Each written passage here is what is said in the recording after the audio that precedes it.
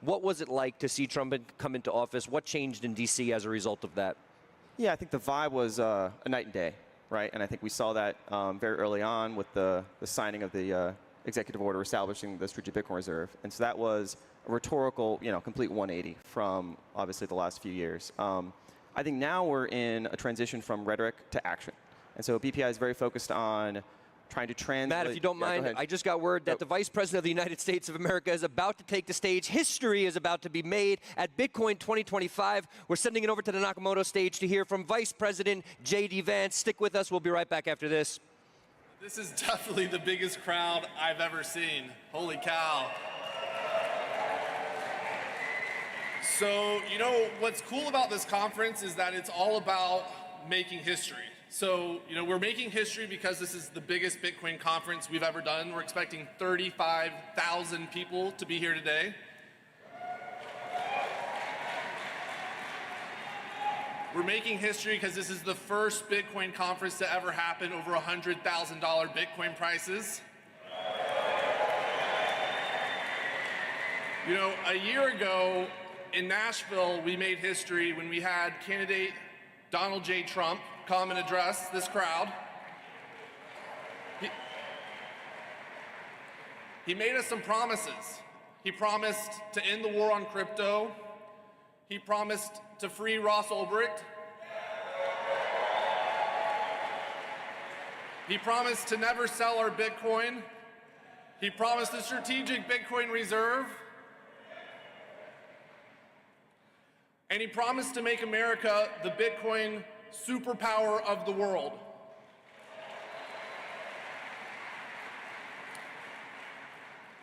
In 100 days, promises made, promises kept.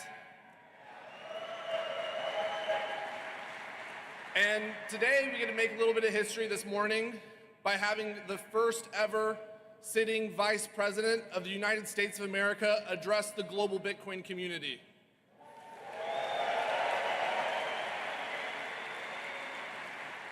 Are you ready? With that, join me in welcoming the Vice President of the United States of America, J.D. Vance.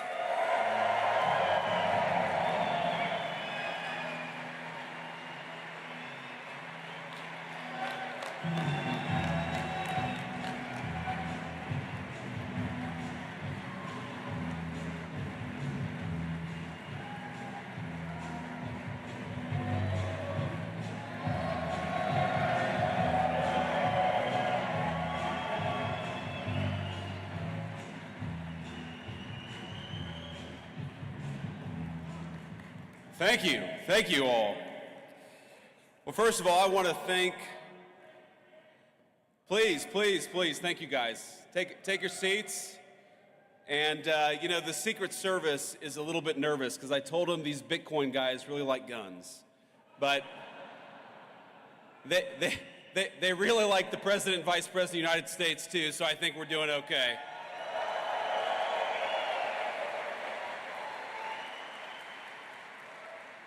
So I first have to thank David Bailey, grateful for everything that you've done for the Bitcoin community. Thanks in particular for what you did for me and the president, helping us get from candidacy to the White House, because we've done, I think, a lot of good in the past 120 days, and I don't think we could have done it without David's support.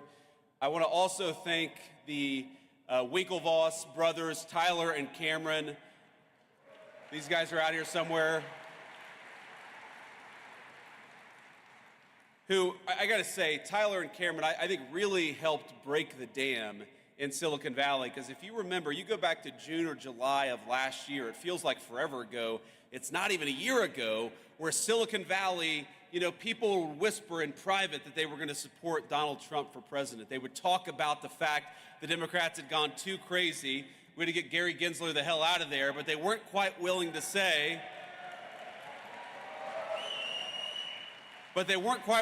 at least not publicly, that they were going to take the big step and support Donald J. Trump.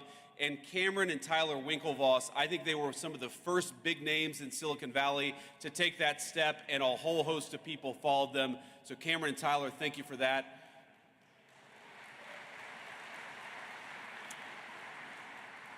And of course, I want to thank the good people at Coinbase, the organizers of this event, and everybody who made this incredible event possible. It's great to be here with Bitcoin at 108,000, at least when I checked this morning, and as Vice President of the United States. It's great to be here.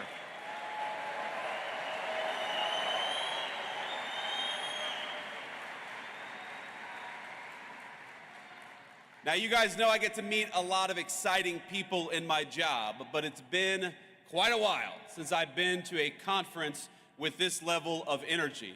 I mean, hell, you guys came out here at 9 a.m. after a long night, I'm sure, in Las Vegas. You can't do that without a lot of good energy. But I promise I'm not just saying that to juice my own meme coins.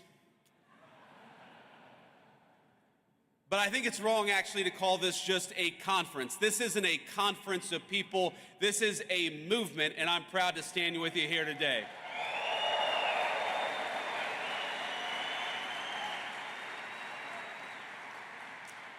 And I think this conference, this movement of people, is where the future of cryptocurrency in this great country gets decided. So let's start by making one thing abundantly clear. That future is going to be decided by the people, by you, not by unelected bureaucrats.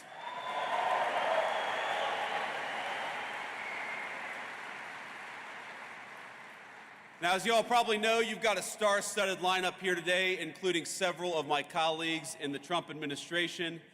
David, Bo, Hester, I know you're all out there. It's great to be among so many friends and allies.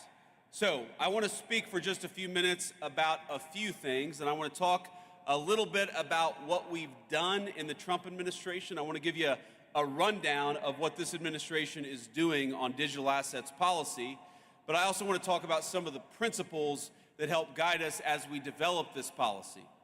But before that, I want to speak about why I'm personally optimistic about crypto and what it means for the American people. Now, people ask me why I tend to be bullish on the future of innovation in this country. Now, I spent enough time in Silicon Valley to recognize the difference between good tech, technology that boosts our productivity, makes our lives richer, that grounds us in the real world and complements our day-to-day lives. That's the good technology, but there's also some bad technology out there. And when it comes to crypto, I think the last several years have made it clear that we're talking about genuine, ground-up innovation, one that's already improving the well-being of tens of millions of our fellow citizens. I believe it's 50 million Americans own Bitcoin, and I believe that's going to be 100 million before too long.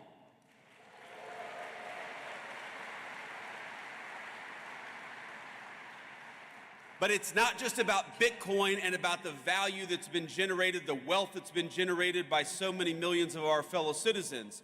Through decentralized finance, crypto has transformed how Americans transact with one another.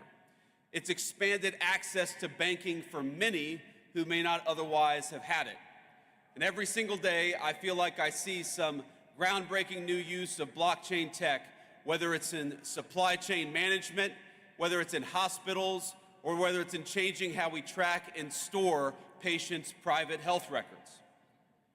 But for each of these new forward-looking applications, I also feel like there's an incredibly conservative element to crypto technology, and that's as a hedge. Crypto is a hedge against bad policymaking from Washington, no matter what party is in control.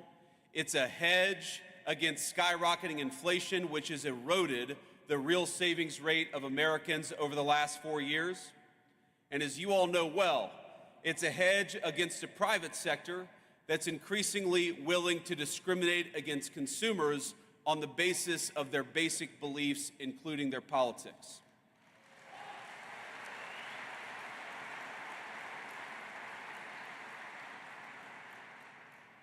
That includes, of course, debanking users for Second Amendment advocacy or for ties to the first Trump administration.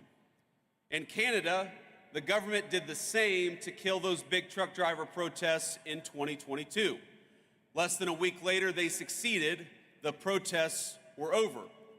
But maybe most importantly, I see crypto as a hedge against one of the most dangerous trends in the digital era in both the public and private sectors.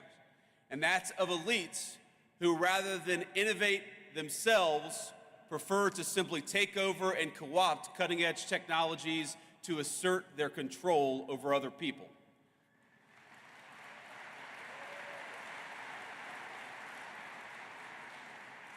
And I know we believe this in this room. That's not Bitcoin. It'll never be Bitcoin, and you guys are going to make sure that happens.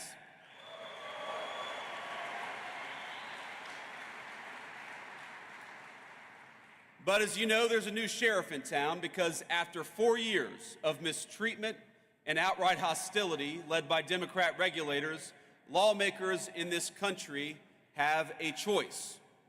Will we lead our nation into a future of financial sovereignty, of innovation, and of prosperity, or will we let unelected bureaucrats and foreign competitors write the rules for us? And I'm here today to say loud and clear, with President Trump, crypto finally has a champion and an ally in the White House.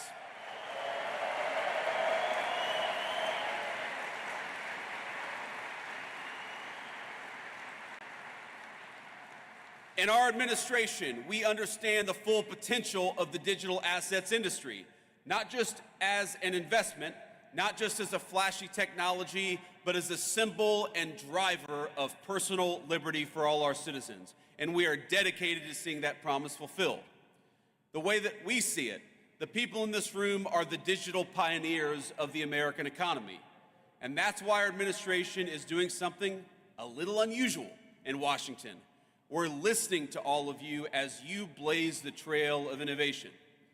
The innovators in this room are making people's lives better.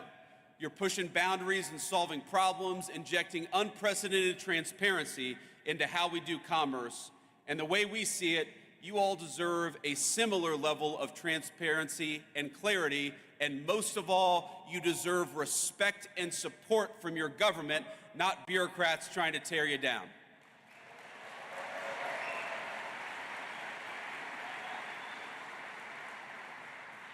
Now that means a few substantive concrete steps, and of course the first and most important of those steps is straightforward. We've got to clean up the wreckage that the last administration left us, and since day one, that is exactly what we've been trying to do. Our administration, we prioritize eliminating the rules, the red tape, and the lawfare that we saw aimed at crypto by our predecessors. We're ending the weaponization of federal regulations against this community. To put it simply, Operation Choke Point 2.0 is dead, and it's not coming back under the Trump administration.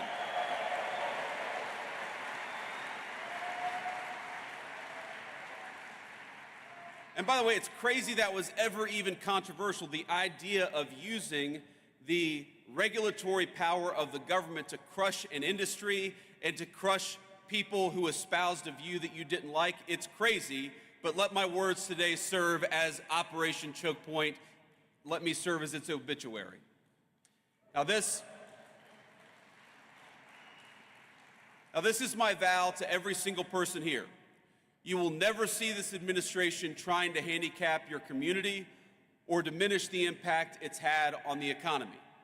Instead, we reject the Biden administration's legacy of death by 1,000 enforcement actions. We reject regulators. Maybe the most important thing that we did for this community, we reject regulators, and we fired Gary Gensler, and we're going to fire everybody like him.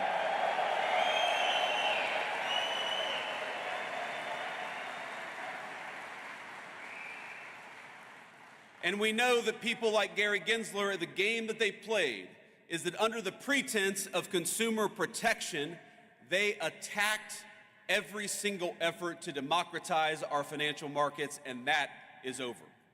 America. I grew up in a working class family. I believe that America is a place where anyone should be able to make a fortune, no matter where you grew up, what degree you may or may not have.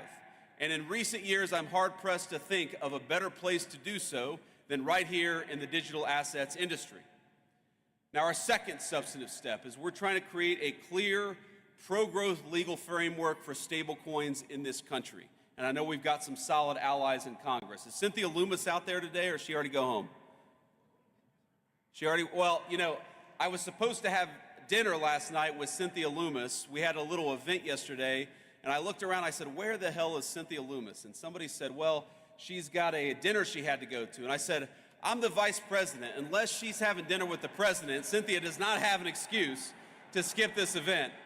But we love Cynthia, and I know that she's one of the great advocates for your industry in the United States Congress.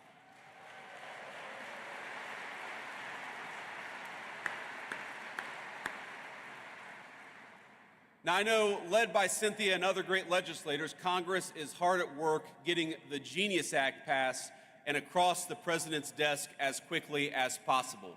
And that's an important step. It's with good reason, because regulatory uncertainty in this country has pushed way too much stablecoin activity overseas over the last few years. Now, somebody said to me yesterday that Bitcoin has done so much over the last few years with so many headwinds. Wouldn't it be nice to have a government that provided some tailwinds to one of the fastest growing industries in our country? And that's what we aim to do.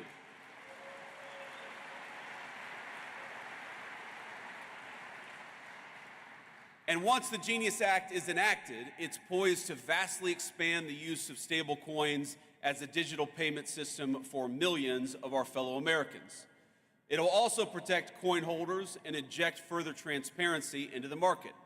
And let me be emphatic on one other point. In this administration, we do not think that stable coins threaten the integrity of the United States dollar, quite the opposite.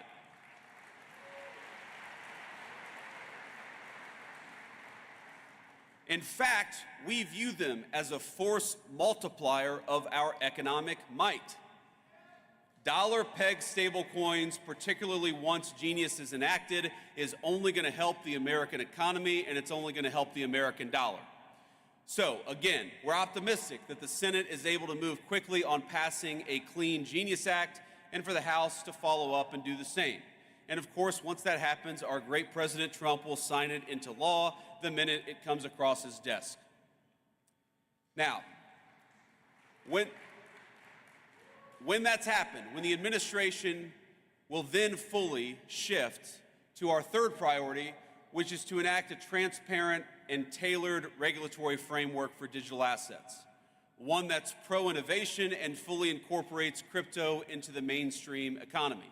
And again, I've talked to so many of you over the last couple of days, and the consistent fear that I hear with all the great things that have happened over the last couple of months, the consistent fear that I hear is that there's still this perception that digital assets are not welcome in the mainstream economy. And let me promise you that our effort to change the policy is purely about changing that.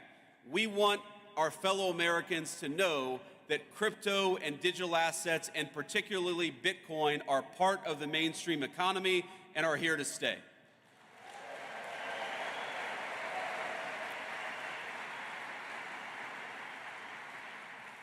Now, we think the way to do that legislatively, because again, I hope that our party is in charge for a long time, but nothing is ever guaranteed in politics. So the best way to ensure that crypto is part of the mainstream economy is through a market structure bill that champions and doesn't restrict the extraordinary value that Bitcoin and other digital assets represent. Right now, in this Congress and with this administration, we have a once-in-a-generation opportunity to unleash innovation and use it to improve the lives of countless American citizens. But if we fail to create regulatory clarity now, we risk chasing this $3 trillion industry offshore in search of a friendlier jurisdiction, and President Trump is going to fight to make sure that does not happen.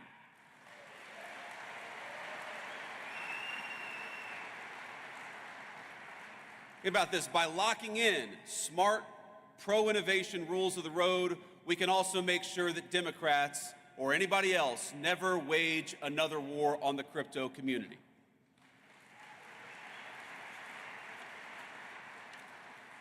Now, I've already hit my time here, but before I head back to Washington, let me offer you just a few bits of advice and a few thoughts. on where this industry is going. This is one politician's perspective, so take it for what it's worth. Maybe a little bit less than 1 Bitcoin right now. But let me say a few things. First of all, I remember when I ran for Senate, the first time I'd ever entered politics back in 2022. And one of the frustrations, honestly, that I had with the crypto community as a person who was one of the only people running for office who actually owned Bitcoin, and I still own a fair amount of Bitcoin today.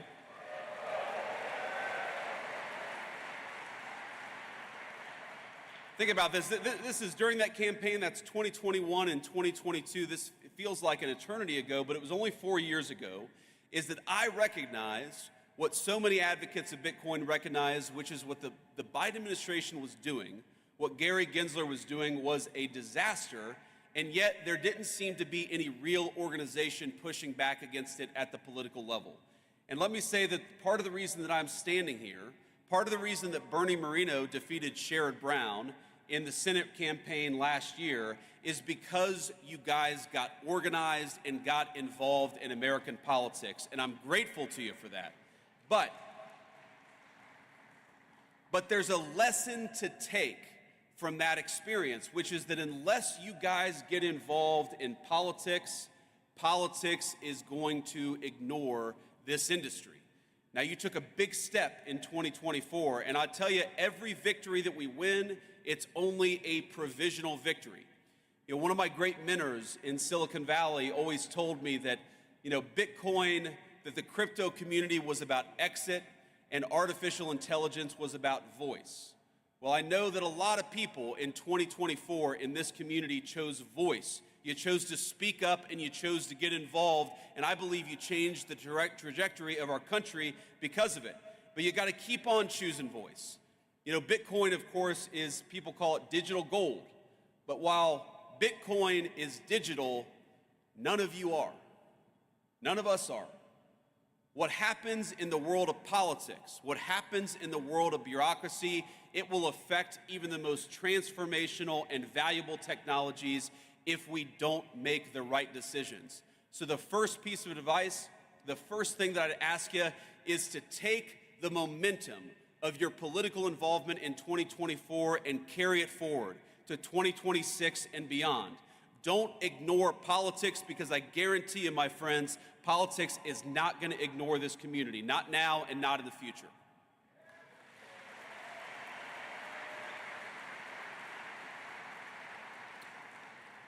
The second thing that I want to toss out there is that we have to start thinking of the long-term strategic implications of Bitcoin.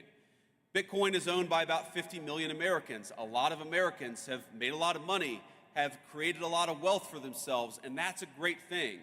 But I actually think that where Bitcoin is going is as a strategically important asset for the United States over the next decade. It's one of the reasons why President Trump, with the help of our great AI guy, David Sachs, it's one of the reasons why we started the Bitcoin Reserve, because we want to start to put in motion the strategic importance of Bitcoin for the United States government.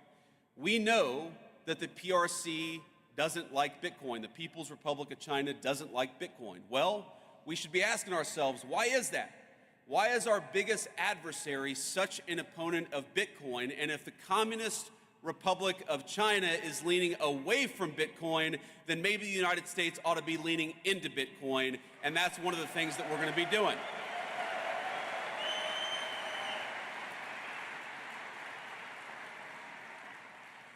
But that's not a vice president standing up here and talking at you. The way that Bitcoin is involved in the strategic future of our country, that's got to be a two-way conversation.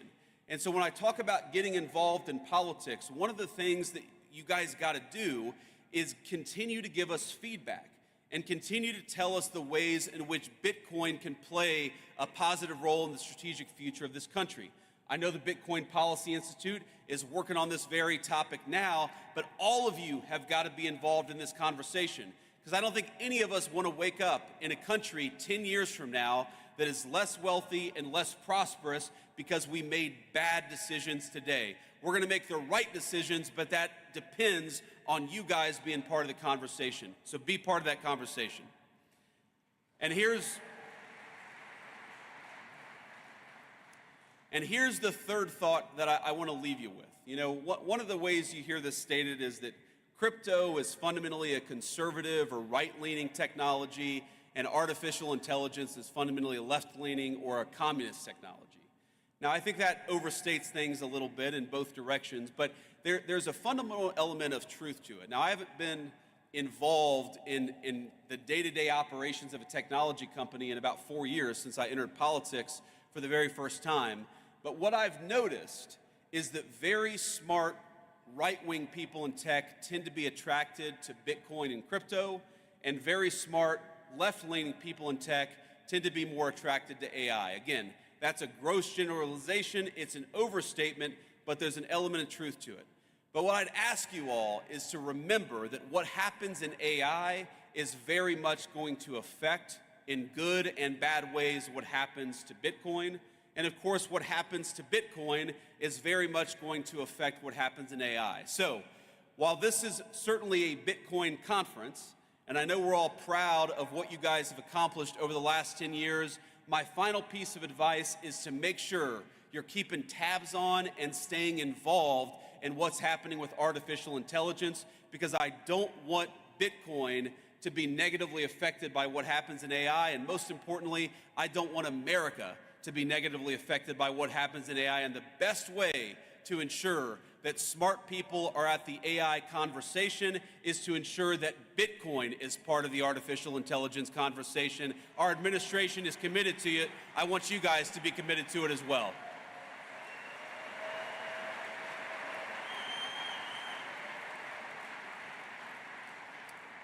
I just want to say in the next few years in the Trump administration, we've accomplished a lot, but we have plans to continue to make big progress for this industry and for the American people who rely on it.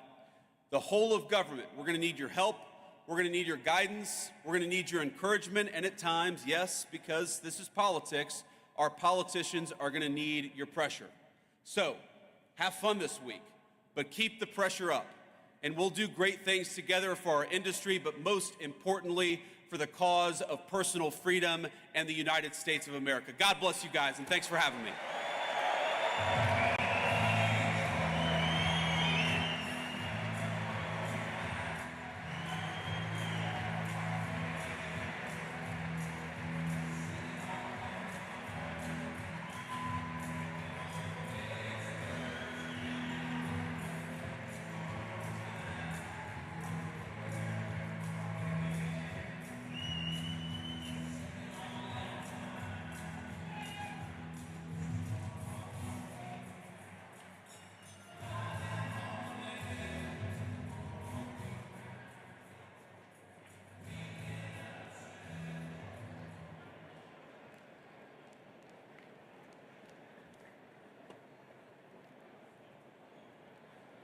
Wow.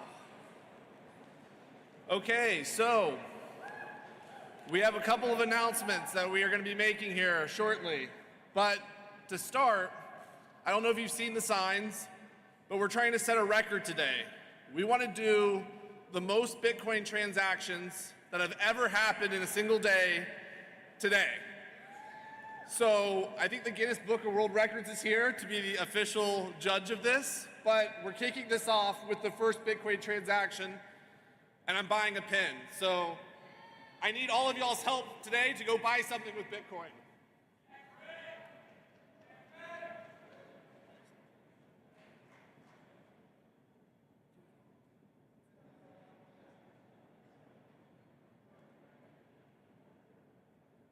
This is always the danger of doing it live.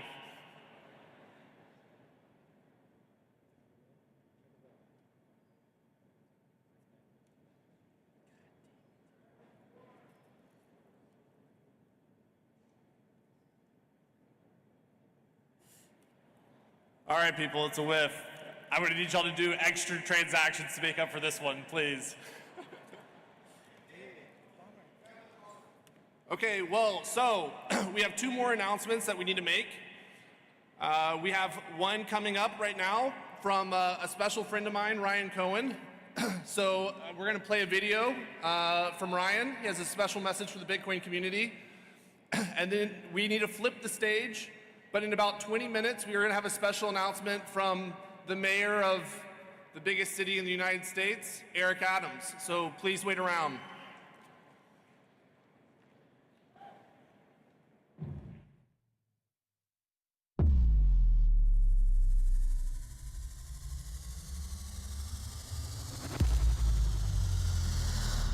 What's up, everybody? It's David Bailey from BTC Inc., and I'm here with the man, the myth, the legend, Ryan Cohen from GameStop. What's up, Ryan?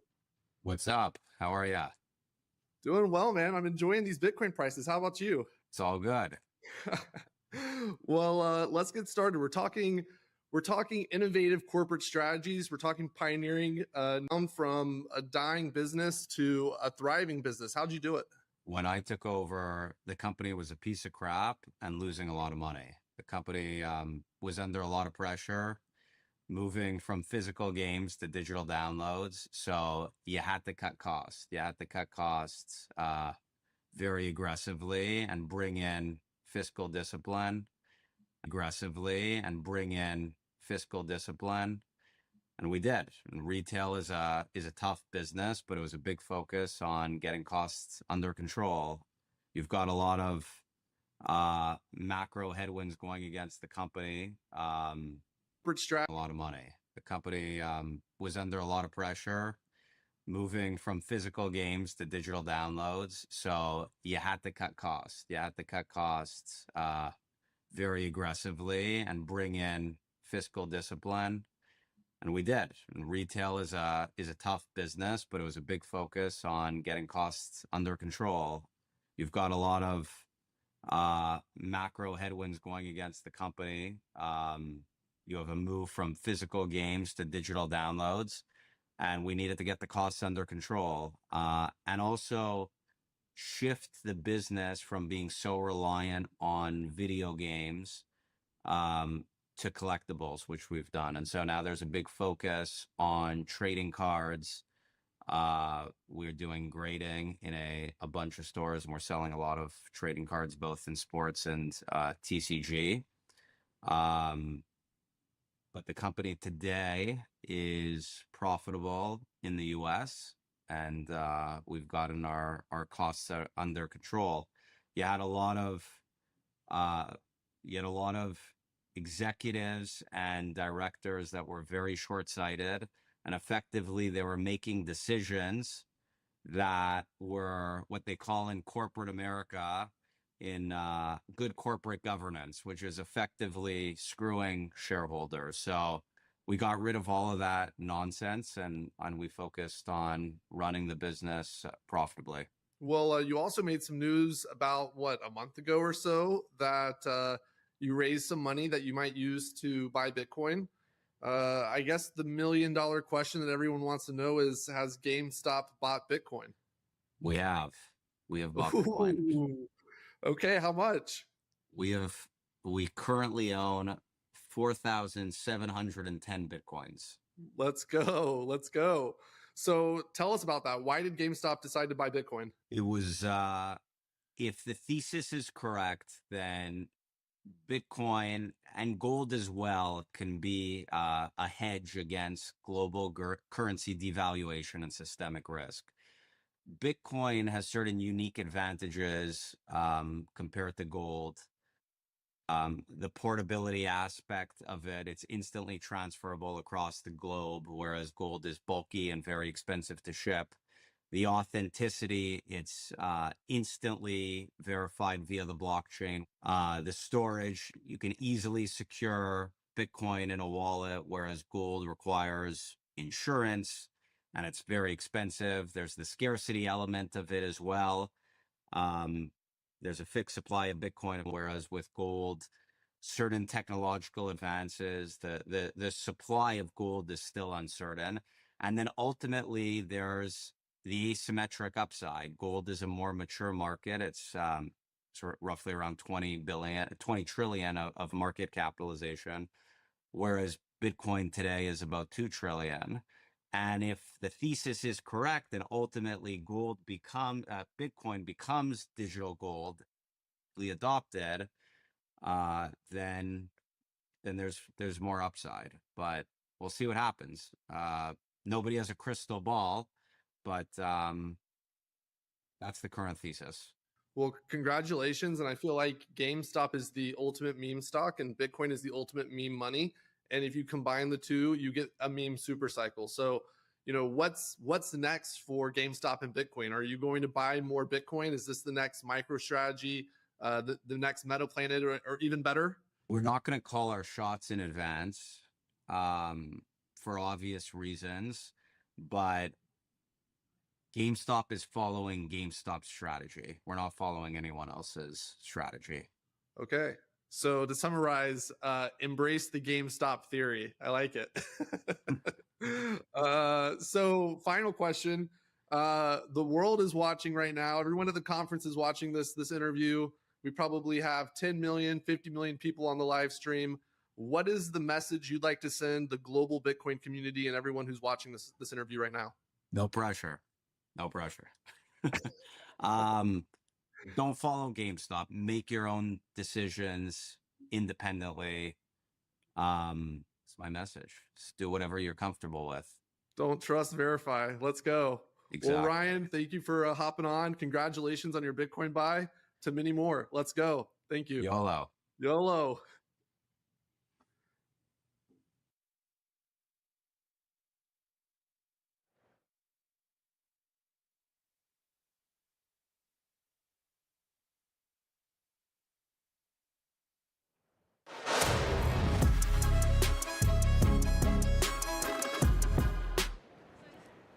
Welcome back to the Bitcoin News Desk presented by Mara. We're here at Bitcoin 2025. The people are streaming in. We just heard from the Vice President of the United States of America, J.D. Vance, as well as an interview with David Bailey, the head of BTC Inc., the man behind this whole conference here, as well as his interview with Ryan Cohen, the head of GameStop. But I want to dig a little bit deeper into what J.D. Vance just said. A shout out to the Bitcoin Policy Institute in the talk. I think he may have said Bitcoin Policy, left out the Institute, but we know what he was getting at there. Matthew, I want to go over to you to start there. What were some of your takeaways? What did it mean to hear the Vice President of the United States shout out the work that you're doing?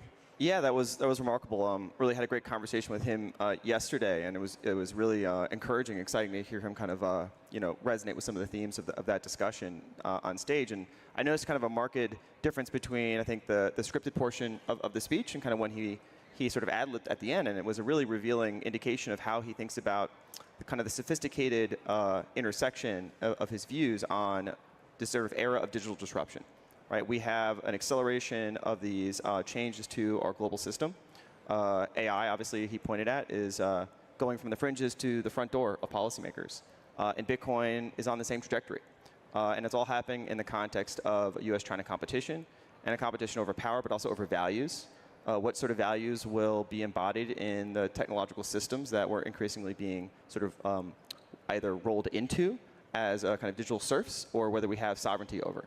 And I think that was the most important takeaway I had from the speech, right, which was a framing of Bitcoin in this strategic context for the future of technology and human freedom. And I think he really articulated a view of Bitcoin's significance in that fight, in that live policy battle, which is taking place really at all levels, right? Not just in the United States, but around the world, and between governments and large multinational corporations and individual technologists that are building peer-to-peer systems. I think it was a call to action from the administration to help them, right? These are fast-changing policy issues and technologies, and they're trying to get their arms around it. And these things are difficult and complicated. And as you pointed out, like the intersection of these two issues is also driving a lot of the policy debates and political frictions inside our society and around the world over who has power, right? And who's going to use these technologies to further their political agendas. And so this is, I think that was a really interesting articulation of the intersection of these issues and really the things that BPI and we are obsessed about. And so it was a really rewarding kind of affirmation that the work we're doing at BPI is strategically significant, right? We say it, right? We say those words, but sometimes it's just words, right? To hear it coming from the Vice President adds a gravity to the significance. Yeah, and he is a technology proponent, generally speaking, but I do want to dig a little bit deeper into maybe this relationship between Bitcoin and AI. Zach, I'm going to come over to you. Are these things different or are they symbiotic? Should we be looking at something like Bitcoin as more of a right-wing entity or thing and AI as more of a left-wing thing? Is this the proper context? Absolutely. So I actually think one of the most interesting things that the Vice President said is that that is not the context we should look at them through, right? It is maybe contingently true that people on the left tend to gravitate towards AI a little bit more and people on the right tend to gravitate towards Bitcoin and blockchain technology. However, it's not a left-right thing, right? It's not that simple. There are so many axes on which these two technologies interact. So one is in an era where AI makes it cheaper and easier to create deepfakes and undermines the idea that we understand what we see with our eyes. Bitcoin has absolute cryptographic proof, right, that you hold your keys, and that can be a really important counterweight. In a world where countries are going to move to incredible centralized control of their money through central bank digital currencies, where you can use AI to surveil what all of your citizens are doing, decide whether they are, should go up or down in the credit score, and maybe their personal inflation rate changes. Bitcoin is absolutely fair and has the same rules for everyone and is a counterweight to that.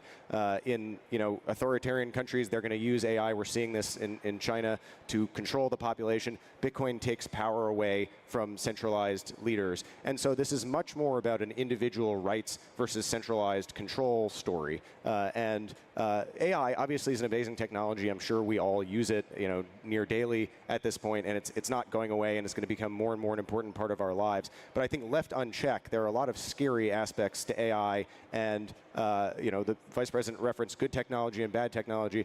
I think Bitcoin here is clearly one of the good technologies, and even more exciting, it allows AI through the sort of counterweight of real decentralized, real individual rights-oriented architecture to allow AI to perhaps on balance be a better technology than it otherwise would end up being. So we need that symbiosis between Bitcoin and AI. Yes, Matthew, back to you. Yeah, the other point of this, and I'm aware that the Vice President has been tracking the AI policy conversation quite closely. There was a white paper that was produced called AI 2027, which has sort of grabbed a lot of attention inside Washington, D.C., which sort of lays out this plausible scenario of kind of an arms race dynamic between U.S. and China and a rapid acceleration of AI capabilities.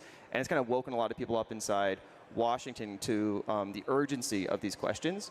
And I think he understands that there are potentially similar types of urgent policy questions that are going to land on the doorstep of these decision makers from Bitcoin's perspective in the next few years at the same time. And they need to get smart on all of them and how they're going to intersect together to ensure that America's national security interests, America's values sort of win out. And it's a non-trivial question, right? Whether that is going to lead to a positive outcome for the values that we have and our democratic systems here. And so I think it was a real demonstration of where those gaps are, right? Politicians usually don't like to say they don't know the answers, right? They don't like to say that we haven't gotten this figured out, right? They like to kind of project confidence and they have a plan.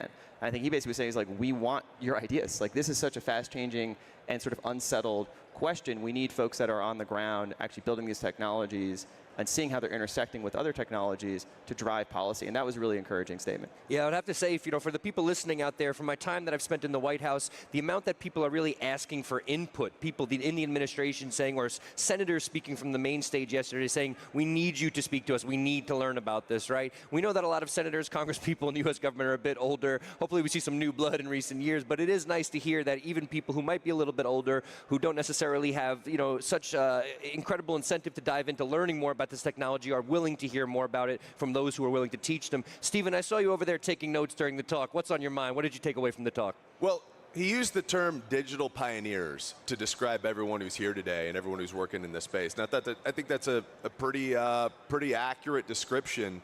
And I think the awareness of not just Bitcoin Policy Institute, but other stakeholders, everyone in the industry, whether it's mining or whether it's individuals out here who are attending the conference and are very passionate about this. I think the awareness that, hey, these guys are first in the door. They know this inside and out. We need to really listen.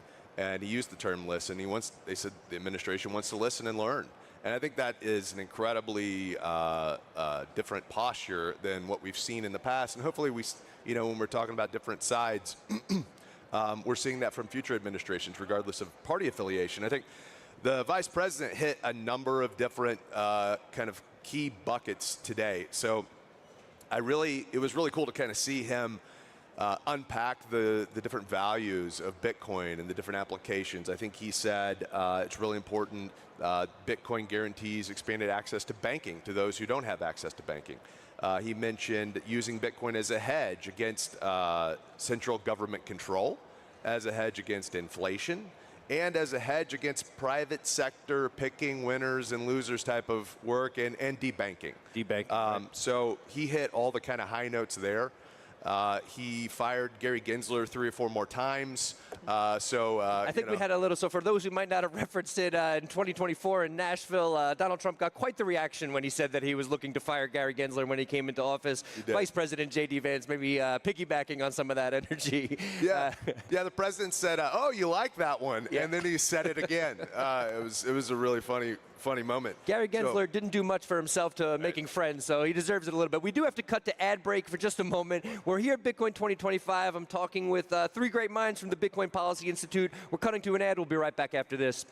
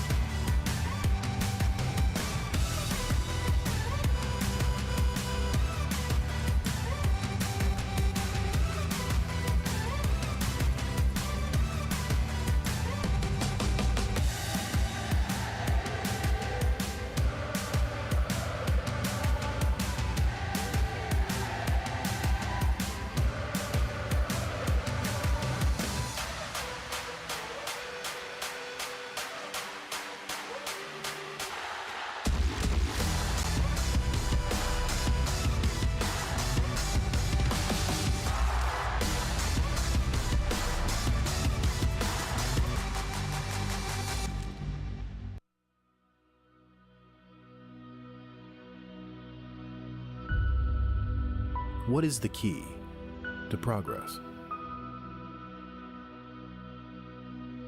Is it more machines, more money, more buildings? Or are those just the outcomes?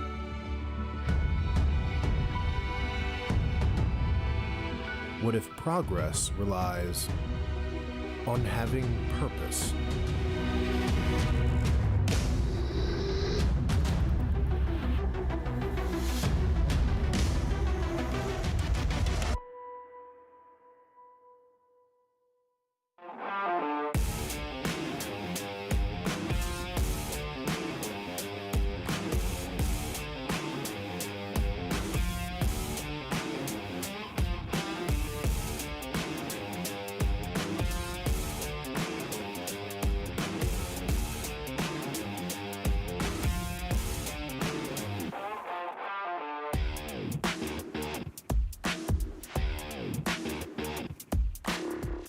If a Bitcoin was the size of a quarter, all 21 million of them would fit inside a single shipping container. But to fit the dollars the Fed prints on average every day, you'd need 72 shipping containers. Each year, you'd need 26,280 containers. And to fit what they've printed in the last decade, well, you'd need a lot more than that. Satoshi released Bitcoin. The world was forever changed. No one realized it. This is the once-in-a-century opportunity. And this is just the beginning. Bitcoin is like digital gold. So I view Bitcoin in line with the next evolution of humans engineering a better world. I think the story of the past few years is Bitcoin going from a niche interest into a respectable global macro asset. Bitcoin Policy Institute has become a thought leader.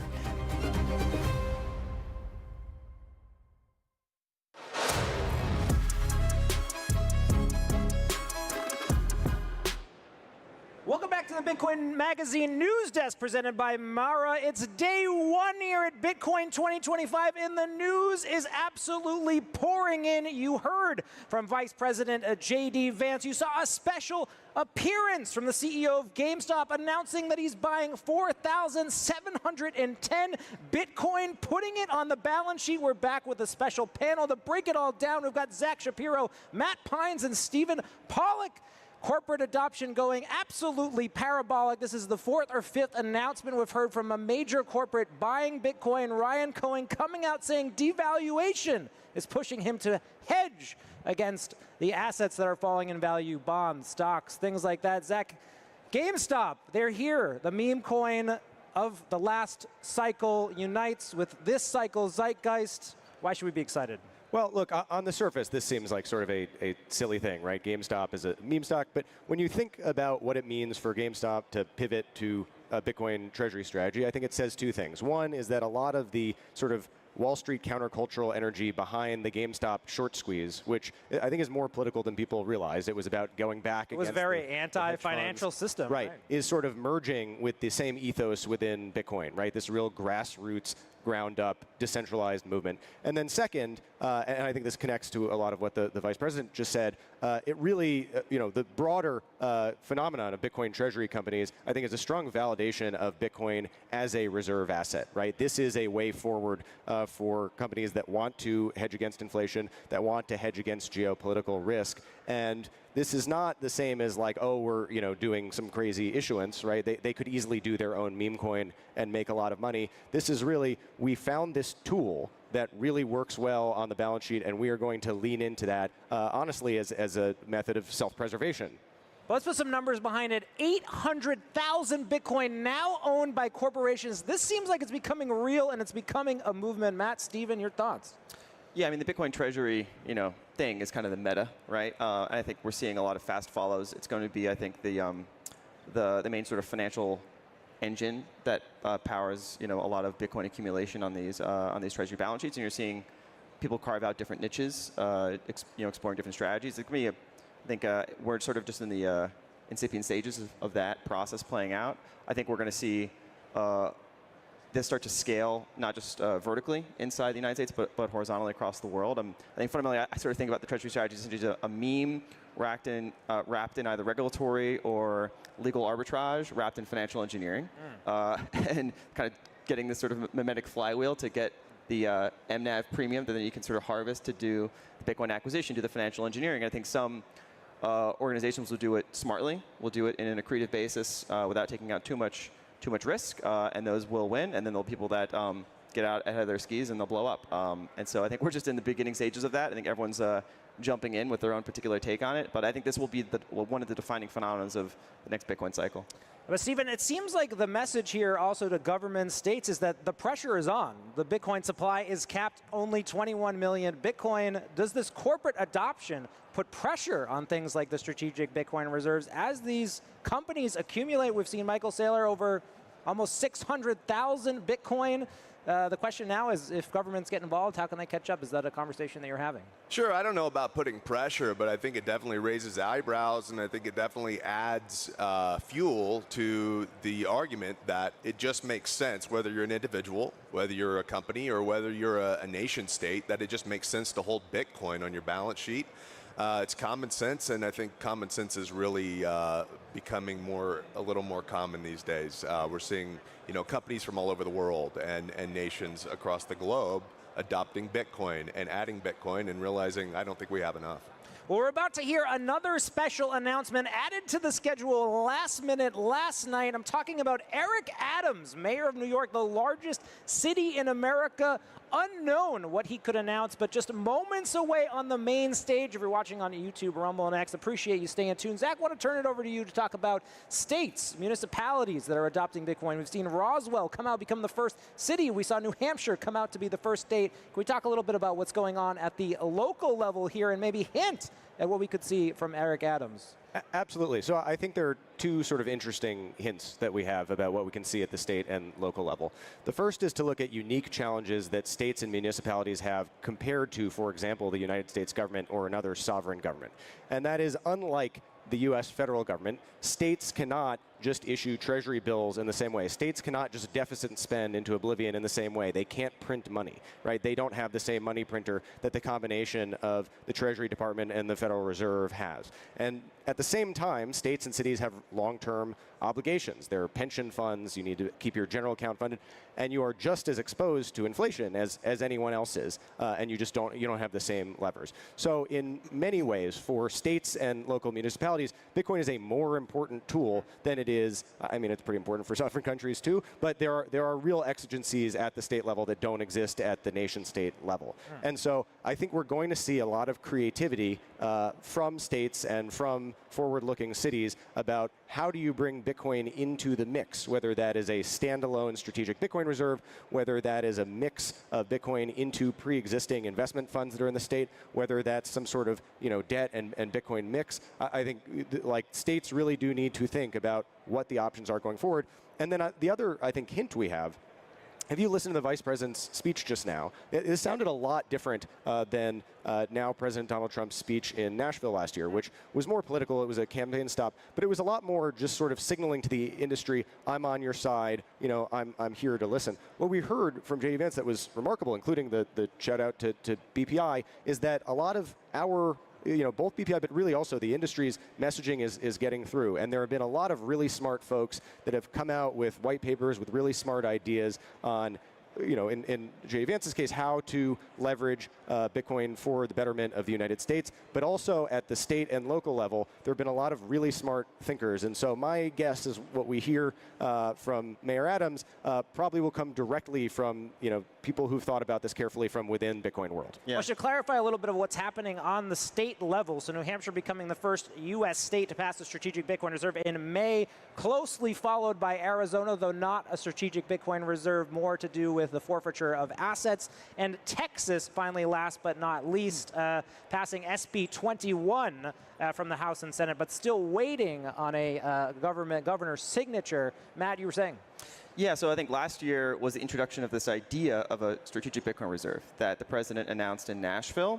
And BPI did a lot of work to try to codify what that looks like, how to cash that out in terms of hard policy at the federal level. Wrote a bunch of white papers, draft executive orders, and have been strong supporters both in the executive side and legislative side this year to help get that executed and codified in law. And so we want to prioritize that. That's a lot of the focus. But now there's an additional idea that's kind of come on the table that was really put together in rigor by Andrew Hones, who co-authored a white paper with me on this concept of a bit bond. Right. Kind of fusing Bitcoin with a traditional debt instrument. The white paper we wrote and sort of have been having conversations inside Washington D.C. is about federal government debt. The Treasury Department issuing a debt security that has essentially a Bitcoin kicker built in. This is really the playbook that Michael Saylor started, now moving to governments. Is that a fair assessment? Yeah, essentially using traditional debt securities that have traditional funds that buy and sell those particular products, but maybe have a restriction in terms of their mandate that prevents them from actually holding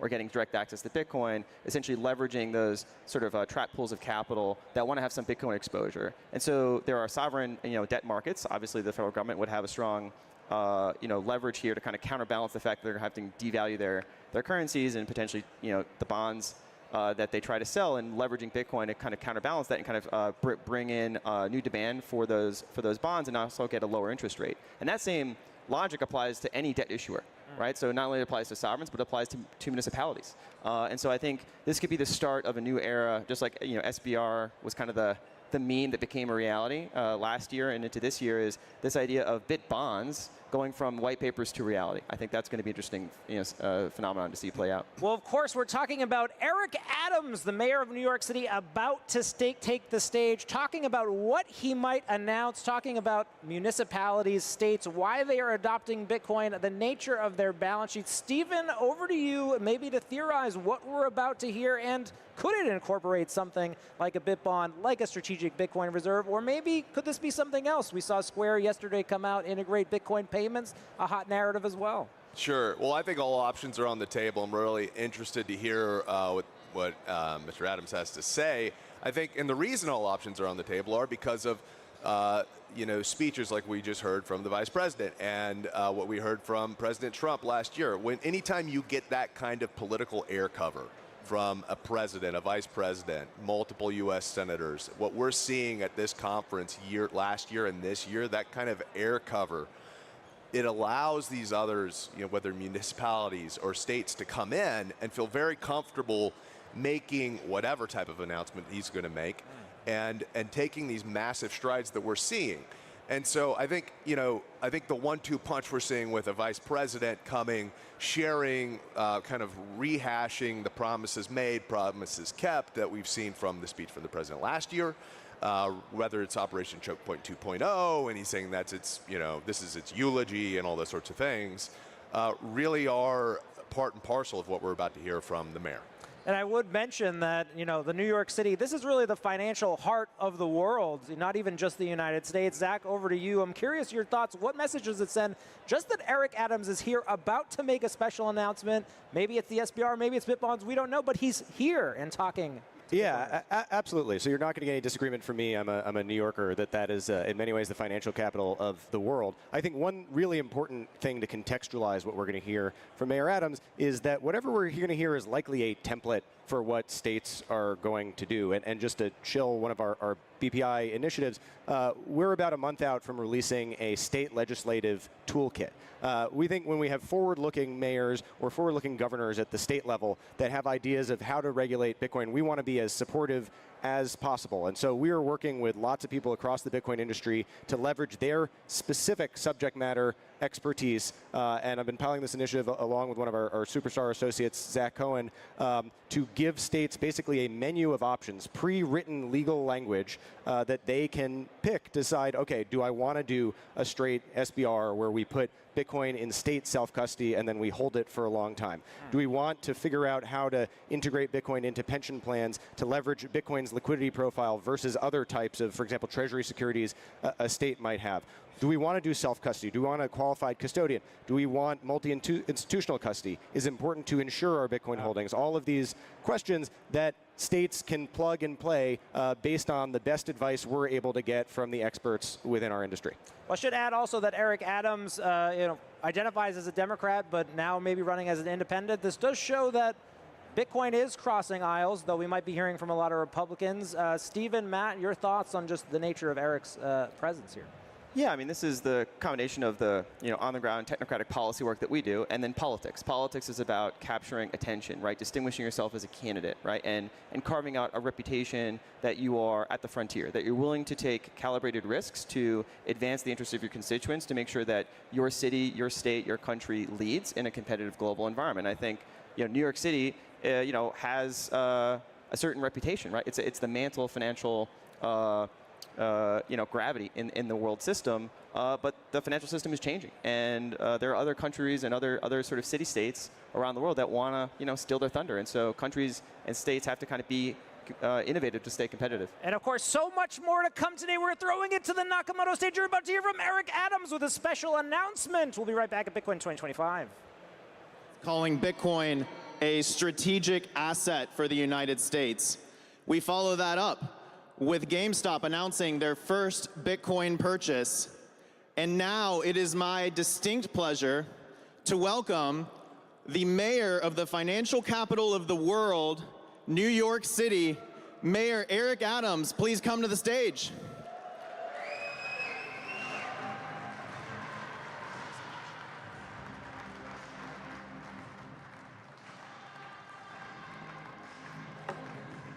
Just want to take a moment to put on the uniform of the day.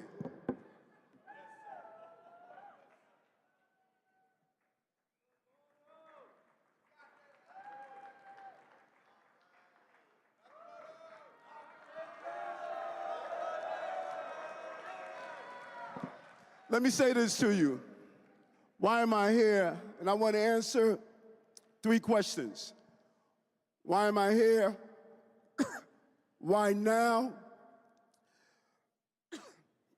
And why Bitcoin? Because we're the same. I reflect back when I grew up in South Jamaica, Queens. I was bullied in school, called the dumb student. I couldn't read. Little did I know that I was undiagnosed dyslexic. And people laughed at me. But I asked the question to them now. When you go from dyslexic to being elected to the largest city in America, that says a lot. And we're the same. Because people laughed at you when you talked about Bitcoin. And when I became the mayor that invested my first 3 paychecks in Bitcoin, they laughed at me. Well, who's laughing now? And David has a real vision. And I was introduced earlier to David's wife and his mom. You should be proud of your son because he understands the power of what we are about to do. I want to throw a name out to you. Betsy Ross, 1776, she created our flag. She was not some great intellect. She was not some great government regulator. She was not some philosophical, intellectual person who wanted to decide what was going to be the foundation of our country. She was an ordinary person like you and I, hardworking, blue-collar people. But that flag still stands today. And that is what Bitcoin is about. It is not being led from the intellectual giants that are going to determine how we're going to pay for our goods and services. It's being led by everyday working class people in America. And just as our flags still fly, Bitcoin is going to continue to fly in our country. And New York City is going to lead the way. We are going to be the leader because we know the power of innovation and what innovation has to offer. These conferences are crucial. And when we held our summit in New York a few weeks ago, we held it with a clear focus that it is time for you no longer to go through the lawfare that you went through and had to flee our city. New York is the empire state. We don't break empires, we build empires. We're saying to you, come back home. You have a mayor that is the crypto mayor, is the Bitcoin mayor, and I want you back in the city of New York where you won't be attacked and criminalized. Let's get rid of the Bitcoin license and allow us to have the free flow of Bitcoin in our city. But let's go further than that. We have financial instruments for all other bonds. You can have tax-exempt bonds and other bonds.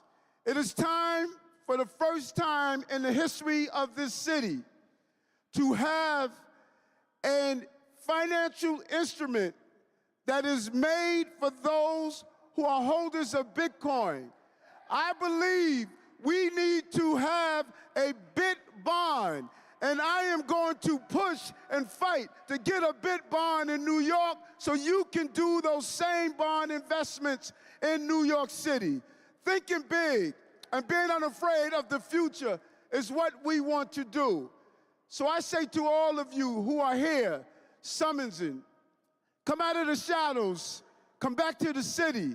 You no longer have to be afraid to be part of this major industry that has been attacked, it has been criticized, and it has been denied the opportunity to move forward and grow. We must lead the way. We must be a city and country of innovators and creators, not haters. And even those haters that laughed at us in the beginning, we have to ask in a uniform manner, who's laughing now? Look at how Bitcoin has grown. And we must match what is happening on the national level with what we're doing on the local level. If it grows in New York, it would cascade throughout the entire country. And we will normalize and allow young people to know the evolution and power of the Bitcoin universe. This is such a natural formation.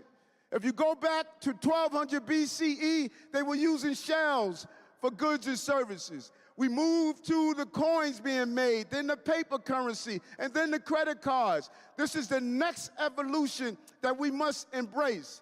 And those who are not willing to embrace it, they need to get the hell out of our way, because we're going to embrace it and we're going to move it forward. But I think in my conclusion, Vice President Vance said something that you should all listen to.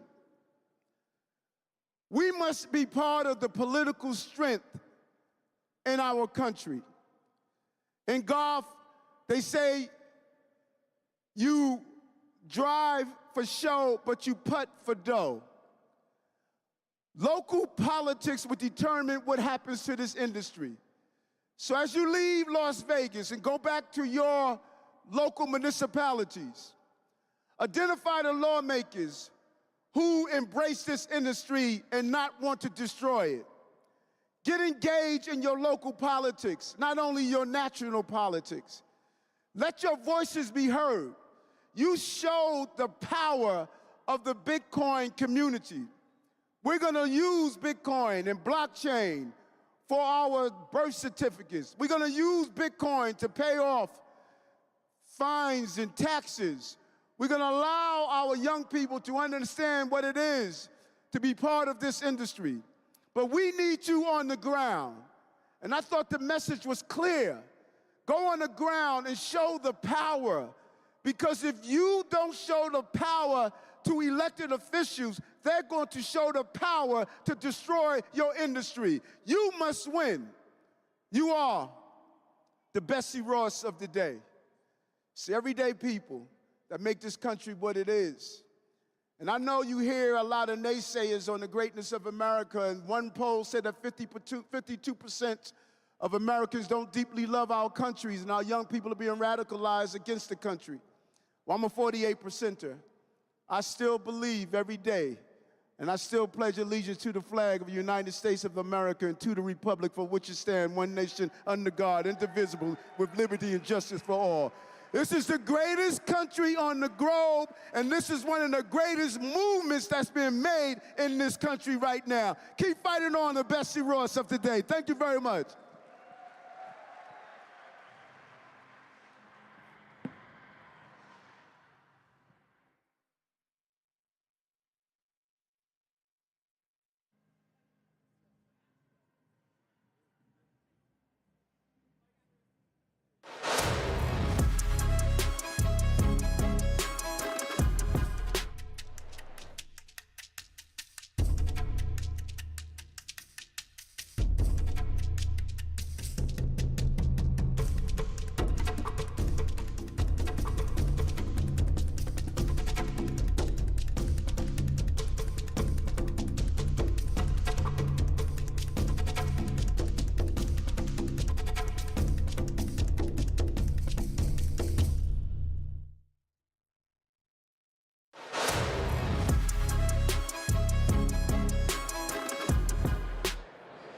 Welcome back to the Bitcoin Magazine News Desk, presented by Mara. It's day one of the largest Bitcoin conference in the world here at the Venetian in Las Vegas. 30,000 people are behind us. A Guinness Book of World Record attempt in progress. You heard from J.D. Vance, Ryan Cohen, and Eric Adams, the mayor of New York City, the financial leader of the world, taking the stage. Two subjects there that we're going to hone in on are with our guest panel today, Zach Shapiro, Matt Pines, and Brandon Green, head of the Bitcoin conference. Now joining us, again, the two themes from Eric Adams' speech that we're going to touch on. Bit bonds are here, financial instruments backed by Bitcoin. The mayor coming out and saying he'll launch a Bit bond, light on details, but also saying that he'll get rid of the Bit license. This is a piece of regulation, legislation that has harassed the industry for years, held back progress, and now potentially a sign that it could be removed from law. So Zach, let's start with you with Eric Adams. What did you take away from the speech? So first of all, what a day. I mean, this has been pretty remarkable. I think there are two really important takeaways from the speech in terms of substantive announcements. The first thing that the mayor mentioned is getting rid of the Bit license. In this industry, we sometimes use the term regulatory capture. And just to explain to folks what that is, it's you have folks in government sometimes enact policies, sometimes with good intentions, but then it becomes a tool of basically big business to club This was a process that started in 2014, one of the first state-level licensures, and it was criticized for being technologically specific, right? It was overly specific in how it regulated the industry. Absolutely. At the time, the BitLicense was sold as a way to make New York a capital for Bitcoin-focused innovation, right? It's Ben Lawsky's creature there. Ben Lawsky helped pass the BitLicense, then basically went directly into private practice to monetize that. Now, the BitLicense sounds like a good idea, but let me tell you, as a practicing lawyer in the space, it is it's near impossible to get a BitLicense nowadays. There's a huge backlog with the New York Department of Financial Services. Only a couple companies in New York have BitLicenses. That creates a huge artificial regulatory moat that makes it really hard for innovative startups to compete. And a lot of the best, most robust Bitcoin exchanges, for example, with lots and lots of users, do not have BitLicenses. It's just not something they can get in a short amount of time, no matter how much time and money they devote to it. And so you're pushed to, in some cases, suboptimal options in New York City. And then even some big companies that have BitLicenses, right? So Block, the artist formerly known as Square, the BitLicense only covers some of their operations. So you can buy Bitcoin on Cash App in New York, but for some reason you can't withdraw it on the Lightning Network, even though that's just clearly better for the user. So getting rid of that would be a huge step in the right direction for New York. Well, Eric Adams, light on details. Matt, over to you. What does it look like to remove a piece of legislation like this? Can Eric Adams act unilaterally on this? No. Short answer is no, right? But it's a clear statement of intent. The interesting part about the BitBonds announcement, right, is there are a large number of restrictions placed on local finance laws inside New York City that would constrain their options. But I think there is a feasible path for the city to issue a general obligation bond, with a BitBond structure to it. And so I think that's an encouraging announcement that he articulated there. That essentially they're going to study this, right? They're going to look at the structure of such a bond. And I think the analysis that we've done at BPI is it's plausible enough that right now I think New York City probably pays 5.3% on a 10-year note. Looking at some of the issuances that have come out in the corporate debt markets, they would likely attract sufficient demand for a BitBond, say 10% of a $1 billion note. That would maybe bring that down to say 3.5% interest, which over the lifetime of a 10-year bond would save about $170 million. And so that's a material savings for a city. And that structure, the city doesn't even have exposure to Bitcoin, right? They're just saving on the interest costs. Investors take all of the Bitcoin risk. Stepping further than that would require probably some additional legislation from Albany, giving them the ability to hold Bitcoin itself. The structure of the BitBond that we put forward for the U.S. government, essentially where the portion of the proceeds from the bond issuance go into a trust, and essentially half of it gets paid out to the buyers of the bond, half of it gets held on the government's balance sheet, so everyone shares from the benefit. And so that would be like a next step to explore for the city. The announcements are rolling here on day one. We're about to go to the main stage for another special announcement. Matt Cole calling on Meta to buy Bitcoin. We're going to see it here live. Fellow shareholder. Hey, JP. Can we hear this? I'm presenting to you live from the Bitcoin conference in Las Vegas, Nevada, asking that Meta put Bitcoin on its corporate balance sheet. The case for putting Bitcoin on your corporate balance sheet has never been stronger. Right now, Bitcoin is over a $2 trillion market cap. And when you look at the macro picture, we have a global fiat debt crisis. M2 is rising almost every single day. And as M2 rises, the purchasing power of dollars, or dollars that are put in short-term U.S. treasuries, continues to decrease. And it's not accurate or sufficient to only look at inflation. You also have to look at the rise of asset prices, like stocks and homes. The reality is that a corporate balance sheet and cash and short-term reserves is losing its ability to generate value for shareholders almost every single day. And when you add the rise of AI risk, the risk goes even larger. And to be clear, Meta has been a leader in preparing for our AI future. You took the bold step of changing your name from Facebook to Meta, and I applaud you for that, and also to be a leader in AI innovation. But the risk for most corporations is not just that. If you take a look back to the internet era, over a period of 30 years, there was a 50% turnover in the S&P 500. Our belief is that there will be a similar turnover because of AI disruption in the next 10 years. While I do not believe that Meta will fall out of the S&P 500, my belief is that Meta has the opportunity to actually be the largest, or maybe the second largest corporation in America if you get this right. Lean into AI innovation, but also look at the balance sheet side of the equation, and don't just sit on cash and short-term treasuries, but adopt a bold Bitcoin corporate treasury strategy. And so my ask is simple.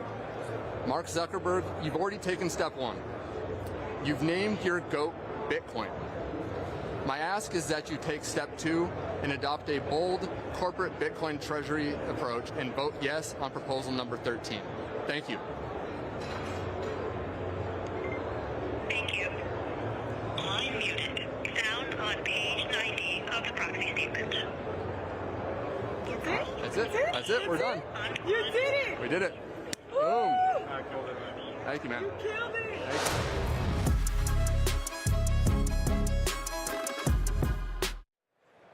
Welcome back to the Bitcoin Magazine News Desk presented by Mara. Day one of the Bitcoin conference is getting wild. You just heard Matt Cole, investor, CEO of Strive, calling on Meta to put Bitcoin on the balance sheet. That's right, Meta, the parent company of Facebook with billions of users. His message, don't sit on cash, adopt a Bitcoin strategy. He said, Mark Zuckerberg, quote, adopt a bold corporate strategy. We're back with a panel to break it down. We've got Zach Shapiro, Matt Pines, and Brandon Green, head of the Bitcoin conference. Brandon, let's go with you. This is the latest in a series of activist shareholder efforts to put Bitcoin on the balance sheet of major corporations. What did you hear in this call? Yeah, you know, I think it really illustrates the trend that these corporate balance sheets are adding Bitcoin. And, you know, the interesting thing he also talked to is AI and, you know, sort of this integration between AI and Bitcoin. That's actually the same thing that the vice president just said in his speech. It's very important to make sure that we're highlighting Bitcoin alongside this AI movement. And so I think that this is a really strong message to send to the CEO. We'll see what happens. We'll see what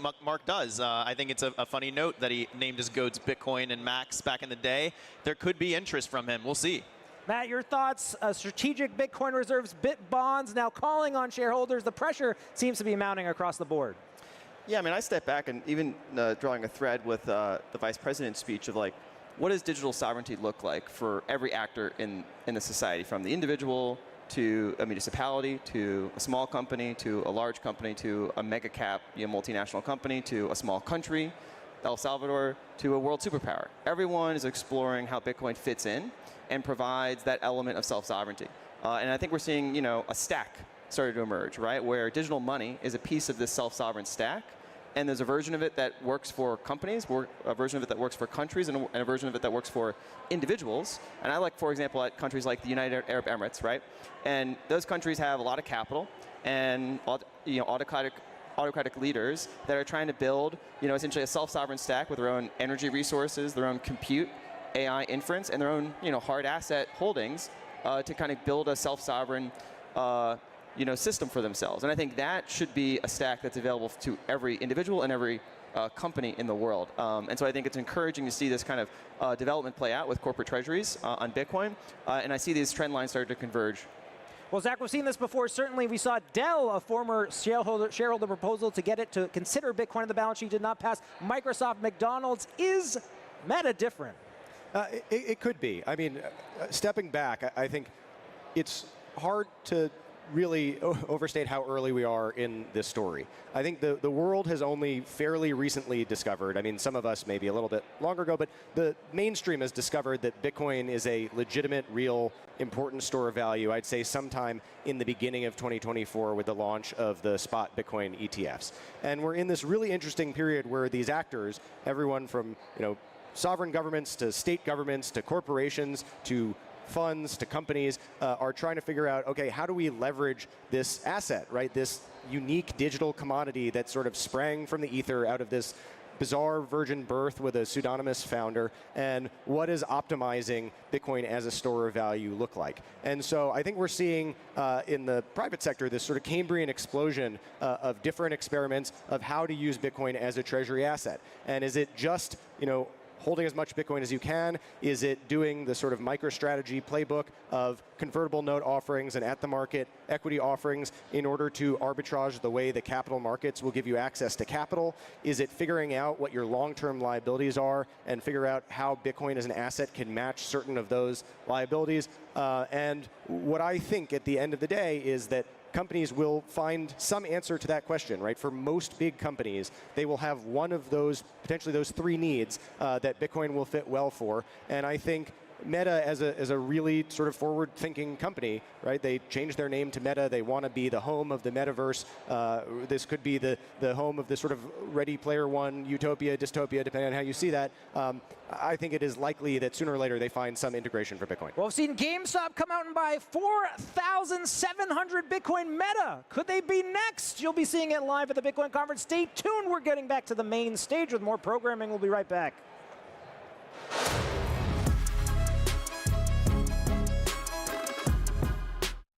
Shopkeeper in Nairobi saving her paycheck in USDC. In effect, indirectly buying US debt. That's one of the most important things here. So the world is absorbing US debt with stablecoins. And when you look at what the stablecoin issuers, and you stack them in comparison to other countries. You take all of them, Tether, Circle, stack them in comparison to other countries. Stablecoin issuers rank roughly 19 in terms of purchasing US debt. That means they're buying more debt than Germany and South Korea. Now, as I remind you, I said 1.25 trillion projected in 2030. So when that happens, that means that stablecoin issuers will be the biggest buyers of US debt. But again, today, people need dollars. Tomorrow, people need Bitcoin. And I know you all know why. I personally, when I look at what the Trump administration is doing, I'm very happy. They've embraced our industry. Vice President Vance's speech was amazing today. So because they've embraced our industry, I love it. With Doge, the efforts with Doge is great. But some of you know about the big, beautiful bill, and I understand it's not finished yet. But in the House at the 11th hour, pork was added, extra spending was added. So you have to question, does some of the bureaucrats in Washington have the fiscal discipline for this country? We know with Bitcoin, it doesn't matter. So this is what I call the Trojan horse strategy. We lead with what the people need today so that we can deliver what they will need tomorrow. And we know that's Bitcoin. So you want the next billion Bitcoiners? They're right here. And we see it. We see it all across the world with our customers. In fact, 70% of our customers are outside of the United States. Because for them, the wallet is no longer an app. The wallet is a bank branch. It's a passport. It's a freedom machine. The next billion people will not be signing up for a bank. The next billion people will be downloading a wallet. But what needs to happen is that wallets need to have to abstract all of the complexity and technology away. That means no complicated 12-word secret phrases, no crypto addresses, no L1, L2, who cares? It should be, I want to send $20 to my mom. I want to be able to buy groceries for my family. I want to save in dollars and be ready to swap for sovereignty when I'm ready. That's ultimately what this is about. Because we're not building for crypto natives anymore. We're building for the global mainstream. And they won't be signing up for banks. So because we have millions of customers all over the world, we have the fortune to be able to speak with them, have conversations with them. I want to share a story of one of our customers. So a father wrote into us, his father in Venezuela, and his son's name is Andres. And you know the political instability in Venezuela. You know the currency issues that they have. And so his son, Andres, built a crypto mining rig. He started mining crypto. And then he swapped it for dollars. Because that was his lifeline for his family. These stories are happening all over the world in millions. Again, we're fortunate to be able to have these conversations and learn what these people need. Ultimately, at the end of the day, I know for us, oftentimes, we can get really caught up in the yield. Oh, this token gets 30%, 40% if you stake in this pool and mine in this pool, whatever. I have gotten caught up in it as well. But at the end of the day, the yield doesn't matter. It's the sovereignty that matters. And that's why we're here. That's why this is so important. So imagine a world with 8 billion wallets. And every wallet downloaded is actually a Bitcoin wallet. Every dollar saved is one swap away from sovereignty. And that's a world where that gives us one inevitable outcome. And that inevitable outcome is freedom.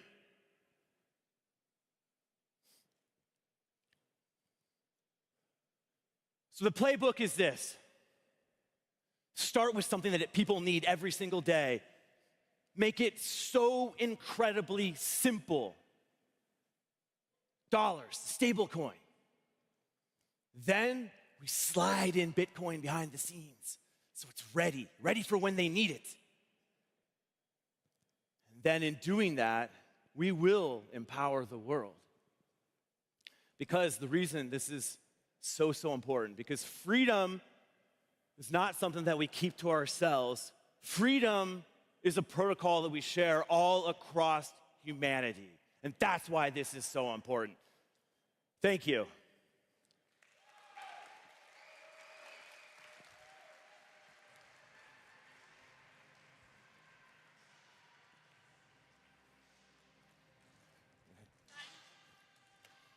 Thank you very much, JP. Our first keynote of Bitcoin 2025 here in Vegas. We have lots of incredible keynotes, panels.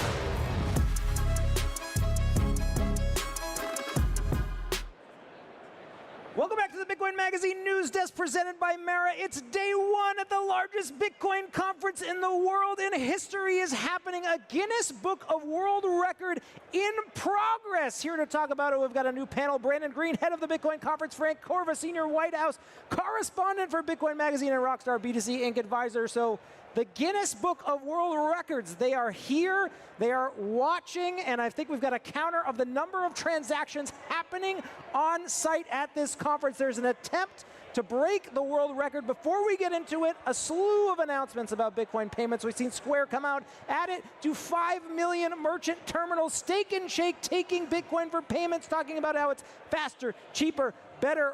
Rockstar, why don't we start with you? Set the stage. What is happening here, and why did you want to set this Guinness Book of World Record? Because I always been saying if it's a Bitcoin event, Bitcoin conference, it has to accept Bitcoin payments.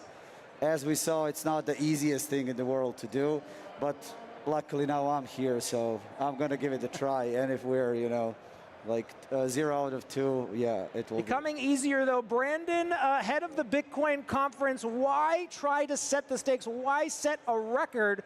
What does the record mean? Yeah, absolutely. Well, I think you've seen Bitcoin really start to adopt and flourish in the store of value narrative. You've seen now corporate balance sheets adding Bitcoin to their treasury, and I think the next phase of Bitcoin is really using it as a medium of exchange. And so we want to really kick-start that narrative here at the conference, point out how effective it is as a medium of exchange. Even if you get one-off terminal issues, those will be fixed, and every day it becomes easier and easier to spend your Bitcoin, to use your Bitcoin on site, and we want this to be the #1 place in the world that Bitcoin is used.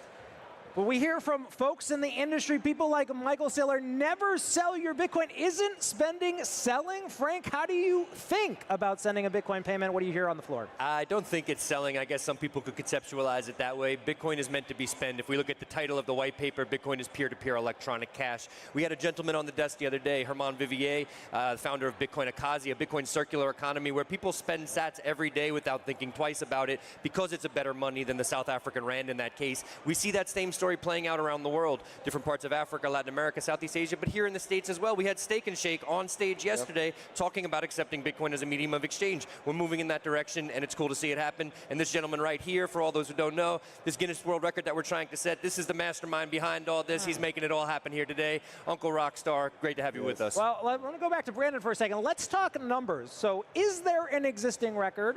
What is the new record that you want to set? How high is the bar? How many payments could we see today at the Bitcoin conference?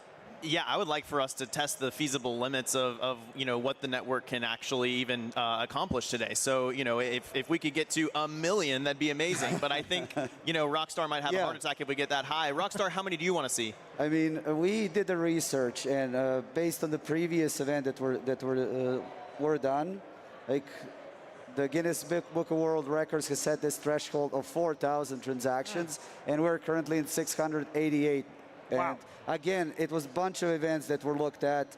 Shout out to Bitcoin Atlantis, Baltic Honey Badger in Riga, Bitcoin Jungle had the event. So all of that was taken into account because, yeah, if we go and we generate 1 million Lightning invoices in 30 minutes, yeah, technical people know how hard that is. But we are at 690. We're going for 4,000, and yeah. Well, we'll be tracking it throughout the day, of course. Many merchants here buying and selling goods for Bitcoin. Brandon, Frank, maybe before we go back to the main stage, what are some interesting things you're seeing out there being sold? What am I seeing being sold? First of all, there's amazing merch all throughout this this conference. You got pens, you've got swag, you've got even some wallets, you've got all sorts of Bitcoin gear, ways that you can hold your Bitcoin, ways that you can spend your Bitcoin all over the place. And the other thing that I'm seeing as we look around, we had the mayor of New York walking by. We had Russell Okung, the former left tackle in the NFL, taking pictures over here. It is a crazy madhouse all around us, and I think that this world records setting opportunity really just emphasizes how this is the center of Bitcoin today, and it is a very fun place to be. And everyone watching at home, we'll see you next year, but you're missing out on a good one here. Yeah. Everything from trading cards to apparel and art being swapped and sold at the Bitcoin conference. We'll be tracking the Guinness Book of World Records all day. We're going to send it over to the main stage. We've got Miles Suter from Block again, accompanying at the vanguard of Bitcoin payments. Stay tuned on X, Rumble, and YouTube.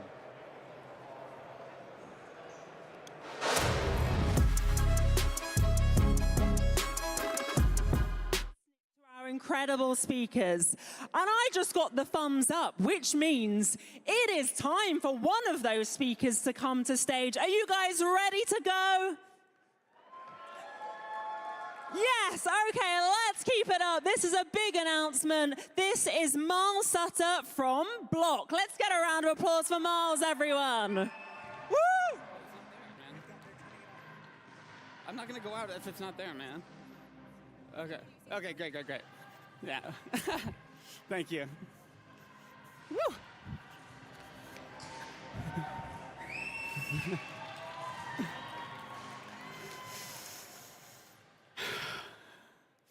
Bitcoin is at a crossroads.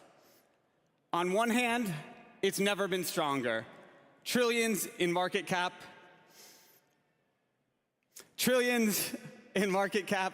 millions of holders, and even talks of nation-state adoption.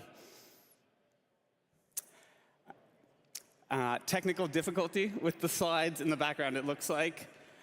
But we're gonna freestyle it. The original vision, the one in the title of the white paper, peer-to-peer electronic cash, is still mostly a dream. We use Bitcoin to hold, to hedge, to opt out, but we rarely use it to live. At Block Inc., we believe that has to change. Because if Bitcoin doesn't get used, if it doesn't become everyday money, it risks failing to live up to the mighty mission that has inspired so many of us around the globe. That's why at Bitcoin 2025, Block is officially announcing that we're bringing Bitcoin payments capabilities to our millions of Square businesses and point of sales.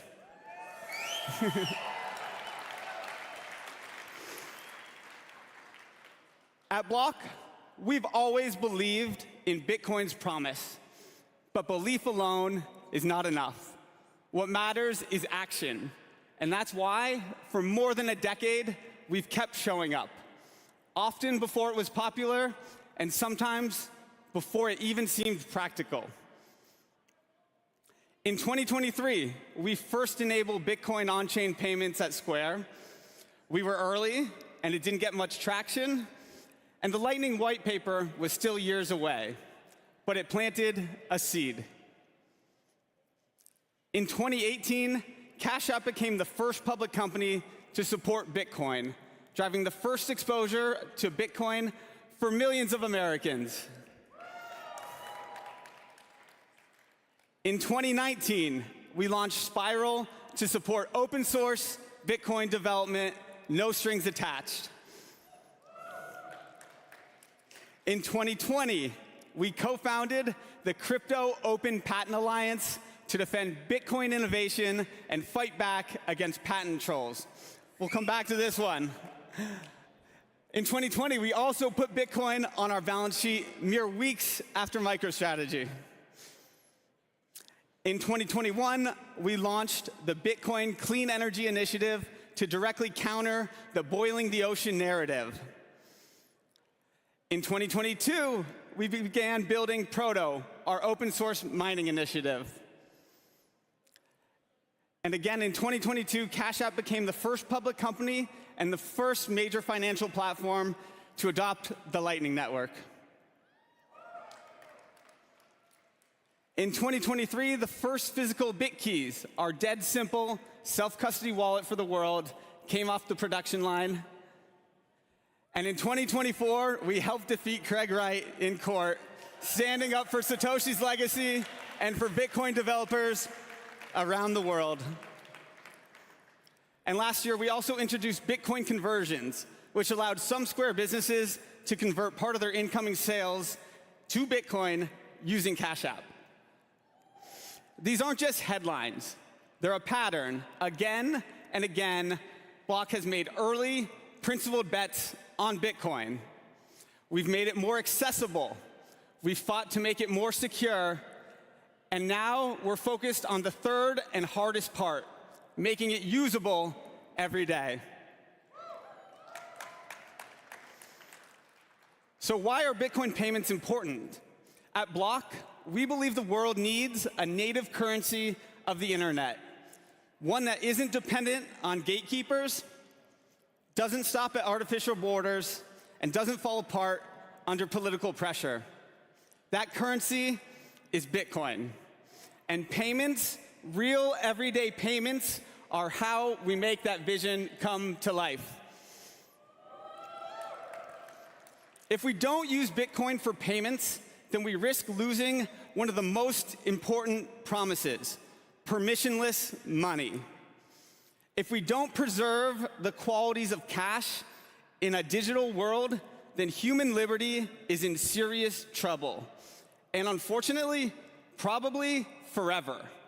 Again, Jack said it best, if Bitcoin just becomes digital gold, we failed the mission. Bitcoin payments validate Bitcoin, not because the government says so, but because the market does. When price discovery goes from a handful of major exchanges to millions upon millions of participants in an economy, Bitcoin's decentralization increases. Payments are core to the soul of Bitcoin's ethos. When someone tips their barber in Bitcoin, or streams payments to their favorite podcaster, or zaps a node on Nostr, we're proving that Bitcoin is money. And the more that Bitcoin is used as money, the more robust and cemented into our world it becomes. And we all need to do our part. At Block, we believe Lightning is key to making Bitcoin more practical and accessible for everyday use and for everyday people. But we also believe that Lightning can be an essential foundation for the coming age of artificial intelligence.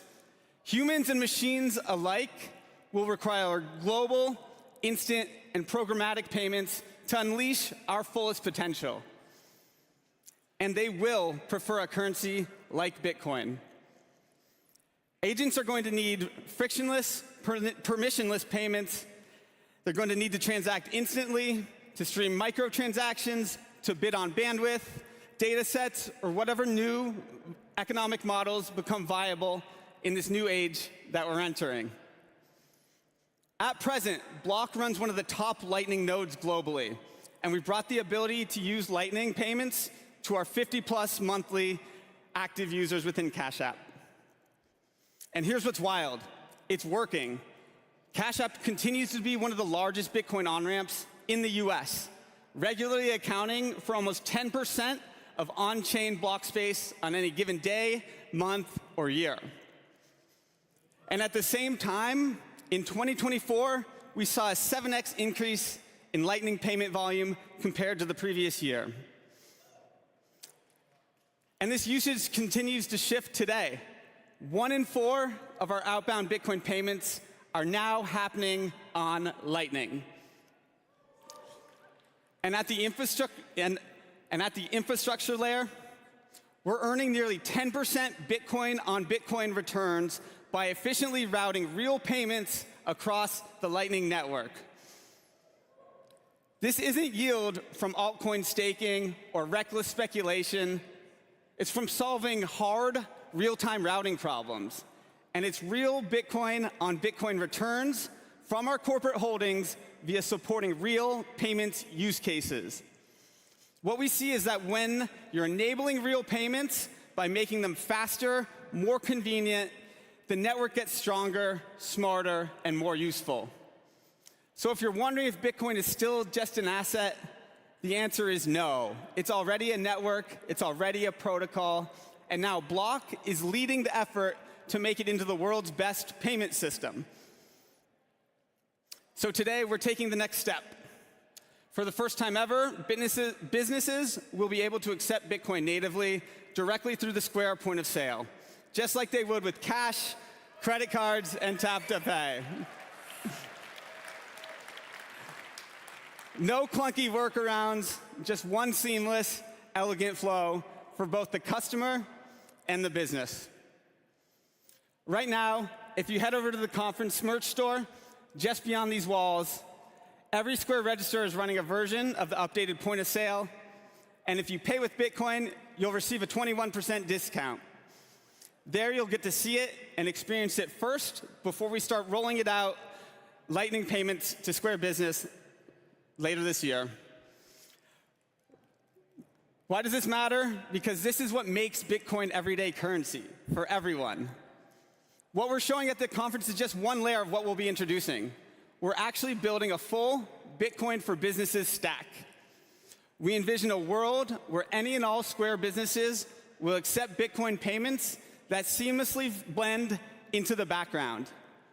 Whether they want to hold it as Bitcoin, convert it into local currency, whether they want to keep their Bitcoin in the Square ecosystem, or whether they want it to automatically be swept out to self-custody.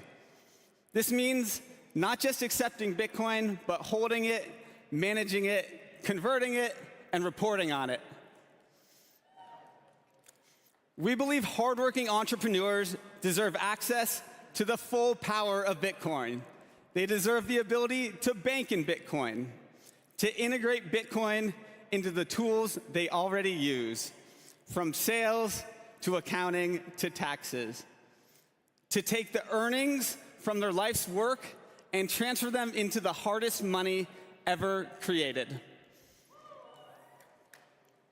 It's about taking the blood, sweat, and grit poured into small businesses and turning that into something generational, something that honors the work, that protects it, and that gives it a future. For 16 years, that's what Square has enabled for millions of businesses. Proof of work. 1 year ago, we enabled some Square businesses to start dollar cost averaging into Bitcoin, converting a set % of their daily sales automatically. Today, 1,700 businesses are all 100% in the money. Some have one employee, some are very large, some are converting 1%, some are going as high as 60%. But with this feature, we've seen firsthand that businesses DCAing into Bitcoin can unlock more control over their treasury, a hedge against inflation, a path for faster business expansion, and importantly, a signal to their customers about what they stand for. And we weren't going to let our businesses do this alone. As a company, we are DCAing ourselves, taking 10% of all of our profits from Bitcoin and adding it to our corporate balance sheet as a salute to our beloved Square businesses and a nod to our overall conviction.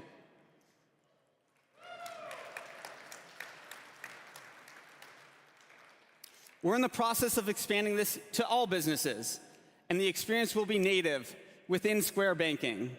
You'll be able to set conversion percentages dynamically, toggle it on or off based on cash flows, and take your Bitcoin into self-custody at any time.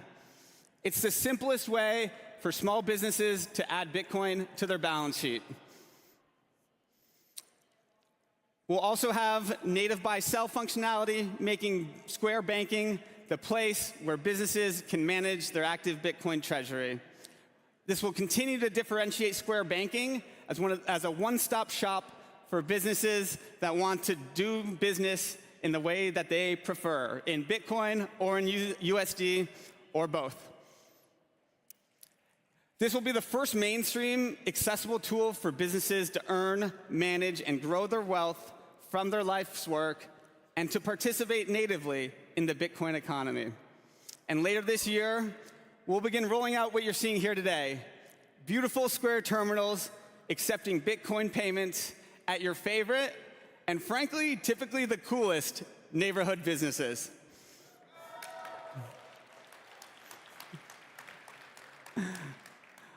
Ultimately, our goal is for when you think of Bitcoin for business, you think of Square. We're in the early stages of kicking off this journey, and I hope you kick it off with us for the sake of your business and for the sake of Bitcoin in the long run. So why do we think that things will be more successful than in 2013? Back then, Cash App was just starting out, playing around with email-to-email fiat payments. Many of our largest Bitcoin peers did not even exist yet.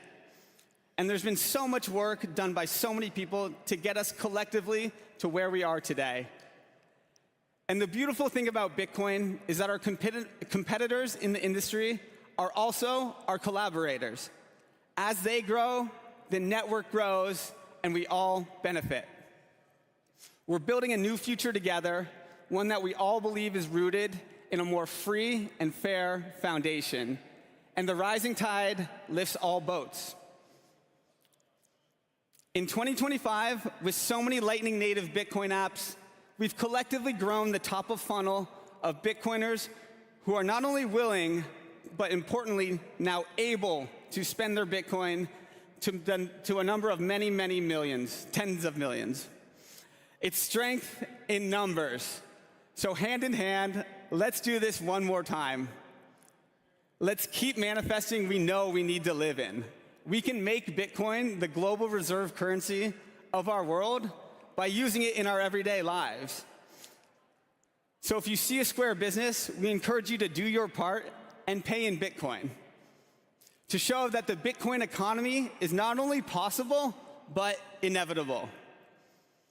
The long road to mainstream starts now. The new chapter of making Bitcoin everyday money will begin with skepticism and require us, together as a community, to be pioneers. Just like we all did with Bitcoin, just like we did with Lightning.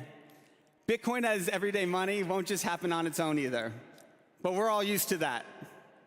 It starts with us, the early adopters, the community of tens of millions of passionate Bitcoiners around the world, including small business owners who use Square. And based on experience, I'm certain others will follow along shortly after. But with any cold start problem, someone has to be first. Someone bold, who wills into existence their vision of the future. And there's no company in the world in a better position to kick this off than Block Inc., alongside all of you, the amazing Bitcoin community. So we hope you will join us, because Bitcoin offers a new path, one that starts gradually and then suddenly. Thank you. Thank you.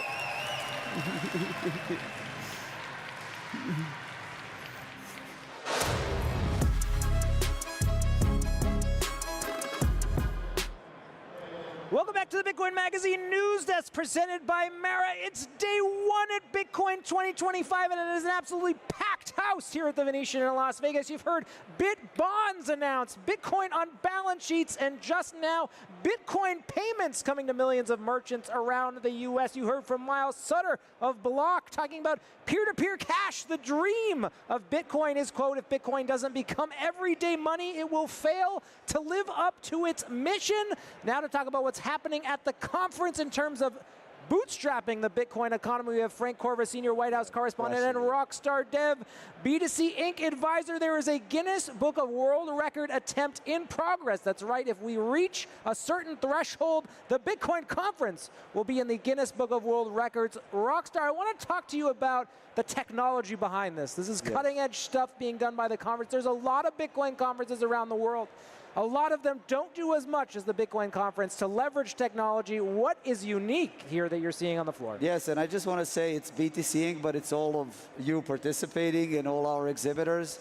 Everyone is getting the pin. And there is tons of technology, man. I worked on BTC Pay server. I worked on Strike over the years. And now Square is joining. And they felt bad that this morning the demo didn't work. So we're going to do it live. We're going to do a live payment demonstration. You're seeing now the floor, shoppers. Rockstar, what's going on over here? Can we get a zoom in on this? Rockstar, we have a $1 bill here. I'm about to tap my Bolt card here with Uncle Rockstar's face on it, if you will. Yes, so that's why it didn't work. It was Trump card and not Rockstar Oh, card. man. Well, the payment has gone through, my friend. All right, a Bitcoin payment made on stage right now. One of many happening on the floor as we build to the Guinness Book of World Records. We're going to Lynn Ulbricht live on the floor. Of course, her son taking the stage in the final keynote on Thursday. Isabella Santos, our roving reporter, over to you. No, man, I'm telling you, that's it. That's well done, sir. You finally made it. Headset's on. Keep going. We're coming right back. Okay. You didn't zoom in on the payment, though. If you want me has to, been fighting and advocating to free Ross Ulbricht for over a decade, and you never once gave up. How does freedom taste like? Delicious. Can you please? Wonderful. It's really wonderful. Yeah. I mean, it's something that's hard for me to even believe now. You know, it's like, oh yeah, Ross isn't in prison. You know, and I can relax about some things. No, it's incredible. It's incredible for our family, and yeah. Can we relive those first 5 days when Trump was elected and you were waiting for them to sign the free Ross Day 1? How did that feel? What was going through your head? Well, we were hoping for a commutation, a full commutation time served. The judge had put something on there, which was that he would have a lifetime of supervised release, which is very unusual. That meant for the rest of his life, he would have a parole officer he'd have to report to who could put him back in prison at any time, and all kinds of restrictions. It's pretty rough. Usually you have it for a while, but not in a lifetime. So we were just hoping for that. And we never, well, I never thought we'd have a pardon. I mean, I just never thought we'd have a full pardon. And the day that Trump had said he would do it, and I believed that he would do it, and that he would keep his word. And I did actually get to talk to him, and he told me he would do it. But he said that I might not have time to do it day one. I've got a lot to do that day, but I'll do it the next day. And I was like, that's just fine, no problem. And no, it was great. And the next day, after Inauguration Day, we were like, okay, he's going to do it, he's going to do it. And that evening, I had gone in the other room for something, missed a call. The call was from Trump. I missed a call. I'm like, no. But there was a message that I was able to say, hello, you missed this call. And his office said, would you like to speak to him? And I'm like, yes, I want to speak to him. And he got on and he said, I have good news for you. And I'm like, oh my God, And he said, I'm going to give your son a full and unconditional pardon. I was like, oh my God, incredible. It was just, I was just losing it at that point. And he took the time to read the whole pardon to me. And then at the end he said, and tell him to stay clean.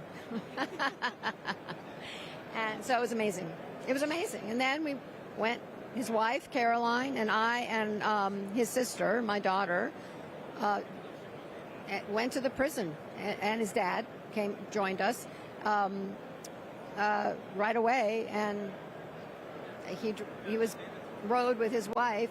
They had her pick him up, and he just drove out. And there he was, outside the building.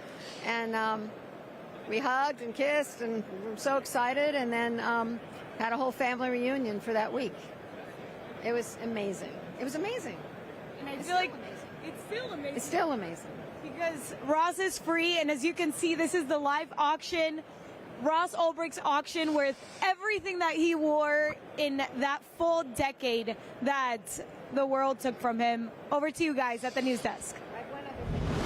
Yes. Hold on. A sobering moment at a time of celebration. You just heard from Lynn Ulbricht talking about the pardon of her son, Silk Road founder Ross Ulbricht, launching this week Mothers Against Cruel Sentencing, a new nonprofit that hopes to continue her work fighting for others in the judicial system who need freedom. We're going to turn it now to talking about the latest edition of Bitcoin Magazine on newsstands now. You can go to bitcoinmagazine.com, pick up the latest copy, of course.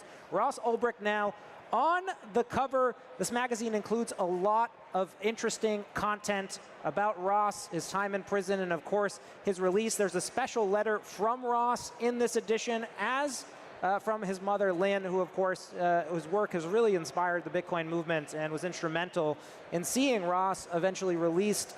Frank, I want to go over to you. Can you tell us a little bit about the making of this magazine and the love and care that really went into producing this product? Yeah, it's a remarkable thing, especially to be able to showcase this here in front of not only the 30,000 people here, but to the world, to the many tens of thousands, if not hundreds of thousands of people who are tuning in.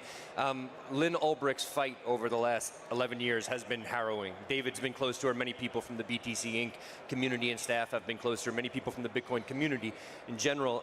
And the fact that this is how it ended, it almost brings tears to my eyes as I talk about it. And to put a little interesting spin on it, my mom is actually here. She was the first person that ever encouraged me to write about Bitcoin and has been a tremendous support in my life. She read the story last night and it almost brought her to tears as well. I mean, there's really nothing more powerful almost than a mother's love for their children, their son, and for her to remain faithful all this time, and then to have the President of the United States call you directly. And I believe, I'm going to get some of the technical details wrong here, so please correct me, Pete, but we were hoping for, I think it was a pardon, but it ended up being more than we were hoping for, which was something that would essentially expunge. Well, they were looking to commute the sentence, essentially, right. Which would have, he would have still been guilty of the original crime, but of course Trump coming through with an additional pardon on day one. Rockstar, I want to go over to you briefly. A double life sentence plus 40 years. This was the sentence handed down to one of the early innovators of Bitcoin payments. We're talking about the Guinness Book of World Record, all that's done to bootstrap the Bitcoin economy. Can you talk about what it means for Ross to take the stage tomorrow? Ross is absolute pioneer, and coding free market is not a crime. It's preposterous what was done to him, and We're so glad you're free, Ross. Let's go. Over to the main stage, where we got Arthur Hayes, another recipient of a presidential pardon. Stay tuned on X, YouTube, and Rumble.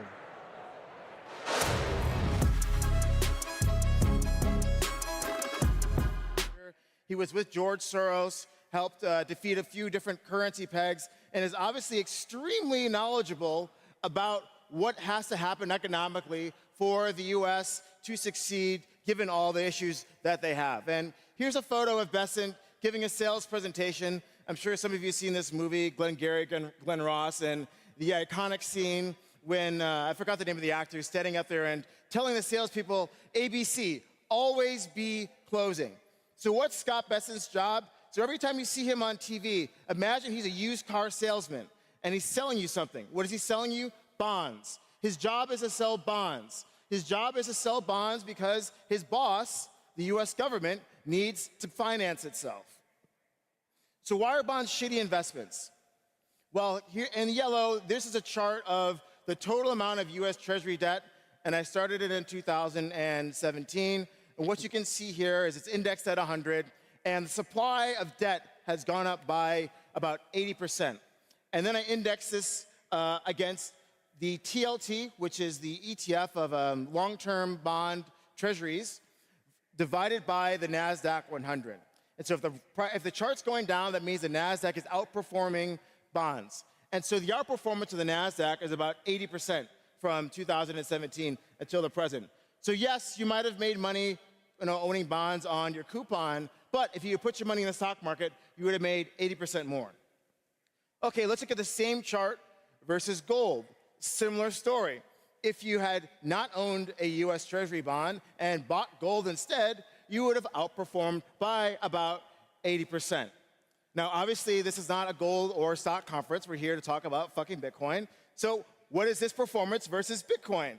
And it's even more dramatic. It's about like 99%. You have outperformed by buying Bitcoin versus buying bonds. And so while there are many investment professionals who will stand up and they'll tell you, hey, I think the bond market is going to do well over the next year or 2 years, what have you. That might be true.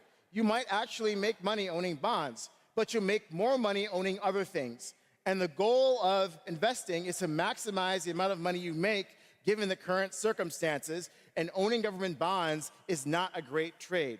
Now, obviously, this feeds back into my message of this job that Bessent has is very difficult, because as more investors read these charts and understand that they're significantly underperforming what they could be making for themselves and their clients by staying in government bonds, then there needs to be more government action in order to make sure that the US government is able to fund itself. So, obviously, the new administration, the Trump administration came in and they talked about how the US government has a spending problem. Now, here's a chart from the Peterson Institute, and this is up until March of this year. The fiscal year in the United States starts in October. And what we can see here is that even though there's been a lot of effort and rhetoric about the fact that the US government is spending too much money, in fiscal year 2025, we're already tracking above fiscal year 2024, which is already a record year for the deficit.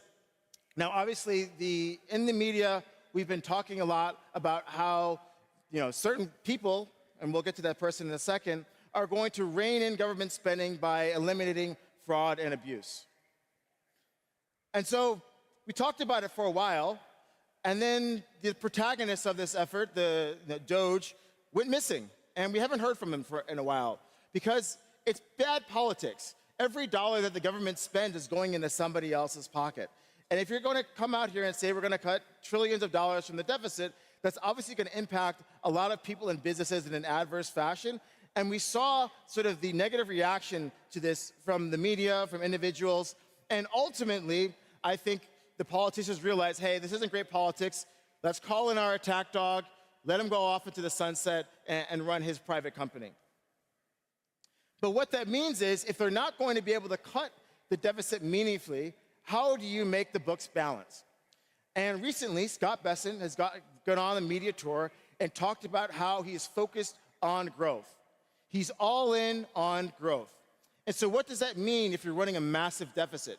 That means that you need to get nominal GDP above your cost of interest, which is very difficult to do unless you're going to up the amount of credit in the economy. So a lot of you in this room are American or spend a lot of time in North America. I have lived most of my adult life in Greater China.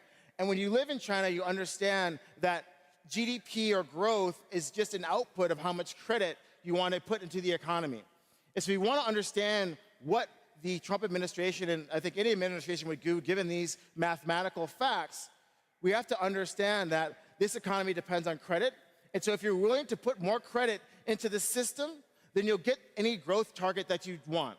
So if Besant says they want 6 or 7% nominal GDP growth, great. How much credit are you going to create? And we want to know how much credit they're going to create, because ultimately that is what leads to Bitcoin outperforming every other asset in fiat terms. So how do we outgrow a 7% persistent deficit? What can they do? Usually, the authorities blow another financial bubble. Maybe that's Bitcoin and crypto. A very accommodative stance from the politicians to say, hey, we want the crypto bros and girls to get very wealthy, pay capital gains taxes, spend a lot of money, and increase economic performance. They could encourage lending by the banking system to real-world economy. I call this QE for poor people in an essay that I wrote a few months back. And essentially, if the banking system, instead of doing financial engineering, takes its balance sheet and lends to ordinary companies, this produces jobs and economic growth. Now, the problem with both of these things is that there is inflation. Inflation is necessary to delever the balance sheet. And I know it's a dirty word in politics and economics, but inflation is necessary for the government to afford this massive debt pile that it has. So we are going to get inflation, and obviously people in this room understand that Bitcoin is the best hedge against that, but we need to spread this message around the world. Now, recently, I want to talk about a few things.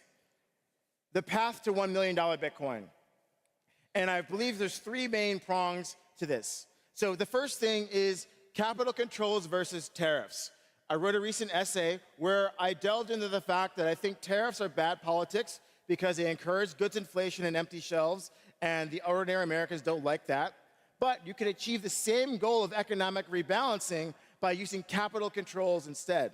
And so we started to see certain fringe economists, and it will be mainstream soon, talking about how they can rescind certain tax benefits that foreigners have investing into America and take this income and redistribute it either to voters or to buying certain maturity of treasury bonds. The second thing is an exemption of the bank supplemental leverage ratio, which I'll get into in a second. Scott Besant has talked about this on multiple interviews, and he's even turned up the rhetoric recently in recent Bloomberg and Fox News interviews, talking about how this ratio, he believes this summer, there'll be an exemption, just like there was in COVID, for large banks to buy treasuries with infinite leverage. And finally, something that's becoming a lot more energy is the Fannie and Freddie Mac, the government-sponsored entities that will be able to juice the mortgage market with lots of money if they're allowed to once again. So let's go into these 3 horsemen. Foreigners must pay is good politics, right? If you're going to go out to the voters and say, I'm going to give you something, obviously it'd be great if somebody else was paying for it. That's just how politics works around the world. So back in 1984, because the US government had another problem, same problem, how do we get people to buy our debt? And this is at a time when the 30-year treasury is trading at about 12% yield. They said, hey, why don't we exempt foreign owners of bonds from withholding taxes? Now, if you're an American, all the interest that you receive from owning a treasury bond is taxed at a particular rate. I think it's between 20 and 30%. And right now, if you're a foreigner, you don't have to pay that. So there is talk now about rescinding that exemption to do a few things. First, it could raise over $1 trillion over a decade by basically taxing foreigners on the income that they receive. Now, obviously, if you receive a tax, you're probably not going to want to own a treasury bond. So one thought is, how about we make it that it's very low tax to own a long-term treasury bond? These are the things that Besant has a trouble selling. And very high tax on treasury bills. These are the cash-like instruments that you might own in your money market account. And everybody wants this. Everybody wants a high-yielding cash account. So let's penalize you for owning that, but let you own this long end. And that's a soft form of yield curve control. How do we get demand into the long end from foreigners? Well, it just changed the tax rates. Now, the ultimate problem of this is who's going to replace foreigners as a marginal owner of debt. Now, obviously, that means they're going to print the money to make up for the amount of money that's lost from foreigners not investing in this debt. Other thing, bank buying bonanza. So the supplemental leverage ratio, if you don't remember anything from this presentation, please remember this. It's a way for banks to buy bonds with infinite leverage. So there's something called Basel III. It's this very complicated regulation that was put in after the global financial crisis. And it did something sensible. It said, hey, banks, you didn't have a lot of capital. Why don't we make you have more capital? So if I own a bond, I have to put up some of my own equity capital against that. That makes a lot of sense. Well, that means that the US banks will run up into a limit as to how much US Treasury debt they can buy. Remember, Besson has $2 trillion, if not more, per year of bonds that he needs to sell, and he needs to make sure that somebody can buy these. So if I remove this exemption, it allows commercial banks to buy Treasury bonds with infinite leverage. And when they can do that, their profits soar because they pay very low rates on commercial deposits. And obviously, smiling Jamie Dimon would very much love this to happen, and he has said this on many occasions that he believes that the banking system needs this exemption. And as I always say, Jamie Dimon gets what Jamie Dimon wants.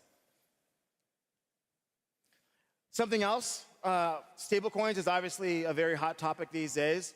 If you combine stablecoins or US banks issuing dollar stablecoins throughout the market that pay no yield with an SLR exemption, they essentially become just like Tether.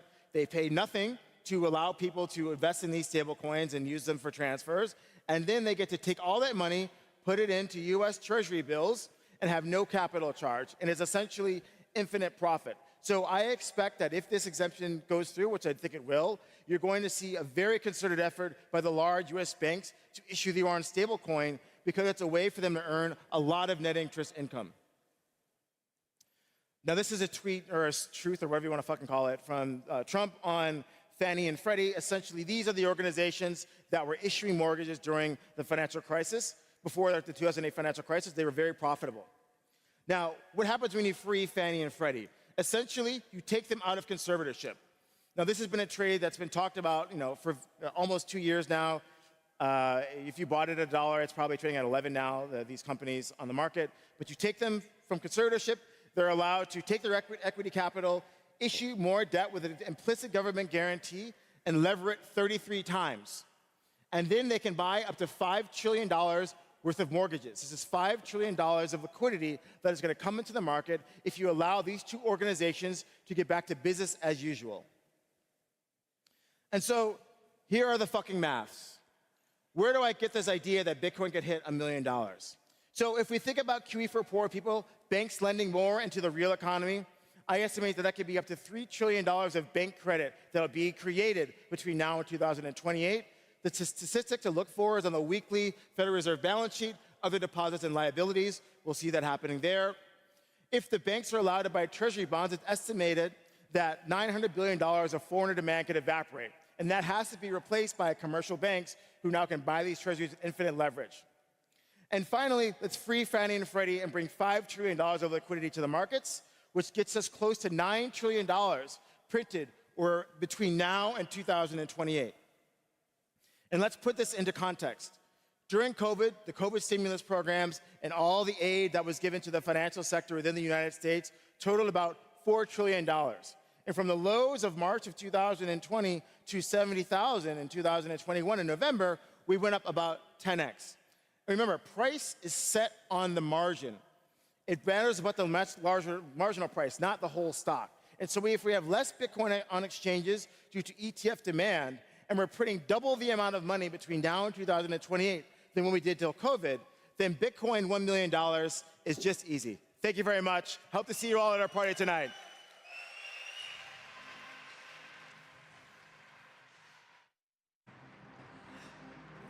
Thank you so much, Arthur. We definitely will be.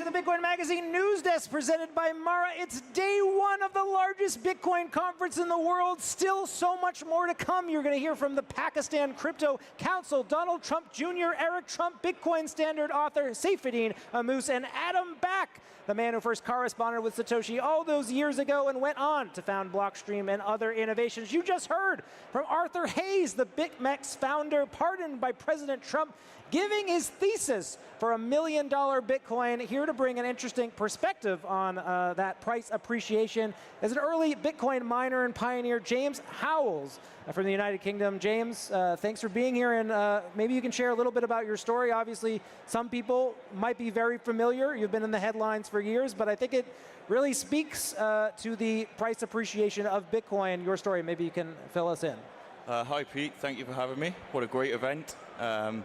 So obviously, many people might know my situation. It's been in the news quite a few times over the years. I was one of the first people involved in Bitcoin, and I managed to create quite a few thousand coins quite easily back in that day. It was over 8,000, I believe. Yeah, that's correct. There's exactly 8,000 Bitcoins in my wallet address, which is verifiable on the blockchain right now. I've been trying to recover those coins for the last 12 years, ever since this first happened. And I've gone to Newport City Council, who are the owners of the landfill where this hard drive ended up. And I've tried to put proposals to them so that I can excavate and recover my property. Unfortunately, they've not been too friendly towards me. Yeah. Well, certainly this is a story that many people sympathize with. No one is ever happy about losing Bitcoin, and I know it must be a harrowing experience for yourself to go through that. But it sounds like there's hope on the horizon and some new activity that you're looking to recover these Bitcoins, which are currently lost. Well, I'll never give up on this plan. So after I put together a recovery team, a professional recovery team, and presented that case to Newport Council, they didn't want to know. So then I decided to launch legal action against Newport Council. 2 high court cases in the UK, which were completely swept under the carpet. I wasn't even given a full court case to present my case. So I've come away from there with a complete and utter loss. But that doesn't mean we give up, because the hard drive is still there and the data that I need to recover is still there. I'm curious your thoughts on why there hasn't been more sympathy for your situation. You first came out with a story, I remember, in 2013, and it was a big deal that you had lost millions or thousands of dollars at that point. It's become millions. It's becoming multiple millions. Why do you think there is, or is there a sympathy with your situation? Because it seems like if the hard drive is there and it's recoverable, this could be a resource for not just yourself, but the region. I've had assistance and help and sympathy from practically everybody except for Newport City Council. And they're the decision makers that I need on my team. So I went to court, and unfortunately that was thrown out. So now we've come up with a new plan. The next plan is we'll be buying the landfill from them, whether they like it or not. We're going to make them an offer they can't refuse. And the way I'm going to do that is I'm going to tokenize a portion of the hard drive coins, 1,675 coins, which is 21%. I'm going to offer those as ordinals to the public. I'm going to raise approximately $75 million via that tokenization project. And my plan is to buy the landfill outright from Newport City Council, so that I no longer have to beg for permission. Who do you expect to be interested in this issuance? Obviously, we've seen things like this in the past, right? Major investors have come out. Strive, Vivek Ramaswamy's firm, looking to buy claims on Mt. Gox Bitcoins. We've seen exchanges like Bitfinex. They've tokenized their debt, made the people who experienced the loss whole again. Were you inspired by these projects? And if someone were to invest in something like this, which is a bit risky and unconventional, why would they participate?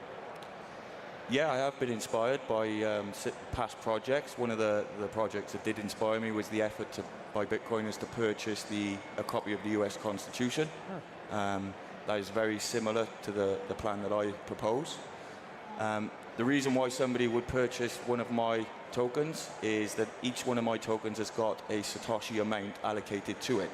So if I then complete the plan, recover the coins, I will then have to allocate a portion of those coins back to the people who supported this recovery effort. I believe this story is so known worldwide. There's a lot of people who would invest into this at different price points. So we've got multiple tiers for different tokens, which offer different benefits and perks. And at the same time, we're also going to put the entire excavation process into a documentary series so that people can actually follow along with us. Right, I did hear about that, yeah. So they can actually follow along with us and see what we're doing and see the outcome.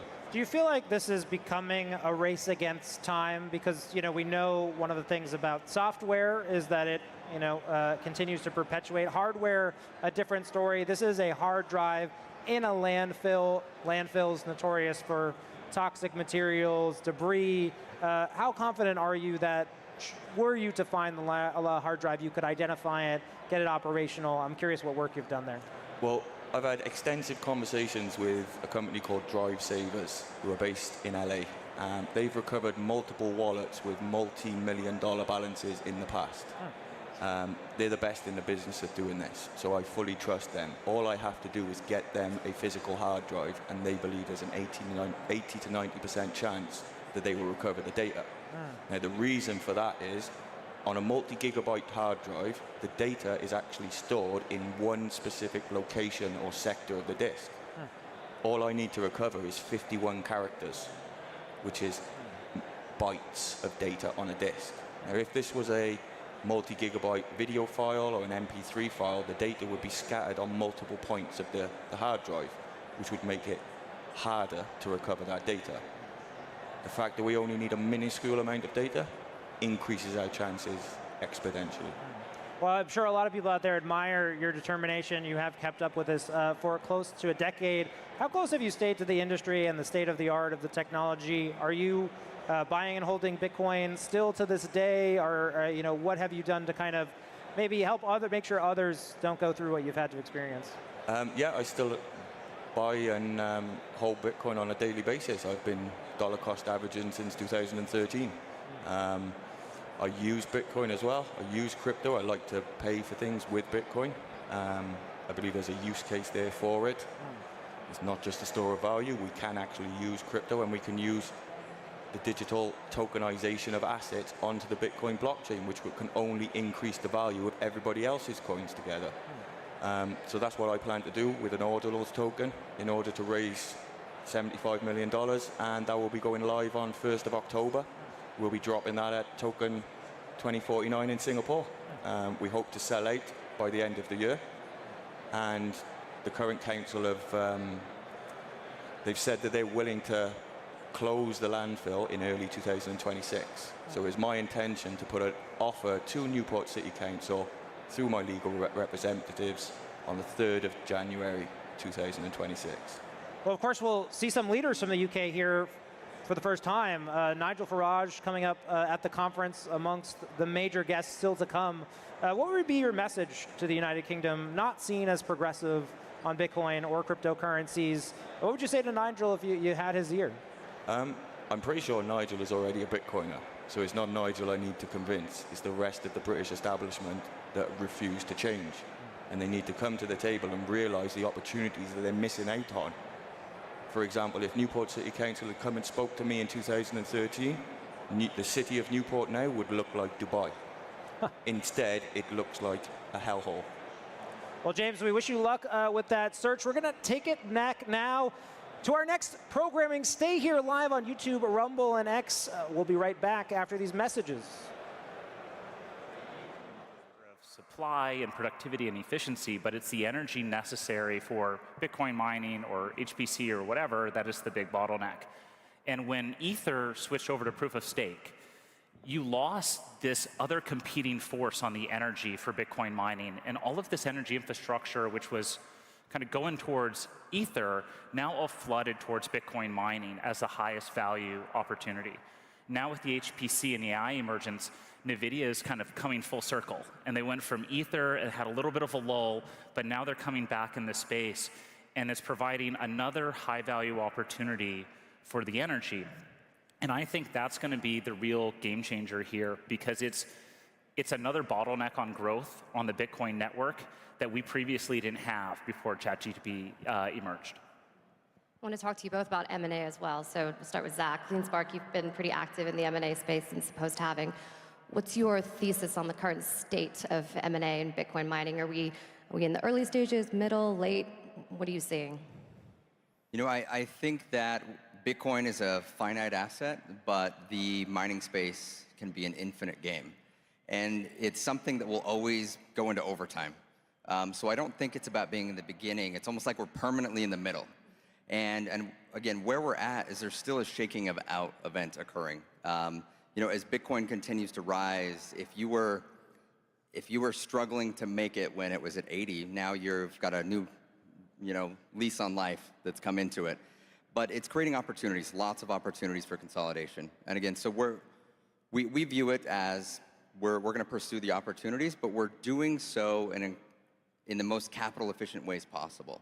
We're also in a unique situation as a company where, you know, we're looking at the rewards for investors. There was a point in time where you were rewarded for growing almost for the sake of growing. That is gone as this industry's matured. It's about making sure that that growth delivers true shareholder value, which I think is a great thing for being a buyer, because it's a little bit of a buyer's market that we're still in. If Bitcoin continues to push, which, you know, I'm pretty bullish on and think it will happen, I think that the consolidation will slow down a little bit, because it will make more sense to stay and wait to sell than it does to, you know, rush into a sell right now. You guys, Bennett Bitfarms, just acquired Stronghold Digital. It was an acquisition that was in the making for a couple years. How do you feel post-merger? Are you guys happy with it? How has that affected your capital strategy? And yes, what are some of the things that you've learned in the last couple months since that acquisition closed? Yeah, I mean, we're thrilled with the assets that we picked up there. We've always viewed this as an energy portfolio management business.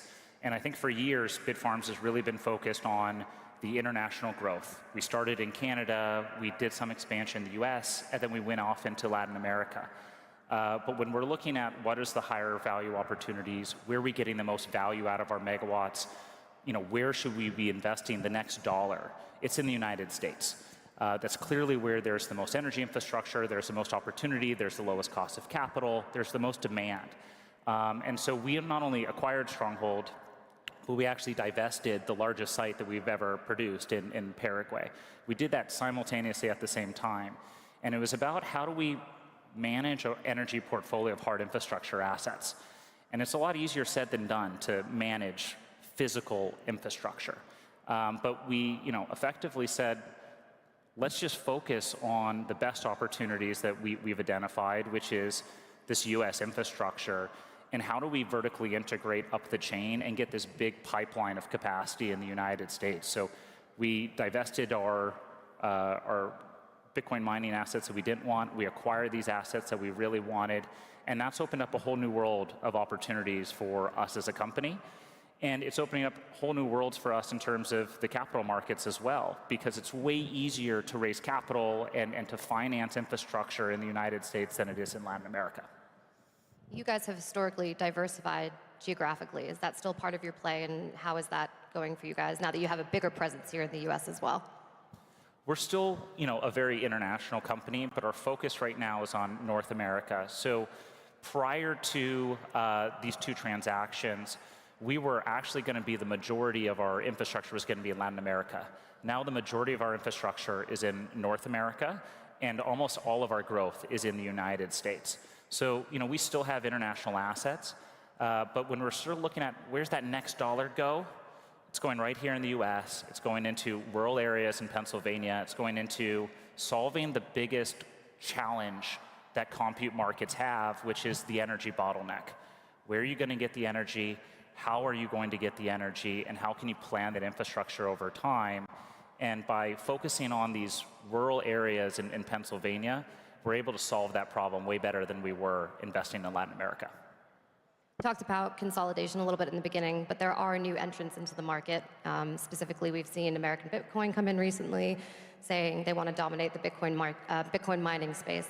How has that reshaped or maybe affected how you guys see competition in the mining space in 2025 and beyond? You know, there's always going to be competition where there's opportunity. And for us, it's always about staying on the head of the efficiency curve. So we've invested heavily in optimization from day one. And so we feel really strongly about our competitive advantages and rolling through that. I think it just comes down to also when we see new entrants, we know that it doesn't matter if you're big or small or how big a balance sheet you have. There's a lot to learn. Bitcoin mining isn't just plugging in a machine and walking away. There's a lot of optimization that adds up to, at scale to tens of millions of dollars a year. And so we will always keep an eye on it. We will see, obviously, difficulty increase, but we also know that the learning curve is steep. So I would say we're very comfortable with where we're at and just maintaining our edge from an efficiency point of view. Ben, anything to add on that? Competition? I think when you're looking at how do you optimize and how you're managing, this is a competitive space, but it's not a competitive space that's usually a hostile space. It's one of the only industries that I know of in the planet where we face so much hostility from external forces that internally, even within the industry, everyone is friends, everyone is brethren, everyone wants to support and help each other. I don't think anything has changed there. I think there's a lot of political pressure, there's a lot of external pressure we face, but at the end of the day, whether you're at CleanSpark, you're at Bitfarms, you're a Bitcoiner. And that's what's really, really important, and that's what drives it forward. And usually the rising tides lift all boats in this space. Something that has changed is profit margins have gotten tighter. You guys both have very different approaches at your companies to raising capital. What lessons have you guys learned? We can go first with Zach about operating a sustainably responsible Bitcoin mining company in this environment. Yeah, it was something that we pushed really hard as we approached the halving, and we term it as escape velocity. There's really a minimum size that you need to be as a public miner to shift into a high level of profitability. And it's a place that we have reached. And so we're at a point where we can self-sustain operations. And we can also not only self-sustain operations, but continue to build our Bitcoin balance. So how we're looking into it is we went through a phase where we built our Bitcoin balance to a target, which was about $1 billion, which we've now surpassed. And now we're using Bitcoin to get more Bitcoin. So rather than seeking outside capital to sustain our operations, we're using Bitcoin to do it. But because of our scale, we're able to have between 40 and 60% of the Bitcoin left over at the end of every month and add that to our balance. We're also looking at a third leg to add to the profitability of the company, and that is we are investing our Bitcoin. Simple things, whether it's covered calls or things like that. But when you have a very large balance of Bitcoin, it becomes another opportunity to use as a revenue stream. We're incredibly conservative about it. We're still in what we refer to as our crawl phase. But we are looking for capital that we generate ourselves to create shareholder value rather than looking external. Because I think that the mining space, I think it's well known. From a valuation point of view, Bitcoin has been outpacing it. And this happens all the time. We're looking and waiting for the time for it to catch up. And debt is also a great opportunity when managed wisely to fund the business into the future. All of that requires scale, and so those are the areas that we're looking at to fund growth, because we prefer to avoid the equity markets for the foreseeable future. Ben, talk to me about your equity dilution strategy at Bitfarms. Bitcoin mining is a capitally intensive industry, and any compute business is. And when you're in a capitally intensive industry, your capital strategy is ultimately probably your most important factor for success. If you're able to raise more capital at a lower price, you're infinitely more competitive. And if you can't raise capital at cost-effective prices, there's nothing that you can do on the operational side that will outweigh the higher cost of capital. So it's a really, really important part of the business. I think the industry is constantly evolving. And in the last bull run of 2021, there's all these companies flooding into the space looking to do miner financing and try and break in and disrupt the space on the financing side. And unfortunately, it's very, very hard to do that in a traditional sense when you have the underlying Bitcoin volatility. What we're seeing now is that this entire space is changing at such an exponential rate that all of the capital strategies have changed, The kinds of people who are looking to raise capital or trying to give capital to these kind of companies are changing. The structures are changing. And if you would have asked me a question around capital structure maybe over the last 2 years, the question wouldn't have been about your capital strategy. It would have been, is there any capital available at all? Now, miners can be discriminatory. They can start allocating to different strategies. They can be more sophisticated. And this is even more true when you're looking at the HPC side of things, where the underlying volatility doesn't exist. And so, for instance, we just raised a $300 million facility with Macquarie Group in order to develop out HPC at one of the stronghold sites that we acquired in Pennsylvania. And that has an 8% coupon on it. Compared to what you pay for equity issuance or the kind of cost of capital that the mining industry experienced over the last couple of years, that 8% is incredibly cost effective. And as companies develop and they show more and more progress towards the HPC, there's going to be way more opportunities to constantly raise more capital at increasingly lower rates. So this industry is completely different. The amount of capital that's available now for digital assets and digital compute, it just didn't exist a year ago or 2 years ago. And right now, everyone's trying to ask, how do I get exposure? And all these companies out here like Bitfarms and CleanSpark are providing different solutions to give these companies exposure who want access to this really, really exciting space that is outperforming almost everything else. The price of Bitcoin is going up, which everybody here likes to hear. But in an environment where the Bitcoin price stays flat or stagnant for a little while, what would you say are the most viable sources of capital for miners in that situation? How would you guys handle that?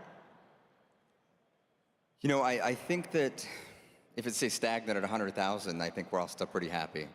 But, you know, it just comes down to growing at the right time, and again, on a counter-cyclical basis.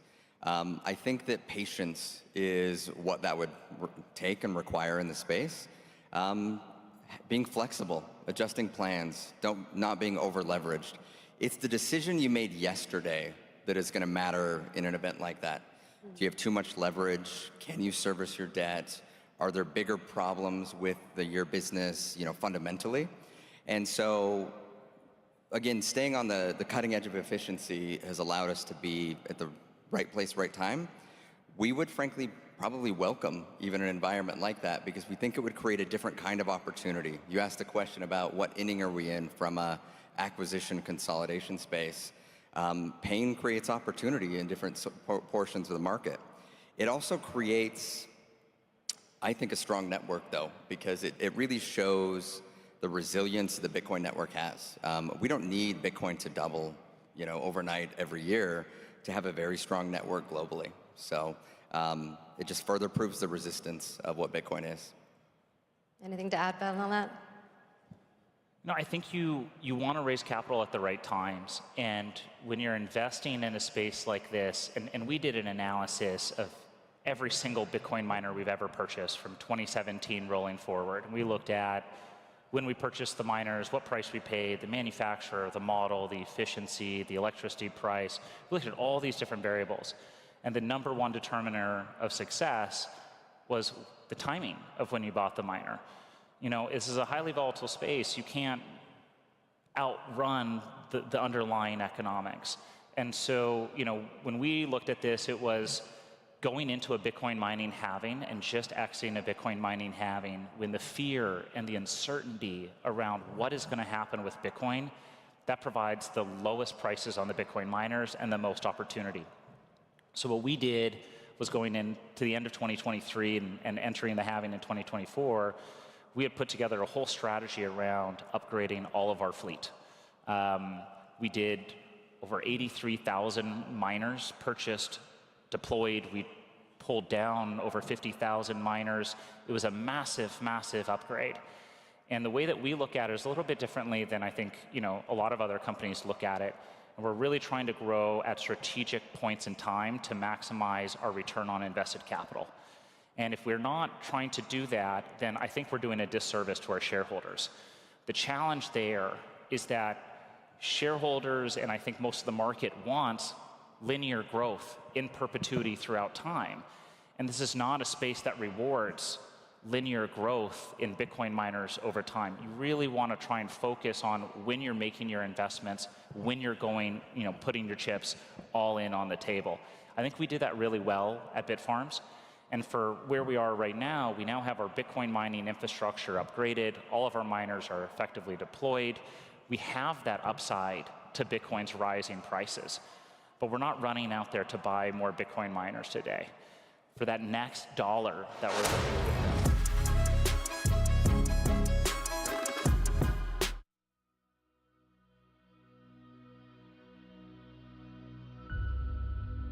What is the key to progress? Is it more machines? More money? More buildings?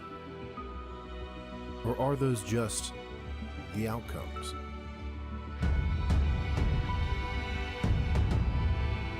What if progress relies on having purpose?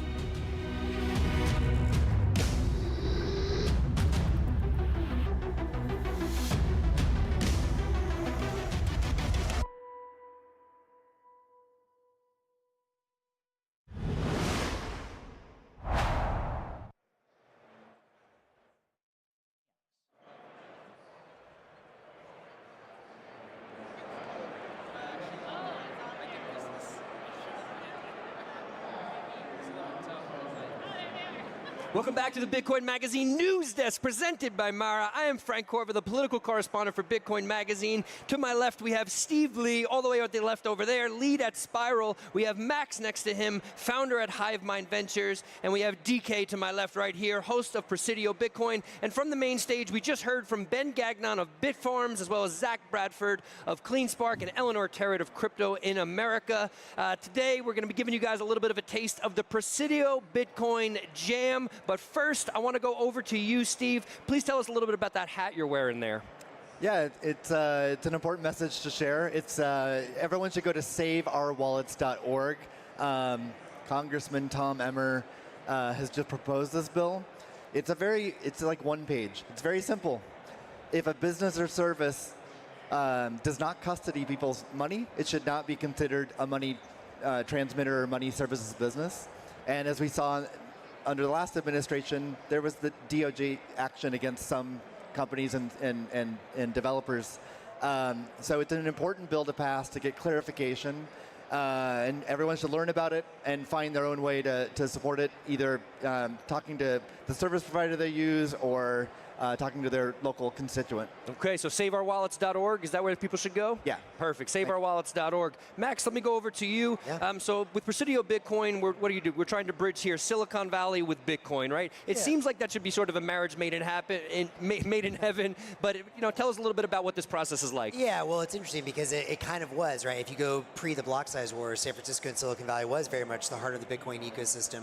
And then, as you guys remember, the Bitcoin conference used to be in San Francisco. Then, of course, a lot of the traditional venture capital and big money ended up going into, the whole shitcoin industry, and we've all seen what's happened there. However, I think there's a moment now, which is we realize that, Bitcoin has already established itself as an incredible store of value, and I think we're really ready to see it become a medium of exchange for humans, for artificial intelligence, which we'll talk more about. And for us, Presidio Bitcoin is a new co-working space launched a few months ago. We've been doing this podcast, Presidio Bitcoin Jam, for about 6 months now. And our goal is, how do we make sure the best minds in Bitcoin, Lightning, and Nostr are connecting with the best minds in capital, frankly, in Silicon Valley, to build the next generation of payments on the web. Appreciate that. So Nostr, I like to hear Nostr included in there too. Very cool. So Nostr, I like to consider Nostr, yeah, shout out to Nostr, the world's biggest circular economy, I like to call it, the world's biggest Bitcoin circular economy. Other topics that you tend to touch on, DK? Well, yeah, we like to think about Presidio Bitcoin Jam is just what will we talk about in our own group chat. So it's whatever's happening in the world, and it's often whatever's happening in building things in Bitcoin and Lightning and Nostr. So these days it feels like it's all AI. Everything that we're talking about is how do you use AI as a tool to help more people create more things. Traditionally, Silicon Valley takes tons of capital and big teams to build things. Now the individual is empowered to build. So we end up talking about that a lot. I kind of call myself a semi-amateur vibe coder. Okay, all right. Spend most of my time doing that. Semi-amateur vibe coder, very into it. Yeah. And it's pretty badass, actually. For those of you who haven't seen, I think it's still up, pbhackathon.com. We just held the first Presidio Bitcoin hackathon with two sort of broad, I would say, tracks fusing Bitcoin and AI. One is the DK and Matt Belez sort of path of can you vibe code and easily integrate Bitcoin payments in there? And then the second path was, are we finally at a stage, and this has been sort of an obsession for me, and shout out to Mr. Steven going around from Block, he's been thinking about this a lot as well. Can we have autonomous digital life, which is going to be using Bitcoin as an energy-backed currency? So if you guys are interested, I don't know if it's still on the website, but we had some incredible projects, 5 or 6, that I think are, hopefully going to push the envelope on what we do with Bitcoin and AI. And what was my biggest takeaway from the hackathon was that in 24 hours, people went from concept to working application that integrated Bitcoin payments and Nostr, and many of them integrated Nostr as well, including some of the top projects were people who were not developers. Anyone can build now. If you have a good idea, you can build. We proved it in this hackathon that within 24 hours, people who didn't code a line were able to build a working product. And they got, one of them got 3rd place and one got 4th place. Well, I have to ask if you don't mind there. So I think about this a lot. I haven't gotten into vibe coding myself. I plan to. It's on my list of things to do. Do people have to look over the code that gets vibe coded? Does a proper coder have to look it over just to make sure everything is okay? I think it depends on your goal. So if your goal, some people are building applications, just one-off throwaway applications. They have a need and they just build the application, fulfill that need. You don't have to look at the code as long as it meets your need. If you're building a prototype or just demonstrating to the world what I can build, or here's my idea, and I want to show it to you, you don't need to look at the code.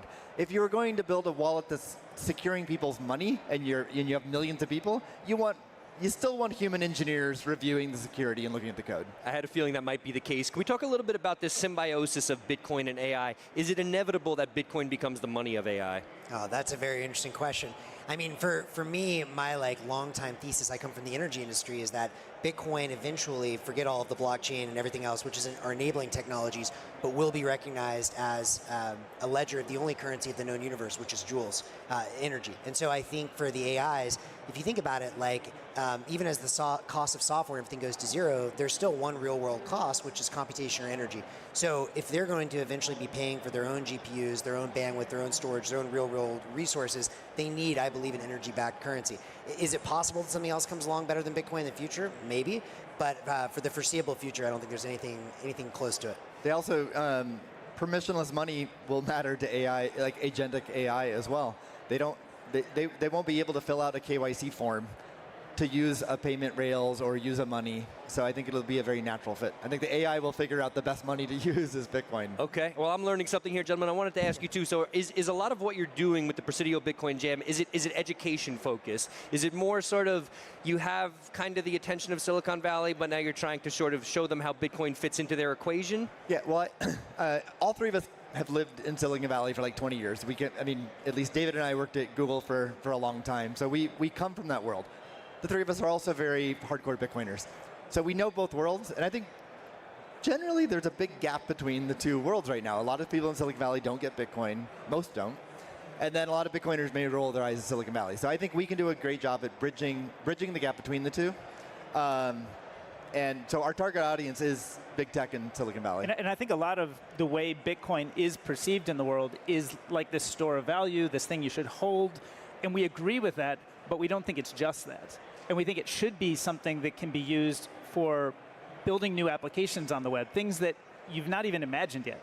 And so if people want to contribute to Bitcoin, you should hold it, sure.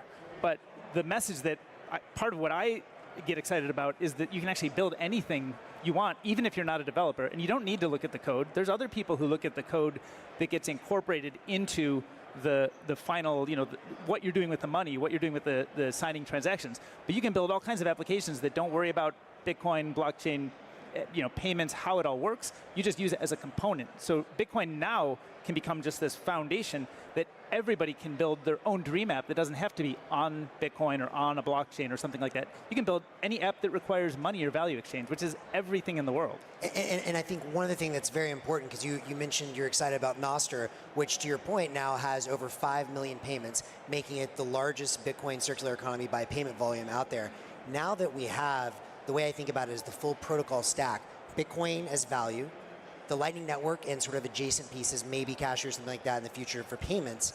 And now we have Nostr for identity and data transmission. The thing is, many of these people in Silicon Valley, they see Bitcoin and they're like, okay, we're not into gold, we're not into finance. The reason they got into Ethereum is not that they're all scammers, some of them are, but the vast majority wanted to build cool shit. And so now if you come in them and you say your idea that you want to build with your decentralized social media, your decentralized any internet application, with Bitcoin, Lightning, and Nostr, you can build that today, their eyes light up. And I think that to me has been one of the big learnings. And I think the timing is now. Spiral builds development tools. So like 4 years ago, we watched developers try to integrate Bitcoin payments in their application, and it would take like multiple talented developers a year to build an application. Now, like we just said, a non-developer in 24 hours can build an application. So that is more Silicon Valley's jam. Silicon Valley wants to build fast, move fast, and I think that's why they were attracted to Ethereum for a long time. But now you can build really fast and unleash creativity on Bitcoin today. This is amazing. It brings to mind one thing. When I think about when I hear all this stuff, you could build this quickly, it's that easy to do. Where does someone start? Someone who's listening to this saying, you know what? I feel it in my gut. I'm a vibe coder. I could just feel this is what I got to do next. Where should they go? What website should they check into? Where should they go to start vibe coding and creating some of these apps? Yeah, there's a lot of great tools. I mean, I've been on the journey myself and played with so many different ones. I start with Replit Agent. You don't need to understand anything about how you deploy it. You can pull things in. Our friend Matt built a great app called High Fives that he fully deployed with both Lightning payments and Nostr identities. Deployed it with Replit Agent, and it's out there, and he didn't write a line of code. So anybody who has an idea can do it, just simple soup to nuts there. And then you can go to more advanced tools like we've used Cursor and Windsurf and Klein and Goose. All kinds of, all of these tools are using underlying LLMs to actually do the coding for you. You can review them in various cases, but you don't actually have to understand it. It's more like you give into the vibes. You just let it happen, right?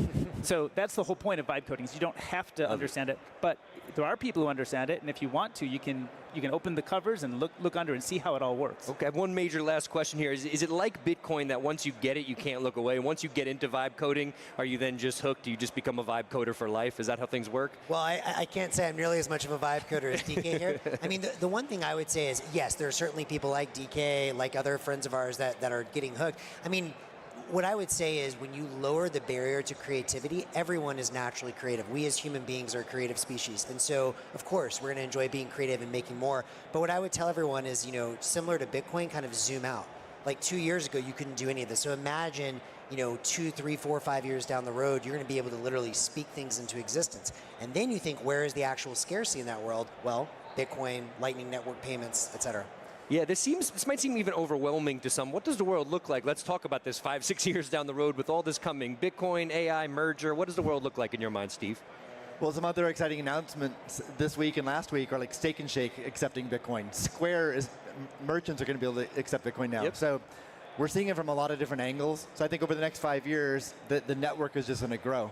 And so there's going to be more people with a wallet on their phone where they can spend, and then people will accept it. So I think we're going to see a lot of niches grow over the next several years, and then 5 years from now, whether it's AI or humans, there'll be a lot of Bitcoin payments.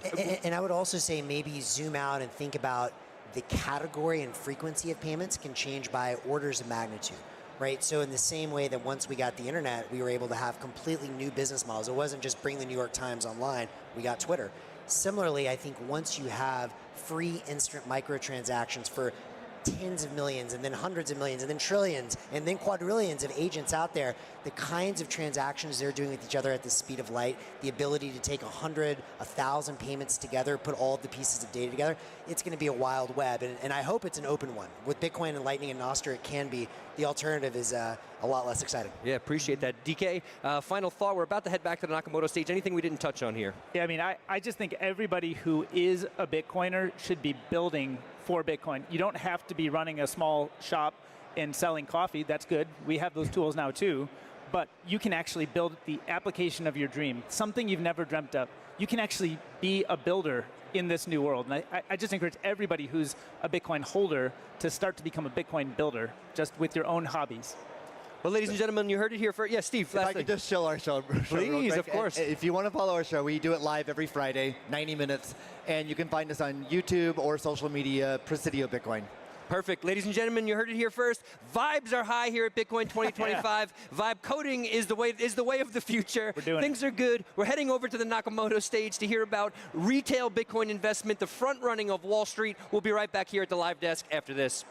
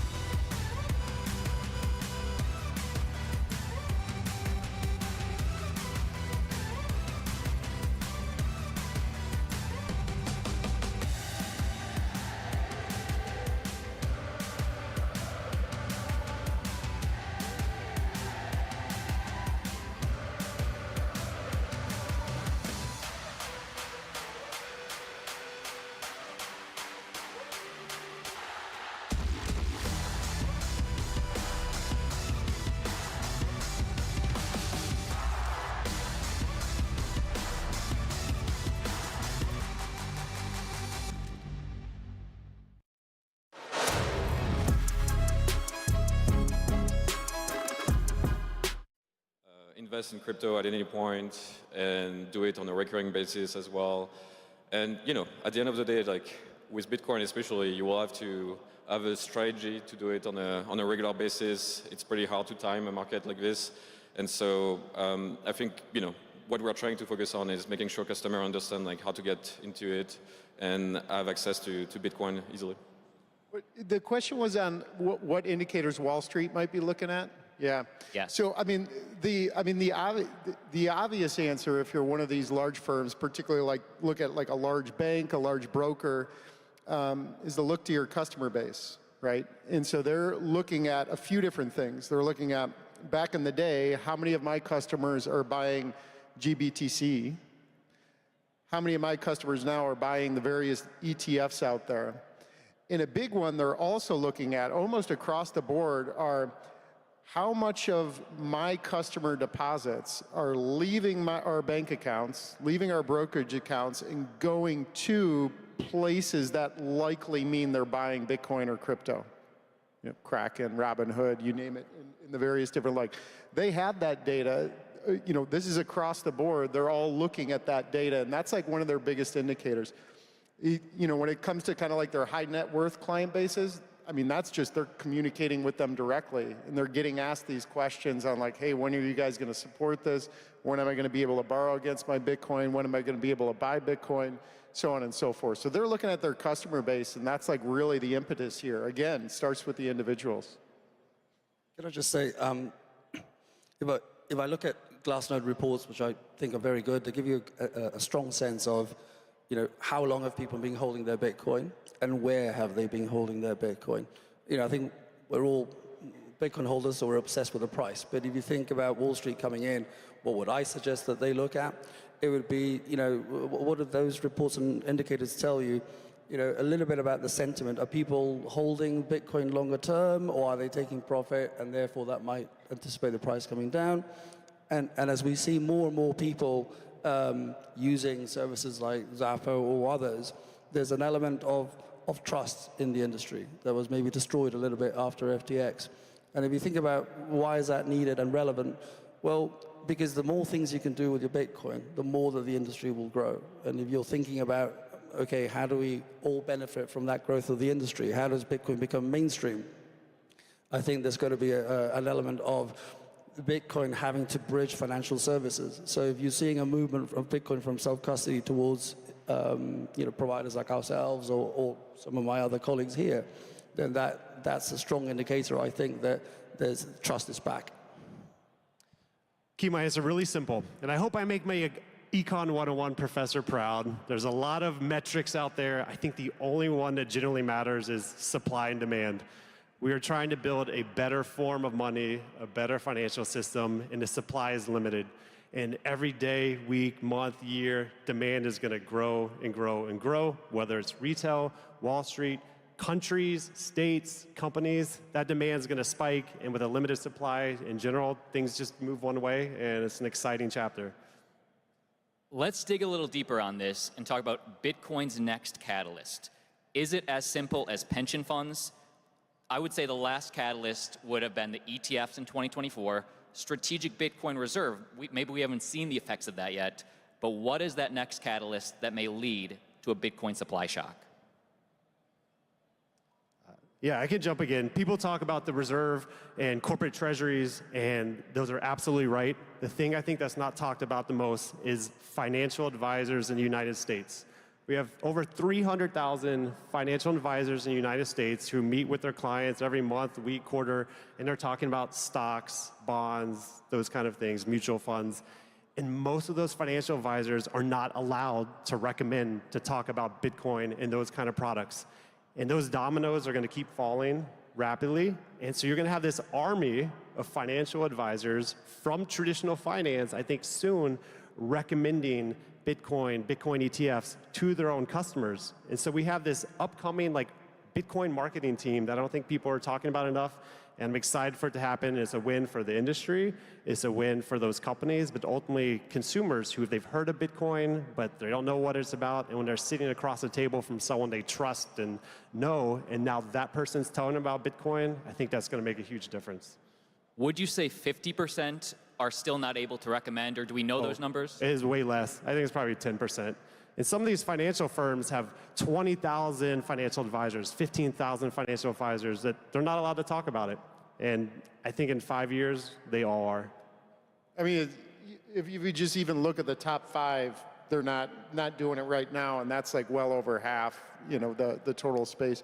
I'd probably rank that group maybe number 1. A close, second is just all of the opening up the actual true retail, banks, brokers, all the large, with tens, hundreds of millions of clients. And then probably third behind that might be the government side of things. We're starting to see Mubadala has a position in Bitcoin and these types of things.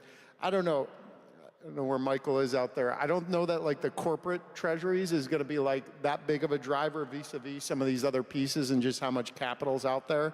And then I think probably the other, institutions fall in line behind it, pensions, endowments, and so forth. I think for me, this idea that institutions are driving this catalyst at the moment, I think is fairly true. I think there's 2 other things out there that will happen in the future. When, I don't know.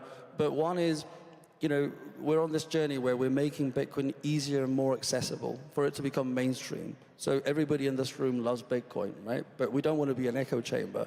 How do you make it easy for my mum or your mum to be able to use Bitcoin so that you democratize finance through Bitcoin?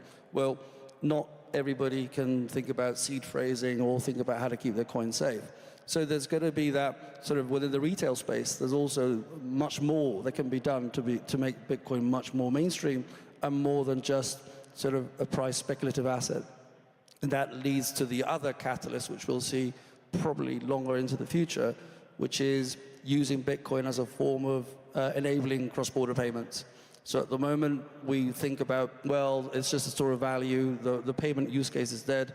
I don't think it is. I think you think about the internet and where the internet was in the 90s versus where it's now with streaming. HTTP is still the same protocol, but think about all the layer 2s and even 3s that were built on top of the internet. And I think that there's still a lot of innovation that can happen on the payment side, but that's probably for the next cycle or maybe even the one after that. Yeah, I think one thing we forget a bit is, 10 years ago, the discussion when we were coming here at the conference was, is Bitcoin a vaporware? Is it something that is actually serious? People were still debating if it's something that will even exist in a few years. So, something you have to remember is there's only 21 million Bitcoin, right? And so when you see all these companies creating treasuries with Bitcoin, when you see all these countries creating strategic reserve, not just the US, there are more and more starting to look into it. at some point there will be this effect where there is not that many Bitcoin, and therefore the interest will keep going. And I think if you look at the past 2 years, like we had so much development, the ETF, all this IRA and 401ks that can now get access to Bitcoin easily, all this brokerage account that can access Bitcoin easily. You also have all the spot platform being democratized more and more. And so right now it's not about a question of like, is Bitcoin going to exist? It's more a question of like, how much can you get and how much can you hedge your company or your personal finance against Bitcoin? Show of hands out there in the audience, how many of you guys were here at Bitcoin conference last year and saw my panel? Okay, thank you for coming out again. You guys will remember I was on stage with 2 of the members of this panel today. So I want to first give it to Johan and Dave. And last year we had a similar topic of retail versus Wall Street getting into Bitcoin. Since then, Bitcoin has exploded. So my question to you guys, I want to keep you guys honest. What have you done or what has been done to keep making sure retail has an edge in this big Wall Street accumulation in the last year? From you guys. Ensure that retail keeps their edge. Look, I think the reality is that, okay, so last year we were at a place where, Wall Street was largely still in a place where they weren't increasing adoption whatsoever. Clearly the regulation, both here in the US and with MiCA in Europe and other places around the world, have kind of changed that equation, and adoption is now on the move, largely because of that driver. I think, as far as like retail keeping their edge, we're still in a situation now where, for the most part, the institutions are going to, have access to and experiment with, work with a fraction of all of what crypto has to offer. I mean, it'll be Bitcoin only, it'll be potentially, borrowing, lending against Bitcoin and like a few narrow things, and not getting into the full set of services that a company like Kraken offers when you talk about 300 plus assets, staking across several dozen assets, derivatives, all these various different pieces that are already there available for individuals on kind of like a equal and open platform. So not to mention, we haven't even started with DeFi, which, certainly doesn't have, even regulation for the most part doesn't, resurrect barriers for individuals vis-a-vis institutions there. So I think there's a lot of things that just point to this is, there isn't going to be that dynamic that arises for crypto. Just given both the where we've been, the current starting point of where we are in this adoption cycle, and then again, the existence of, DeFi itself and decentralized finance. Johan, do you guys have a Wall Street OTC arm, or is it just pure retail? Currently, Robinhood is only pure retail. We do have an acquisition coming up of Bitstamp that we're supposed to close, and they do have an OTC desk. And we also announced the acquisition of WonderFi in Canada that also has an OTC desk. So it's definitely something we are looking at. And to answer your question on the advantage of retail, I think it's just the speed of execution. For most customers here in this room can learn about Bitcoin, can learn about how to get it. Compare that to an institution where you need to have 20 meetings at least to convince your treasury to start looking at Bitcoin. And then if you think about all the ETF, and at the end of the day, you don't really know the price of the underlying asset, right? Like when you buy on an ETF, and so most of these corporations that are using ETF for that have a disadvantage on retail. And I think the people that are curious and able to learn about Bitcoin, able to use platform like ours to buy Bitcoin, they can actually control everything. They can control the price, they can control the custody, they can transfer it out and keep it on their own wallet. They have a lot of advantage compared to the institution that have like regulation where they cannot even decide where to custody the assets. Seamus and Andrew, what are we missing? What happens to make sure retail keeps their edge in this next year?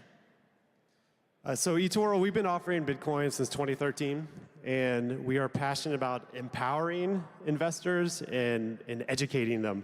And so something that we really press on is investor education. We have tons of courses, and we even started paying customers recently to take courses and take quizzes to learn about Bitcoin, learn about financial markets, learn about stocks, because we're that passionate about it. And we also have a whole social media platform within the same app where you can buy Bitcoin, crypto, stocks, ETFs, where investors can share ideas, look to each other for advice. Because all of us in this room, we get Bitcoin or passionate about it, but most of the people living their lives outside of this world, they're not as familiar with it. So we love being a platform where people can come and ask ideas, ask for advice. And I think just continuing to push into education and empowerment is going to be massive. And then like what I said before, these financial advisors from Wall Street are going to do a lot of free work for us in this community, educating their own customers along the way. For us, as we think about Bitcoin in the retail space, most people think about Bitcoin as something that you have on an exchange. We think of it, when you have your bank account at Zappa, you have a dollar bank account and you have a Bitcoin bank account. So we think of it as money. So if you think about what are the basic things that you expect when you open up a bank account, that your money is safe, you get an IBAN to send and receive money, you get a card to spend it, you get a savings account, some yield, and you can borrow. That's exactly what we have been trying to build over the last 4 or 5 years on the Bitcoin bank side, which is replicating that same experience with Bitcoin. So at Zappo, oldest custodian around since 2013, our infamous Swiss banker, Lightning, Bitcoin in and out, with stable coins added to it. You can spend Bitcoin with your card, you can earn yield on your Bitcoin, and you can borrow against it. So all of a sudden, having a bridge between traditional finance and this Bitcoin bank account just adds superpowers to your Bitcoin. You've got all these things that you can do with your Bitcoin in one place. And I think that today, if you want to do anything with your Bitcoin, it carries a lot of risk. You have to move your Bitcoin around, or you have to take it out of self-storage. So I think we design our product for it to be super simple to use so that anybody can use it. My asset test that I give to my UX designers is, could my mum use this? And she does. She actually does have a bank account at Zappa. So I think that's what I think is missing. It's like, how do we move from beyond trading and thinking about Bitcoin as money? I want to pose this next question to all of you, and it's something every single person watching this stream or out in the audience right now is wondering. Bitcoin price, just for fun, by next year. I want to start with Dave, because Dave, you're one of the guys last year on this panel that had the guts, in the depths of the price not moving, to say, by this summer, so this year, you thought Bitcoin would be at around $140,000. Has it played out like you thought? What's the first day of summer? It's, I think, June 22nd, something like that. We're going to get there. Yeah, look, it's interesting. I'm actually been like a believer in the 4-year cycle, for what it's worth. I mean, I got into crypto in the earlier part of 2013, so I've been through this whole bear bull thing, or bull bear thing a bunch of times now. For the most part, I've kind of like, become a believer of the 4-year cycle. For what it's worth, I do think each cycle, each of the 4-year cycles become more muted than the previous one. The highs are not as high, and the lows are not as low, and so on and so forth. And so I think that is going to continue, probably to the point to where the 4-year cycle kind of dissipates. And I think we're almost probably going to see that around now, for what it's worth. But yeah, look, over the next few months, over this summer, based on the activity that we're seeing, the positive developments on the regulatory side, pushing in, more businesses, institutions that adopt, I think, frankly, a lot of the exciting things that we're seeing on tokenized real-world assets, driving more interest and adoption. We're launching tokenized equities this coming month as well. And so I think there's just a huge number of things that point to kind of continued adoption and growth and excitement and so forth. And so this summer, yeah, I think we're headed for higher highs at this point in time over the next, handful of months and probably throughout the rest of the year. And to reset the question, by when we're all on stage next year, just for fun, how high do you think Bitcoin will have gotten to? All right, I'll jump in. When I face a tough question, I do 2 things. First, I ask my wife, And second, I asked ChatGPT. I will not say in which order I do that. And so I polled both of these sources of information. ChatGPT, when I did this prompt, said 142,000 by the next Bitcoin conference. When I asked my wife, she said 150,000. After almost 20 years of marriage, I've learned to never disagree with my wife, but I will on this. And I think it's going to be higher. I think it will be close to 200,000 by next year for the various factors that we talked about here today. Johan of Robinhood, I know you see the data, the on-chain data. What do you think? Well, I usually love this question because I started to mine 15 years ago when you didn't even need an ASIC to mine Bitcoin. You could just do it with your computer back in the days. And obviously, I'm still here working, so I made some bad decision around pricing estimation. But I think, at this point, I learned my lesson from these years, and my focus is really much more on the accumulation and making sure that I can get as much of the 21 million Bitcoin as possible, and then we'll see where the price goes. But Seamus? Well, let me start by saying I normally don't like to play the price prediction game because I always say my customers or tell my customers that Bitcoin is something that you should think about medium to long term. So don't obsess about the price, just hold it. But since you asked me the question, I think, look, this year we've still got some new all-time highs to see. Might hit 150, 200, somewhere in that range. But my fear for next year, though, is I think it might go lower. And I know that's not going to be a popular opinion. But the reason for that is, a bit to Dave's point about cycles, I think we all want Bitcoin to do well, but you can't rush Bitcoin. Bitcoin will take its time to do what it needs to do. And as the adoption picks up, the US is doing a huge effort right now to bring the industry here. That's going to be incredible, but it's going to take time. And I think that maybe next year people will sort of get a bit impatient and go, well, I'm not sure what's going to happen, so I might take some profit. And then that brings the price back down. So I don't think it'll be a spectacular crash, but I think we might be back into the 90s sort of this time next year. And I want to remind the audience, none of us know what the price will do tomorrow, let alone months from now. This is all for fun. Of course, there's on-chain data and fundamental news that give us clues. Thank you guys so much for joining us. My name's Austin of Altcoin Daily. We speak to an audience of over 3 million across all social platforms. I will leave it to these legends to give their final thoughts and then see us out on the floor. Well, again, we got a huge opportunity ahead of us, an amazing history. Let's all go change the world and build a better financial system, not just for us, but our kids and grandkids. And like the song earlier, don't stop believing.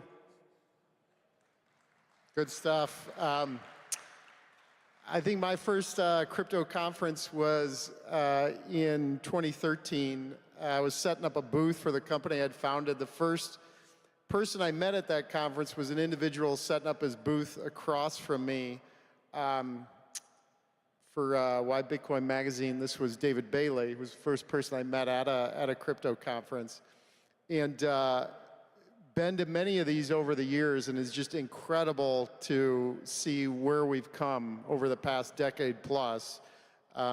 Frankly, while it was the aspiration to get to this place and to have this level of attention and adoption and spread the word on crypto, it's probably exceeded my expectations, which is awesome. I think we have a lot more to go. At Kraken, our mission is exactly this. We are in this to grow crypto adoption with the goal being to increase financial freedom for everyone across the world. And so let's keep it rolling.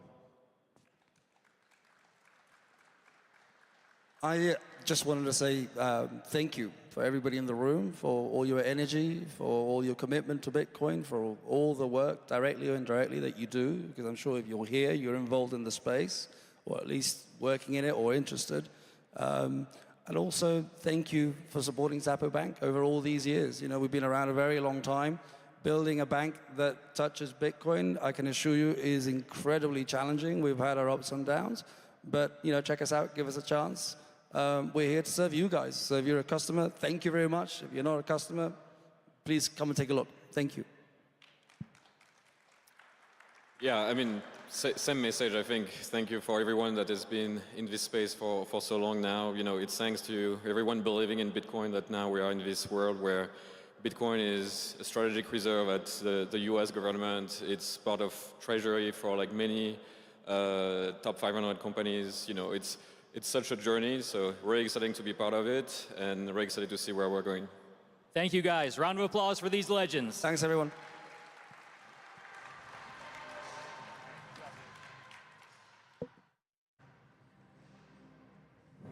Thank you so much for an incredible... Welcome back to the Bitcoin Magazine News Desk presented by Mara. I'm Frank Corver, the political correspondent here at Bitcoin Magazine, and I'm joined by none other than Paula Penley, lawyer at Nelson Mullins, who represents Bitcoin miners. Very important work. Paula, please tell us a little bit about the work that you do. Yeah, absolutely. So I'm a trial attorney by trade, and I represent Bitcoin miners, publicly traded miners like Mara, and litigation that they face, any kind of contract disputes, any kind of environmental claims, just kind of runs the gamut. We're a full-service law firm. But yes, I've been in the Bitcoin world since about 2021, and then just made some of those connections, learned about mining, and they've come to me for some of their litigation needs. Okay, so litigation, we were talking off camera a little bit about litigation around maybe Bitcoin mining and the environment. So you were saying that the narrative isn't really changing. Maybe some of us here are familiar with the idea that Bitcoin mining might actually be the thing that catalyzes more sustainable energy, but that's not necessarily the narrative in the mainstream media. Absolutely and not. there's so please talk a little bit about what that's like, if you don't mind. Sure. So you have people that are very anti-Bitcoin, just the anti the industry, and it's really a lot of fear mongering, unfortunately. And so, like even the Skull of Satoshi that's here, right? Greenpeace designed that to provoke, and it did. But if you look back, like the legal reality of the art is that the claims, the environmental claims that they levy against miners don't hold up to legal scrutiny. And so we are really, the branding of being anti-Bitcoin is definitely still there. So we're facing claims from Environmental Justice, which is like a branch that used to be of the Sierra Club, and you have the Greenpeace, and they're still very anti-Bitcoin. But the point, what they're doing though, is they're shaping the narrative and the public perception by increasing the fear from people who don't understand mining, and they make these claims that, you know, and it's too energy and like the housing price. Oh yeah, and the housing prices in the area have gone down if a mining's there, or the energy bills have gone up, or people are having headaches and the water's contaminated. But none of that holds up to any legal scrutiny. Like, you know, they can have a slogan, but you actually in court, when we're trying cases, you actually have to have evidence to support any of these claims. And so they just haven't been able to do it quite yet. So we are aggressively trying to change that narrative for the miners. See, when I hear this, and I hear someone like you talk about this, I feel like you're one of the most important people here, really doing this amazing work to make America a place where Bitcoin mining is welcome, and we see a decent amount of the hash rate come here. What is it that needs to change? What is it about the psychology of these institutions that makes them feel that Bitcoin is evil and not potentially a force for good when it comes to renewable energy? It's just something they don't understand it. If you go on Google right now, say you're in Texas, which is where I'm from, and I'm based out of Dallas, and if you're in Texas and you Google mining, it's nothing but negative press that you see. So say you're new to Bitcoin and you've heard about it in the news, it's being adopted, you have an administration now that's you know, it's been very positive and the momentum's kind of changed. So if you're truly interested in it, all of a sudden you pop on the internet to learn something, you're not seeing any positive press, it's only negative press. So we have to face it. In the litigation world, we are facing the court of public opinion and changing that narrative, putting out the real benefits of Bitcoin mining. And then in the courtroom, we're able to really pull back, and that's a whole other topic where, you know, they make all these claims in the public and social media, in the news, on newspapers. But then on the other side of it, when you actually look at the complaint in court, they don't make those claims because they wouldn't hold up in court. So they make different claims, and they bring what's called, it's a statute called an associate standing. And so you bring in an associate, and you don't have actually people bringing the lawsuit, you have community groups bringing the lawsuit.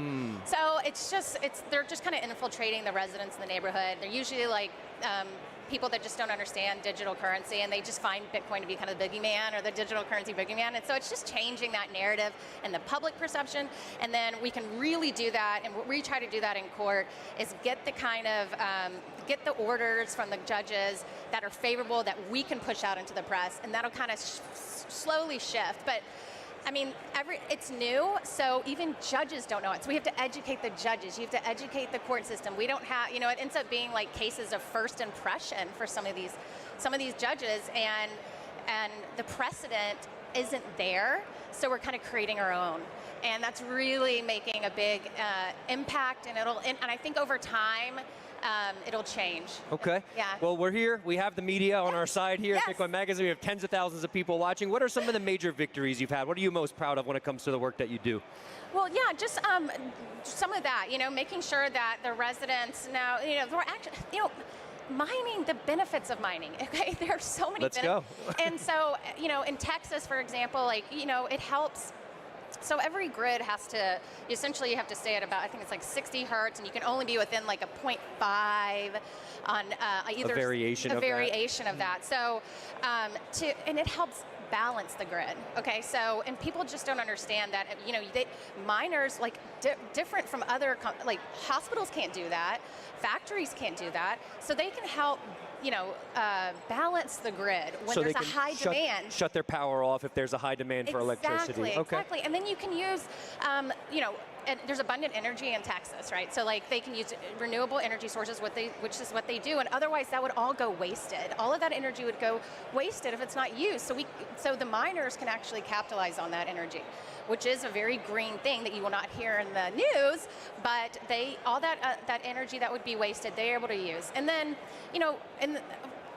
if when the gas is flared, that's methane out into they're able to capture that and use that. And so there's all these green initiatives that just don't get told, that story doesn't get told. So that's part of what we try to tell when we're actually in court, in front of a jury, and in front of a judge. Okay, and just for context there, so Mara, I know there's one company they're trying to do work, I think it's even in, not only with flared gas, but in dumps where there's methane emissions that come up. And for those that don't know, what is methane, like 80 times more potent than CO2? Can you talk a little bit about what does that mean to take methane, to turn that into energy? How does that process work, actually? Oh gosh, that's a little above my Two above your pay grade. But essentially, we're taking this waste gas, right? They're turning that into energy, right, and then it's coming back out as what, CO2, a less potent waste gas. So essentially, we're reducing the greenhouse effect. Yeah, and I'll give a shout out to Daniel Batten, actually. He's like an energy researcher, environmental research, and he's great at putting out the rebuttal, the other side of the story. And he's part of Mara's, I think he's on the board. So he's excellent to kind of explain the real technical side of it. Yeah, shout out to Daniel Batten and the work he's doing, and also a shout out to you, Paula. Thank you for the work that you're doing. We're about to head back to the Nakamoto stage. Keep it with us. We'll be right back after this.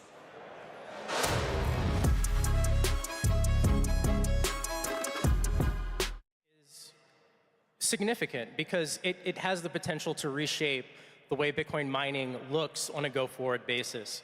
And so to jump right into it, are there any synergies that exist between HPC and Bitcoin mining, or are these two strategies just fundamentally different? Let's start with you, Jason. I would love to hear your thoughts on this. Yeah, I think there's one primary underlying synergy, and that is both industries require large amounts of power. And wherever you can source a large amount of power, you have the opportunity to create substantial value. And what we have seen is, what we are doing is using Bitcoin mining as a tool to bring more power capacity forward that can then be used in other sectors such as AI HPC. We have a 1 gigawatt facility, as an example, 60 miles outside of Dallas, Texas. We started that facility 3 years ago when there wasn't a ton of tremendous value to that facility for anything besides Bitcoin mining. That facility got off the ground, and now we are looking to use the remaining capacity for building out a series of data centers. So I think these two business lines work together very harmoniously. And I think what we are going to see is companies such as all of ours using Bitcoin mining to bring more power capacity forward and doing a combination of both Bitcoin mining and data centers, or eventually transitioning the site to all data centers. At the end of the day, the valuable and rare commodity is access to power, and both of these industries, I think, monetize that better than anything else out there. I love that. Harris, anything to add there? Yeah, I think Jason covered the commonalities very well. Let me go over some of the differences. And so starting with Bitcoin mining can be placed almost anywhere, and it's much more sensitive to the cost of power. Whereas HPC, it's much more sensitive to the location. You need it in a location where you can get fairly significant talent to work there. You need high bandwidth fiber, and you need a much larger footprint than a Bitcoin mine can accept. Footprints for HPC now are 100 megawatts and above, usually much larger, whereas for a Bitcoin mine, you can profitably mine it with a much smaller footprint. So there are some significant differences that way. Of course, there's very significant differences beyond that in terms of infrastructure costs and the business models for the two, but I think we could get into that later. Awesome. And Nazar, would love to hear from you as well. You guys fairly recently announced an awesome partnership with Core42. I'd love if you could sort of walk us through what that sort of partnership looks like in sort of your guys' experience as you've built out infrastructure on the HPC side of things. Yeah, in December of 24, we announced a deal with Core42, which is a subsidiary of G42. They were in the news a couple weeks ago with the big announcement in Abu Dhabi. They're building a cloud business here in the United States. They chose our site as kind of their first site and their largest deployment outside of Abu Dhabi. And part of what they were looking for, right, is kind of the execution of taking a site and actually delivering an AI data center. And part of it is the things that people talk about a lot, which is the design, the construction. But there's another component of it that I think often gets overlooked, and that's just the financing side of it. You know, how we finance these assets is different than most of us here have been financing our business historically. There is a significant credit component associated with it that is a deeper and larger market of credit available for that type of a product than was for any of us on the Bitcoin mining side. And so it was our ability to kind of outline for them the process in which we could both fund it, raise the capital, construct it, operate it, and then also have a roadmap for further growth. And as Harris just mentioned, each megawatt that we're building is roughly $7 to $8 million of CapEx. On the Bitcoin mining side, you know, just for context, we spend $400,000 to $500,000 per megawatt. So it's just a step change difference in the capital cost. And so when you talk about a 100 or 200 megawatt deployment, you're talking about, you know, a couple $1 billion of total CapEx that is excluding the hardware. And so that, therefore, that capital component becomes an important part of the execution as well. Yeah. One of the things that I love that you touched on there is sort of talking about the capital component and the difference with HPC and how that differs with respect to Bitcoin mining. I'd love if you could touch on sort of the opportunity that endeavoring into HPC might present from a cost of capital perspective. And having this new sort of business line that has more stable, predictable forms of cash flow, does that help at all from, you know, that cost of capital standpoint with respect to how you might be able to finance and grow your mining operation? How do you think about that? I mean, all of us have accessed the capital markets consistently for, you know, past 4 or 5 plus years. And so the tools that we've used have been different. You know, so I would say, you know, capital has been available. Again, capital is one of those things that you get as much of it as you can when it's available because it's not always available. And so that's true for any industry, kind of any form of capital. But I think in this space, given the absolute sums that you're talking about, again, when you talk about 100 megawatts or 200 megawatts, this is literally a couple $1 billion of total capital.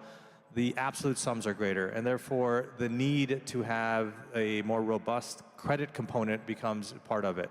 And so within that, you know, if you look at where we think, you know, we launched a financing a couple weeks ago. We're in the market for a $300 million financing off the back of the two buildings we're delivering to Core42. You know, we think we're going to price somewhere between, you know, kind of SOFR plus 400 to 500, and that'll be a fixed kind of return. Over time, you know, data center operators are closer to 200 over, and so we think, you know, there's probably a premium embedded in folks like us entering that market, which we think over time will kind of come down. But if you think about just 70, 80, 90% of your capital structure coming in at, you know, some spread of to 300 to 400 basis points over SOFR, that's a very different kind of cost of capital than we've been recognizing historically. And so I think your question is, hey, will that help us further scale our Bitcoin mining operations? And I think so, right? I mean, I think there's a possibility when you start to value these companies, generally people look at us and say you should be high single-digit, low double-digit multiple in terms of your business. Whereas, these data center operators sometimes get valued at 20 to 25 times. So there's definitely a gap there, right? So there's just a valuation gap, one. And then second, there's that cost of capital. So to the extent that we can get a meaningful portion of the capital raising at a couple hundred basis points over SOFR, that's very different than the instruments that historically we've been using. Awesome. And so, Harris, I have sort of a question for you. How do you think about sort of capital allocation? Bitdeer is a vertically integrated business. It's pursuing HPC. You're also building out the seal miner machine, and you're also doing self-mining. So I'm kind of curious how you think about capital allocation across all of these different business lines. And I'm also curious to hear how all of these sort of come together and play a role strategically for the company. So, yeah, I think that's a good question. And it really begs the question of why is a Bitcoin company really getting into HPC? And it really is about the cost of capital for us. In life and in business, you should really focus on where you have the best advantage, where you have your passion or your talent or your expertise. And for us, for Bitdeer, in our DNA is really making ASICs and Bitcoin. We've been in it as long as anybody in the business, and we're really good at it. So how do we lower the cost of capital for that part of the business so we can accelerate that, accelerate our ASIC business, our Bitcoin mining business? And part of that answer lies in, well, of course, being a public company, and two, having a portion of our power allocated to high-performance computing and AI. Because of the multiple that you can get on EBITDA that's generated from that, the goal here is to have a complement, something that's almost exactly the opposite in revenue terms and stability of what Bitcoin mining is. Bitcoin mining has tremendous volatility. It's difficult to predict what the profitability will be a year, 2 years, or certainly after the next halving cycles. But for HPC, at least if you're in the real estate side, if you're building a turnkey data center and leasing it out to a hyperscaler, you can get a 15-year lease from a counterparty that's extremely stable, very low credit risk, and have an underlying revenue and profitability that has a much higher multiple on it than the same amount of profit from Bitcoin mining. And that allows you to access more capital at a lower cost and really put that into where you have strategic advantage. And in our case, that strategic advantage is in making mining rigs and Bitcoin mining. So that's sort of our strategy around this. It is about cost of capital and about lowering our cost of capital so we can focus it on where we have the strongest play going forward. Awesome. And so, Jason, I'm going to direct this question towards you to start. So I'm really curious to hear how you think about sort of the opportunity cost of a megawatt. You guys at Riot have talked about potentially exploring HPC sort of uses for the 600 remaining megawatts at Corsicana. And I'm curious to hear how you think about, from a planning and strategy perspective, potentially managing the risk of Bitcoin breaking out to, say, 150K or 200K, and we observe sort of this window of a significant improvement in mining economics. How do you sort of manage the flexibility or adaptability of your power capacity to be able to make sure that you don't miss that opportunity? Well, I don't believe we are at risk of missing out on that no matter what we do with our power capacity as a result of the treasury strategy that we've employed for several years. Riot has been holding Bitcoin on its balance sheet since its very early years in 2017 going into 2018. And today we hold over 20,000 or nearly 20,000 Bitcoin rather, $2 billion, a pretty good chunk of change at the current Bitcoin price. So I think we're very well positioned to get the upside from Bitcoin no matter what. But from a megawatt allocation basis, I mean, the foundation of our strategy is building a portfolio of power assets. We've continued to have that thesis validated by acquiring undesirable surplus power assets that over time become more desirable. And we'll continue to do that, and we'll look at the attributes of those megawatts of that site and determine what are the value maximizing uses. What is the value maximizing end use of that power? Is it using Bitcoin mining because it is undesirable for normal data centers at that time? Or is that site valuable enough that we can build out a data center platform and get all the benefits that Harris and Nazar were talking about, the higher multiple, the predictable cash flow, the blue chip counterparties? That's a tremendous value creation opportunity for us. And we are able to do that because of Bitcoin mining and because of Bitcoin. And we remain very well exposed to Bitcoin as a result of the treasury and our existing mining operations that we have. Love that. Harris or Nazar, any additional thoughts on that? Yeah, I think an important point that Jason raised is generally it's easier to move data than it is to move power. And so if you think about Bitcoin mining, it's the largest decentralized computational network in the world. You can mine Bitcoin in any corner of the earth, and it shows up, and it's an asset. And you can't move power from any corner of the earth to any other corner of the earth. And so generally, I think a lot of us are playing this general theme that at the intersection of power and data, it's always going to be easier to move data than it is power. Love that. Harris, any thoughts? Or Yeah, so I think power is not equal everywhere, right? Our 600 megawatts in Bhutan is great for Bitcoin mining, and at the present time, probably not great for AI. So over time, that could certainly change. Whereas our sites in Ohio or Texas are similar size to Bhutan, but probably a lot more appropriate for AI. So I think the location of the power is at least as important as the size of the power and whether you allocate it towards HPC or to Bitcoin. Yeah, I think I'd sum up everything that we're saying is Bitcoin miners are uniquely positioned to be long power, like other industries aren't able to do. Totally agree there. And so I want to pivot a little bit, and I'd love to get each of your guys' thoughts on sort of some of the hybrid sort of data center, I'll call it models that different groups have talked about. So is it possible for high performance computing infrastructure and Bitcoin mining sort of infrastructure to live under the same roof? Or are the requirements to ultimately support that infrastructure so fundamentally different that they really should be separated? And the last piece that I want to add on to that are advancements with things like hydro cooling, making it a little bit more feasible for a hybrid sort of data center model to make sense. Let's start with you, Jason. Sure, I'll take the first part of your question.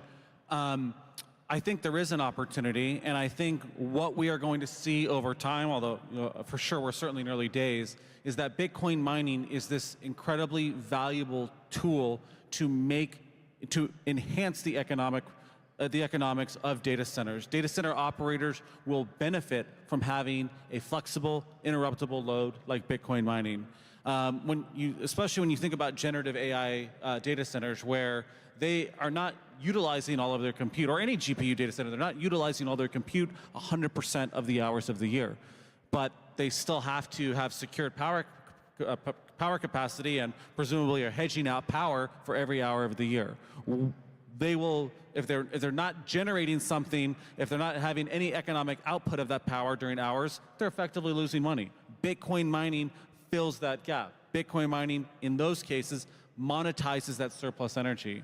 And this folds into our broader longer-term theory at Riot that you're going to find Bitcoin mining in every component of energy systems and grids all over the world because it is a tool like none other that can monetize that excess power.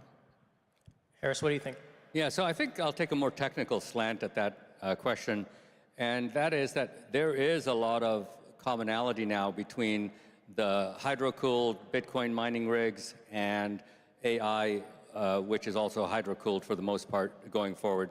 So I think there's more commonality in the infrastructure going forward than there has been in the past or even now. And another thing, I think we can probably safely say that going forward, AI data centers will not require, or will require less of the 99.99% uptime and complete backup capability, because it's one thing to have backup capability for a 50 megawatt or 100 megawatt data center. It becomes increasingly difficult as you get to a 500 megawatt data center to fire up 500 megawatts of diesel for backup. So I think just for practical reasons, and I'm not saying they're doing this now, but going forward in the coming years, I believe that the AI data centers will come a little bit towards Bitcoin in terms of how they operate, a little bit, not too much. And then, of course, Bitcoin has been moving towards sort of traditional high-powered computing models by using hydrocooling. So that gap is closing. Right now, the gap is huge, but I think it will close partially over the next, say, several years. Nazar, any quick thoughts? Yeah, just when you asked the question, can they live under the same roof? I don't think they can live under the same roof, but they are complementary loads. And so if you look at the grid in general, there's a huge demand that's out there that people are worried at how they're going to meet this upcoming big demand.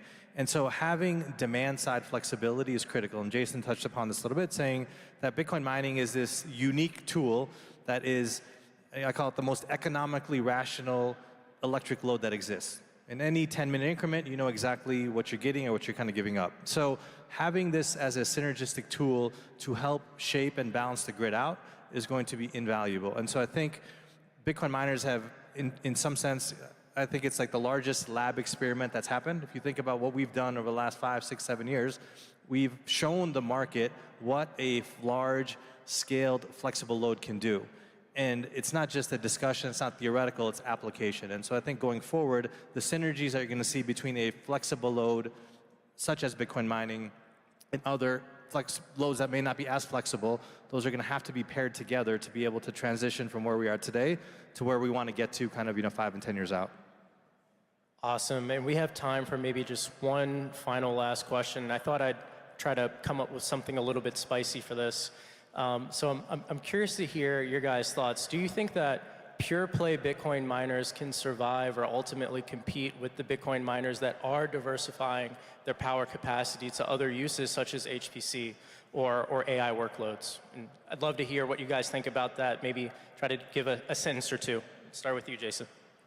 Yeah, I think there's room for both types of businesses. I think you have different investor profiles and you have different assets that you can work on. So I think both will continue to exist, but I think with those with large quantities of power, the opportunities with AI HPC data centers are just going to be too much to ignore. Yeah, I agree. I think there's room for pure play mining and mining that's associated with power generation or utilities. I think over time, we will see more mining associated with companies that do power generation or utilities. I think it's a natural fit for them. And if we do our job right as BitDeer, it should become easier and easier to have mining rigs as part of your infrastructure.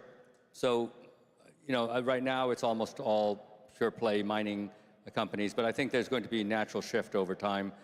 Both will exist, but I think there will be more mining among utility and power generation companies. And Nazar, do you want to quickly finish? We're all ice cream, we're different flavors. And so fundamentally, we're taking power, converting in some way. So pick your flavor. Some people like different flavors. We're all just different flavors of ice cream. We'll all survive. Awesome. Well, that's all we have. I want to give a big thanks to all of our panelists. It was an amazing discussion. Thank you all for joining, and enjoy the rest of the conference.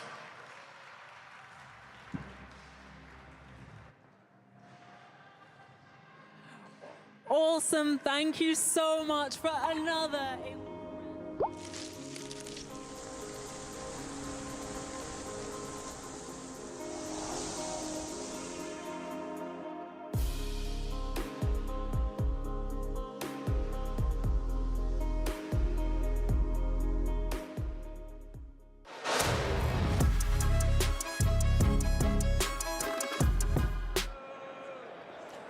Welcome back to the Bitcoin Magazine News Desk presented by Mara. I'm Frank Corver, the political correspondent for Bitcoin Magazine, and I'm joined by none other than Dom Bay, firefighter and Bitcoiner, a Bitcoiner who is running for a board seat for CalPERS, which is the largest public pension fund in the U.S. Dom, welcome. Please tell us a little bit about what you have going on. Yeah, so, been a firefighter for 16 years. Got a bunch of unions to learn about Bitcoin. They ended up getting involved. Some added it to the balance sheet and learned a ton about pensions through Bitcoin and prior.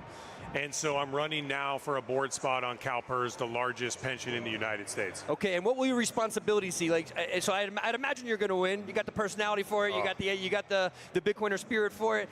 What will your responsibilities be in this position? Yeah, so the board has plenary authority over the pension, which means basically everything. What's most important and why I'm running, there is a fracture in the incentive structure on the investment side of CalPERS. Years of underperformance, multiple chief investment officers. They've had 4 different CIOs in 5 years.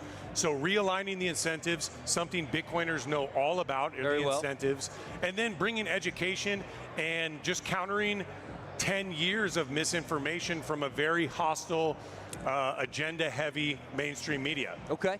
When it comes to education, what does that look like? Is it just sitting down with people one-on-one? Are you hosting meetings? What do those efforts look like? Yeah, so obviously, the pension can educate individuals. I have a nonprofit. We work with educating unions. The main thing to breaking the misinformation is meeting people where they are. People have seen the headlines. All the viewers at home have seen the headlines. Person loses seed phrase. Bitcoin collapses and the price drops. Criminals use Bitcoin. How do you, neutralize those and go, okay, assume those are true. Let's still learn about this thing. Can you put $1 of Bitcoin in self-custody and see what it does, what it feels like? Can you learn what they're doing at USC or UCLA and why they have a Bitcoin club? That starts to chip away at that misinformation, and so that's a cornerstone of everything I've ever done in the Bitcoin space. Amazing. Do you actually give people that hands-on experience? I find that that's really one of the most powerful things, right? When people think about assets, they see their Fidelity or their Charles Schwab thing and they look at their portfolio, but Bitcoin is a different experience, right? We have to learn how to hold those private keys. We understand that it's a much different, it's almost a bodily experience that we have to learn. There's an excitement that comes with it. There's a responsibility. Do you go through that with people? 100%. I always say, do not pass self-custody, do not pass go. Bitcoin's greatest features are its most simple features. The fact that I can hold access to Bitcoin in my own custody, not need permission from a bank, and I can carry it with me, but yet I'm not carrying the asset, I'm carrying the access to the asset. That's groundbreaking. We don't have to do more than that. Yeah. The fact that I can send Bitcoin peer-to-peer without permission. Appreciate that. Sorry, I just got news that we actually have to go back to the Nakamoto stage. Dom, thank you for all that. We really appreciate it. We're heading back to here now from Irene Gao from Bitmain with a special announcement. Keep it live. We're here at Bitcoin 2025. We'll be right back at the live desk after this. Thanks, Frank.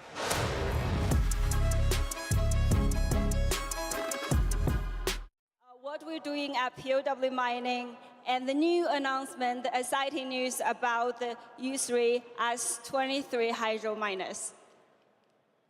So we are founded in 2013. We're headquartered in Singapore, and we also have global operations for the strategic purpose to support our clients locally.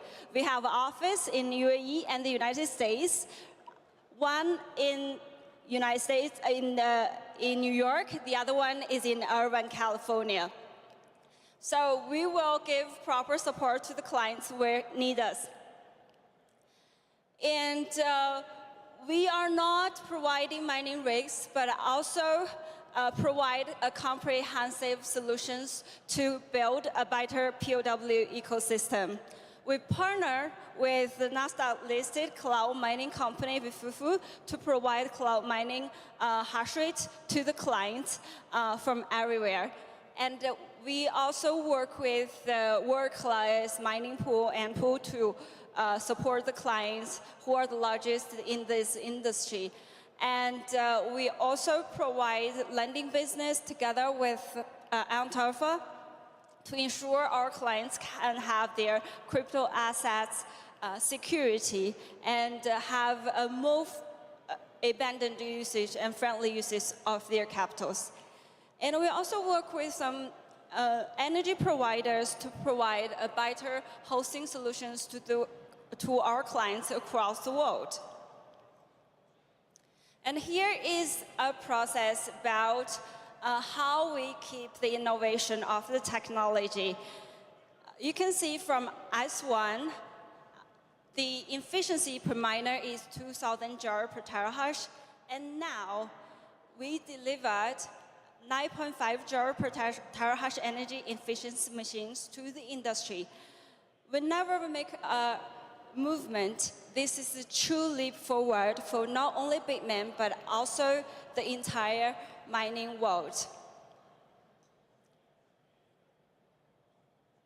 So today, we're very excited to be here and successfully launch the latest server SaaS product, U3 S23 Hydro. It reached a new peak of hash rate, 1,160 terahash per unit, with the energy efficiency at 9.5 joule per terahash. What does it mean? It means it's the most efficient miners in the world. The efficiency have 27% increased, and the hash rate density just doubled. It means you can use less to produce more. You can consume less energies, you can have better economies, you use less space, but have a higher hash rate density. This is a truly game changer to the mining world. We're not only produce the most efficient miners, but we also want to have a smarter project. So this is a unique project that the first time to have the new business been introduced to crypto. That's because the miner can be compatible to the AI data centers. You can actually have a workload converge of both business and have a double benefit through it. Additionally, our clients can use the heat generated from their large-scale mining data centers to channeling to no matter residential use or the greenhouse operations to have a byproduct benefit through it. And everybody knows the hydro cooling products will give you the lowest operational cost, and you don't need a lot of maintenance on it, but have really good efficiency and performance. And we know that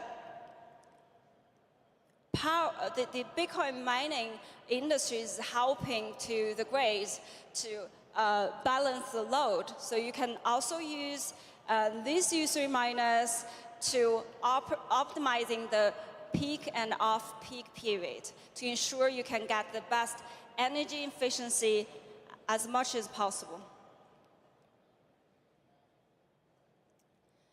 And except of the U3 miners, we also provide all-in-one solutions. When we talk about the deployment, we want it as easy as possible, as fast as possible. That's why we introduced these containerized solutions. With the intelligent PDU on it, you can have a real-time monitoring of your performance of the miners and have a remote control of it. And as it's a modular design, it's very easy and independent operate and easier maintenance. It means you can easily deploy it where the power is. You don't have to build the transmission lines, or even it can be run behind the meter. So those rapid deployments enable you to have those projects being set up in days instead of months.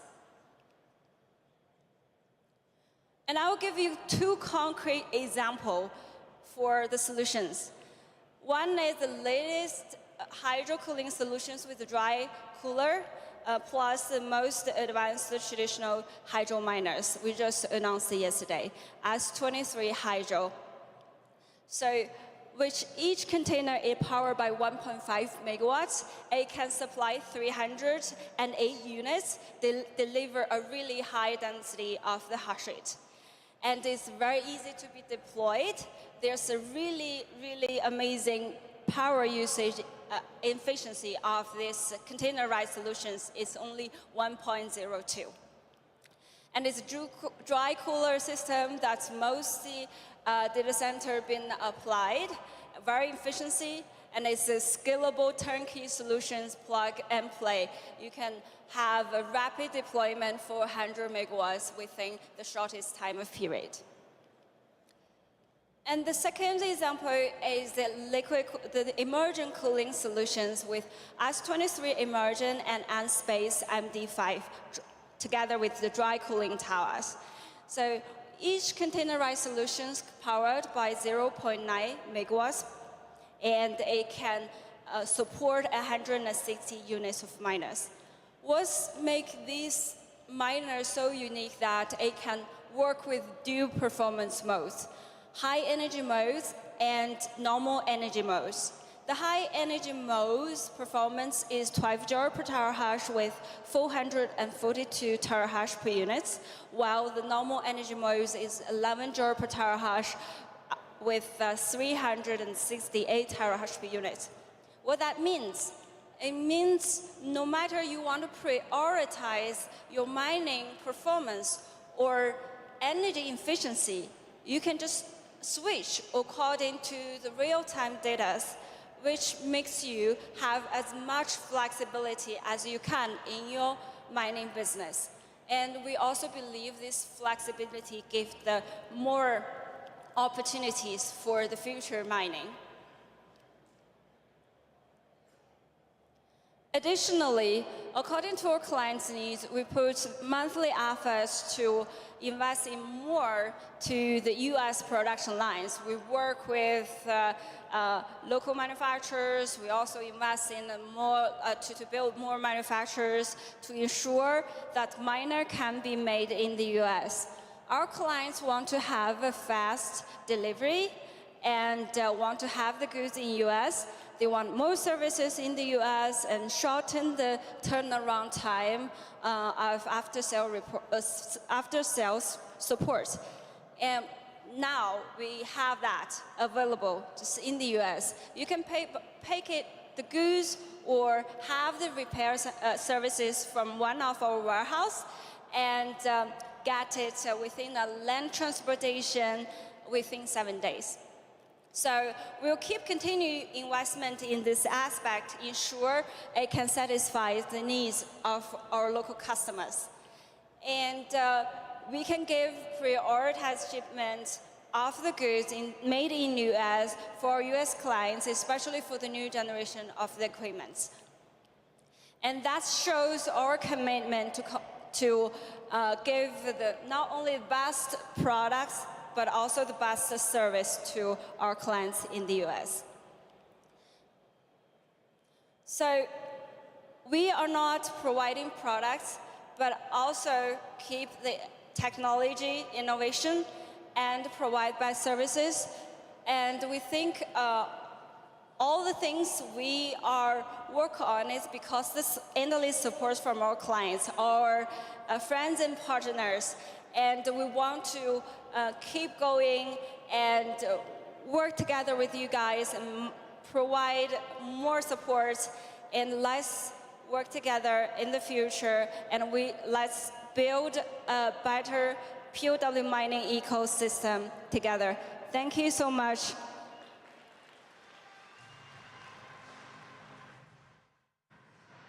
Thank you so much, Irene. Mining truly is such a key part of our industry, and having more mining here in America always sounds incredible.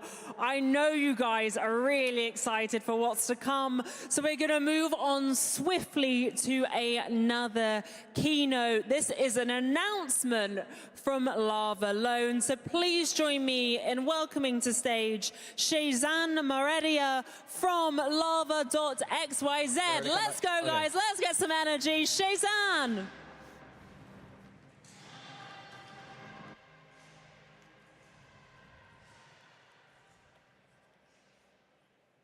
Hey everyone, my name is Shazan Moredia, and I'm the founder of Lava.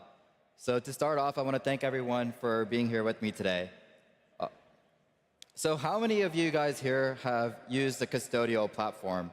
FTX, BlockFi, raise your hand. BlockFi, Mt. Gox, Celsius, Voyager. Seems like basically everyone here. Well, in just the last few years, these custodial platforms have lost more than $100 billion of customer funds. And one of the main reasons people resort to custodial platforms is to borrow against their Bitcoin, which makes sense. Because Bitcoin is the greatest appreciating asset of all time. If you can avoid having to sell it, why wouldn't you? And people borrow for all sorts of reasons, to buy a house, to buy a car, to fund a vacation, or other day-to-day expenses. But what if you could borrow without giving up self-custody? Today, I'm announcing Lava Loans, the first non-custodial way to borrow against Bitcoin. Lava is the first loan product where you can verify in real time and on-chain that your collateral is not being rehypothecated. Our team of cryptography researchers have spent years embedding the logic for a loan into a smart contract, a Bitcoin smart contract, so that when you borrow, no one can trade your Bitcoin and you can verify it. With Lava, you get cryptographic proof, not just legal or reputational assurances that your collateral is safe. And not only is Lava the most secure way to borrow against your Bitcoin, it's the easiest way to borrow against your Bitcoin. Lava is already global, it's permissionless, it takes you have to answer just 2 questions, and you can get a loan within seconds. And at any time, you can open the app and view your Bitcoin on-chain and make sure that it is safe and secure.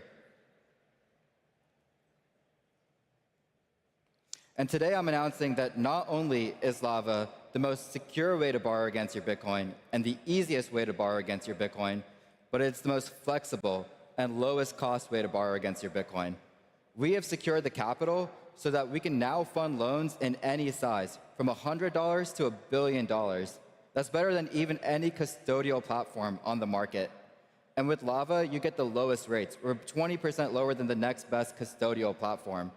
And for everyone out here in the audience today, for the next 24 hours, we're running a promo, so you can borrow at 12 months for less than 10%. This is better than any other platform on the market, full stop.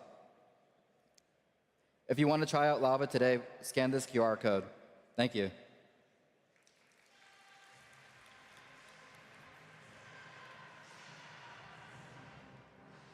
Amazing. Thank you, Lava Loans and Zan.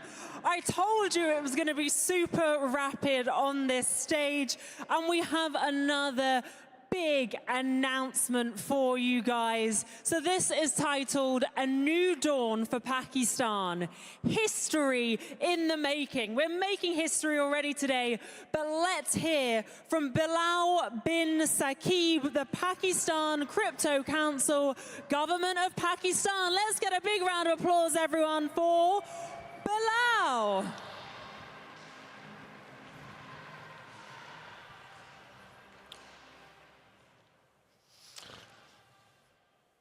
Good afternoon, Bitcoin Vegas. It's an absolute pleasure to be here. It's an honor for me to represent my country as the Minister for Crypto and Blockchain.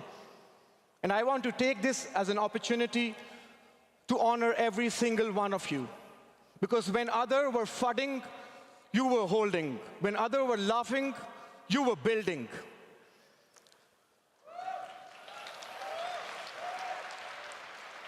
You have essentially helped save this movement, and now the world is catching on. We are entering into a new era, an era where the power is going from the very few towards the masses. An era where from closed operations now we are looking at open rails. An era where we were too nervous to ask for permission, but now we can talk about possibilities. I want to take this as an opportunity to also congratulate the United States of America for always being at the forefront of innovation and for embracing bold ideas. I also want to congratulate and recognize President Trump for not just being a great peace builder who recently de-escalated a war situation in our region, but essentially as the president who saved crypto. He didn't just save crypto, he gave crypto the movement that it requires.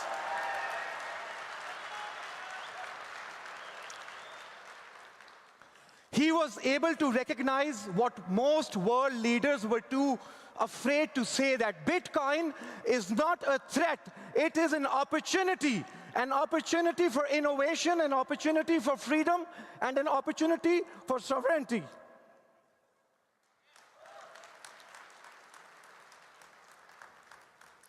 And today, on those premises, I bring you a message from Pakistan, a country which is oftenly misrepresented, people don't see it from the right lens. People see it from the lens of conflict, but our contributions are mostly overlooked. So let me introduce you to Pakistan from a lens of crypto. We are the 5th most populous country on earth, 230 to 250 million people, 70% under the age of 30. The median age of the country is 23.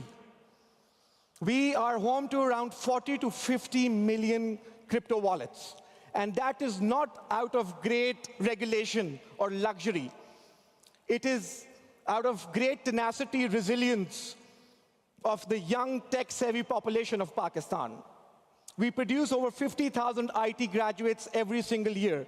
And our youth is tech-savvy, they are online, they are on-chain, and they are unstoppable. They do not wait for permission, they are building.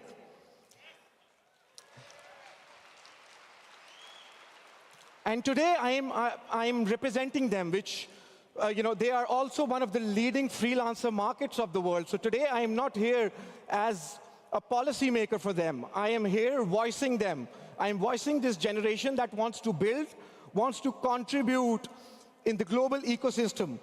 They want Pakistan to be innovative, just like the USA, and want Pakistan to be globally connected. And today marks a very important and remarkable day in that journey of Pakistan. Today is a very historic day because today I will announce that the Pakistani government is setting up their own government-led Bitcoin strategic reserve.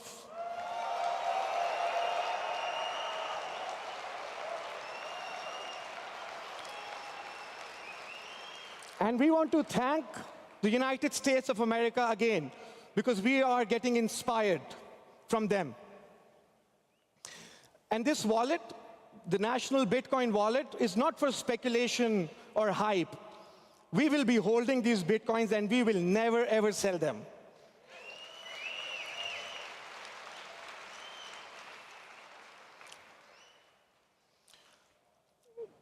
Pakistan is a great case study when it comes to blockchain.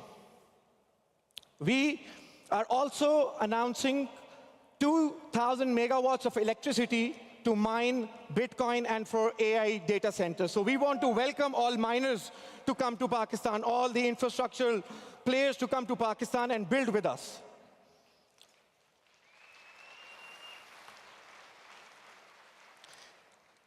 And this is just the beginning, because we have over 100 million unbanked people. They lack tools for saving, for investment. And we want to change that. We want them to break their economic classes, and I really believe that crypto and blockchain can help us take that quantum leap. We receive over $36 billion in remittances. That's a beautiful case for stablecoins. So we are looking at the Genius Act very carefully. We want to tokenize our illiquid assets. We want to do digital IDs. We want to create a public infrastructure to increase government efficiency. So Pakistan is really forward-looking at all of this tech. And there's something that is very close to my heart, is that Pakistan and Bitcoin has suffered from bad PR. We were looked at it being dangerous, risky, and unstable. But that is not the case. once we look beyond these headlines, we can see a lot of potential, resources, and talent. So Pakistan is looking for allies. Pakistan is looking for access because Pakistan wants to build. And hence why I think that today could be that remarkable day where Pakistan is seen from a different lens. It is not seen from a lens of fear. It is seen from a lens of possibility, of innovation, of building. So let today be the day where it's not just a new dawn for Pakistan, but for the whole world, where Pakistan can become that case study for emerging markets, where we can then help the belt from Morocco to Malaysia and all the other emerging economies in the South on how they should adopt digital assets framework. So let today be remembered that Pakistan is open for innovation, and we look forward to welcoming you all. Thank you.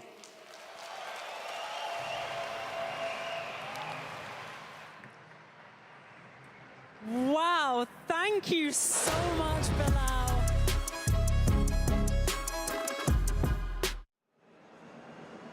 Welcome back to the Bitcoin Magazine News Desk presented by Mara. I'm Frank Corver, the political correspondent for Bitcoin Magazine, and I'm joined by Matt Cole, CEO of Strive Asset Management. Matt, it's a pleasure to have you here with us. Thanks for having me, man. Yeah, pleasure's all ours. We want to talk a little bit about what you guys have going on. I know Strive just raised a lot of money. We have a Bitcoin treasury company. You had a cool announcement today. Please fill us in on what's happening. Yeah, so a couple weeks ago, we announced that Strive is going to be a Bitcoin treasury company. We announced a reverse merger with the publicly traded company asset entities. And then just 2 weeks later, we announced a massive raise. So $750 million plus the potential for an additional $750 through warrants. So potentially $1.5 billion. And the whole idea here is you have to start a Bitcoin war chest. We also talked a little bit about how we're different. So we're going to deploy all of the known beta strategies that we think are great. I mean, massive fan of what Strategy's done, what Metaplanet's doing, all these innovators in the space. We're an asset manager, so my background is driving alpha strategies, and I think there's an ability for innovation in this space. So we actually have a real differentiator in that we have a handful of multi-strategy alpha strategies to outperform Bitcoin, regardless of if Bitcoin is going up or down. So it's going to be doing both. It's not an and, it's a both, and I think there is a lot of room for innovation in this space, and you know, we're pushing other companies to adopt Bitcoin as well. Yeah, I think speaking to what you were just saying, people say these treasury companies, the volatility is a feature, not a bug when it comes to the treasury companies, right? Could play the market either way if that's the case, yeah? Yeah, so the other thing too, I think there was an announcement about Meta today. Did something happen with Meta? What was that? Yeah, it wasn't even an announcement. So we put a proposal for Meta to put Bitcoin on their balance sheet.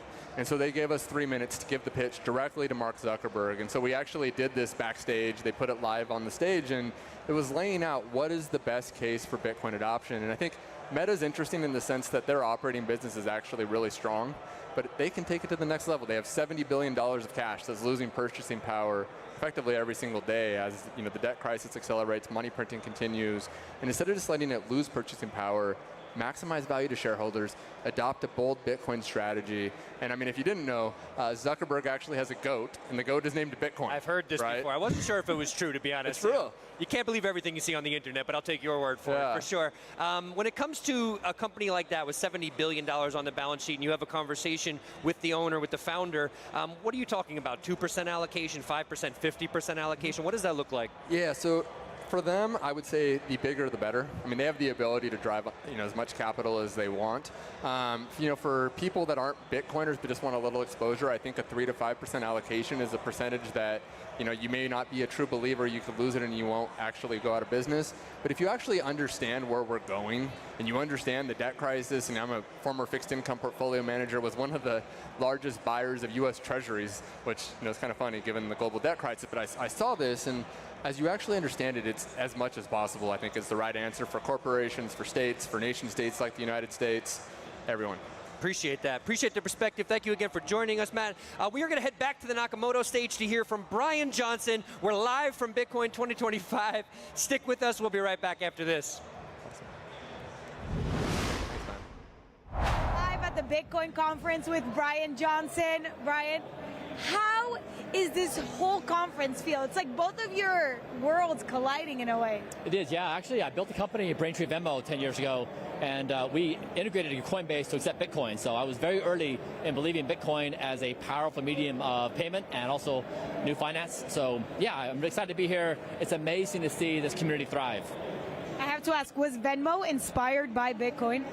No, it was just trying to solve a very practical question. How do you move money between people in a seamless way? And then Bitcoin answered the question in a more elegant fashion. This is your first official Bitcoin conference. What's your main takeaway? That everybody needs to get more sleep.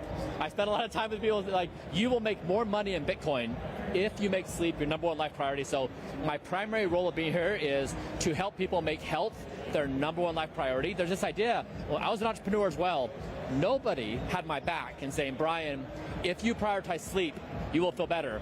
If you prioritize sleep, you may not be as depressed as you are.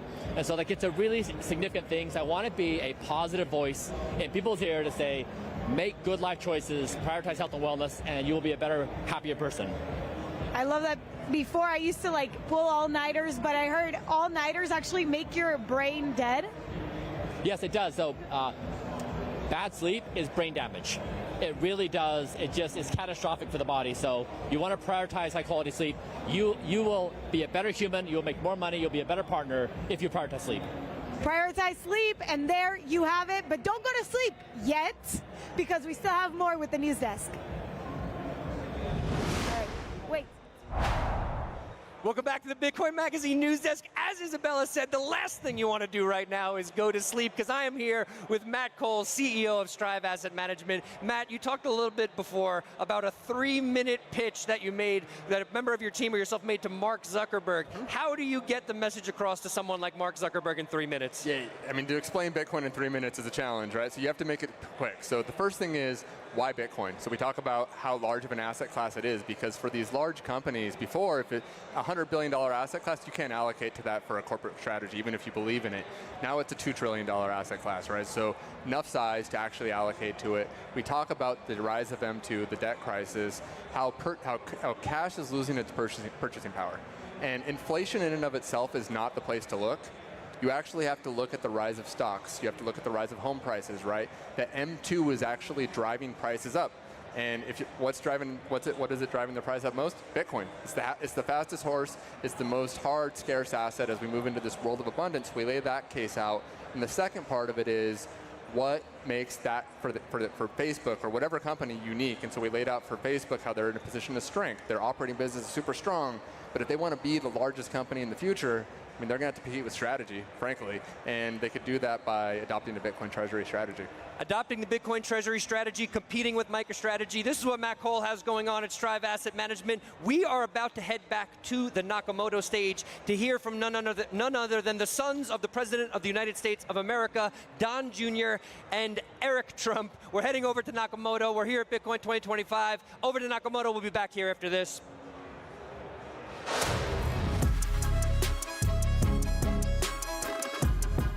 Continue to accelerate, to do things that no one ever thought that we could do.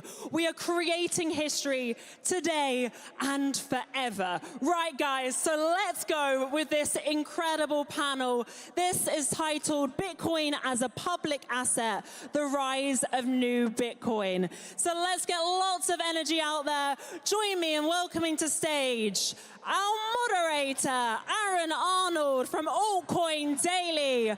We have Eric Trump. Let's get a roar, everyone. We have Donald Trump Jr. We have Mike Ho from American Bitcoin. And we have Matt Prusak from American Bitcoin. Let's go. This is an incredible panel. Enjoy, everyone. All right. Let them hear it, guys.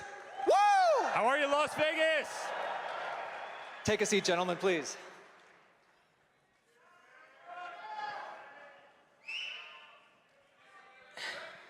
It is amazing to be on stage with these legends. Guys, promises made, promises kept. How does it feel to be building a Bitcoin company in a Bitcoin-friendly country? Woo! Well, Las Vegas, we love you to death. We absolutely love you to death. Our family loves you. Hey guys, we're bringing Bitcoin to America, and America is going to win the crypto revolution. That much I can tell you right now. We finally have a competent president in the White House. And we have a president who loves this industry and is behind this industry 100%. Hey guys, I'm telling you, we as a family could not be more excited about this, and amazing things to come with this group of people on stage right now.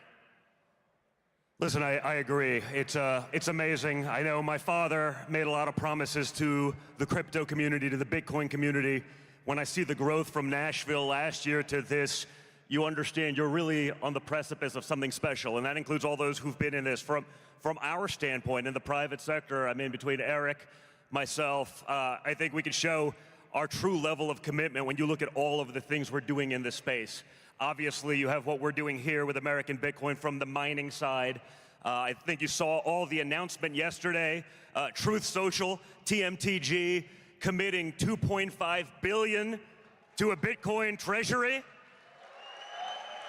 And then, you know, the trifecta of crypto, you have what we're doing with World Liberty and USD1 from a DeFi platform. And so, you know, we didn't just talk about the sound bites. We're actually executing on all of the things, and we're very long crypto. I mean, it's a huge part of everything that we do right now. And, you know, so my name is Aaron Arnold. I've millions of followers online at Altcoin Daily. Of course, you know the Trump brothers. I want to, and guys, anytime at any point, feel free to jump in, and we're all going to have a conversation. I want to get to know these two guys right now, the leaders of American Bitcoin, the Trump's mining company.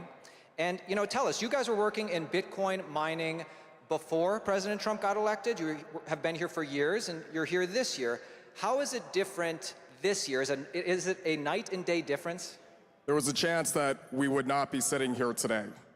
The previous administration and their anti-crypto rhetoric, the proposed bills, the proposed 30% excise tax to miners, we wouldn't be sitting here today. We could be an orange for Bitcoin, but it'd be an orange jumpsuit based on some of the ways they were prosecuting these things, right? Absolutely. Slightly different kind of orange, not exactly for me. And on that point, now you have regulators hosting roundtables with the industry leaders, working hand in hand in charting a path forward. I'll give an example. I'll give an analogy.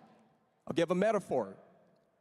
Before, if you wanted to get from point A to point B, and you knew the path was littered with landmines, but you didn't know where they were. And when you find out, it's too late. That's enforcement with lawsuits. Now imagine getting from A to B, but the regulators are there, side by side with detectors. You cross from A to B together while mapping out where the landmines are for everyone else to know how to get past safely for the next travelers. It's truly incredible to be making America the crypto capital of the world. I could not agree more. You could feel it, Mike, right? You could just feel in the air.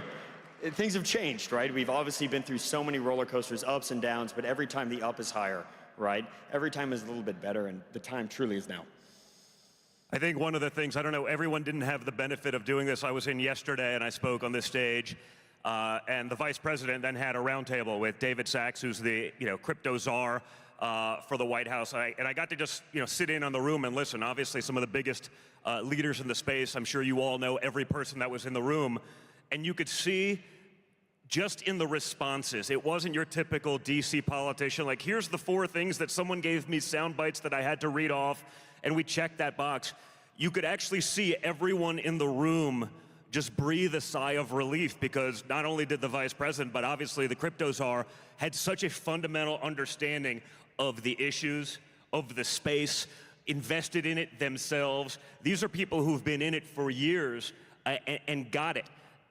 That's such a big deal, where in Washington, the people who are making these rules, hey, crypto's big, it's sexy, so we're gonna put the person who has the most tenure. They don't have to know anything about the space. They're gonna make trillion-dollar decisions that they know nothing about. You could see everyone in the room was like, oh, thank God, they get it. And I think that's gonna bode very well for the community. Let me getting called off? They're a violinist? Was that bad? Let me ask you guys this, because I've been talking to the tens of thousands of people watching the conference right now, and of course there's millions and millions watching at home, and it's very rare we get both Trump brothers to talk about crypto on the same stage. And this is something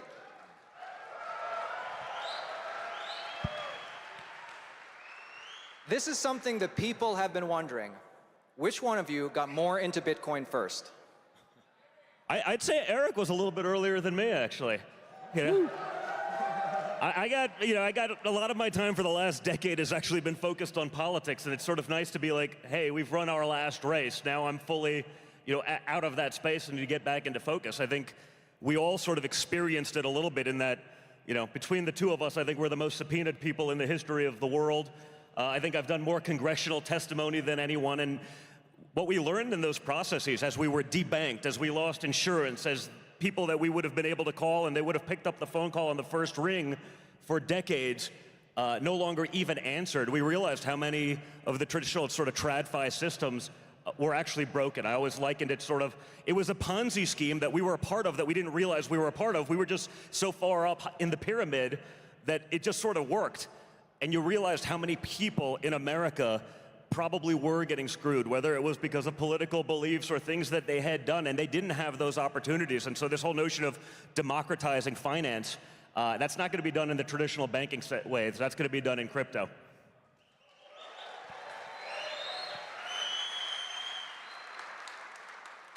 Every single person in here got those calls, right? I mean, Don and I were getting these on behalf of commercial buildings, on behalf of hard assets.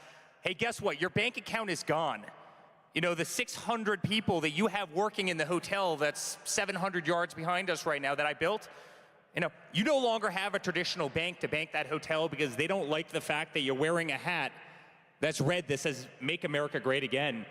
Guys, we probably would have never found crypto had it not been for the very same scumbags that were coming after all of you. I mean, how many people in here? I've heard the stories from everyone. How many people in here had Wells Fargo call them up and, you know what? I owned one Bitcoin, and because of that, they found out and they canceled my accounts. I mean, my accounts just stopped working. And guys, you realize how corrupt the system is. I mean, every single person this system was weaponized. Traditional finance was absolutely weaponized. And, I always say, the enemy of your enemy is often your friend. That's what happened between the Trump family and the crypto community. And I'm not sure if we would have won the same way. I think we would have won, but I'm not sure if we would have won in the same decisive manner had it not been for this incredible community that was by our side the entire time.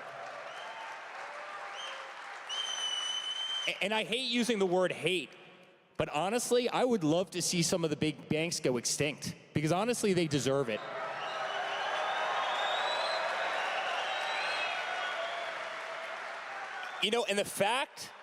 And the fact that they've been allowed to get away with murder for as long as they have is honestly kind of shocking.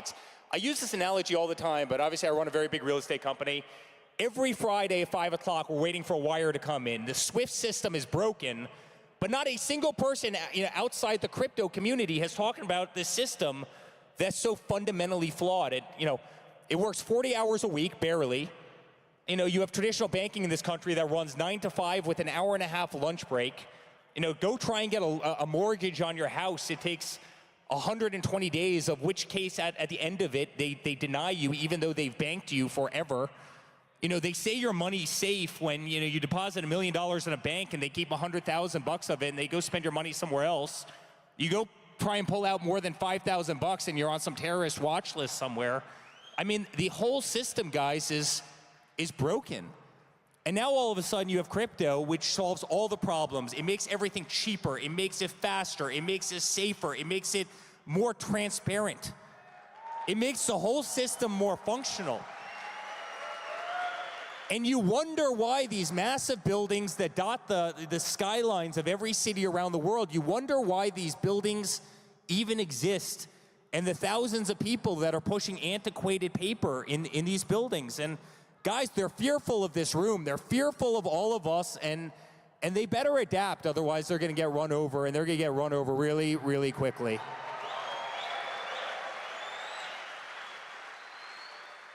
Let me ask the Trump brothers one more question, and the next ones I'm going to throw it to these guys over here, the American Bitcoin team. But like I said, I've been talking with everybody in the conference, and something that you revealed in Bitcoin Mina, Abu Dhabi, Eric, on your speech, is that you have known Michael Saylor, both of you, for 20 years.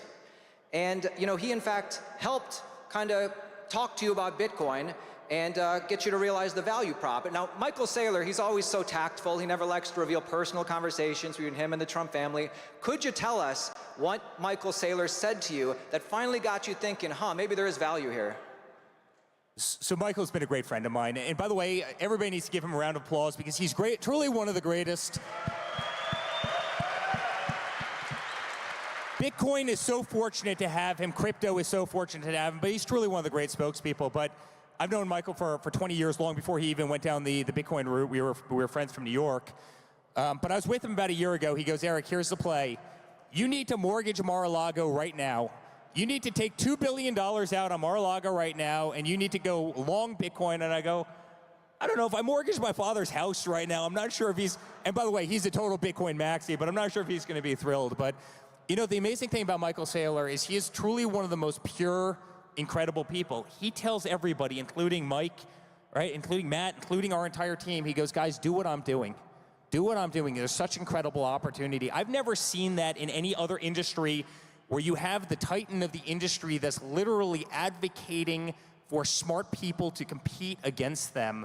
And that's how much Michael Saylor loves this industry. And I think all of us owe him a tremendous debt of gratitude because what he's done for all of us is tremendous.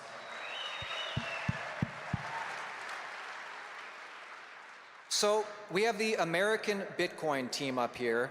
And, it's been about 2 months since the announcement of Hut 8, a Bitcoin mining company, joining up with the Trump's American data center. And explain to me what's going on, what's new since then, and what is like the business model. You're a little bit different from a normal mining company, correct? In that you're not just competing for the most hash rate ever, you're also competing for the most Bitcoin ever, kind of like a MicroStrategy. Well, to your first question, we've been busy stacking sats. Our mandate at American Bitcoin is simple. We want to increase the Bitcoin per share for our shareholders, and we do this through a variety of ways. I think I actually mined my first Bitcoin before I had my first legal drink. I've been in the space for some time. I've seen the industry evolve. I've seen it scale. I've seen it institutionalize. We're known to be one of the most efficient, lowest cost operators. We've been doing it for a very long time. So we see Bitcoin mining as just a foundational layer of being able to accumulate more accretive Bitcoin for our shareholders at a discount to what the market can buy Bitcoin for, a significant discount. And then there's a value in the volatility of the stock. Usually volatility carries a negative connotation, but in here, it's the volatility that allows us to raise very low-cost converts to even accelerate our accumulation of Bitcoin, but measure our success by increasing the Bitcoin per share for our shareholders. When you buy an ETF, it's always a ratio of 1. The value of Bitcoin will probably go up, but your ownership will always have a ratio of 1. At American Bitcoin, we're an actively managed company, and our aim, measure our success by increasing that static number year over year. What I would say is that, to Mike's point, we are looking for ways to accumulate as much Bitcoin as fast as possible, right? So we're running lean, we're stacking sats via our mining operations, we're going to stack sites with accumulation. How do we maximize that balance sheet? How do we make sure that we're a leader in the space? How do we create data centers here in the United States? How do we use energy here in the United States? What can we do to make sure that if there's hash rate globally, we're making sure that at the end of the day, we're making sure the US stays a category leader in Bitcoin mining and in Bitcoin accumulation? Guys, let's talk to the average American right now. I talk to millions of people every day on my channel, and what I hear a lot is, well, Bitcoin's already over 100K. I can't buy one whole Bitcoin anymore. I could buy maybe 0.1 Bitcoin or a fraction of a Bitcoin, but I don't know, it doesn't seem worth it. What would you tell to somebody that is saying, should I buy 0.1 Bitcoin? Is a fraction of 1 Bitcoin worth it?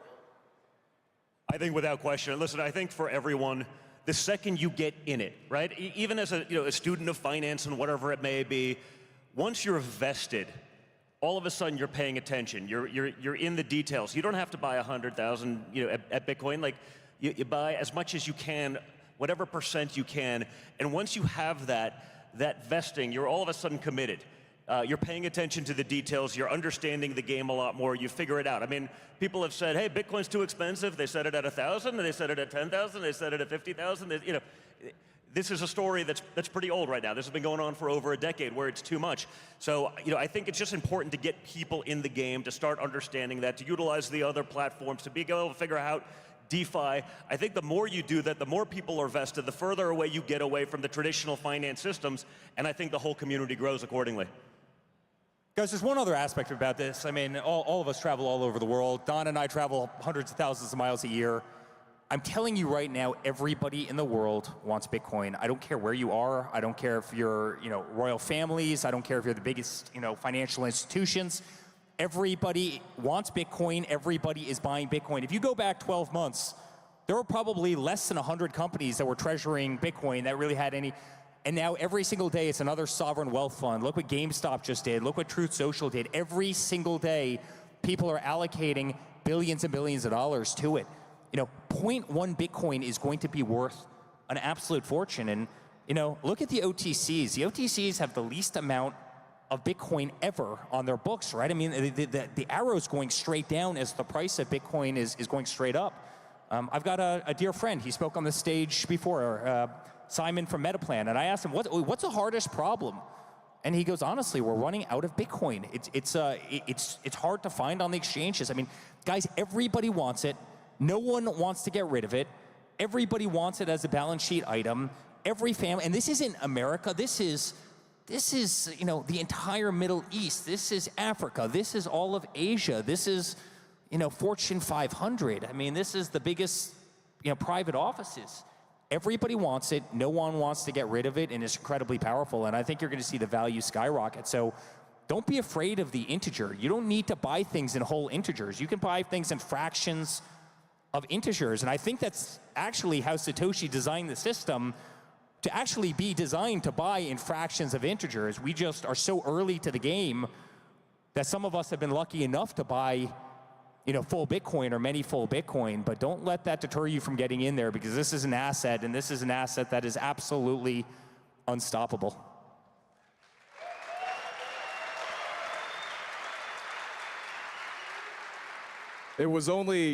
I think it was only a couple of weeks ago that marked the anniversary of the infamous pizza purchase, RIP. It wasn't that long ago that it took 10,000 Bitcoin to buy just 2 pizzas. 0.1 Bitcoin at that time would maybe equate to a crumb. 0.1 Bitcoin today is like 1,000 pizzas. Take that into perspective. 0.1 Bitcoin today, 1,000 pizzas. Tomorrow, someday in the future, a luxury car, a house, a plane. It's not about the ownership of Bitcoin. It's just the love for Bitcoin is so clearly growing and spreading across everyone. Just start accumulating. Just start accumulating once that 10 Satoshis, 100 Satoshis, it's never too late. Well, they agree, and that's worldwide, right? You just got to get off of zero, Mike, right? Just get off of zero. That's it.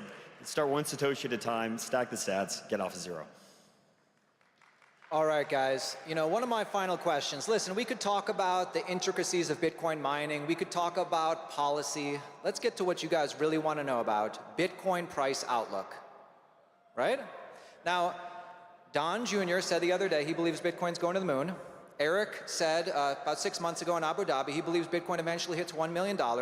Let's take it on a little bit of a smaller time frame. I want to make some headlines, guys. Let's think about 1 year from today when all of us are back on stage for Bitcoin 2026. And thinking about what we hope will happen by then, stablecoin bill will get passed, market structure bill will get passed, maybe if we're lucky, Bitcoin Act bill will get passed. Certainly the ETF adoption will have grown. Certainly sovereign wealth adoption will have grown. So 1 year from today, and I want to get answers from all of you, finish this sentence. Bitcoin clears at least this price by 2026. The moon. Really, the moon? Moon. All right. I think it clears 170,000. That's my prediction. Don, what do you think about that? 170. I was going to say between 175 and 150, somewhere in there. Okay. Well over 200,000. Right. No, guys, I think Bitcoin's in the six figures, and if we do things right, it's going to 7. Got to put that out there. And of course, none of this is financial advice. Got to hold these guys' feet to the fire to get an answer. But then besides price, like just, nothing to do with price, just as this industry is changing, and you guys are like 100% full in this industry now, and you guys have been for a while, like what are your predictions for how this industry does change, whether it has to do with, Bitcoin adoption, crypto adoption in the US specifically or around the world? What are you guys seeing? I think you're going to have an industry that, if you look at the maturity of this conference, it's unlike any that I've been to before. This is the most mature conference that I think has been held in crypto. And if you go back even a year, right, it's very different. You have an industry that for the first time has a lot of really beautiful voices, a lot of really strong voices. You have an industry that's self-policing itself. You have an industry that's trying to focus on hospitality and user experience. You never had that before in crypto, and those were all kind of hindrances of the industry. And so the maturity of what's taking place, and by the way, the antis can no longer deny what's happening out there. I mean, every single day you had CNBC that was shitting on all of us and everything that we believed in. Now all of a sudden they're embracing it for the first time. I mean, isn't that a really beautiful thing? You had Jim Cramer going out there and saying that Bitcoin was going to go to 0 before it was going to go to 200,000, and now all of a sudden... Inverse Cramer, baby. Inverse Cramer. Now all of a sudden they're kind of biting their tongues. And so I think the best days of this are ahead of us. There's no question we're in the dial-up mode right now. The next 10 years are going to be absolutely parabolic. And the people that get in on the ground floors, I think, are going to make an absolute, fortune. And I think I just, if I could quickly say, on behalf of this group, the ABTC group, it's not even just getting in at par. These guys, based on how good they buy energy, are literally mining Bitcoin at $40,000 a coin, $41,000 a coin. There's no commodity in the world. Gold, you go out and mine gold right now, you're pretty much buying, you're mining gold at par, and you're selling it using complicated options and things like that to make small little spreads. What commodity in the world can you mine at this kind of margins if you do it the right way, if you have the backbone that Hut 8 has, if you have the power grid, if you have the cheapest energy in the world, which we're doing in the United States, in the great state of Texas, which the Trump family absolutely loves. And so it's so cool. It's like, you're able to go out, physically build these buildings, physically mine, use American energy in America to grab, one of the greatest assets the universe has ever seen that's appreciating at 50 or 60% year over year, and acquire it for 30 cents, 40 cents on the dollar. To me, it's like the coolest business model ever, and I've never been more proud to be part of something than we are with these incredible guys. So, had a lot of fun. Consider these guys unbelievable friends, and sky's the limits for American Bitcoin. And then final thoughts. We Anybody? love you. Thanks, Eric. So, I would say a decade ago, the crypto community we were seen as the misfits. It wasn't mainstream cool. It wasn't. But now that rhetoric is completely flipped. It's completely flipped. Now we're on par with where the sentiment of gold was 50 to 100 years ago. It was everyone's dream to own a nugget, a gold bar. Crypto has so much room to run, so much room to go. Bitcoin today is only $2 trillion. There's, I think, $400 trillion in the world across asset classes. It doesn't take very much. It doesn't take very much. It is, and I have to say, there are no two better people than the brothers on the stage here to bridge worlds. From hard assets to strategic finance, from private markets to capital markets, and to have a common tongue with so many different groups of people, from traditional finance to the crypto community and to the general public that haven't orange pilled yet. We're so excited to be on this mission with you guys. Likewise, man. And we're excited to help, bring those people there. Like I said, I mean, relatively speaking, compared to the people in this room, we were late adapters, but we were pushed there out of necessity. We were pushed there because the conventional options were literally rugged from underneath us. And once we commit to something, though, we go all in. We are innovators. We're not just adapting this, we're adapting this out of necessity. And I think there's a lot of other people that perhaps don't have our platform or the ability to get it out there that way, that have been under those same pressures, and we're doing this for them. It is ridiculous that Bitcoin Conference only gave us 30 minutes for this panel. We need 30 minutes per person. But guys, this was it. Give a big round of applause for Matt, Mike, Eric, and Don. Thank you, guys. Thank you, Vegas. We love you. Let's go. Guys, let's stand up on the front of the stage for pictures. Let's stand up here for pictures.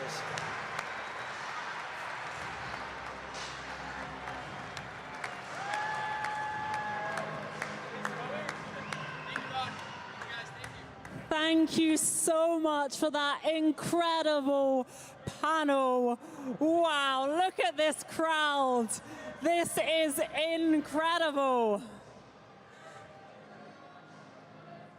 This excitement is insane. I know 30 minutes was not enough for this incredible panel.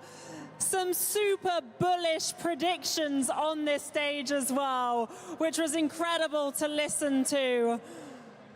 And thank you so much to this incredible crowd as well. I love this excitement. It's incredible. I've got my astronaut suit. We're going to the moon, guys. We are going. Let's go. Let's go. Thank you, gentlemen, so much. That was...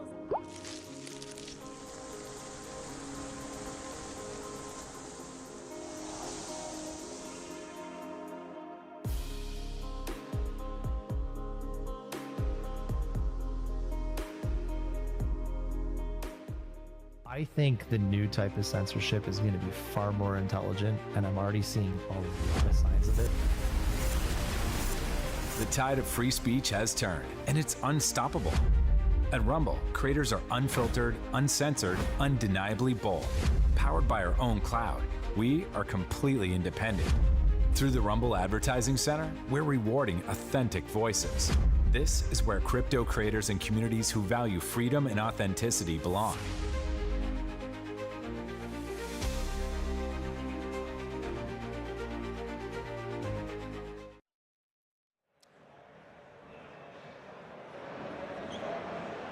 Welcome back to the Bitcoin Magazine News Desk presented by Mara. It's day one of the largest Bitcoin conference in history. You just heard a super bullish panel there with Eric Trump and Donald Trump Jr. talking about how Bitcoin is going to rip in price and go to the moon. The problem, they said, is that there's too much demand and not enough Bitcoin. I'll read a few quotes. Quote, the anti-Bitcoin can no longer deny what's happening. Quote, this is one of the greatest assets the world has ever seen. Here to break down everything you just saw, we're welcomed by two special guests. Dom Bay, founder of Proof of Workforce, and you know him from his panel earlier where he called on Meta. Yes, the Facebook product-owning giant. From Mark Zuckerberg, we have Matt Cole, CEO at Strive.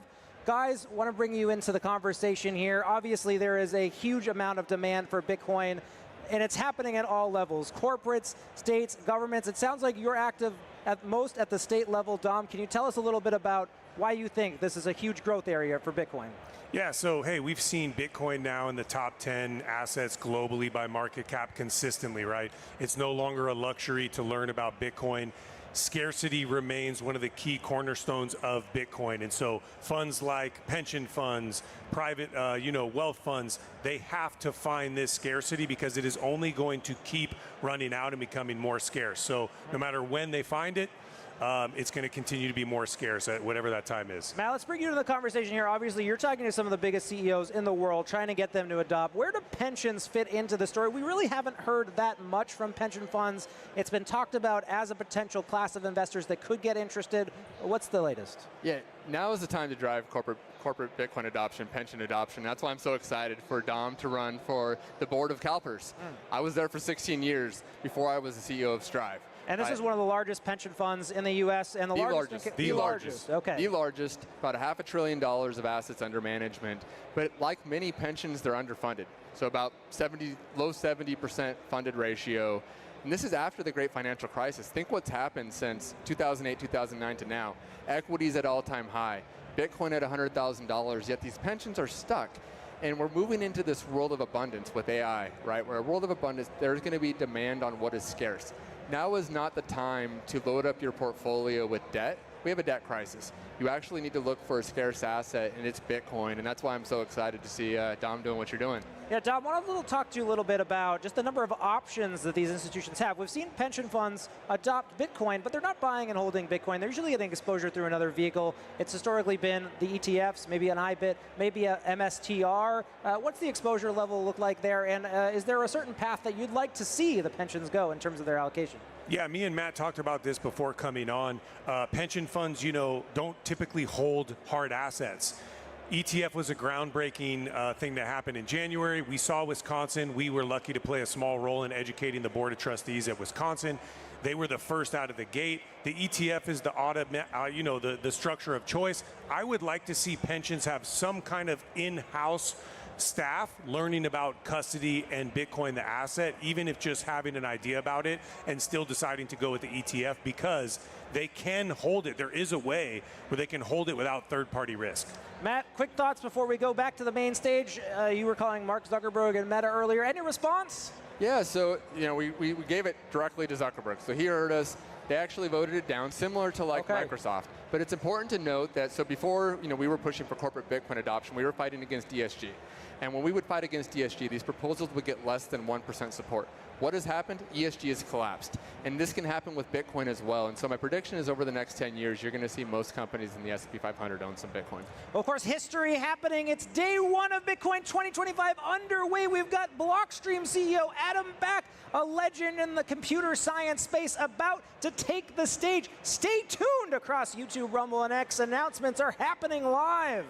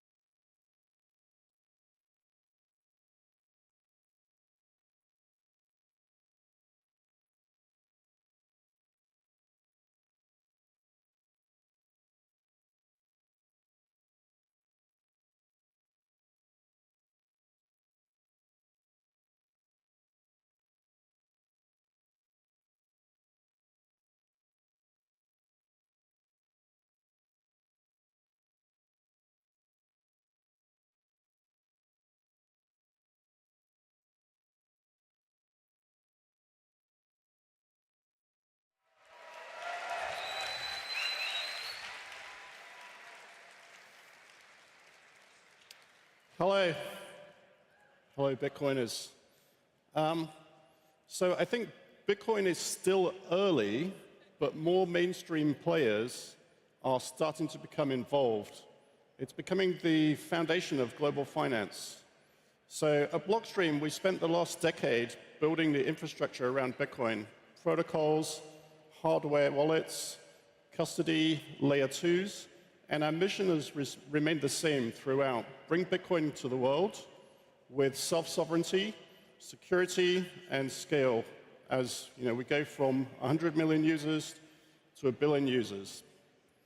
Today, we're taking the next step. We're announcing a new chapter for Blockstream organized around 3 core business units: Blockstream Consumer, Blockstream Enterprise, and Blockstream Asset Management, to provide services to different new sectors, the new people that are coming into Bitcoin.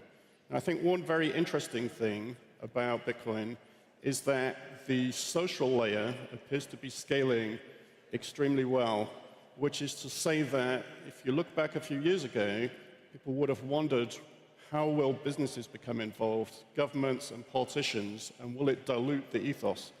But actually what seems to have happened is the opposite, which is that people in all layers of company management, politics, themselves have become orange-pilled. So you see phenomena like El Salvador, where the president was actually patient zero, bringing Bitcoin into the country.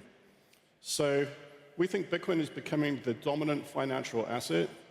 In 2009, one day after the Bitcoin network launched, a friend of mine, Hal Finney, made the projection that Bitcoin's addressable market, the monetary premium in assets globally, was $200 trillion. So today we are a lot closer to that situation.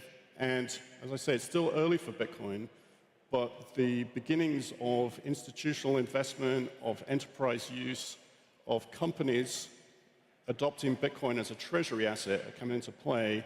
And at Blockstream, we're here to provide the infrastructure to enable that. So for consumers, we are simplifying self-custody and asset management, but keeping the power user features. For businesses, we're enabling asset issuance and transfers over Bitcoin-backed infrastructure. So if you think about Bitcoin as the internet for money and internet for assets generally, it's an open fabric for financial use cases.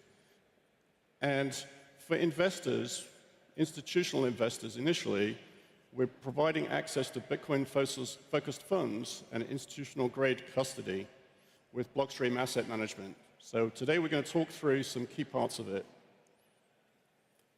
With Blockstream Consumer, our commitment is to the individual Bitcoiner and their self-sovereignty, not your keys, not your coins. So over the last decade, we've built many of the tools that make self-custody real. We're involved in the protocol level in all kinds of things, like the seed phrase standards, miniscript, PSBT. So all of those things are generally getting wider and wider adopted throughout the Bitcoin ecosystem. And we have our own building blocks within that interoperate with other Bitcoin providers. So with Jade and Green and Liquid, we're converging many of these things to work for the consumer, the enterprise, and in the longer term for financial institutions. So we're announcing today rebranding the Blockstream Green app as simply Blockstream, which will keep the ease of use, improve the onboarding, and enable more actions within the application to buy Bitcoin, stack regularly safe Bitcoin, and enable stablecoins and other use cases in there too. Blockstream Enterprise turns Bitcoin into infrastructure also. So with Liquid, powering next generation of financial markets, you can already see actually 3.3 billion of real-world assets. I think in terms of real-world assets, like assets that people are actively investing in, trading with, or acting as the settlement layer or the digital certificate or digital share certificate for different use cases globally. These are real uses with real organic demand, so there's no kind of wrapping of assets that are still in the same user's ownership. And we're bringing enterprise custody solutions to market as well to help with treasuries, asset managers, sovereign wealth funds, backed by robust APIs like FIX and SDA integrations. At Blockstream, we take a Bitcoin-first approach. Everything we build is designed to work with Bitcoin natively without adding complexity or unnecessary dependencies. Our focus is robustness, building infrastructure that lasts. It's a long time preference. You can see that we've been in market for 10 years with singular laser focus on Bitcoin. And we're creating a complete ecosystem so that every product connects, every layer reinforces the next, so that users, businesses, and investors can operate seamlessly on Bitcoin without fragmented solutions. If you are interested to learn more about what we've covered today, from the application architecture, enterprise custody, asset issuance, and even asset management, we're here to talk you through it. Our team is on site, including product leads, engineers, R&D team members, and indeed people from our new asset management division. So we're available to answer questions, run demos, and discuss use case. You can find us in the Expo booth 2121. Thank you very much.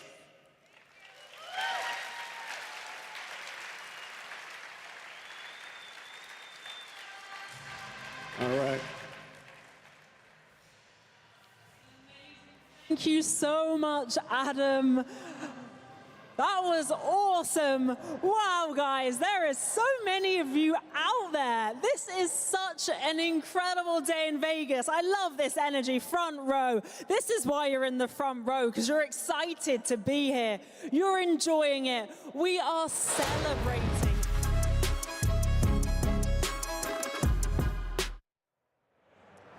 You just heard a special presentation from Dr. Adam Back. Welcome to the Bitcoin Magazine News Desk presented by Mara. Day one rolls on, but still so much more to come. You've seen GameStop buy Bitcoin. You've seen New York City announce the first ever Bitbond, and you've seen Pakistan launch a strategic Bitcoin reserve. Here to break it down, we've got another all-star panel. To my left, American Hodl. To his left, we have Aaron from Altcoin Daily, and to his left, Austin from Altcoin Daily. So we're going to bring the conversation back to what we were talking about before the cameras were rolling. How much Bitcoin is enough at the present moment? Talked about on stage in the fireside with Eric and Donald Trump.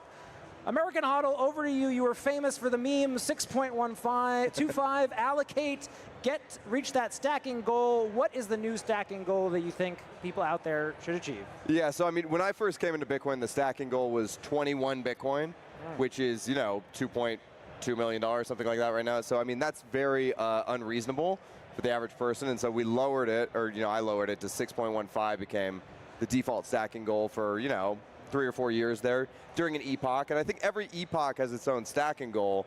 And I think right now the stacking goal is something still like 1 Bitcoin, because very shortly 1 Bitcoin is going to run away from you and you're not going to be able to get your hands on. Now, again, still, like, that's 6 figures, right? Like, that's a large amount of money for the average person. But I do think that the more we go on and the more Bitcoin becomes de-risked, the larger the goal gets in terms of fiat monetary value. Some more analysis to come. We're going to throw it over to the main stage for a special announcement breaking right now. MasterCard is on stage. We'll be right back.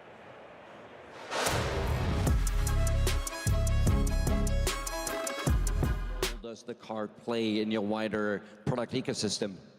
Yeah.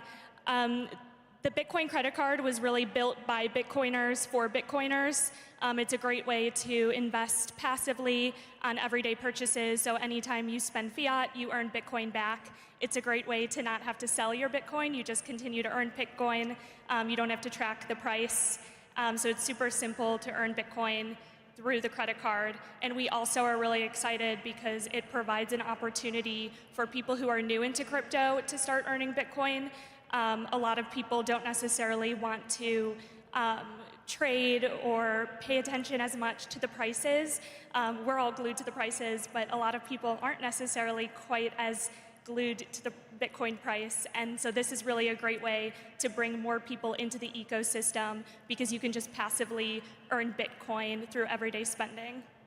And I really saw you out there in the front line giving out T-shirts, engaging with customers. And what's the feedback? Because we see a lot of crypto cards out there, right? Some let you spend crypto, and for those that want, I think that's very fair. That's utility. But what do your users say? What's the feedback you get from the crowd? Yeah, the feedback has been really positive overall, and we've loved to see people posting their rewards on X. So if you do have the card and you want to share your rewards over time, we love to see it. And there's a stat, I think it's 176% growth in rewards over the last year of people who have earned Bitcoin back on their credit card. So really impressive growth over time, and we have had really positive feedback so far. And if anybody gets the card, you can go to Gemini.com/card and let us know what you think. Very cool. And I understand I don't have to be an existing customer to get the card, right? Yes, you can sign up for Gemini and apply for the card right away.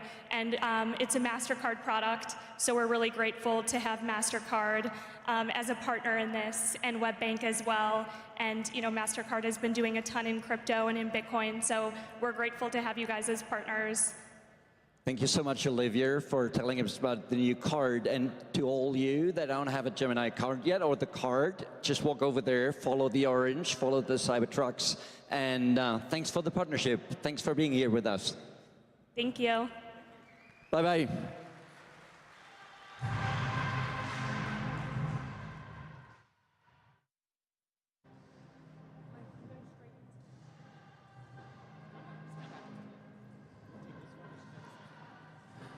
Amazing. Thank you so much, Olivia and Christian.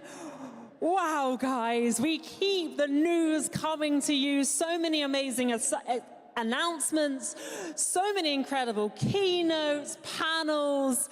It has been absolutely insane. And we're here in Vegas. So you guys can party tonight as well. Let all that energy out. And then we have one last day tomorrow with even more insane speakers. So for our next amazing keynote, I have to say I got to chat to this gentleman earlier, and it really was an honor because he was one of the reasons why I got into this space when I read his amazing book. So this is titled Bitcoin and Tether, Drinking the Dollar Milkshake. So guys, let's get a very, very warm welcome for Safedine Amos, the CEO. Safedine, come and take it away. Thank you. Thank you so much. Thank you. Thank you, everybody, for coming out, and thank you to the organizers for having me. It's a pleasure and an honor to be here. Today, I'm going to be talking about Bitcoin and the dollar, in particular about Tether. And a lot of people think that Tether is going to be something that is very bullish to the dollar. And to be fair, they found a whole new generation of bag holders around the world to buy the treasury shitcoin. So you would think that that would generally be bullish. But I'd like to take a closer look at it and see how bullish it actually is. So let us run some numbers. Let's assume, as a thought experiment, let's assume that Tether grows 100-fold over the next 10 years. That's a compound annual growth rate of 60% per year. So it gets to about a $20 trillion market cap by 2035. And now assume that they continue to put about 80% of their treasury and their backing of their notes into all maturities of US bonds. Currently, they're only buying short maturities, but assume they start buying across the curve, across the yield curve. And to try and estimate the impact that this would have on the budget, I've looked at the literature on the impact of purchases of bonds on the yields. So there's a lot of studies that have been done on what was the impact of QE, when, say, if you buy 10% of the debt and you put it into what the impact would be on yields. So I think generally the literature says every 10% of the debt, if you buy 10% of the debt, you can bring yields down by 0.2 to 0.5%. But I'm going to assume 1%. I'm going to just have a maximum, most optimistic scenario in all of our assumptions here to try and see how this would work out. So you buy 10% of the debt and you bring the yield down by 1%. So if we assume this is the case, and then we project the impact on the US budget, well, currently the debt is about $37 trillion. The budget deficit is about $2 trillion. And so if we assume that the budget deficit, the debt, and the liabilities continue to rise at the same rate over the next 10 years, as they did over the last 10 years, we could project it into the next 10 years. And, this is an extremely conservative assumption because it's assuming that the next 10 years are going to be as inflationary as the previous 10. And I don't think that that is a warranted assumption, but we're going to go ahead with it anyway. I think there's been a new normal since COVID, and I think this new administration confirms that the budget is going to just continue on the new normal level of spending that happened after COVID, and it's going to be different from what was taking place before COVID, which was relatively very fiscally and monetarily responsible compared to what's been happening since then. So, you know, looking now, we see Doge is seemingly not going to work. They're not going to be managing to bring down the budget by anything more than, you know, rounding errors. There's a bunch of wars coming up, likely. Israel wants more land, and, you know, they like more war. It's been a while since the US has fought a major war so likely there's going to be another one. So if you project those things, likely the budget is going to get a lot worse over the next 10 years, plus also the tariffs and the impact that they'll have. So if we run these projections, we'll see that basically by buying a lot of treasuries, growing at 60% per year, as we see in this table here, we grow the treasuries of Tether by 60% per year, and we see that this is going to bring yields down, right? That's the way in which buying treasuries helps the US government in a practical sense. The more treasuries Tether buys, the lower the yields become. So we try and calculate this and try and project it onto 10 years from now. And basically, the most optimistic scenario, according to these assumptions that I've just presented, which are all basically erring on the side of becoming more and more optimistic, it reduces the debt by about $3.7 trillion, or 5.4% of the debt over 10 years. This is, I think, maybe the most optimistic scenario you could probably present for the impact that Tether could have on the US public debt. And in conclusion, basically, nothing stops this train, as Lynn Alden always says, and not even Tether. Tether cannot fix what a century of fiat democracy ruined. There's been a century of inflation, a century of debt, a century of liabilities piled up, and you're not just going to find an enormous number of bag holders that are going to be able to buy this. Ultimately, I think another point that is often ignored here is that a lot of the new demand, a lot of the demand that is coming for Tether is displaced demand. A lot of it is coming from people who are giving up on financial instruments that would have demanded treasuries otherwise. In other words, when a currency collapses and people in that country start using Tether, they're decreasing the demand for treasuries by the central bank of the government whose currency has collapsed. So it's not entirely new demand. And even if it were entirely new demand, even if we assume that 80% of it, as we did in the previous example, we still see that the impact on the debt situation in the US is not likely to be significant. It's not likely to make a significant difference because the amount of budget deficit is enormous and it's continuing to grow, and the debt and the interest are continuing to grow, and it won't touch the entitlements, it won't touch the defense spending, and so therefore all of this new extra demand is not really going to make a big difference.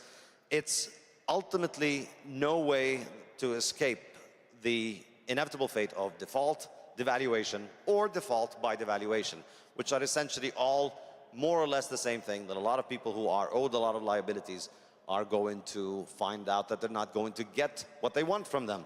So this is ultimately what I think is more likely. Yes, it can help the fiscal position of the US government that more and more people are buying Tether, but I don't think it will make that big of a difference. But where does that leave Tether? I think there's an interesting question here to ask, which is, what is the impact that is going to have on Tether, given that their reserves are being devalued or that they might default on?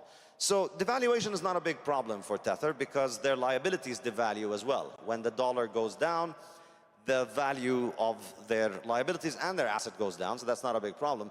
The bigger risk for them, of course, is default. Default is the main risk, and in particular, you know, could be that the US government defaults specifically on Tether's bonds. Specifically, after they buy a lot of bonds, the US government could just say, oh, well, somebody was involved in some criminal transaction with Tether, therefore, all of your bonds are canceled. They've done it with Russia. Maybe they'll do it with Tether again at some point.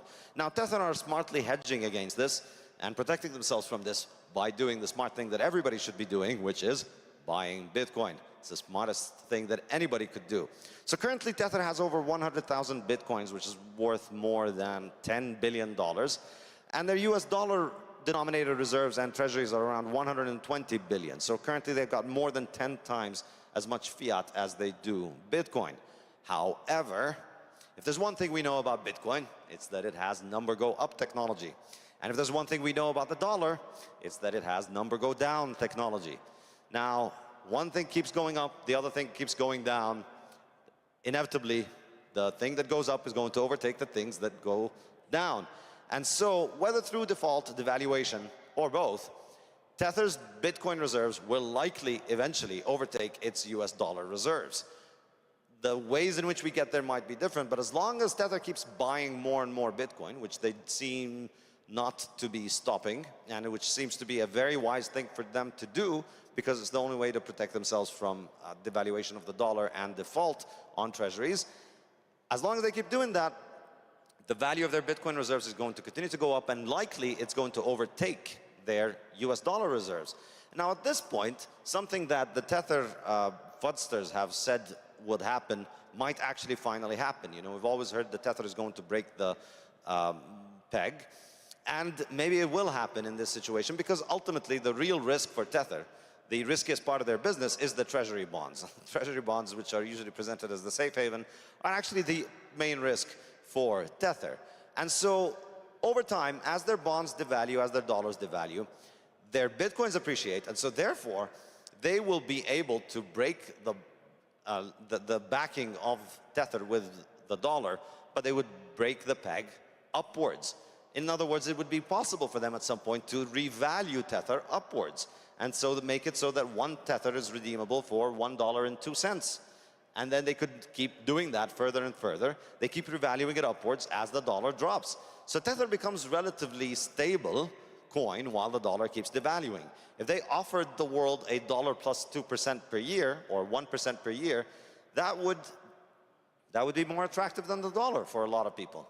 And so therefore, we enter into this cycle where Tether can increase its valuation, which is going to increase demand for Tether at the expense of the dollar, which is going to then increase the amount of Tether purchases of Bitcoin, which is going to drive up the Bitcoin price further. And the key thing here is that even though Tether puts only a small percentage of its reserves in Bitcoin, because Bitcoin is so much smaller than the US debt market, that impact on the Bitcoin market is a lot more significant than the impact that they have with the majority of the reserves going into the debt, the US government debt. So the US government has got some $37 trillion in debt, which is enormous. Bitcoin is only $2 trillion. So a tiny amount of money going into Bitcoin causes it to go up a lot more than the same amount of money going into the bond market. So Bitcoin price appreciates the more that Tether buys. That causes the Tether reserves to appreciate, and that then helps them revalue their currency further and further and further. And eventually, what we see is, because of the fact that Tether is accumulating Bitcoin reserves, it can effectively grow its way out of being a Bitcoin, of being a dollar stablecoin, into becoming a stablecoin that is backed by Bitcoin. It can eventually redenominate itself in Bitcoin terms, eventually making it so that it just becomes another mechanism for the scaling of Bitcoin. I think the key point to keep in mind is that the ability of Tether to prop up the debt market is extremely small, because the debt market is so enormous and the world is already saturated with dollars, and there's just not that much possibility for new dollar demand, because the vast majority of financial sector assets are essentially dollar-backed assets. On the other hand, the Bitcoin market is very small, and so small demands into Bitcoin will go up, and over time they're likely to maintain their value a lot better than their dollar reserves are going to do. So what we're having emerge right now is essentially, rather than being a way to boost the dollar, I think Tether is a good way to transition away from the dollar, because by putting some of their reserves into Bitcoin, they're allowing the world to access the dollar now, but they're allowing the world access to Bitcoin as well. Now add in the fact that by getting people to think about money in a digital way, by getting people to think about money in terms of private keys and public addresses, Tether is helping people think about Bitcoin. So the bottom line is that even the most bullish scenario for the US dollar, even the most imaginable way in which the US dollar's fate can be improved, is finding an enormous amount of bag holders all over the world to buy US dollar treasury shitcoins. And yet, even that scenario is a lot more bullish for Bitcoin than it is for the US dollar. Ultimately, even a lot of buying of treasuries is likely going to be a lot more bullish for Bitcoin. It's going to make a lot more of a difference for Bitcoin because of the fact that Tether is accumulating Bitcoin reserves, because it's smart for them to accumulate Bitcoin reserves, because this is the best way for them to protect against the devaluation and the likely default that might happen. So I don't really see this as being something that's going to boost the dollar. I don't think it can make enough of a difference in the dollar. And on the contrary, I think it's going to be more and more bullish for Bitcoin. Thank you very much for attending my talk. And if you're interested, I'll be selling and signing books at the exhibition stand. Thank you very much.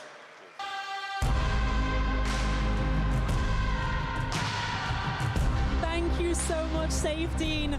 Awesome. Wow, guys. This has been electrifying. Such incredible speakers. And we're going to keep the energy rolling as well. I know you guys love some entertainment, some music to get you in the vibe.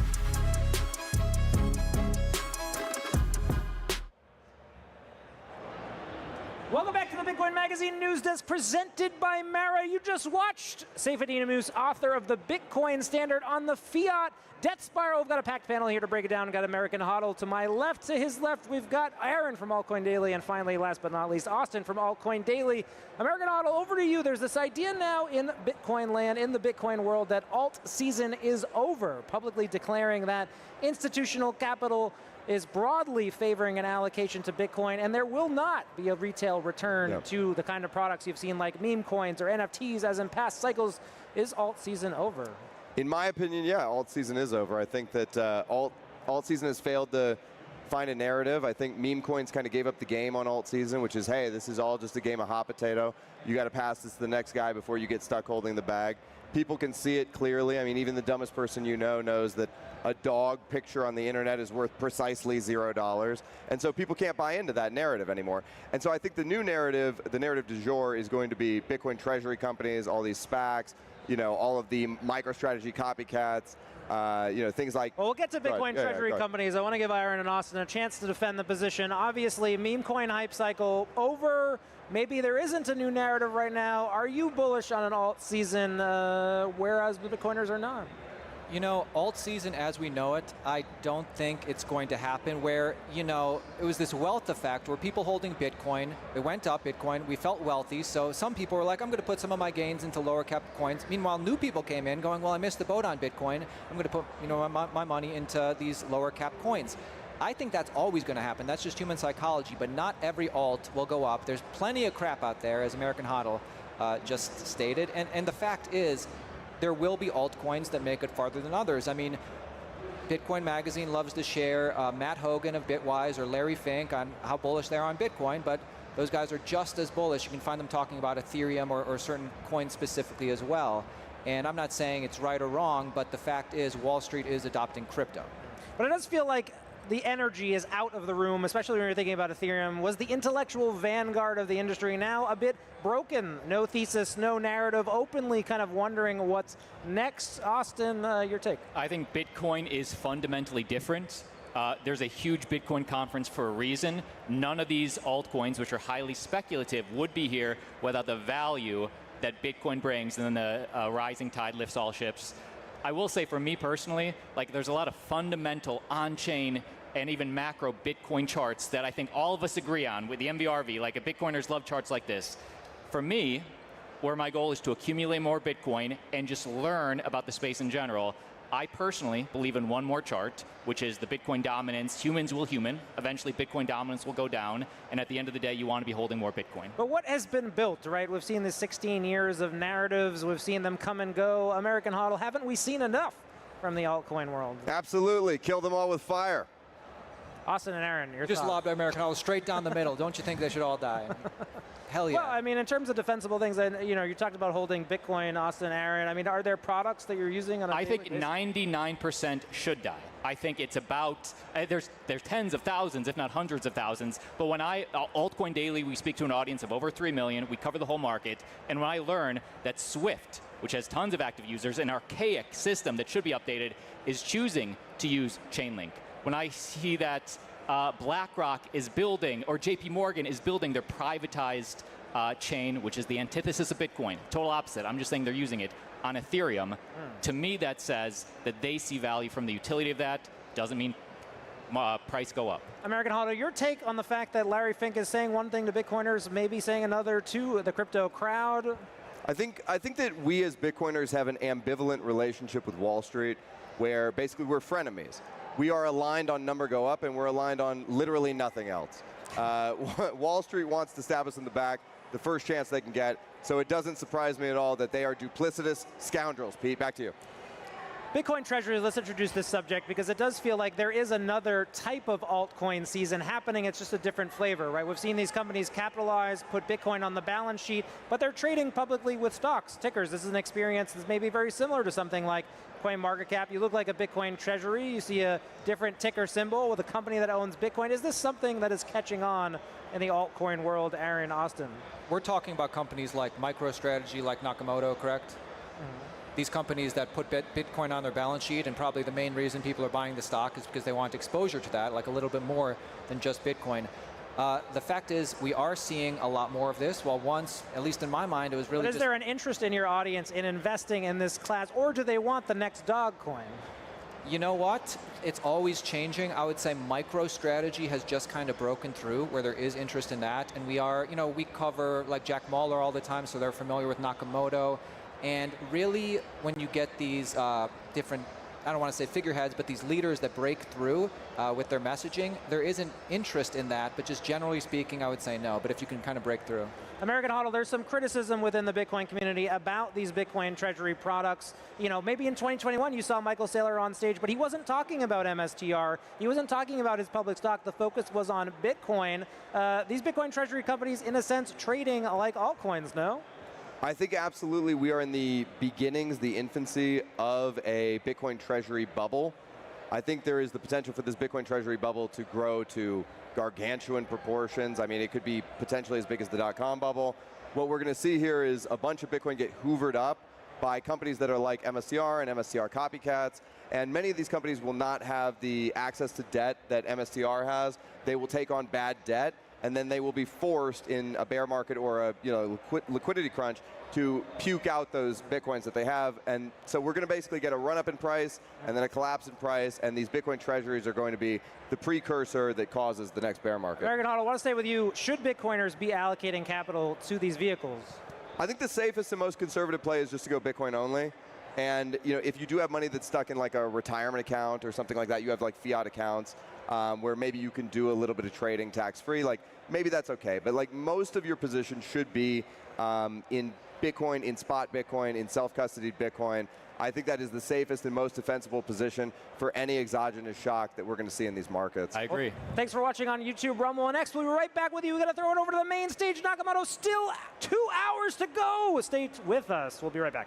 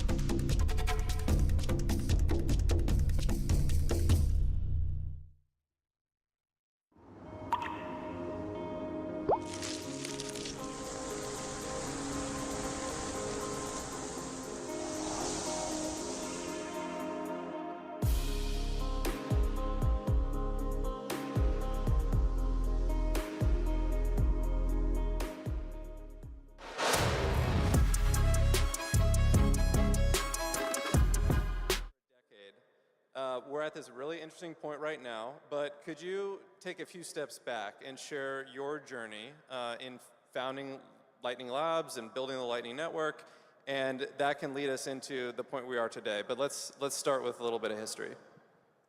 Well, first, it's great to be back here with the Bitcoin community that's here today, the world's largest Bitcoin conference.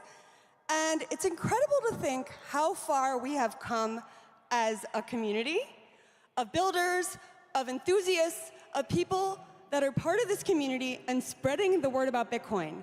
The way that I think about Bitcoin is we are a movement of people that believe in freedom, decentralization, a global open source technology that anyone can participate and be a part of. And for those of us that have been building with Lightning and in the Lightning community, it's also incredible to think 10 years ago, this was merely an idea. It hadn't been built out. And I'll never forget one meeting I had nearly a decade ago, where a few of us that were working on Lightning had a chat with somebody that was at a major technology company in the US, traditional technology company. And they were really big into this concept of blockchain, not Bitcoin. Does anybody remember blockchain, not Bitcoin? The idea was going to be blockchain would be the technology that transforms the world, but we don't care about Bitcoin. But actually, it turned out that the answer was Bitcoin, not blockchain. Ooh. And what this person said to us, and this was in the very early days of when Lightning had just been an idea and been something that was a white paper. He said, everyone thinks that Bitcoin is crazy, but they think Lightning is even crazier and it will never work. And I took that as an incredibly motivating statement to say, no, actually, we are the crazy ones and it will work. And to see the progress in that time frame has been absolutely incredible. For example, so we at Lightning Labs have been looking at data around the Lightning Network and transactions. And a couple years ago, maybe 4 or 5 years ago, Lightning annually was doing tens of millions in volume. Today, we're doing tens of billions, and soon we're going to be at tens of trillions. We 1,000x'd in a matter of a couple of years. And this is a testament to the community. Like Bitcoin, no one controls Lightning. It's a decentralized network with tens of thousands of nodes. We have node runners, we have builders, we have companies that are a part of it. We have users, communities, enthusiasts all around the world that are using this technology. So we have an opportunity right now to make Bitcoin the technology that the entire world uses when it comes to transacting, when it comes to bringing financial freedom, when it comes to enabling global, instant, interoperable payments that anybody can be a part of anywhere around the world. And a couple years ago, this was an idea and something that was in its early phase, right? There was a lot of promise. And now we're in the phase where it's not just the promise phase, it's the execution phase and the phase where this is all coming to fruition. And this is in no small part due to every single person here in this room, everyone in the Bitcoin community, and really building out this decentralized global network that is scaling Bitcoin to the next billion users. Yeah, Elizabeth, I want to just give you and your team and the Lightning ecosystem and the whole, really like a large part of the Bitcoin ecosystem some flowers. I think we've all been in that state where we keep refreshing the price of Bitcoin to see how much richer we just got. But working with the Lightning team, it's always been about adoption. It's always been about how do we get the next billion people who are left out of the economic pipelines, how do we get them empowered, connected to the Bitcoin system. I've always been inspired by your team's focus on that, and through a lot of headwinds and a lot of haters and doubters, and it's really cool to see the network. By the way, I welcome the haters because it motivates me. Love that. So, all right, let's talk about this, a huge opportunity right now, stablecoin. So I had the honor of joining you and Paolo down in El Salvador a few months ago. The theme of that talk was it all comes back to Bitcoin. That was a very exciting announcement. Few people know that Tether actually started on Bitcoin, and really it's grown largely on other chains where there's lower fees or whatever reasons, it largely proliferated on other chains. And so what we announced was bringing Bitcoin, bringing stablecoins to Bitcoin using Lightning Labs Taproot asset technology. So Elizabeth, can you expound on just what that announcement was, number one, but number two, how is that going to help get the next billion people connected to the Bitcoin system, the network? So in the early days of even thinking about a global, decentralized, scalable network that would bring Bitcoin to so many people, that would enable millions of transactions per second, there was always this idea that Bitcoin itself would be a glue connecting all sorts of other assets and enabling people to, say, transact in a variety of currencies where Bitcoin was underpinning those transactions. Today there's still this concept of a cross-border payment, which if you think about it doesn't really make sense because we don't have a cross-border email, a cross-border tweet, and yet we should be able to transact globally, seamlessly, natively on the internet, and that's what Lightning enables. So it made perfect sense to us in the community and at Lightning Labs to build out a protocol to enable financial transactions on the Lightning Network, starting with stablecoins. So a couple months back, with Paulo, who I know is going to be speaking here as well, his first time in Vegas, by the way, we announced that Tether is launching on Bitcoin and the Lightning Network to bring its 400 million users to Bitcoin and 10 trillion of annual volume. No big deal. And some people might say, okay, well, we're Bitcoiners. Do we care about dollars and stablecoins? And the answer is, I believe, and we believe, that all of these people want Bitcoin. They just may not know it yet. They think they want a faster horse, but actually they want a car. And these are people all around the world living in economies with hyperinflation. The government might have taken money away from them. They want what they consider a stable store of value. But Bitcoin can serve as a long-term asset for them and a means of transacting globally. So with the 400 million users of Tether today, as they onboard to Bitcoin and Lightning, well, it turns out the fees on Lightning are lower than anything else out there. The scalability is better than anything else out there. And these users care about fees. They may be in Argentina or India or Nigeria, and they might be saving $100, $1,000, and they're using stablecoin to do that. So as they onboard to Bitcoin, they're going to be able to say, use a stablecoin, maybe in their day-to-day transaction, maybe just say, okay, I want to go 50-50. I'll have half in stablecoins and half in Bitcoin. And then we're going to Trojan horse them into using Bitcoin because they're going to realize the value and the benefit of a true global decentralized currency that anybody around the world can use. So one of the really exciting things about bringing stablecoins onto Bitcoin is we know there's a massive amount of transaction volume. But the way it works on Lightning is all of the transactions are using Bitcoin to transact. There are nodes on Lightning that are using Bitcoin to route the dollar payment. So it goes from dollar to Bitcoin to dollar. And it actually can go from just dollar to Bitcoin. Within a Lightning transaction, a user can send dollars, stablecoins, receive Bitcoin, and vice versa. So how many people here have heard of Steak and Shake? Anybody? Shout out to Steak and Shake. I'm from New York, and we don't have any Steak and Shakes there. But it has 436 locations within the US. And just recently, working together with a company called Speed, they started accepting Bitcoin. And did anybody here pay with Bitcoin at Steak and Shake? All right, shout out. They're using Lightning. They're running the technology that we're building at Lightning Labs. And not only were users posting videos of paying with Bitcoin, we actually heard here at the conference yesterday that the CEO said it's faster than credit cards, and they're saving 50% in fees over credit cards. So this is saving companies money. It actually works seamlessly. We watch the videos on our team. We love seeing this in action, the real-life use cases. And it all went through, and it all went through quickly, and we were like, wow, we've come so far. This is incredible.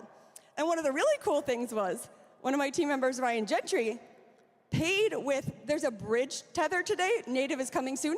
He paid with Tether. And Stake and Shake received Bitcoin, and it happened natively in the protocol. There was no exchange involved. There's a node that just did the conversion like within the Lightning transaction. And what this means is anybody that accepts stablecoins will now natively in this protocol be accepting Bitcoin. Anybody can pay with Bitcoin with any business that accepts stablecoins and vice versa. And Lightning is becoming this global FX network where Bitcoin is underpinning all of the world's currencies and transactions. I get so lit on this. We're using the international demand for dollars for stability to educate and tap or connect all these people into the Bitcoin ecosystem and introduce them to Bitcoin. It's just such a beautiful thing. It's just starting now. And thank you for your team's development on this and the community's development on this. It's one of those things where, as an American, not many people even cared or knew about stablecoins for a long time until we could not ignore it anymore. It got so big that it just became its own meme. But it represents the global thirst for these assets, and now they're going to be running on the safest, the most secure, the fastest, the best chain in the world in Bitcoin. So very excited for that. Think about it this way. Today, about at least 5% of the world's population is using stablecoins, and they're going to all be Bitcoiners soon. They're pre-coiners, as I like to call it. They really want Bitcoin. They just don't know it yet, and we're doing the work to onboard them, and we're going to bring Bitcoin to the next billion and beyond. Amazing. Okay, so we've talked about onboarding humans, and there are many exciting ways to do that. But there's also a key element of onboarding both machines and then humans that are working with machines and AI in particular. So Brian, you do a lot of investing in AI. You're based in Silicon Valley. What is your take on the intersection of Bitcoin and AI, especially when it comes to development?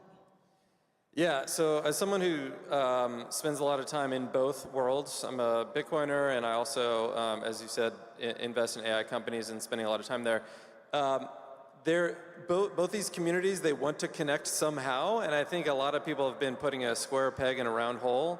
I go to a lot of these hackathons where Bitcoiners are trying to infuse AI, and it's something having to do with paying Satoshis for GPU tokens or something. It never really felt like a perfect fit. And I actually think the real tailwind for AI and Bitcoin is going to be much more simple. And I actually got some slides I wanted to share with you all to convey these points. But the main thing that AI is doing is, well, it's doing a lot of things, but is dramatically, AV team, could you pull up the slides, please? Thank you, awesome. Who here has vibe coded? Anybody? We got some vibe coders? Okay, so for those that may not be familiar, vibe coding is what I like to call human-guided AI coding. Yeah. It's basically like coding is hard. You know, if you have no technical background, you look at a terminal and you're like, what the heck is going on? AI makes it easy. It's natural language. You just tell the AI what you want to make. And there's all these tools out there like Replit and SourceGraph and Cursor and V0. They are dramatically reducing the effort and cost to create things. And when that cost and effort goes down, it means there will be more creators. Everybody in this room can make whatever app they think of. Literally, like, we're there.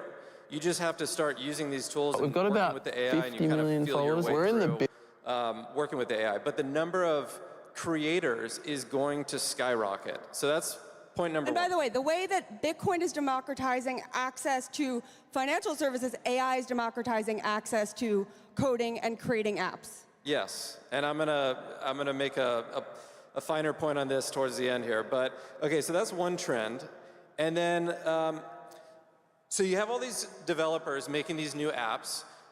There's this company Stripe. I'm sure you've all heard of it. Stripe got huge because they make it really easy to integrate payments into your application.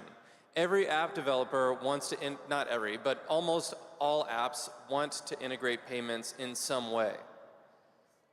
I think Bitcoin is going to be the successor to Stripe in terms of making it very, very easy to integrate payments into applications.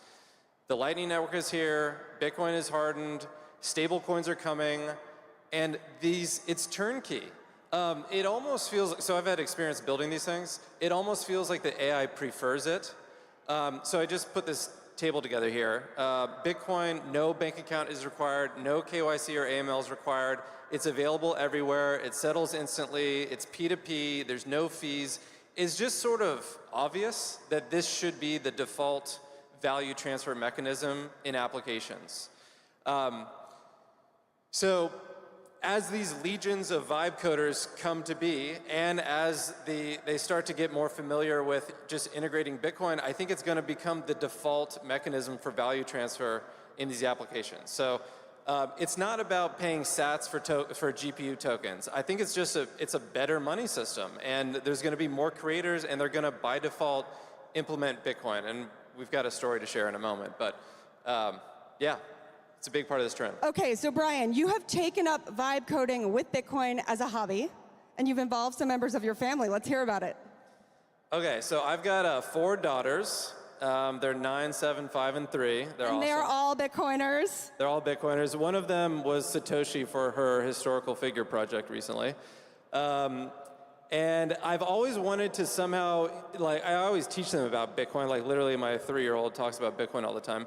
But I always wanted to somehow weave it into their lives. We're pretty anti-screens in our house, but I wanted to do something.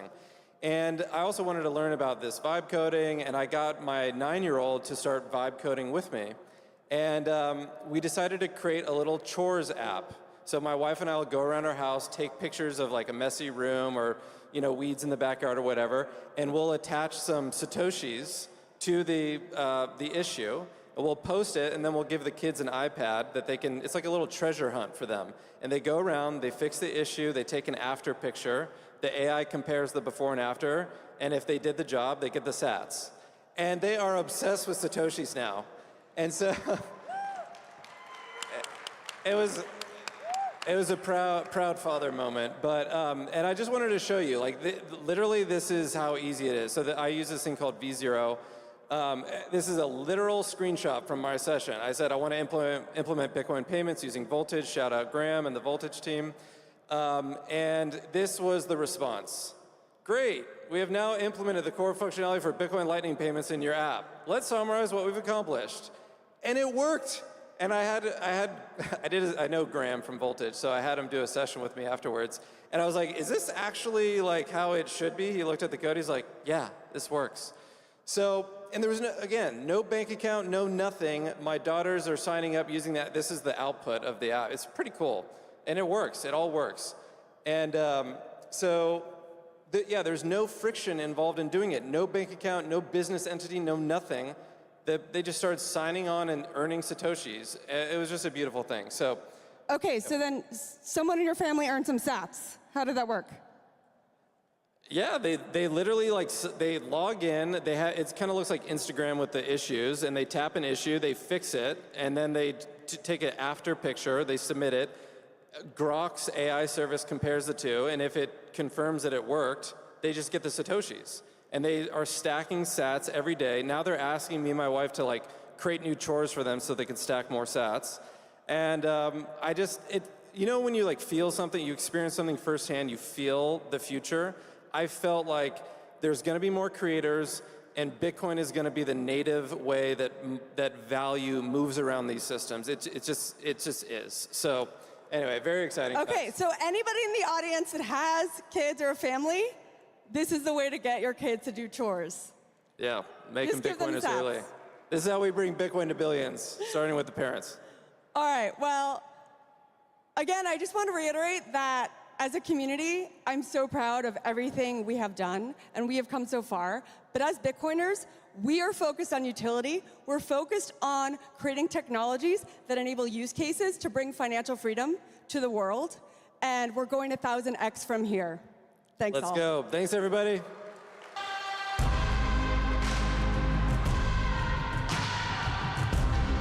Incredible. Thank you so much for that fireside chat. It's always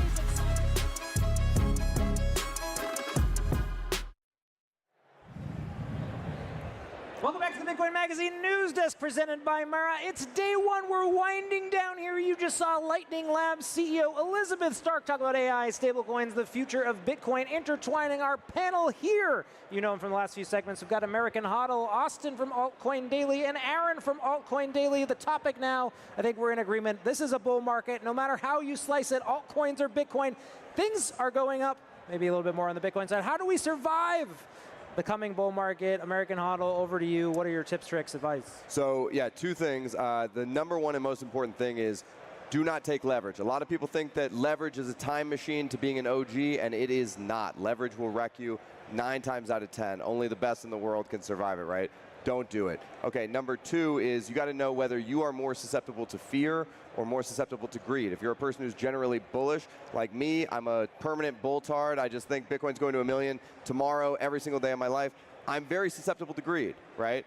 But in the bear market, I do pretty well. I can calm my nerves when fear comes up.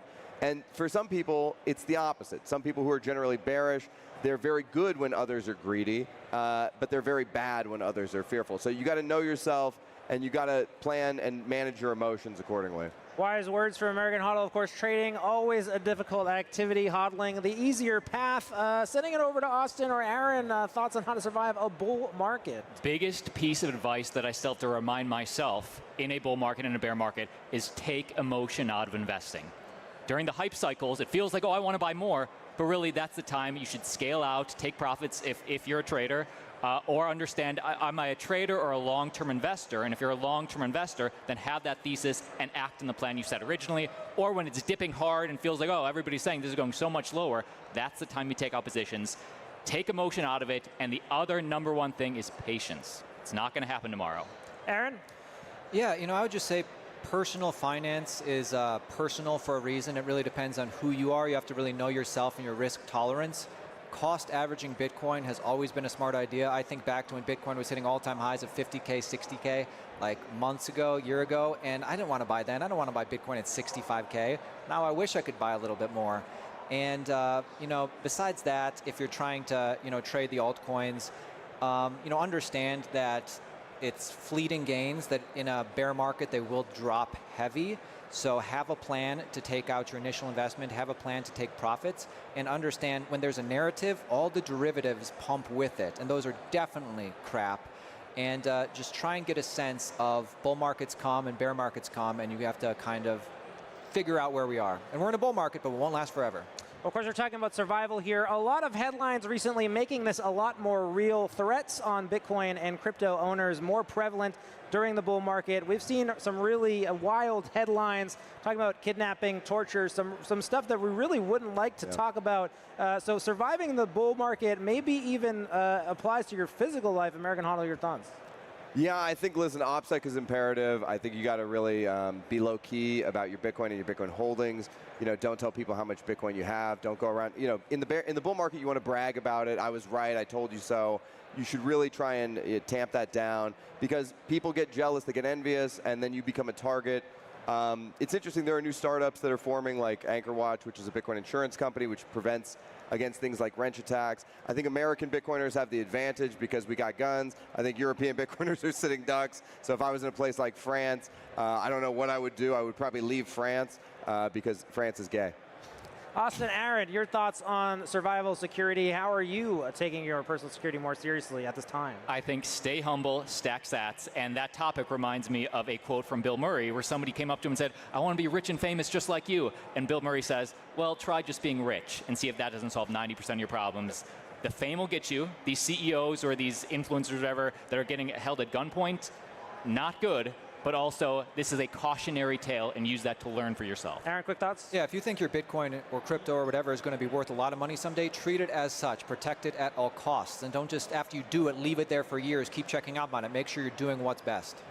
Now we're going to go over to the world record attempt. We talked earlier about the Guinness Book of World Records happening right now in Las Vegas at the Venetian, an attempt by the Bitcoin community to enter the most official record book of all time. Up on the screen right now, we have the amount of payments that have happened today across the conference for all types of goods and services, everything from t-shirts to art being sold for in Bitcoin, paid in Bitcoin. We have 3,390 transactions. Still some more more to go to this 4,000 threshold mark. Thoughts now on what you guys have seen on the floor, the activity, excitement around payments, purchases. Aaron, Austin, any thoughts of what you've seen on the floor? I have a very unpopular opinion on this, but it is, I'm not interested in spending my Bitcoin. I want to do everything I can to hold my Bitcoin. But I do think that is cool because I'm an American. I have that privilege. I don't need to spend it. This is a signal to the rest of the world. You're not contributing to this world record, is that what you're saying? I will not be contributing on principle, but I'm holding like crazy. And I think this is a message to the rest of the world that you do not have to use the fiat system. There's another system out there. You can choose. Aaron, do we want to support Bitcoin merchants? People are using this in real life. I would say, yeah, definitely support them, especially if you're really into the ethos of Bitcoin. That being said, the market tells us what's being adopted, and store value is kind of what Bitcoin, digital gold, and it's less about payments. But you know, that being said, go ahead, spend it, whatever. Replace, spend and replace. Well, we'll be keeping you updated as we go on. Of course, the world record at stake. We'll be right back. Keep it tuned to X, YouTube, and Rumble. We'll be over at the main stage. Back in a moment.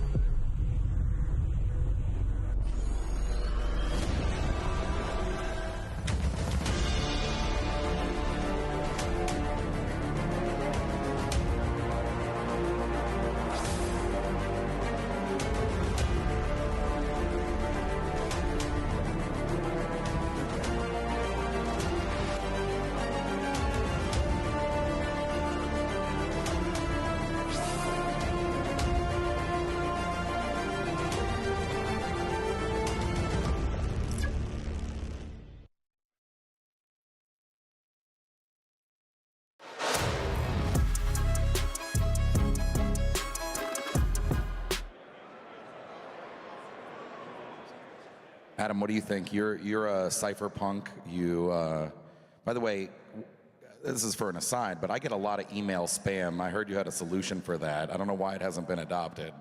From your seat, what do you think about, you know, you don't live in the United States. What is the view around the world of Bitcoin in your mind? You travel a lot. Are people adopting it in that way?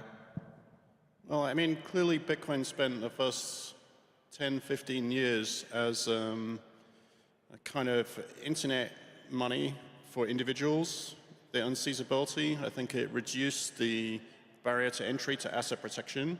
So people have different financial instruments and strategies for asset protection. Bitcoin made the cost of entry for that, you know, a smartphone, basically, where normally it would be maybe $1 million of liquid assets to be worthwhile doing something like that. So it's got that. And I think at this point, what, you know, a Blockstream, we've been talking with pension funds, endowments, and sovereigns because we're entering the asset management space for institutional investors. And so you can see that when you have a conversation with them, they're asking intelligent questions, but it feels like it's 2015, right? They're asking questions that other people were asking in 2015, so it's still early in their thought process, but it's due to sort of conservatism and the obligation to protect, you know, pension fund clients' money. And so I think a number of things that have happened in the last few years have made that much easier for them to cross the line, to get off zero. So namely the spot ETFs, not in a direct way, but via the courts, and now a number of regulations that have been streamlined, BlackRock being there with a very successful spot ETF, and BlackRock itself making an allocation recommendation of 2% Bitcoin for general diversified funds. And the one thing I would add to that is funds typically do quarterly rebalancing, should not rebalance the Bitcoin. Let it run for 5 years at least. Go ahead, Dan. Well, one other thing, I think, look, store of value, maintenance of our purchasing power, an asset that you believe in over the long term that can maintain your purchasing power, if there's enough liquidity, it's a macro asset, right? I think that's sort of at the core of, you know, why it's a macro asset. We do see that on big rate moves, you know, bond traders moving $1 billion in and out of Bitcoin, like as Jay Powell speaks. That is possible now. Yeah, that's trading stuff, though. I mean, I think that, you know, it's part of that macro framework. So if you're a macro portfolio manager like Dan and I were in the old world, you know, it would be an asset that we would, buy or sell. But I don't think that's what makes it really attractive, right? It's the fact that over a long period of time, your purchasing power is going to be maintained. You're not going to get debased against any asset, let's say, that you're holding in the fiat world. And that can be real estate, bonds, stocks, whatever. If the dollar is the denominator or a fiat currency is the denominator, you're in trouble. You're in trouble. Yeah. Yeah. Dan Moorhead, you've been investing in this space for a long time. Tons of venture investments you've made over the years, and you run the first Bitcoin fund at Pantera. You told me a story about flying out to Japan to check on some of your Bitcoin investments that were at Mount Gox. How would you maybe tell a little bit of that story, but also how would you compare that experience to the much more institutional, mature Bitcoin infrastructure that we have today? No, it's shocking how much has changed. That when we tried to launch the first crypto fund, we sent a couple $1 million to a startup that had one employee. We investigated doing a trade with Mt. Gox, and I flew to Tokyo and met the founder. Well, not the founder, actually, the guy who bought it. And it didn't make any sense. So luckily, we didn't send any money there. But we did send $2 million to a tiny startup that had one employee, and we tried to buy 20,000 Bitcoins. And a pop-up said, your limit is $50. And in Wall Street, sometimes people use the word bucks to mean millions. This was one Ulysses S. Grant. And so I wrote him a frantic email, and we got back 4 days later. The one employee, this guy named Olaf, wrote back to say that our line was increased to $300. We'd still be trying to do that trade if that were true. And now the market trades $50 billion a day. That's just awesome. Adam, since you first learned about Bitcoin, it's also been a lot of changes, right? I wanted to ask you a pointed question, if I may. Does this institutionalization threaten Bitcoin's cypherpunk values? Has it? Can Bitcoin, the core original idea, survive in this growing institutional world? Yeah, I mean, I think that's one area where the incentive mechanism of Bitcoin has surprised to the upside. I think if you'd asked people this question, I don't know, 5 years ago, they would worry that there would be dilution of the kind of permissionlessness and bearer nature of the asset with institutions coming in. But actually what seems to have happened is Bitcoin's hard money incentives, the bearer assurances, seem to capture the imagination of all the people it comes into contact with. So if anything, it seems to have orange-pilled, the presidents of countries, politicians who are clearly personally invested in Bitcoin, and even today, the president of the country and his son who was just on stage. So I think, for example, with Blockstream's asset management, we recruited Sean Bill, who I think Dan knows, and he got the first Bitcoin into a public pension fund in the US, but he was personally investing in Bitcoin for years before he was able to do that, right? So you can see that people in all kinds of roles in society get enamored by Bitcoin. So really it seems to be so far scalable at all the levels it's touched in terms of going to bigger institutions, to institutionally managed money.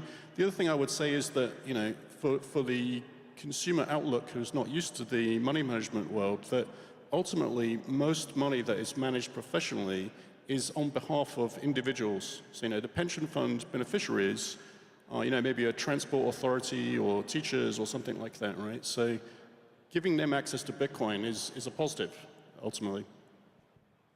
Either of the Dans, do you have a take on this? Whether from when you got in to now, or let's say in 10 years, does Bitcoin look the same as a asset?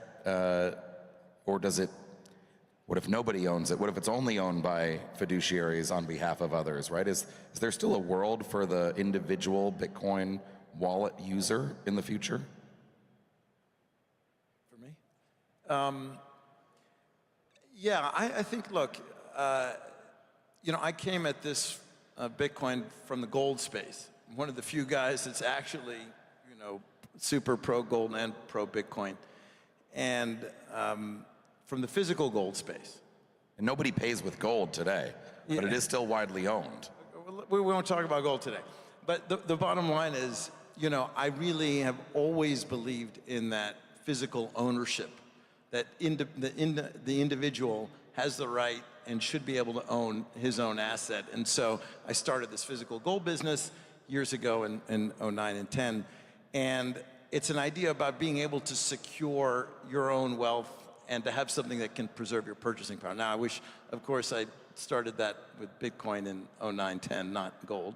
But the reality is, I think there will always be a world, just like today, there are people who want to own paper gold, you know, they own futures, and there's still a huge cohort that want to own physical gold. I think it's the exact same thing. I think our focus today, all of ours, is to further adoption and the elevation of Bitcoin.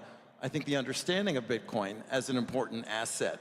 You know, I think Adam mentioned it's still institutionally very, very small percent.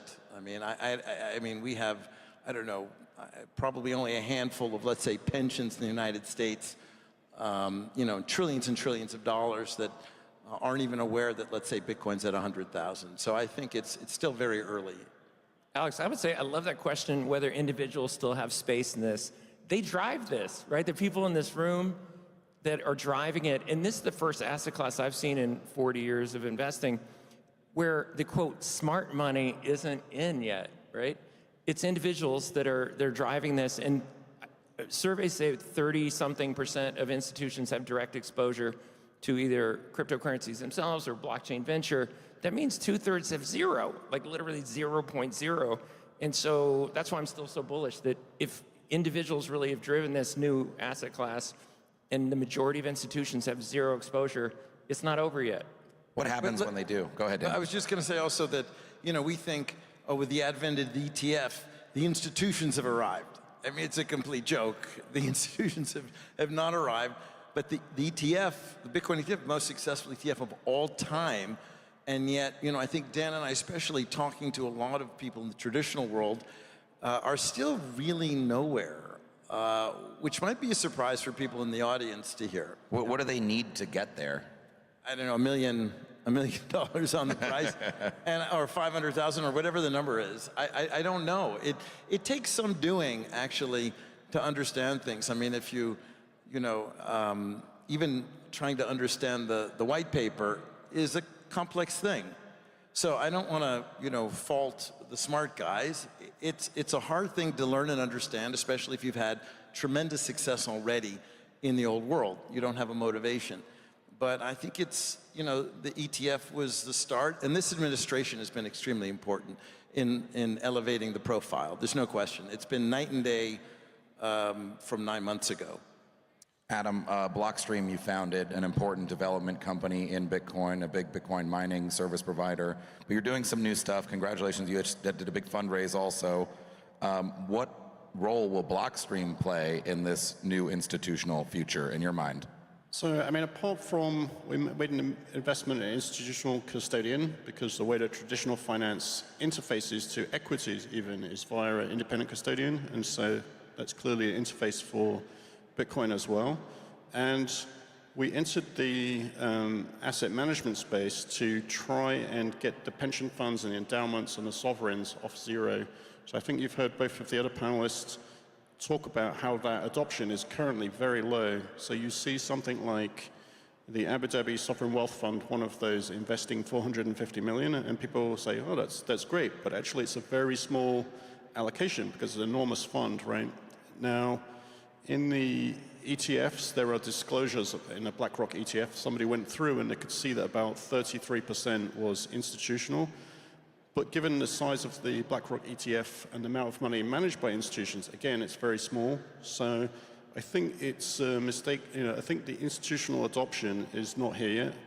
And you know, for the companies, the firms that have made announcements, they will start with a subset of their clients, and it will take them months to develop guidelines and playbook for their advisors to talk to clients. So I think it hasn't really landed yet, and you can see it by the numbers.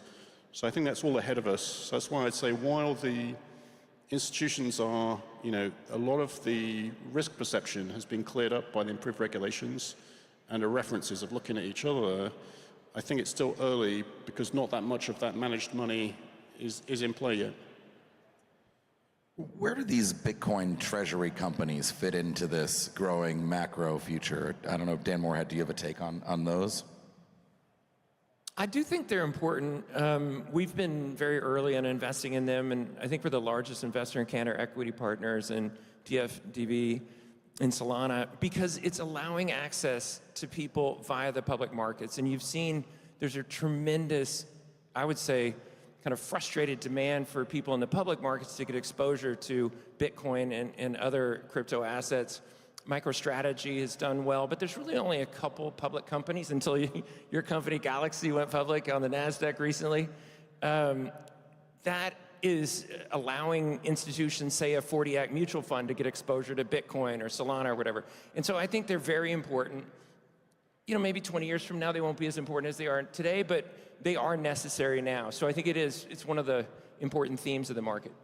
Adam or Dan, do you have a take on these companies? Yeah, I mean, we haven't yet invested in any of them. We invest in the operating businesses in the space. And I think that one of the ways, you know, Trump has said he wants to make the U.S. the crypto blockchain capital of the world. I think one of the ways is to encourage as many of the sort of larger businesses to list here on NASDAQ and NYSE. And so one of our companies, eToro, had a successful IPO last week. We had another company a few weeks ago, Deribit, purchased by Coinbase. Circle, another company we've invested in. And I think there are going to be quite a few more. For many, I would say, larger American institutional investors, they want to own an operating business that has income statement, balance sheet, looks like other companies. And I think there are plenty of them. I mean, Galaxy, of course, now has just become public. So I would look in that direction sort of over the next sort of 12 to 24 months. Adam, do you want to give us a bull case here? Yeah, so in effect, Blockstream is one of the first Bitcoin treasury companies. We've been around since 2014, and we worked with our investors to put Bitcoin on the balance sheet back then and since then. And but I think the way to look at the treasury companies is Bitcoin is effectively the hurdle rate. It's very hard to outperform Bitcoin. Most people have invested in things since Bitcoin around have thought, oh, I should have put that in Bitcoin and not in that other thing. So and many of the people in the audience who are invested in Bitcoin will get to a stage of thinking where their personal savings are denominated in Bitcoin. So one Bitcoin is one Bitcoin. They just want to get a little bit more Bitcoin each year. And so with that mindset, you need to start thinking about how to operate, how to invest with a Bitcoin base. And so I think that's why you get companies switching to a Bitcoin standard, because it's the only way for them to compete with Bitcoin. It's like they start with a Bitcoin capital base, they use the operating revenue to buy more Bitcoin, and then they are able to participate in this kind of macro arbitrage between the Hal Finney in 2009, the second day of the Bitcoin network, projected the addressable market for monetary premium around 200 trillion. Obviously a lot closer to it now. There was no market, no transactions then.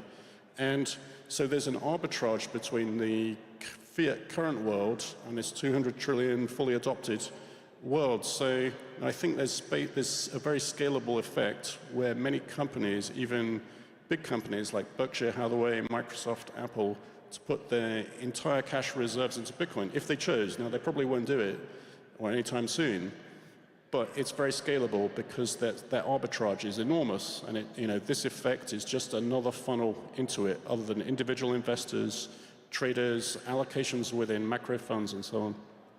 Dan Tapiero, you're an investor in a lot of later stage crypto firms. This looks like what may be the golden age of the crypto IPO.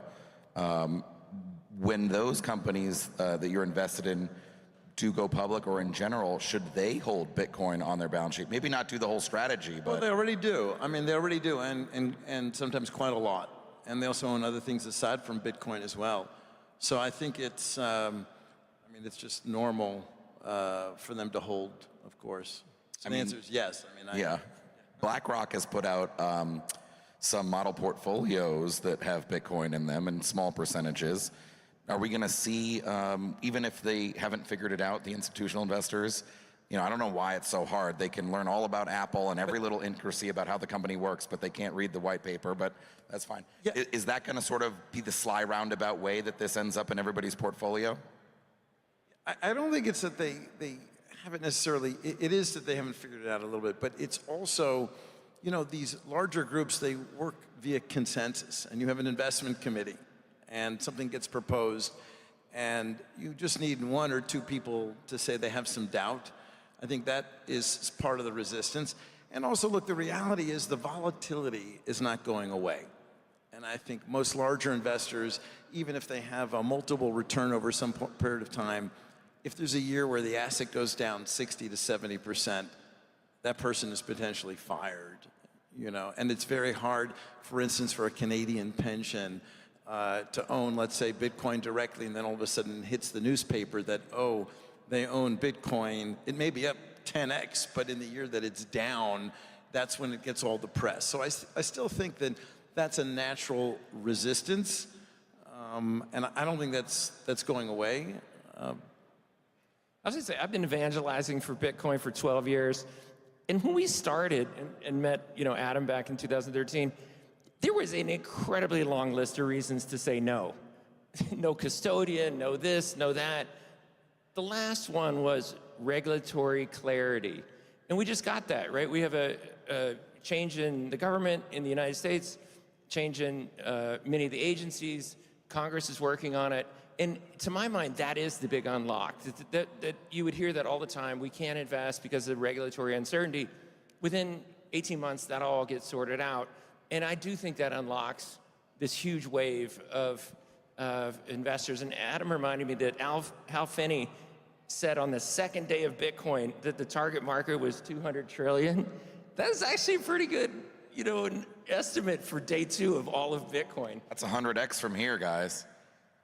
Before we wrap, Dan, let's go down the line here. Dan Moorhead, I'm going to pick an arbitrary date. Let's call it 5 years from now. What is the price of Bitcoin, Dan? 750,000. Well, that's close to me. I was thinking in 10 years we're at 1 million. So that's my... Split the difference there. Adam, what do you think? Yeah, a million, easy. Is there... Love that. And lastly, what should people in the audience, maybe just a couple words, take back, and what should they tell people at home that ask how their time was at the Bitcoin conference? What's your big takeaway? Oh, I think it really is all about education. It's just, we need to bring more people into the industry. It's great to see, you know, 35,000 people here, but there's 4 billion people with a smartphone.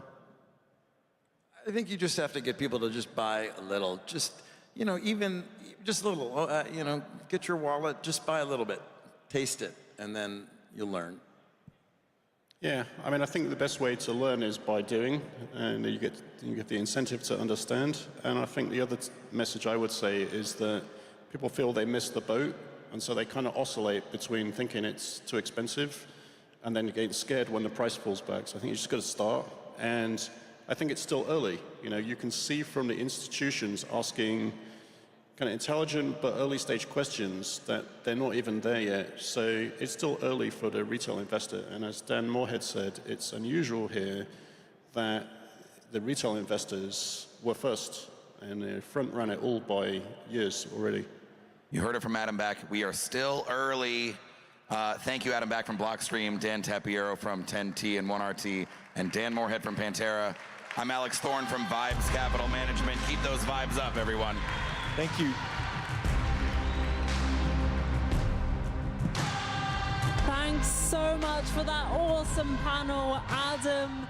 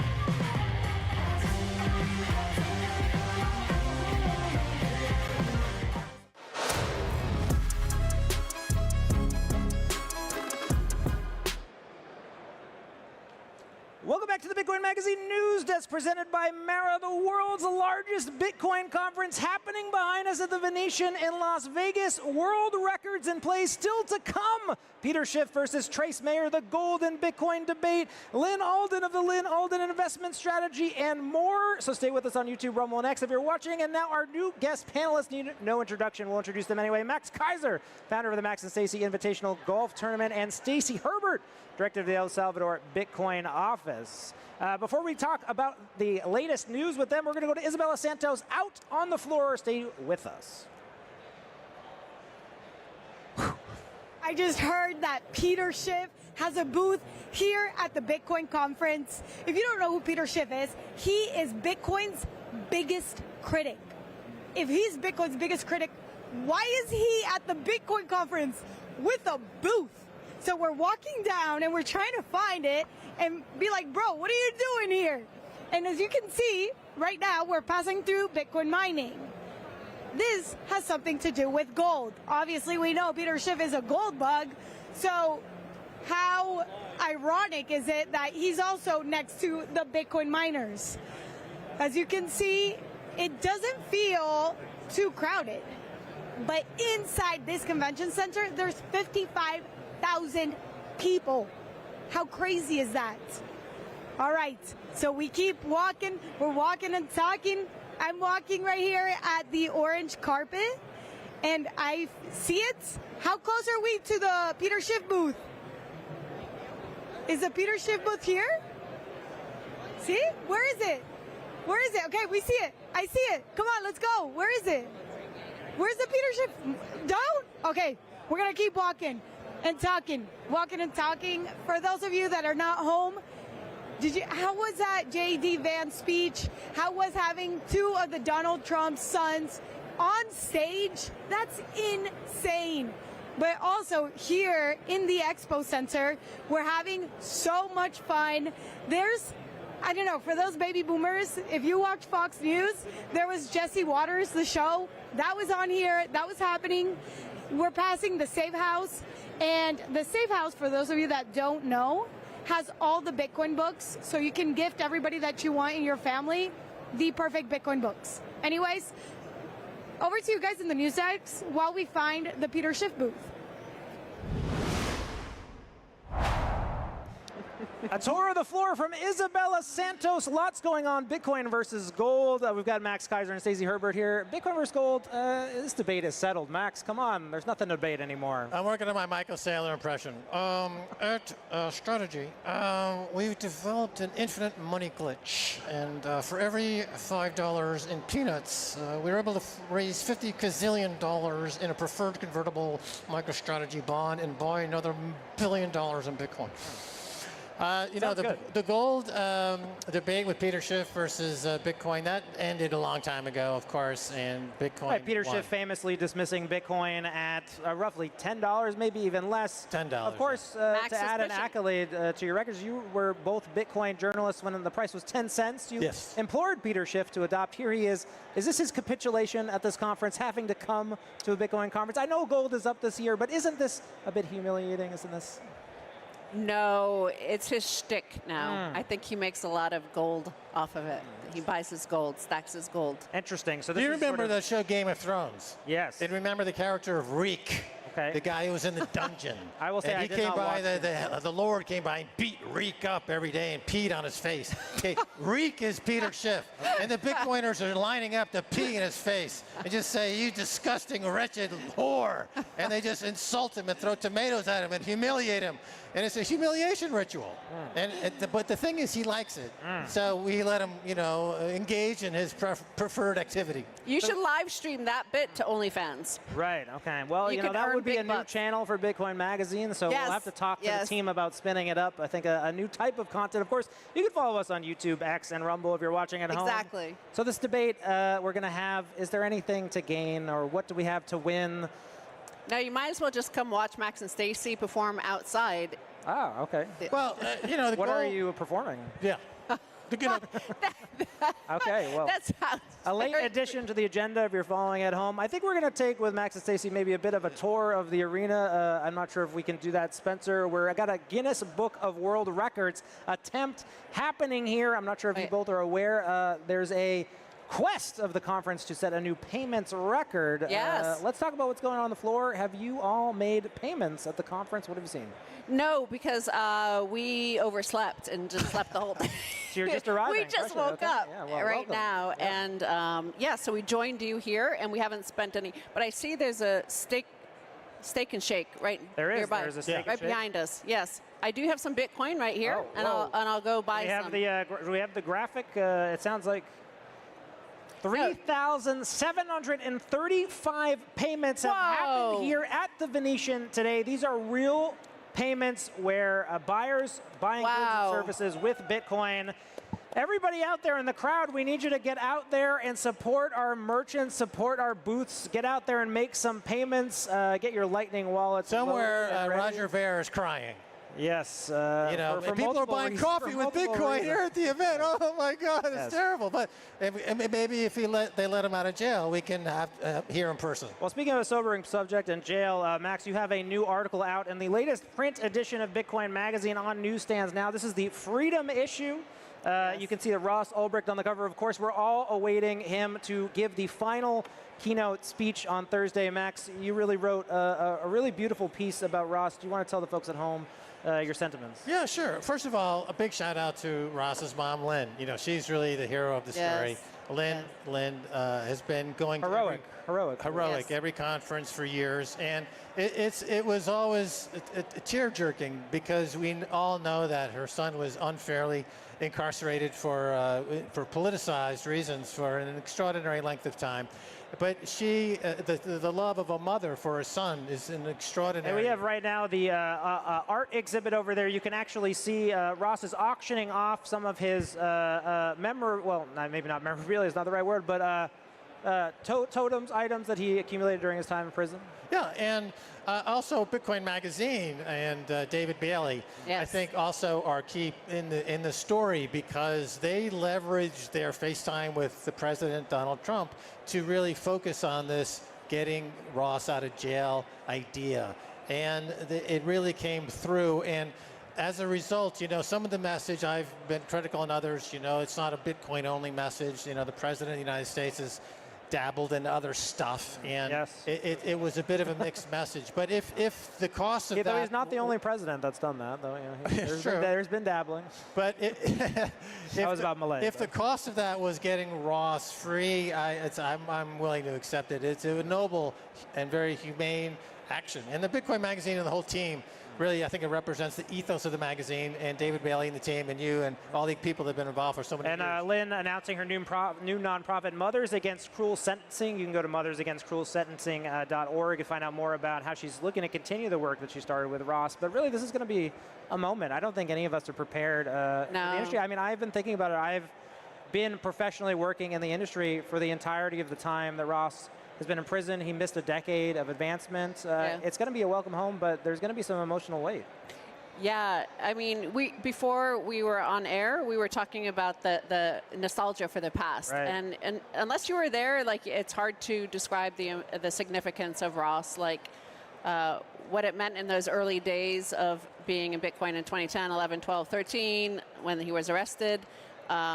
And it was a very small community, right? And we all knew each other. Nobody knew him personally. He was quite anonymous. He was a cloaked figure, the Dread Pirate Roberts. Yes, he would issue proclamations. Proclamations, very, now seeing him, he was a young guy, right? Idealistic guy. But he was doing interviews with Forbes as a kind of cloaked figure, and it was very salacious at the time. Yeah, and it was a pivotal moment in Bitcoin when he was arrested, because that's also, in a way, kind of what it took it up to the political level, because then there were hearings in the Senate about Bitcoin. And I remember it being covered on the news, on the mainstream news. Of course, we were already covering it on the alt press. but that the mainstream media and the U.S. Senate were paying attention to Bitcoin. Then for the wrong reasons, so a bit of a for the wrong reasons. We were all a little bit nervous, right? Everybody was nervous about what came next for everybody. Yeah, for us it was an eye-opening experience that what we were doing in Bitcoin, covering it so much and being so identified with Bitcoin, we actually deferred going back to the United States for a few years because we felt that we would be on some list or something like that. So it was really the beginning. Charlie Schramm, of course, also got arrested and served time. Soon after that, yeah. But now the lawfare hopefully over. You can check out Max Kaiser's excellent article in the new Bitcoin magazine, the Freedom issue, on stage now. We're going to a main stage talk right now on a subject you heard today when Eric Adams announced that New York will be the first city to issue government debt backed by Bitcoin, the Bit Bond. You'll hear more about it on stage right now. We're going live. Stay with us.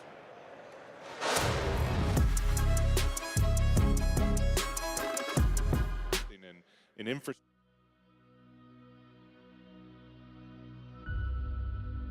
What is the key to progress? Is it more machines? More money? More buildings? Or are those just the outcomes?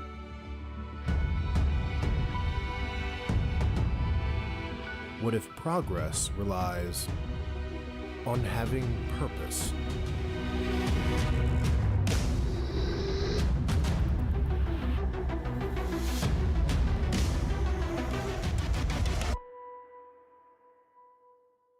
I think the new type of censorship is going to be far more intelligent, and I'm already seeing a lot of signs of it. The tide of free speech has turned, and it's unstoppable. At Rumble, creators are unfiltered, uncensored, undeniably bold. Powered by our own cloud, we are completely independent. Through the Rumble Advertising Center, we're rewarding authentic voices.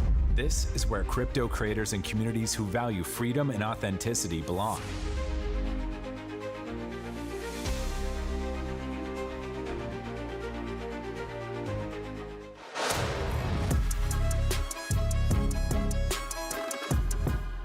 So it's not enough to just have one diehard Bitcoiner on the committee, and he can't just push through, hey, we're going to buy a spot commodity that is very volatile, that everyone will panic when it's down 30%.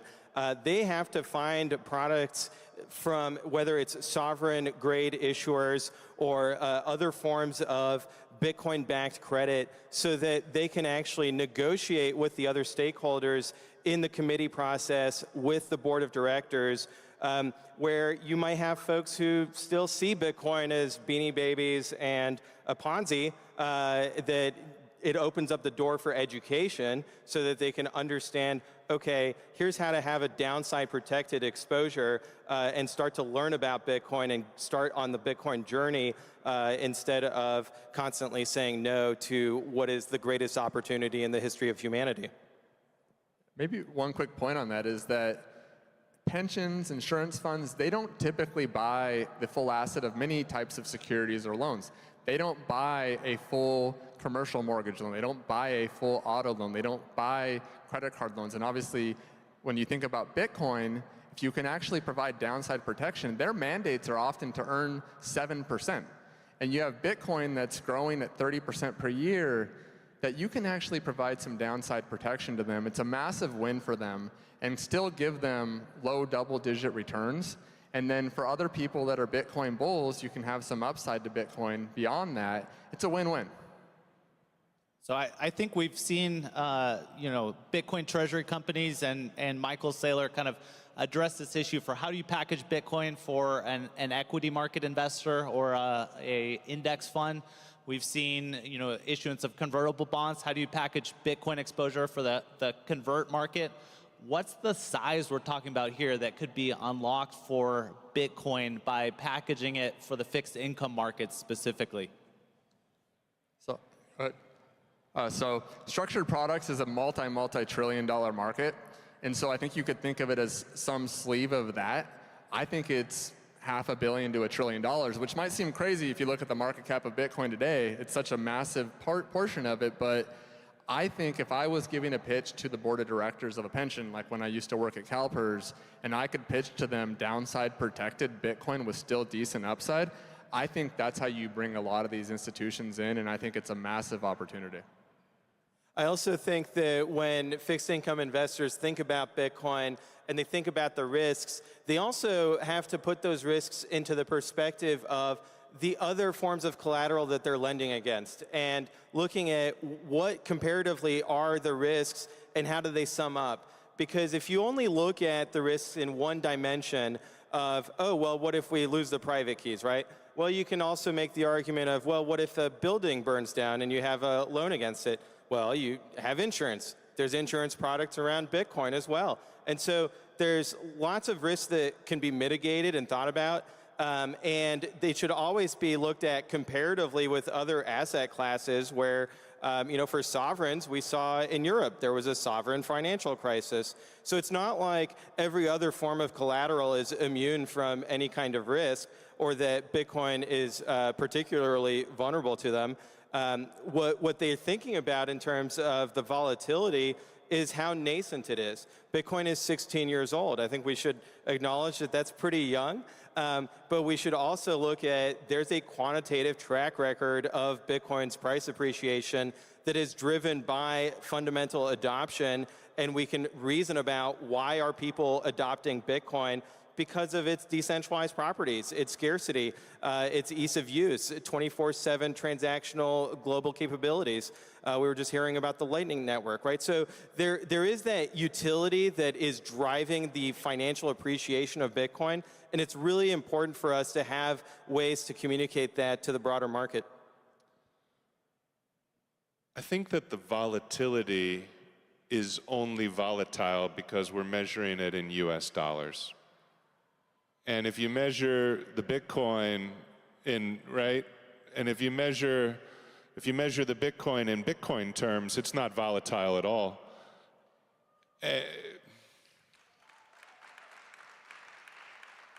And you can't say that about gold because every year, and I know Peter Schiff is backstage and he's going to come out, but every year, but they are making for the 250th anniversary a Liberty Bell shaped gold coin. So in case you want it.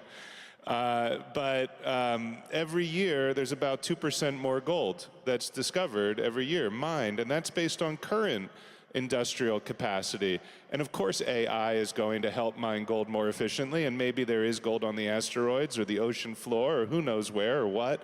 But if you got an ounce of gold 35 years ago and you pulled it out of the drawer, you'd still have that ounce of gold, but measured in terms of purchasing power on the gold network, it's half as much, because the amount of gold around you has doubled. The amount of Bitcoin around you has not doubled, and it will not double because we have a programmatic monetary supply. And it's only volatile because the thing that we're measuring it in has no upward bound, which is US dollars, euros, yen, sterling, Canadian dollars, Chinese yuan, and all of the rest. And when you begin to understand that the real risk, the real existential risk that is facing institutional investors today is in the credit portfolio, where if they just get their money back in 5, 7, or 10 years, what that actually means is a 50% erosion in the real value of the principal, then you understand that that is the urgent challenge that has to be addressed from an asset management point of view. And the cost of not doing so is the cost of letting down our teachers, our firefighters, our civil servants, and frankly, I mean, all of us, right? All of the people that we care about. So it's time to really reimagine credit, and I think Bitcoin is the perfect tool to do it. Well, and obviously this is a phenomenon we've seen, particularly in Europe over the past few years, the past decade, where bond returns measured, inflation adjusted in real terms have been negative yielding. And so I want to pivot the conversation a little bit to talk about what this means for America. Andrew, I know particularly you've been very active on the federal level, also the New York State level, working to educate policymakers, the Treasury Department around what could a sovereign bit bond look like? I think that this is so exciting. I mean, Senator Lummis has gotten a lot of shout outs from the stage of this conference, but she deserves another. Her leadership for this community has been second to none. She deserves it. She deserves it. But you know, Bo Hines has been doing an amazing job, and David Sachs, when he spoke here yesterday from the main stage, he reiterated that the president, in his executive order, has instructed Secretary Besson and Secretary Lutnick to acquire Bitcoin, provided that it's cost neutral to the federal government. And I think that they're taking that very seriously. I know that they're taking that very seriously in the Congress and in the executive branch. And what the BitBonds proposal enables is to actually go one step further, and that's for the president to be able to say, we're building the Bitcoin strategic reserve at a net savings to the United States government because it reduces our interest rate on the federal debt. And with the interest rate now, what is it? Most recently, 1.2 trillion, but defense expenditures, 850 billion, it's not in the right position. We all know that that's not in the right position. It's not sustainable. So if we can lower that, and of course we started rationally. You know, we said, let's do 2 trillion. 2 trillion, it's actually less than 10% of the total US Treasury market. So it sounds like a big number. It is a big number, but it's not a big number. But let's start with, you know, let's start with 25 billion. Let's start with 50 billion. Let's work out the kinks. Let's build the market interest. And we can see with MicroStrategy and the success that Michael has had, which is phenomenal and phenomenally innovative, that buyers are going to come because they're thirsting for a solution. Fixed income investors around the world are thirsting for a solution to the same challenge of inflation that we're all thirsting for here in this room. So I think it's a very sensible proposal, and I would encourage everyone, please, if I could just say one thing, pick up the phone, look up the telephone number of your congressperson and your 2 senators, and give them a call and say, I want you to take seriously the BitBonds proposal and the Strategic Bitcoin Reserve. The Strategic Bitcoin Reserve is the locomotive. The BitBonds are the fuel for that locomotive. They power it faster and further. We want you to take it seriously and give me a call back and tell me your opinion on that. And if every single person, if 35,000 people do that, it in and of itself will add so much momentum to the initiative.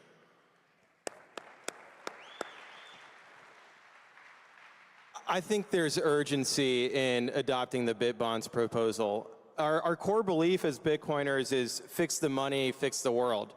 We don't want to see the world burn down or collapse, right? We want to upgrade the monetary system, upgrade the financial system to a better world. And I think BitBonds offers a really great bridge to that. And it's really incumbent upon us as advocates for Bitcoin to drive forward adoption at every level, in our communities, in our families, and at our state level, at the corporations where we work, and of course, the pension funds that are providing retirements, the insurance companies that have to pay claims. They also have the same financial needs and the same urgency to getting exposure to Bitcoin returns as anybody else in this audience. I totally agree. And to me, the message for us as Americans is we have to put America first. I'm always an America First maxi before I'm a dollar first maxi. And the reality is we have a debt crisis. I would love for the dollar to be the reserve currency forever into the future. I would love more for America to be the most dominant superpower forever into the future, even if that means potentially sacrificing the dollar a little bit. And so to me, the first country that stockpiles a war chest of Bitcoin will win. And I think it's great that we have people from the government coming here, David Sachs, Bo Hines, Cynthia Lummis, the Trump brothers, coming here and saying this is important to us. And we know that they're taking it seriously. And I do agree with Andrew that do not discount if every single person in this room picked up the phone and called. You can just make things happen.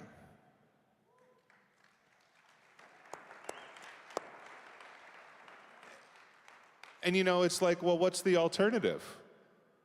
I mean, really, like, okay, if we don't do this, what do we do?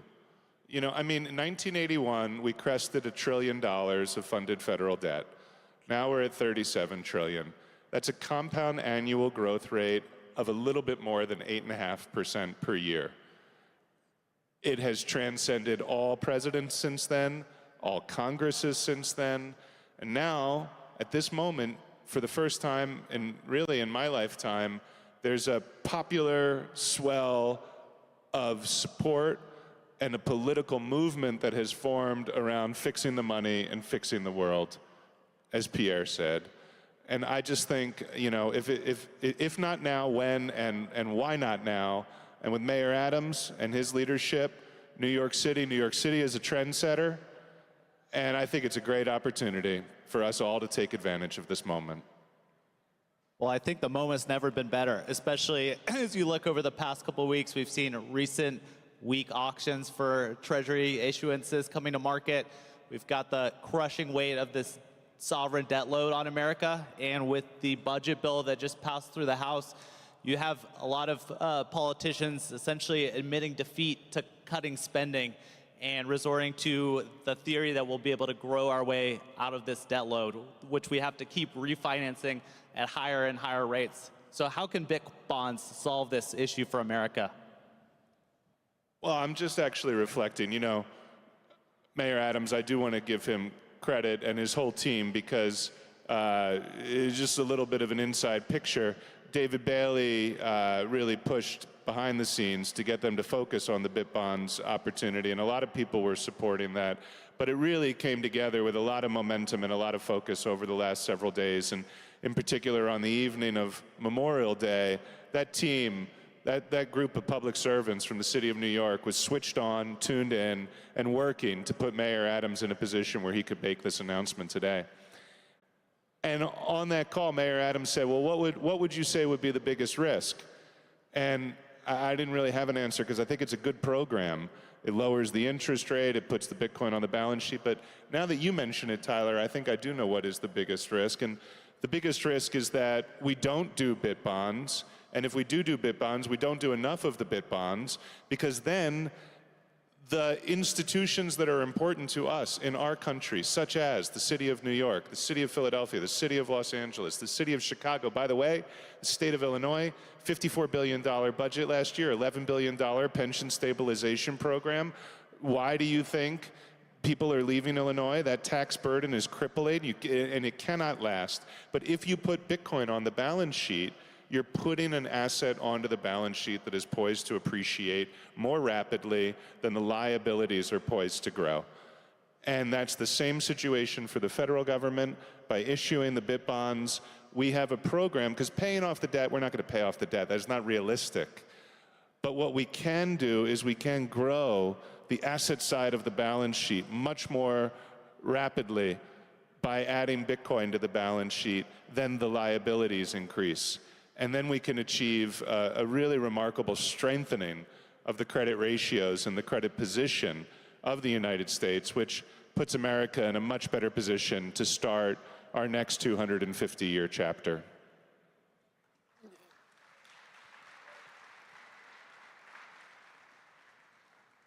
Bitcoin is the only way we can grow ourselves out of this crisis of the national debt. Look at what's going on with AI. AI does not pay income taxes, right? AI cannot grow our way out of the national debt.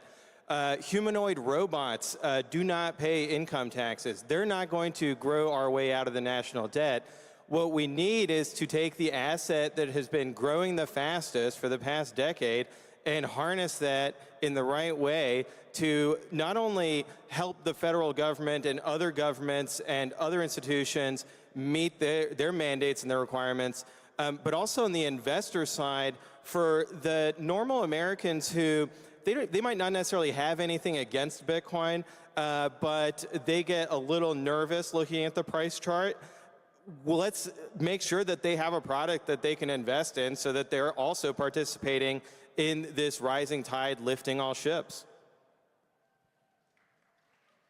Gents, this has been a great discussion. That's all we have time for, so we'll leave you.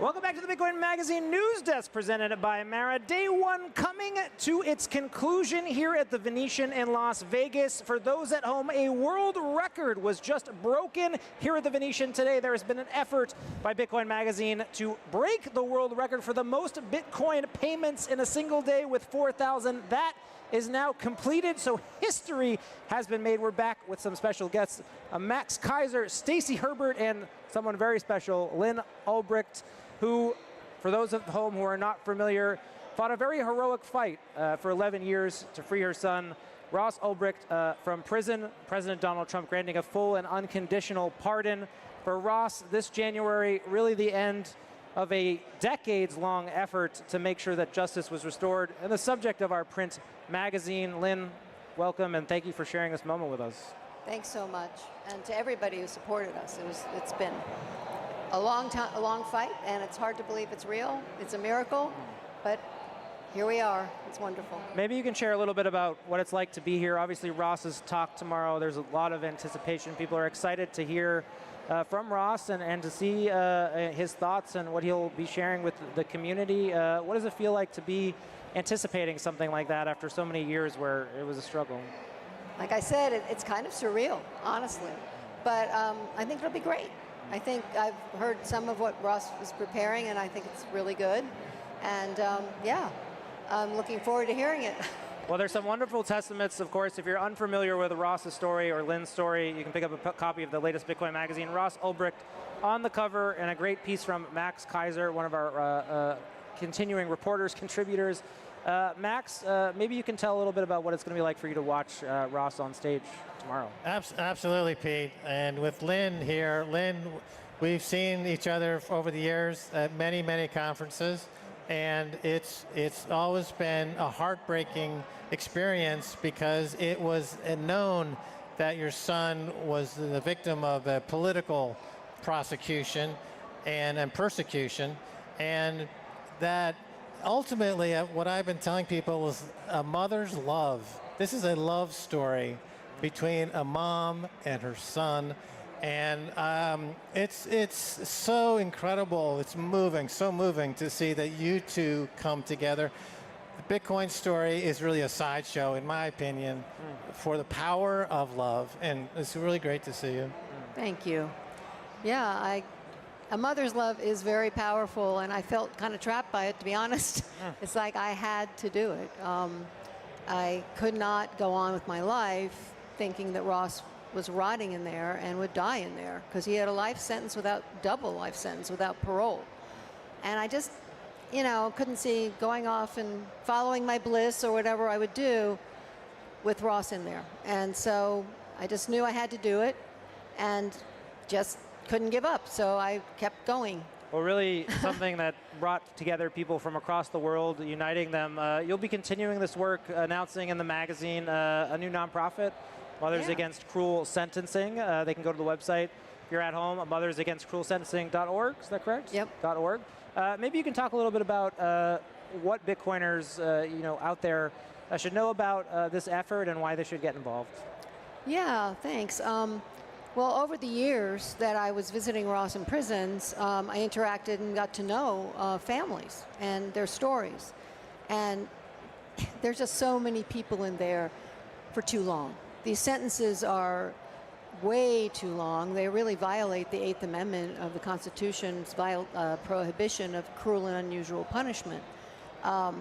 There's not many nonviolent drug abusers, for example, in prison serving life or virtual life.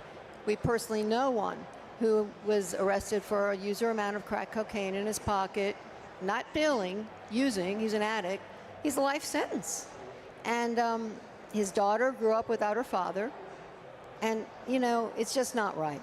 And so once Ross was out, I couldn't forget these people, and thought, well, I'm certainly in a position to at least shine a light on it. And so, so we started Mothers Against Cruel Sentencing, or MAX for short, and we want to do that. We want to really call attention to really what is, it's un-American. It's against the Constitution, and It's wrong. You know, it's just too much. And it contributes to the fact that the United States is the biggest incarcerator in the world. Well, you shared a beautiful quote I wanted to read in there. You said, I hope Bitcoiners will join us and help build a future where justice includes mercy, fairness, and redemption. Stacey, I want to talk about this idea of fairness. Ross getting this second chance to come back and help our industry and move it forward. What does this mean?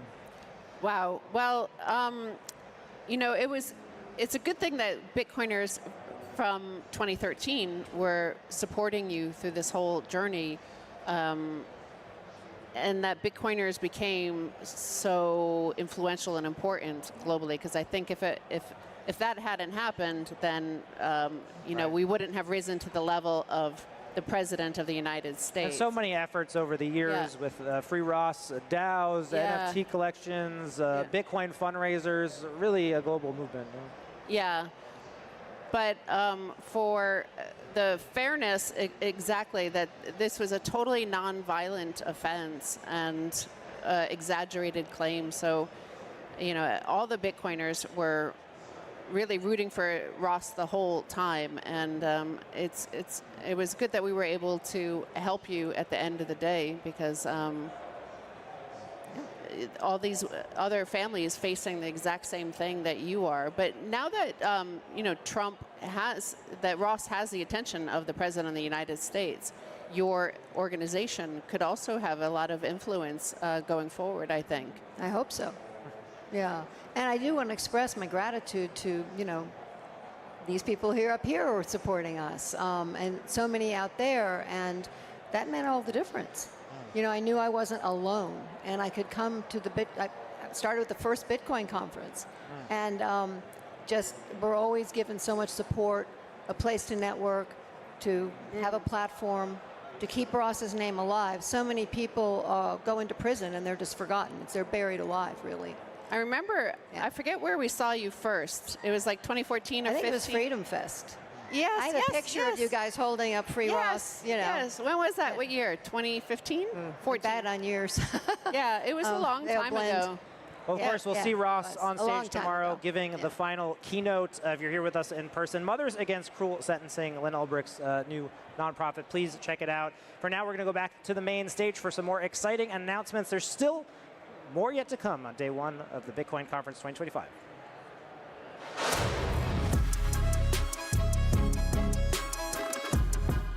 Warn people about this destruction that comes from fiat debasement, but we've taken different sides when it comes to Bitcoin. So first, I would just love to get both of your takes, because you have seen the sound money movement evolve over the decades. Trace, you embraced Bitcoin as it emerged. Peter, you rejected it forcefully. Let's start with you, Trace. Why did you decide to embrace this new technology? So I came from with a worldview of monetary sovereignty. My blog was called Run to Gold, launched in January of 2008. And so when I came across Bitcoin, I could see that this limited amountness that it had, along with its ability to be portable over communication channels, could be very disruptive. And so, you know, that's one of the main reasons I started talking about it. And Peter, why did you decide to reject it? And when? You've known about it since it was $1. Well, first of all, some of us are advocating for sound money, and some of us just think they're advocating for sound money. But you know, actually, before I answer your question, because a lot of people are even saying, why is Peter Schiff even at a Bitcoin conference, right? And so I got to tell you something, because I know this, I learned this from personal experience at this event, right? And this is not something I'm proud of, right? But this is a fact. Based on what I've been told by countless people who have asked me to pose for selfies with them, I am probably responsible for more people owning Bitcoin than any other person at this conference. And every time I tell you guys not to buy Bitcoin, you buy more. So you can thank me, or you can blame me. But if you want to know the reason that I didn't buy Bitcoin when I first learned about it, and it wasn't Max Kaiser, he likes to credit, he wasn't Max Kaiser who told me about it. It was people at my Senate campaign in 2010 who were working with me because some people were donating Bitcoin in 2010. I don't know what the hell happened to that Bitcoin because I've tried to find it.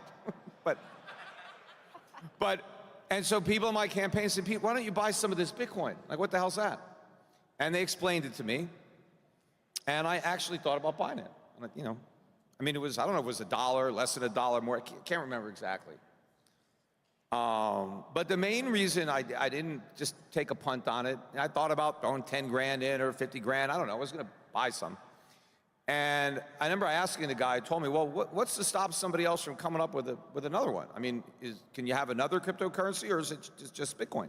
Well, I said, no. I mean, you could just make another one and have another name and it can have the same properties. So in other words, there's an unlimited number of cryptos that can be created. So it's not really that unique. It's just the first one. And they can make more. And they said, yeah, they can make more. And that was kind of what I said, well, then what, you know, what do I, you know, why buy it? And, you know, and obviously, you know, went way up. And the next time I thought about buying it was after it went up to 1,000 and it came down 300, 400. It was there for a couple of years. And some people I knew, smart people, investors, were buying it. And I was like, what are you buying this crap for? And I thought, you know, but if they're buying it, maybe more fools will buy it. Maybe I should just buy some for the hell of it. And my biggest mental problem was I couldn't pay $400 for something that I didn't want to buy at $4. And so, you know, but I just never could have imagined today, all of these people, right? Because I was telling people not to buy Bitcoin before most of you even knew what it was. And I never could have imagined that so many people would find so much value in nothing. Trace, why don't you educate Peter in the eloquent way that you speak about why Bitcoin is so special? Even though we have so many other cryptocurrencies, Bitcoin is unique and stands out and has value, even though it's digital.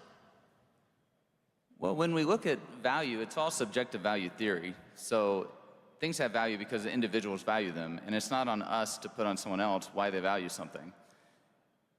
I ran into a lot of these similar issues because when I first started talking about Bitcoin, I targeted the gold bugs and the libertarians. The gold bugs because they should know what sound money is, and the libertarians because they're just kind of crazy. And it would be great, if Bitcoin were successful, it would be great for these two particular demographics to have a lot of wealth. And so, you know, I had emails with Lew Rockwell about having LewRockwell.com accept Bitcoin, and encountered resistance in 2012 to that. One of the chief gold bugs, James Turk, who founded Gold Money, and I was actually an investor in Gold Money before I got involved in Bitcoin, like 2007. James Turk, one of his main hangups was that Bitcoin was not tangible. And that's, I suppose, a difficult issue to kind of attack, right?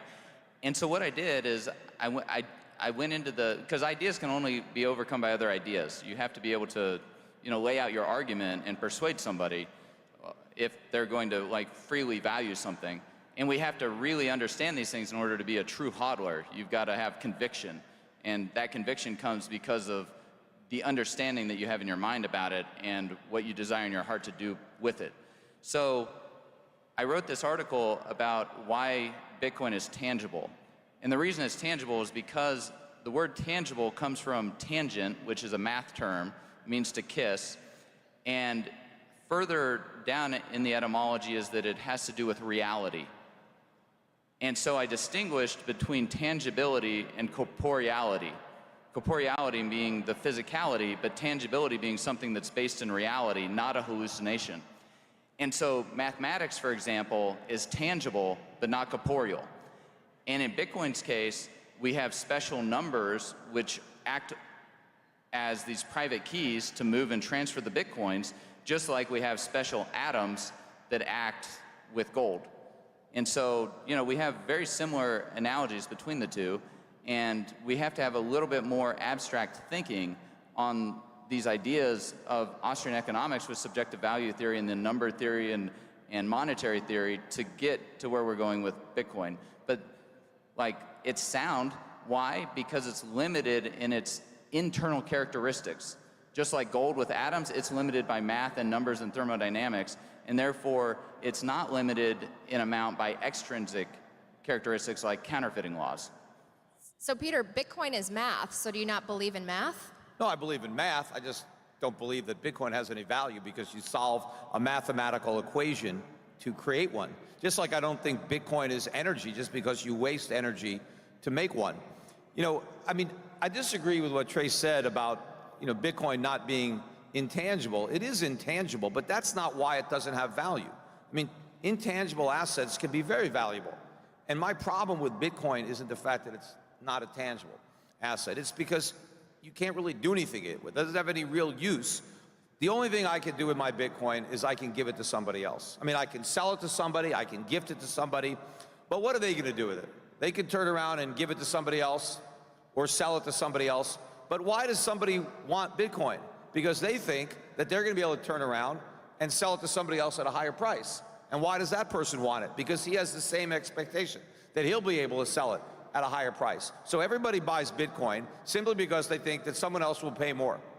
And so it's just a giant, you know, literally a blockchain letter. It's built on the same foundation as a pyramid scheme. And now you've got all these Bitcoin treasury companies now that are basically, you know, pyramiding the Ponzi's. And everybody is buying this with the expectations that they're going to get rich. And a lot of people have gotten rich if they bought it early enough.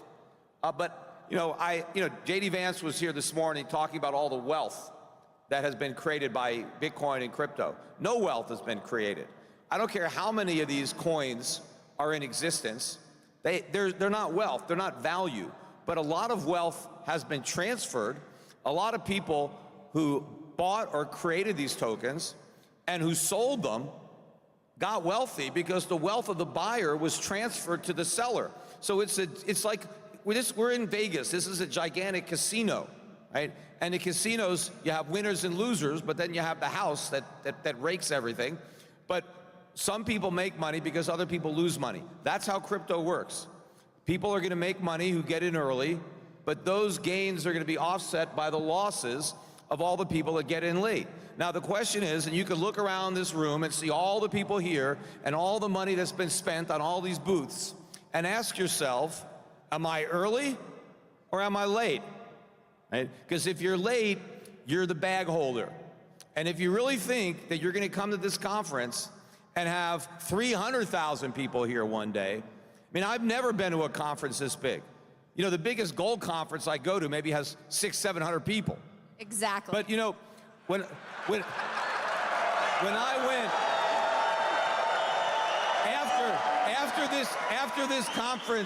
after this conference is over, when you go home, go on YouTube and look up Peter Schiff Mortgage Bankers, because I came to the Western Regional Mortgage Bankers convention at the Mirage when that used to be a big hotel back then in 2006, and I came there. Right, under the same, you know, dynamic I'm coming here. I came there to tell a bunch of people whose livelihood depended on mortgage finance that the housing bubble was going to pop and that mortgages were going to collapse and that they were all going to be out of work. And I remember telling them that, you know, in a couple of years, they'll be able to have the whole conference in just one hotel room, because I knew it was a bubble. And I came there and I made a deal with the company. I said, I will come to your conference with for one reason. You got to give me a room to tell people about the hedge fund that I just started to short the subprime market, because I think that people who are in the mortgage market should put a little bit of the money on the don't pass side, because I think they should hedge their careers, and because I have a great investment for them to bet that subprime collapses. Okay, you called out the housing bubble. We know that. We're calling out the sovereign debt bubble, the fiat bubble, right? The point is, nothing has destroyed, no, hold on. Nothing has destroyed wealth for the majority more than fiat. Okay, and I personally believe that the reason we have fiat is because of gold's fatal flaw, because it is physical, because it requires papering over and creating liabilities. So how do you answer for that flaw in a digital economy? Gold doesn't have a flaw. Humans have flaws. And what gives fiat currency value is belief. Fiat currency ultimately has value, not necessarily because the sovereign issues it and demands that taxes be paid in it, but ultimately what gives a fiat currency value, as opposed to a real currency, a legitimate currency that derives its value from the money that backs it up. The money would be gold, and then you would have currency that's redeemable in gold. Fiat currency has value because people believe in it, because people have faith in it. And that is the only reason that Bitcoin has value.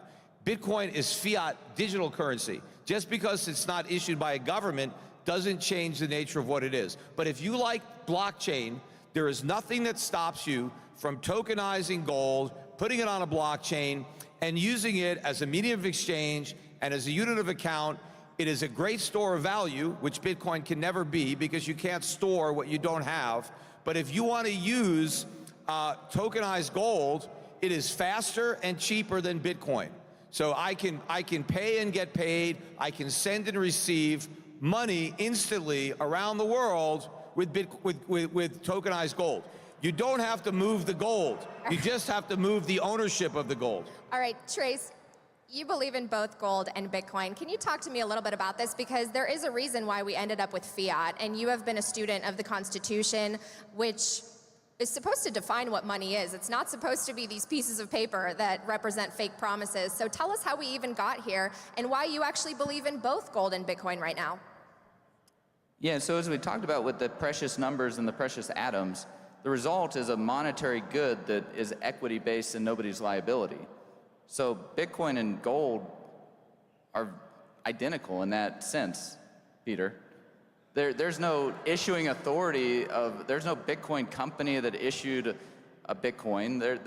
It's a product of nature now because of the pure proof of work nature of the blockchain. So like I don't understand that part of the argument. But when we go back and look at our history, you know, we had fractional reserve banking going on, it crashed, and they put Isaac Newton in as master of the mint to fix it in 1696, and he came up with the gold standard. And then, you know, we had these gold being left with the goldsmiths. They'd leave gold certificates. Those would circulate. So now we had money being the gold. Then we had money substitutes being the gold certificates. Now, it was Roosevelt with Executive Order 6102, and then Nixon with closing the gold window that like moved us away from these gold certificates to just fiat currency illusions that are like IOU nothings. I mean, they're just, there's no realness to them at all, or even pretended realness. And so that's how we've kind of evolved in our monetary system to where we are today, where we're using this unconstitutional fiat currency. The federal government has no express power to make anything legal tender. The state governments can make things legal tender, but they're restricted by the U.S. Constitution under Article 1, Section 10, Clause 1, that they can only make gold and silver coin a tender in payment of debts. And so we have an unconstitutional monetary system, and you know, it's based on this illusion that's just like a colored piece of paper that's printed, and even more so just digits in a database that are not limited in amount by any intrinsic characteristics like Bitcoin and gold are. But doesn't Bitcoin fix for exactly what caused the issue in the first place? The fact that you can't send or verify gold very easily, especially when you're talking about a global interconnected world? Yeah, so I did an interview with Saifedean years ago, and we talked about, I brought up this issue of the cost to run a gold full node. You know, you have to have a refinery, you got to melt down the gold, you got to recast it. That's a very costly process. The Bitcoin network does all of that for 15 cents. You know, and because of the nature of the Bitcoin network and the triple entry bookkeeping that we have with Bitcoin, it's acting as both the asset and the rails that we transfer it with at the same time. We look back over our history. You know, they developed the telegraph, and then we started sending money over the wires. That's where wire transfer came from. So the money's always kind of had this dual purpose of transferring value through time, but also transferring through the distance vector. And usually you've had two different instruments that do that: gold and silver, salt and cows. Humanity's come up with all different types of things. And Nick Szabo has a lot of writing on this topic. But this is, we're now living with a new innovation, and that innovation is what Satoshi solved. He solved the double spin problem, right? And so what do we get to do with that? And we're experimenting with it now. Any comments, Peter? Well, first of all, you said that both gold and Bitcoin have intrinsic value, and that's not the case. Bitcoin doesn't have any intrinsic value. That's always been my problem with it. One is that, all you can do is, you can send it to somebody else. Whereas gold is money because it's the most liquid commodity. Gold was a valuable commodity before we discovered that we could use it as money. But gold is used in industry, not just jewelry. That's probably 50% of the use. But gold is used in aerospace. It's used in computer business. It's used in medicine. It's used in dentistry. It's the most valuable, the most useful metal that we have. And what's special about it is that it doesn't lose those properties over time. In 1,000 years, the gold that you have today will be just as useful as it is now. It doesn't rot. It doesn't decay. And so it's real. And yes, constitutionally, you're correct. I mean, gold is supposed to be money. It's the only thing that the states can make legal tender. The federal government has no constitutional authority to make anything legal tender. All the government can do, the federal government, is coin gold and silver. That's all it can do. So we have an unconstitutional system. We went off the gold standard. The dollar used to be defined. It wasn't that the dollar was backed by gold. The dollar was defined as a weight in gold. And before we had even the Federal Reserve, we had private banks that issued currency backed by gold, by real money, dollars on demand. And I've got no problem, if the people in this room, want to waste their money buying Bitcoin, fine, it's a free country. But where I do have a problem is when you bribe the politicians to buy Bitcoin with my money. Because I don't want to buy Bitcoin, and I don't think the US government should be buying Bitcoin, and I don't think any of the state governments should be buying Bitcoin. It's kind of ironic that something that was created, to be anti-government is now completely dependent on government. I don't think we'd have Bitcoin over 100,000 right now if it wasn't for the election of Donald Trump and what's going on with the government to try to misdirect resources into Bitcoin, into crypto, and now all these companies like Strategy and other copycat companies that are levering up and issuing stock and borrowing money to accumulate Bitcoin, to the exclusion of other more valuable things. I mean, resources that are wasted on crypto are resources we can't use to build factories. We can't use those resources to create things that we actually need. And so now we have to run larger trade deficits to import more stuff that they're making in China because we're wasting our time coming up with Altcoin, and we're not creating things that people really need. Now, Peter, the free market is telling you something. There are 30,000 people here. The White House has embraced Bitcoin. You have your own strategic Bitcoin reserve, which, by the way, who is sending Peter Bitcoin? Please stop. No. I mean, when are you going to say, okay, the market may be right, this is an emergent phenomenon, and it should be the market that decides, and maybe you're on the wrong side of that? No, I mean, look, just because a lot of people believe something, that doesn't mean that I'm going to give in to the peer pressure to believe it too. But, you think that the whole world is in on Bitcoin. Look, I can tell you, when I walk down the streets of a busy city, maybe one person will recognize me during the day, right? Pretty much everybody in this room knows who I am. And so most people don't own Bitcoin, because if they did, everybody would recognize me when I'm walking down the street. But they don't, right? So you get into an echo chamber, and the people who like Bitcoin surround themselves with other people who like Bitcoin, and they all reinforce the same delusion. And something like 50% of the people in the world that own Bitcoin live in America, right? Which is a pretty big number, and nothing we should be proud of as Americans. But so you get in a group, and it reinforces this mass delusion that everybody has. And to me, it's like a giant cult, and you're worshiping, this God, Satoshi Nakamoto is the Lord, and everybody just believes. And I'm going to buy Bitcoin, and I'm never going to sell it. Never sell your Bitcoin. Yeah, you know who got you to never sell your Bitcoin? The whales that are selling you their Bitcoin. Where do you think all the Bitcoin is coming from that everybody is buying? It's the people who bought it a long time ago that are laughing all the way to the bank as they're selling you their worthless tokens. Well, actually, Wall Street is buying from us. We got it before them, so that's pretty great. Trace, I'd love for you to respond to Peter before we wrap up. Well, yeah. Well, I'm not selling anybody anything.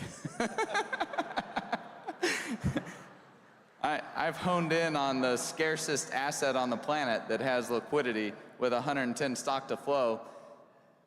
Peter did say that I had said that Bitcoin has intrinsic value. That's not what I said. I said it was limited by its intrinsic characteristics. Nothing has intrinsic value. We, as humans, subscribe value to things through subjective value theory. And so that's an important distinguishment. And then it gets to our next point about entrepreneurship. One of the great things about entrepreneurship is that the entrepreneur is able to take time, labor, capital, combine it with their vision, and produce a good for the market. And the entrepreneurs that are successful, they have profits. And the entrepreneurs that have losses are those that are unsuccessful. And so what Satoshi did is he created a new monetary good as an entrepreneur and introduced it into the market. And people, through their own subjective value theory, have honed in on it and decided, I want some of that. And now it's creating a Schelling point, and it's become the most liquid, high stock-to-flow asset on the planet. And you know, we're only 16 years into this. I have some gold UTXOs, some gold coins that are 25, I've had them for 25 years. You know, there's some institutions that have had gold UTXOs for millennia. Where are we going to be in another 16 years? And another 16 years after that, and then another 160 years after that. And Bitcoin is just going to continue to crank that stock to flow higher. It's going to get scarcer, and humanity is going to be putting their savings and their retained earnings into it because it treats that capital well, because it has this high stock to flow, a stock to flow that's now twice gold's, but it will eventually be even higher. So it's a superior monetary good in many of those ways. It's an emergent bottom-up phenomenon. Well, we are out of time, unfortunately, Peter. I'm so sorry. And what I will leave you with, Peter, this is just a lesson from my heart to yours, because I do really appreciate your work and your sound money leadership. You can be for something without being against something. You can be for gold without being against Bitcoin. We are all for Bitcoin. I'm not against you, Peter. And I know that someday you will be on stage when Bitcoin's $1 million and maybe you'll finally get in. Thank you so much. Natalie, I do think that I think Bitcoin is doing a lot of harm, so that's why I'm against it. Come on.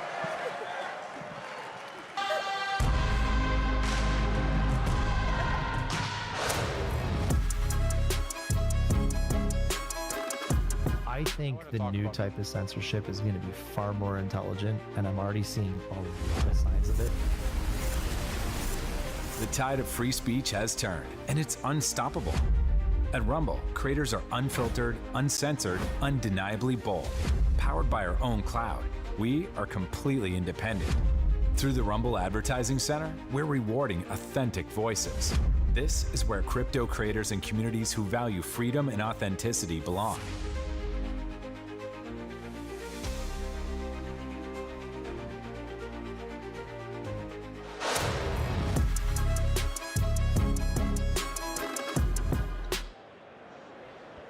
Welcome back to the Bitcoin Magazine News Desk, presented by Mara. Day one of the largest Bitcoin conference in the world, winding down here at the Venetian in Las Vegas. You just saw Peter Schiff versus Trace Mayer, the gold versus Bitcoin debate. Peter Schiff saying he's never been to a conference this big for gold. Talking about the flaws that Bitcoin has, saying gold doesn't have flaws, we should tokenize it and put it on a blockchain. Here to dissect this news and talk about the subjects of the day, we have Juan Gall, business reporter at Bitcoin Magazine, Aaron Van Werdum, editor-in-chief at Bitcoin Magazine, and last but not least, Brian Morgenstern, head of public policy. I think with the subject we were talking about backstage, maybe what was missing from this Peter Schiff and Trace Mayer debate, which was Bitcoin's values, right? So there was a lot of talk here about Bitcoin and how much of an asset, its asset attributes as opposed to a gold. But Juan, it sounds like you were thinking that Trace maybe should have appealed to this cypherpunk nature that gold will never have. Yeah, I mean, the cypherpunk ideas are basically the liberty ideas. I think that's a conversation that happened to some degree yesterday, that the founding ideas of the United States are kind of embedded in the cypherpunk ethos. They're embedded in Bitcoin's design. And I think, we ignore them at our peril because, you can use Bitcoin in many different ways, but at the end of the day, those ideas will try to resurface, and they provide significant sort of value to individuals. Well, I think that's a fissure point in the conversation today. We're seeing a lot of corporate adoption, government adoption. Some of the folks who have been with us for many Bitcoin conferences worried about what they see happening. Aaron? Yeah, no, I have a question for Brian, actually, because you do public policy, right, for Riot? Yeah. So, as one was talking about, is the cypherpunk ideals of Bitcoin, and a big part of that is censorship resistance. A big risk to that is mining centralization and potentially regulation of that. Is that something you're foreseeing might happen? Is that something you're experiencing, dealing with? Like, what regulatory pressure, is that ramping up, happening at all? So it's something we're considering, we're thinking about trying to see around corners, because on the one hand, we wanted the government to stop hampering our ability to operate. We had Operation Choke Point, in the broadest sense, was cutting off our ability to do banking accounts and just like pay employees who maybe they're not Bitcoiners, maybe they're electrical engineers or whatever you need to operate a site. So not having a bank account is unworkable for a business. We had the energy department trying to cut off our ability to get power contracts to operate the facility. So it was, censorship, it was debanking, it was unplugging. And so just getting the government off our back and allowing us to do business was very important. And part of President Trump's idea of getting everything to be made in America was, well, we want Bitcoin mining to thrive in America. Right. Great. Now we are looking forward to that notion of, if we do have an unfriendly regime in the future, if we have an over-concentration in one jurisdiction, could there be excessive regulation? Could they try to censor blocks? Could there be, could you deplete some of the real value proposition of Bitcoin? And that's some of the conversations we're having currently. There's some really good research being done on that. Cambridge University put out a study. We provided some data. I think some other big miners provided data. We need more international data because we need to understand, where is the concentration? We know there's a lot in Texas. We know there's a lot, in some other states in the United States. I don't think we have a complete picture of what that is. How big a risk is it? We don't have any China data, right? Real quick, so it sounds like you're not worried about what might happen under the current regime, but potential under future regimes. Generally, or yes. both. I mean, we have to be vigilant, of course. I'm a former Trump staffer. I'm generally supportive of the administration. I'm hopeful that they would never, go down that route. But there's an election every 2 years for Congress, every 4 years for president. So you don't want our success and the success of Bitcoin in the network to hinge on a pendulum that swings back and forth. So we really do want to kind of future-proof it. And so that's one of the things we're thinking through. The first step was get a favorable environment for us to succeed and operate. Mm-hmm. The next step is even exist. Right. And the next step is, how do we thrive into the future? And that's something we're considering and thinking about. A clash of values here on the news desk. We're about to see a clash of ideas on stage. Bitcoin as a neutral reserve asset and the end of the Triffin dilemma. Lynn Alden and others on stage. We'll be right back. Just had Pakistan announce that they're adopting a Bitcoin reserve strategy, which is awesome. How do you see emerging countries, and even third world countries, elevating to, being able to live up to those standards where we have these superpowers purchasing massive swaths of Bitcoin? Yeah, it's a good question. When you think back to the last couple of years and these emerging nations trying to figure out a way to get away from the U.S. Treasury, right? So something happened back in 2022 when Russia attacked Ukraine, and we shut off the SWIFT access to them, which is their payment system for the world. And then we seized their U.S. Treasuries, which was, we can all agree, was a monumentally stupid tactical play, why would we do that when we need the entire world to buy U.S. Treasuries? Okay, so that leads us to the BRICS nations getting together, Brazil, Russia, India, China, South Africa, and they're looking for a way to get away from the US Treasury. And so they're looking for a cross-border payment system that would be neutral. And so you have those countries like that who can't really even trust each other, right? So you've got, are they going to go on a gold standard? And then how is that going to work? Are they going to audit each other's gold reserves? I mean, you think that Putin's going to let in Shin to come audit their reserves? Likely not. So what's an asset that they can use that would back whatever currency that they're going to use, or what's a currency they could use that would be trustless? Well, it's an obvious answer. It's Bitcoin. Yeah, so it's great answer. So everyone wants Bitcoin, but we don't necessarily want our adversaries acquiring too much Bitcoin. Bitcoin is for everyone, but how does America get ahead in this Bitcoin arms race, Lynn? I think by being the best place to do business. I mean, we're already a very large market, and you want as many companies as possible to want a jurisdiction here and to operate here. And going back to James's point with the payment systems, a lot of these country blocks have been trying to do like their own little closed source payment systems for quite a while. Like Enbridge, for example, they have all these little like cross-border CBDCs, and then it's like, if you want to sanction this one, how do we do that? And they never really get any sort of network effect. They never really take off. Meanwhile, the entire time, Bitcoin is standing there staring them in the face as the open source solution while they keep trying their own little closed source ones.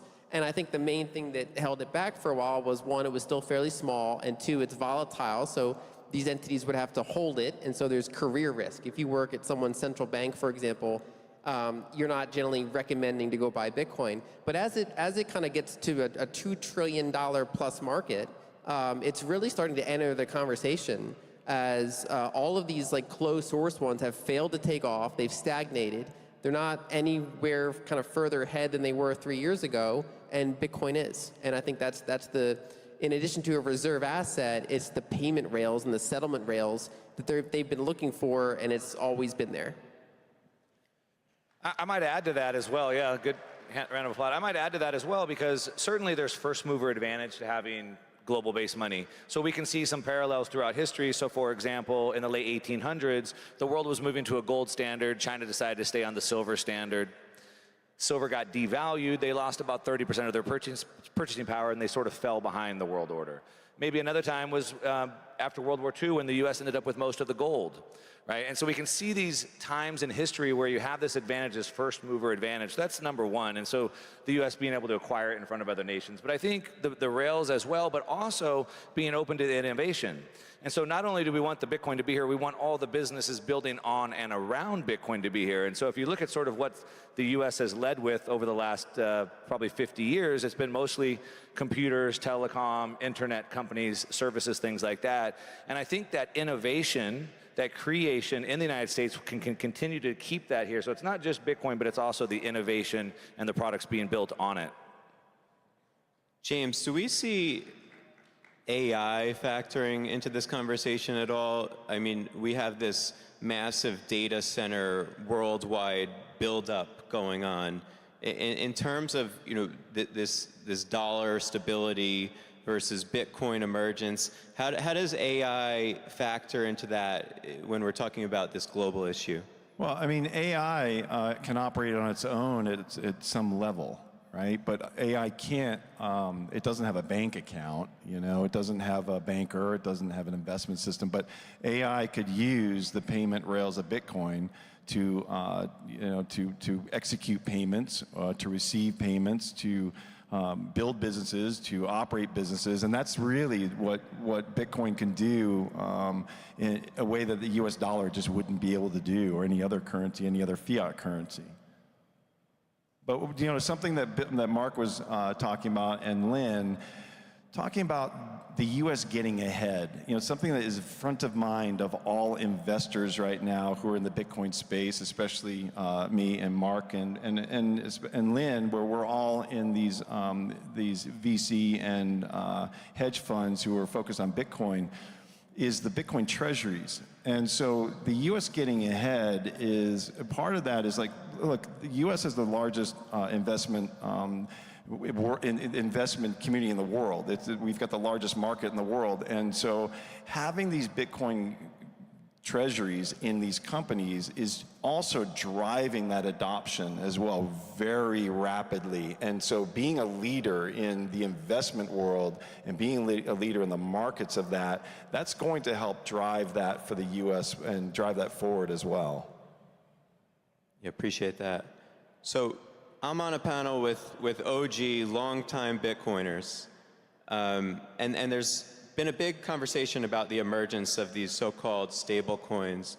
And I was wondering, we live in a world where dollars are moving around the world in massive quantities.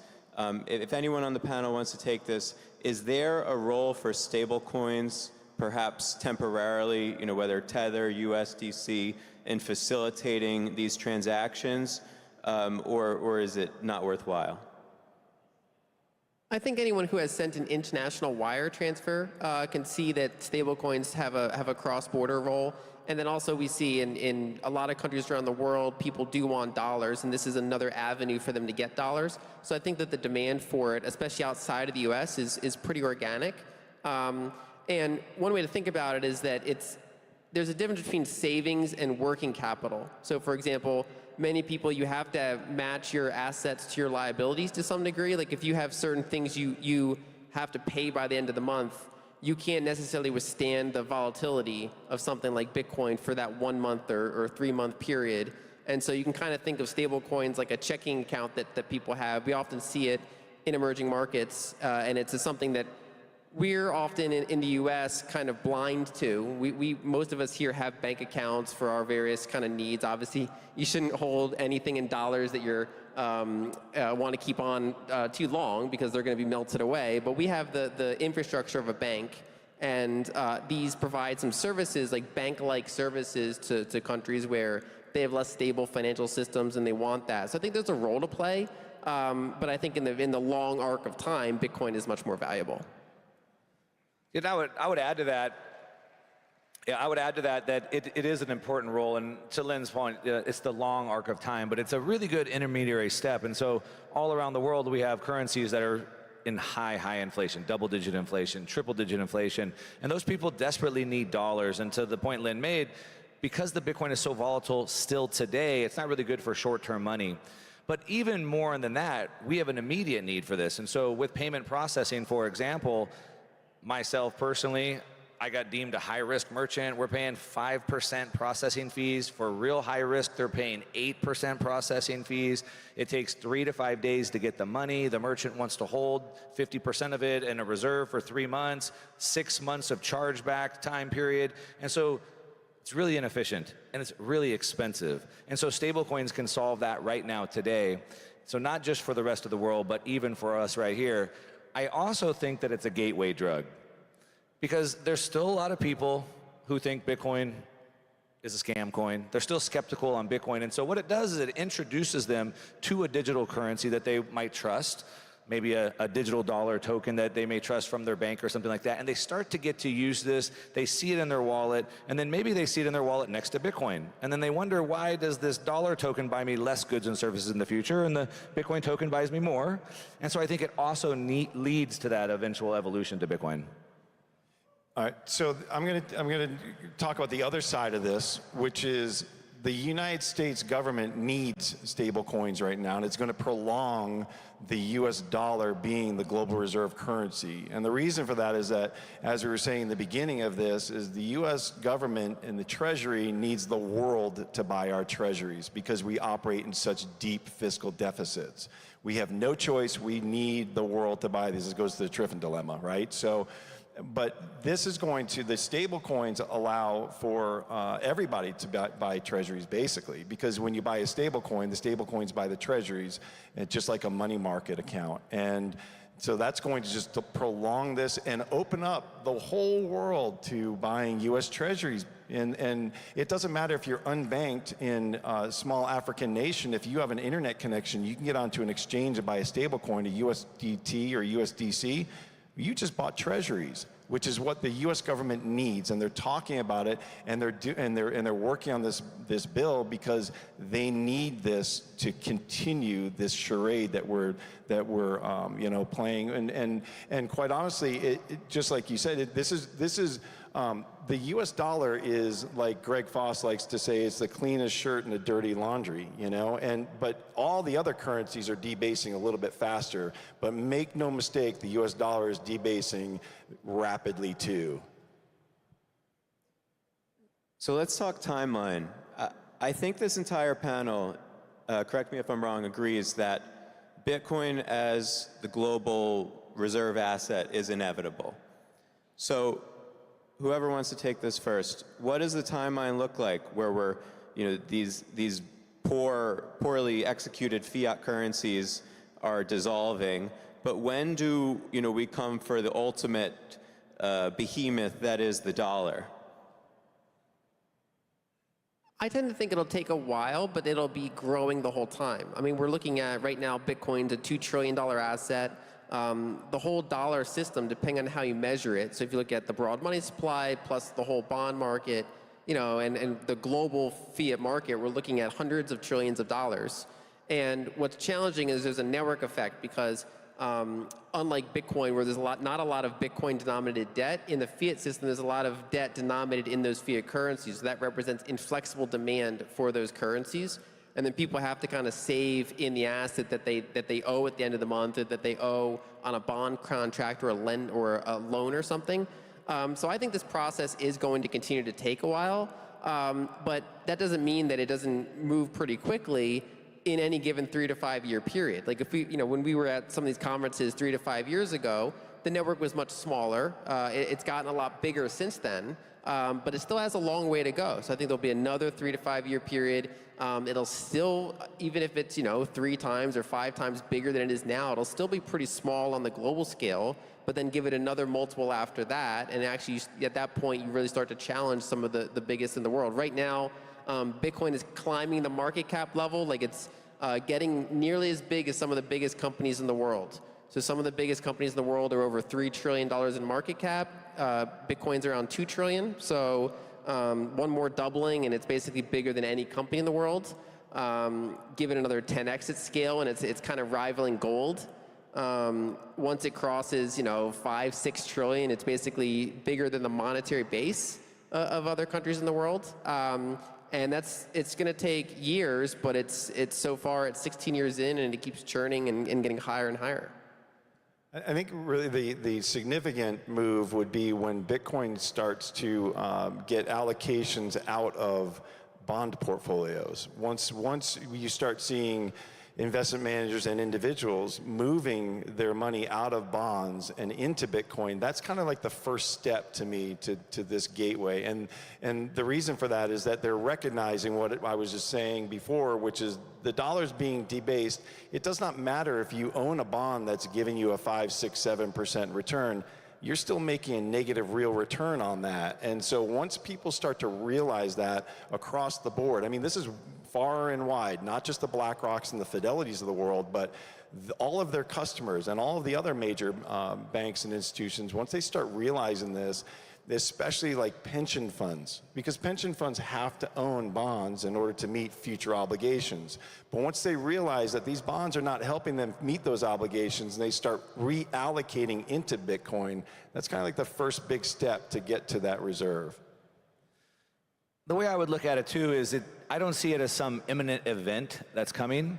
And so a lot of times, especially in the gold community, you hear a lot about this imminent event where the dollar dies, the end of the dollar is coming. And rather than looking at it as an event, I look at it as a process. And so what we're seeing is the long drawn out process of the dollar losing its value. And we're seeing other assets like Bitcoin rise. And so we have this long process. Now, what is this eventual date that will eventually declare that Bitcoin has achieved this level? I would say when Bitcoin is now sort of this global unit of account. So when we start to price things globally in Bitcoin.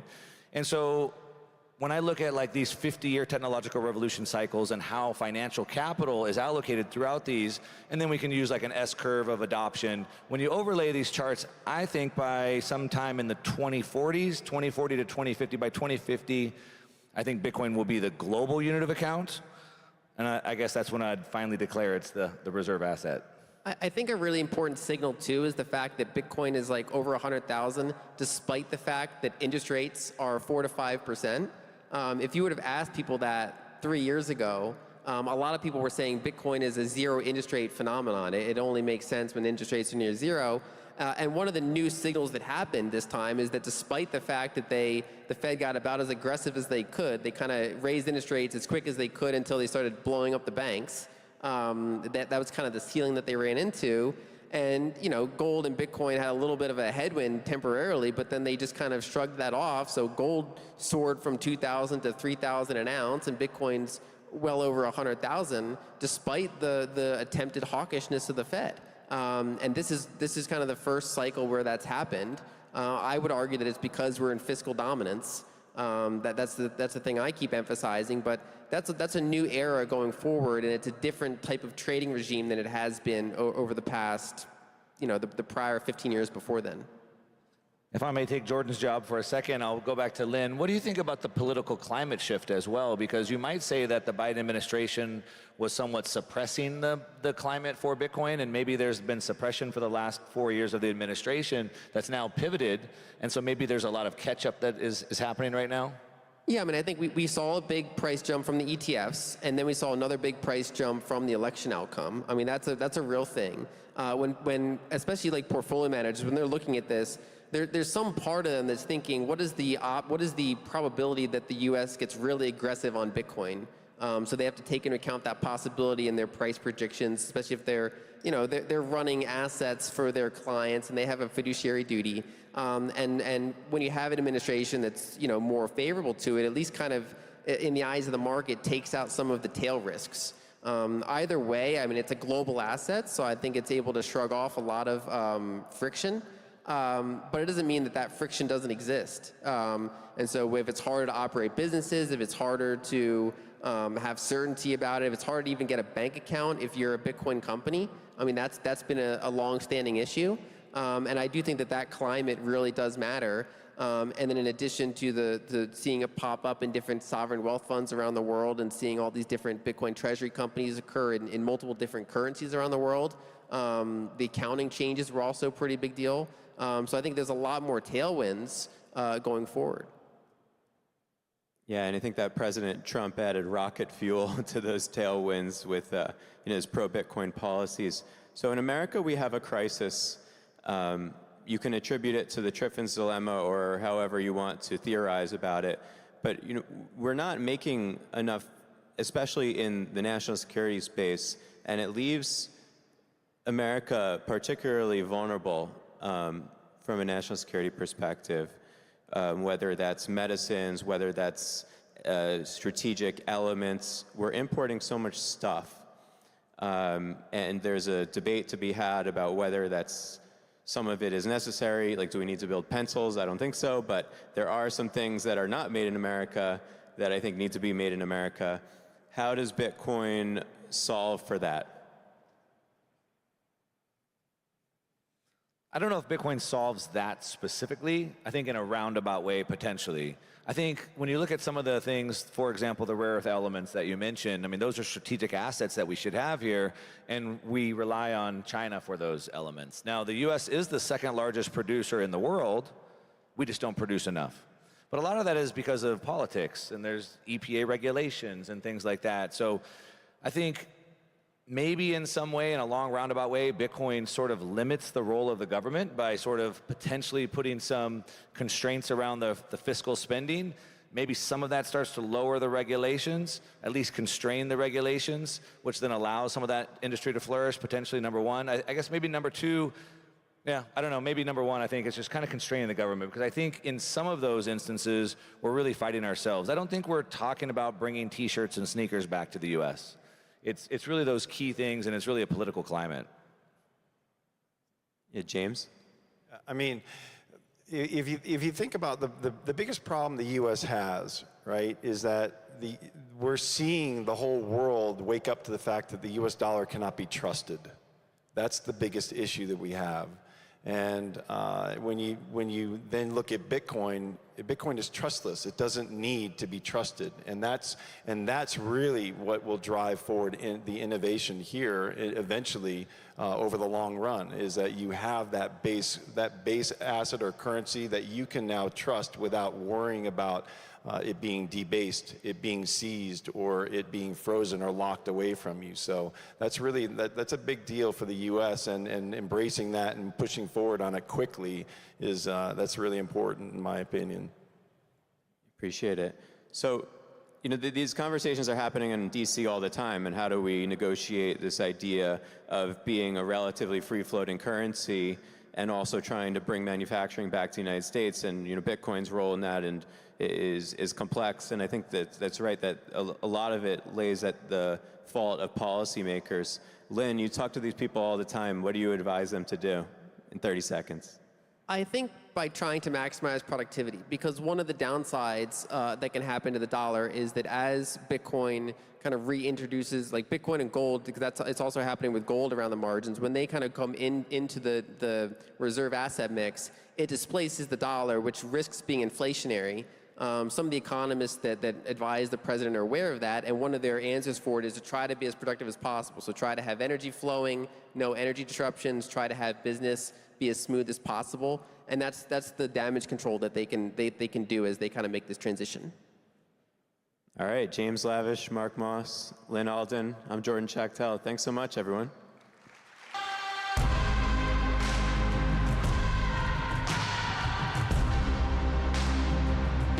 Awesome. Thank you so much for another incredible panel. That was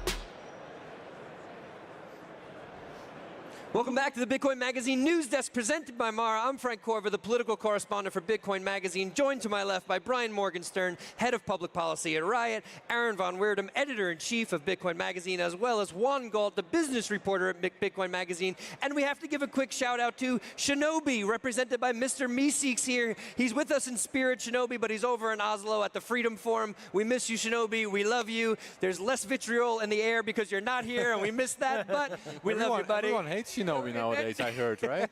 Shinobi gets in the middle of stuff. That is a little bit about what the next panel we're going to hear about is about changes to Bitcoin. We have people proposing changes to Bitcoin. Aaron, can you take us a little bit through of some of the history of the changes that have been made to Bitcoin and how that process plays out?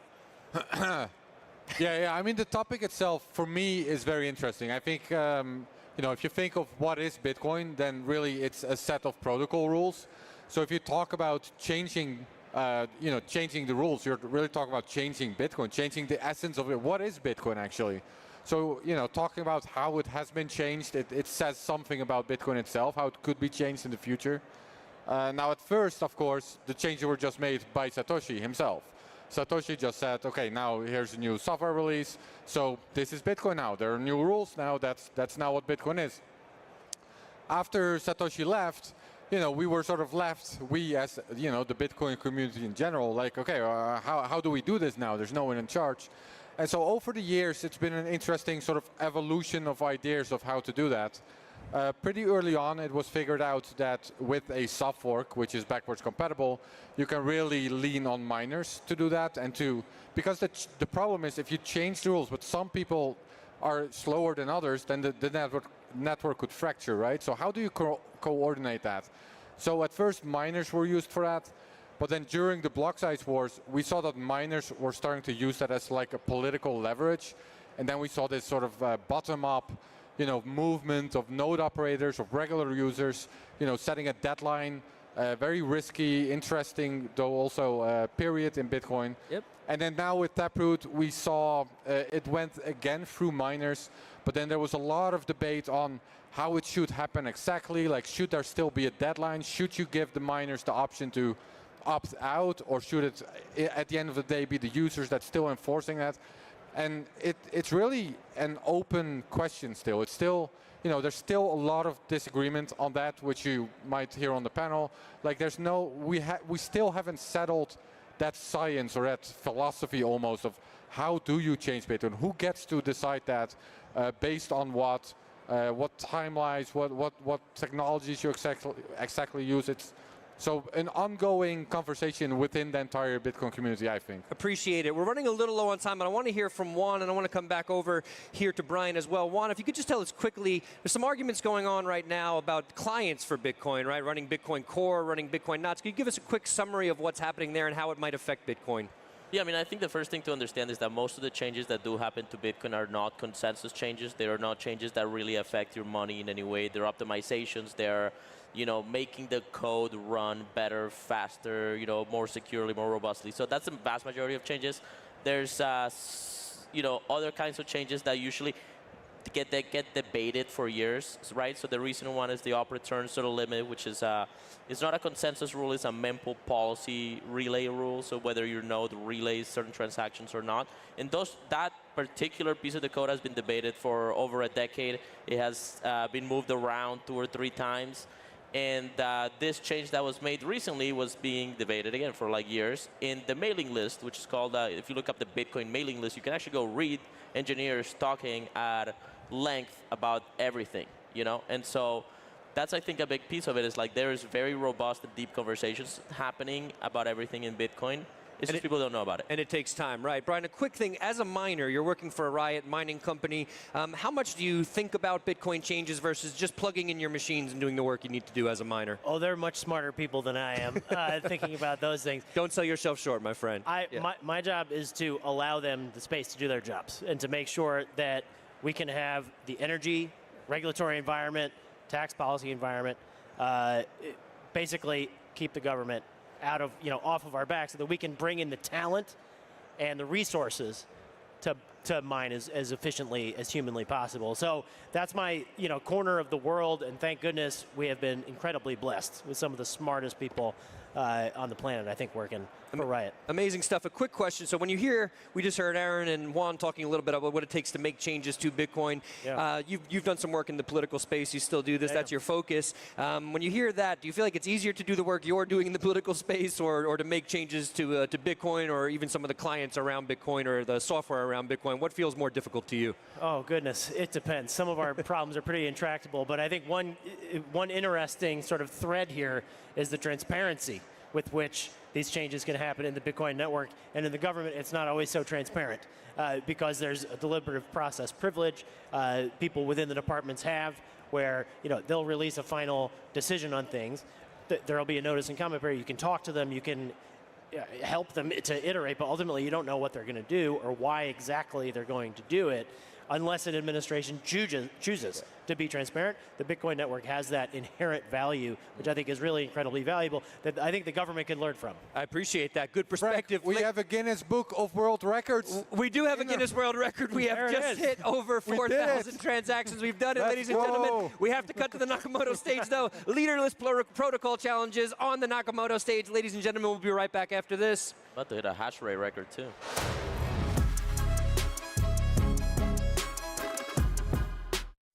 there's several change proposals to Bitcoin right now. Some of them fix bugs in the protocol. Others enhance new have new functionality. All of them are quite technical and in the weeds, so it can be very, and there's a lot of like debate and drama around these changes, so it can be difficult for all of you in the audience to really maybe understand, do we want this change or not? Charlie, can you speak to the role of influencers, media, in that? Yeah.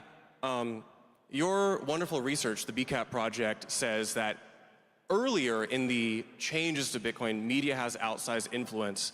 And this is because, frankly, most people do not read the Bitcoin developer mailing list. Most people do not understand actually how Bitcoin works at a technical level. Podcasters like me, I'm owning this title, podcasters like me are the usual reference point for these people. And frankly, most podcasters do not read the Bitcoin mailing list. But media defines the myths that we tell ourselves and the beliefs we have about Bitcoin, how it works and how it should work. And so when Harry talks about what do users want, when Taj says we try to listen to users, a lot of what users want is defined by what media like me talk about. I try to be respectful of this role now that I am a talking head, and I try to do a lot of due diligence on what the devs are talking about and then interpret and distill that. But a lot of the main talking points of what Bitcoin is today emerged from media and talking heads and podcasts. This idea of Bitcoin as hard money, not really talked about that much in that language in the white paper or even early Bitcoin. This is an emergent belief that we've had through the public discourse, a lot of it defined by talking heads and prominent figures. So let's talk about a couple different other stakeholder groups. One is economic nodes, and the other is investors. Let's talk about economic nodes, because let's say that the protocol developers make a consensus change, merge it into core. Let's say the miners activate that, but economic nodes like large exchanges, merchants, etc., let's say they don't upgrade. Can someone on the panel maybe speak to why that's maybe a brittle or bad idea and the importance of economic nodes embracing the change too? So there's the idea of soft forks, which is it's backwards compatible. So if there is some change and you sort of want some idea that most of the nodes are enforcing this new rule, but if you don't have that, it's still safe in that many of the economic nodes will sort of see a transaction that they maybe don't understand, and their software will say hey, something's going on. A little warning will pop up hey, there are new rules being enforced that we don't understand. So you might want to upgrade or might want to see what's going on here. But it should be safe. But at the same time, yeah, if it's a change that somehow gets in that no one wants, that could in fact lead to splits later on. So I think one important point to impress upon people is just how difficult it is to achieve consensus, getting just thousands and thousands and thousands of actors across different stakeholder groups to agree to a change and upgrade to that. It's both difficult to do and it's really important to do. If it's not done, people don't want to do it. After the block size war, for years everyone's I'm not touching this. As a developer, you don't want to be in a situation pushing for protocol changes, really. Right, because if you end up in this sort of halfway state of some miners are enforcing it, but only a small portion of economic nodes are, and the rest of the network is not, it's very brittle for Bitcoin, and it could result in a fork. And if there's a fork, we've seen this in the past. If we see it again, there's two different coins. And now let's talk about investors. And how do they influence this? How do they exert their power? Harry, do you want to? Clearly, I'm the resident suit on this stage, so I can speak on behalf of investors, at least loosely. So I think that if you've been around Bitcoin for some period of time, there are a few mimetic adages that are really important. One of them is that Bitcoin prioritizes rules over rulers, and another is that by owning a lot of Bitcoin, you're not able to exert disproportionate influence over the system. And I think both of those are true. But when it comes to the contentious fork environment, the investor has and I should take a step back. The investor who is running their own node in association with the UTXO that represents their investment, that's critically important, they have a decision to make. And what I view this as is really the ultimate hard power to exert force on Bitcoin, which is to be able to press the sell button on one fork and the buy button on the other. And we absolutely saw this in 2017. You're going to hear us come back to this period of time several times more, I guess. But ultimately, that hard power of the economic actor from the investor's seat within Bitcoin makes their economic hard power heard by engaging in the market, selling one fork and buying the other, and demonstrating in turn to the miners and to the broader market of additional investors that one is preferred over the other, and that's a function of price. And I think that was one of the interesting observations from this BCAP project, is that if I were to pick one group that had the most power, I would say investors, but it's kind of this nuclear option. It's not like soft power used up front in the change process or during it. It's more towards the end, and then you can drop the hammer. And I think that's healthy, though. I think that it's great that there's so many different stakeholder groups. They each have unique powers and motivations that differ from each other. And that is what makes changing Bitcoin very difficult. That's also what I think most of us think that Bitcoin makes Bitcoin valuable as well. How about we talk, a lot of people in the audience, maybe they don't run an exchange. They're investors in Bitcoin. They believe in Bitcoin, they invest in Bitcoin. Let's talk about how can they influence this? Like the little guy, but they're Bitcoiners, they own some Bitcoin. How can they participate in the process? Charlie, do you want to maybe start? When you say public things, developers hear that. So it's very important to speak your mind. And then also, Harry made a very key, nuanced statement, which was investors who run their own node. One of the key things here is if you do not have possession of your Bitcoin, if you do not own your UTXOs, you are delegating your decision as an investor to a different economic node. Now, you can try to tell that company what you think, or that entity what you think, but it's very important. The more direct custody and the more direct ownership of the Bitcoin that you have, the more influence you have. Even if you don't say anything publicly, you now can actually sell or buy one of these sides as an investor. And to be clear, though, the important thing there is that you control your keys. Yes. But so that's very important. But what about running a node? I think there's... This could be a fun debate. I think there's a little bit of misconception on the purpose of someone running a node. I'll take this again. During the block size war, a lot of us came out of it saying nodes run the network. And while I think that statement is true, it's probably insufficient and probably lacks an important qualifier, which is economic nodes have more importance. A node which represents 1,000 Bitcoin is more impactful than a node which represents 0.1 Bitcoin. This is the harsh reality.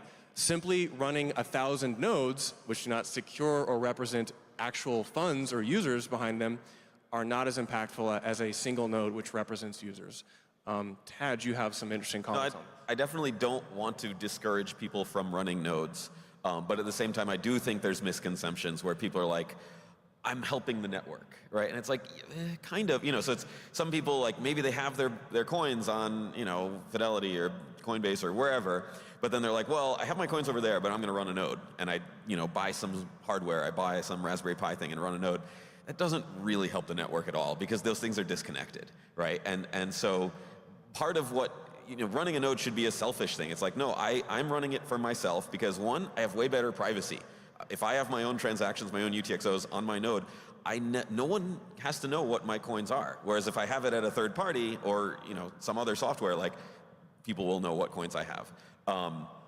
And also, it's sort of like I'm checking that I've actually received Bitcoin. So if I'm receiving a payment, I bought an exchange or I sold something for Bitcoin, I check with my node that like, yep, okay, I got the payment. And that's how you know. Like, running a node is the only way to know that you have Bitcoin. If you're not doing it yourself, you're using someone else's node somewhere and trusting that node.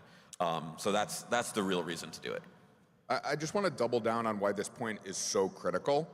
It's because Bitcoin offers two core value propositions, in my opinion.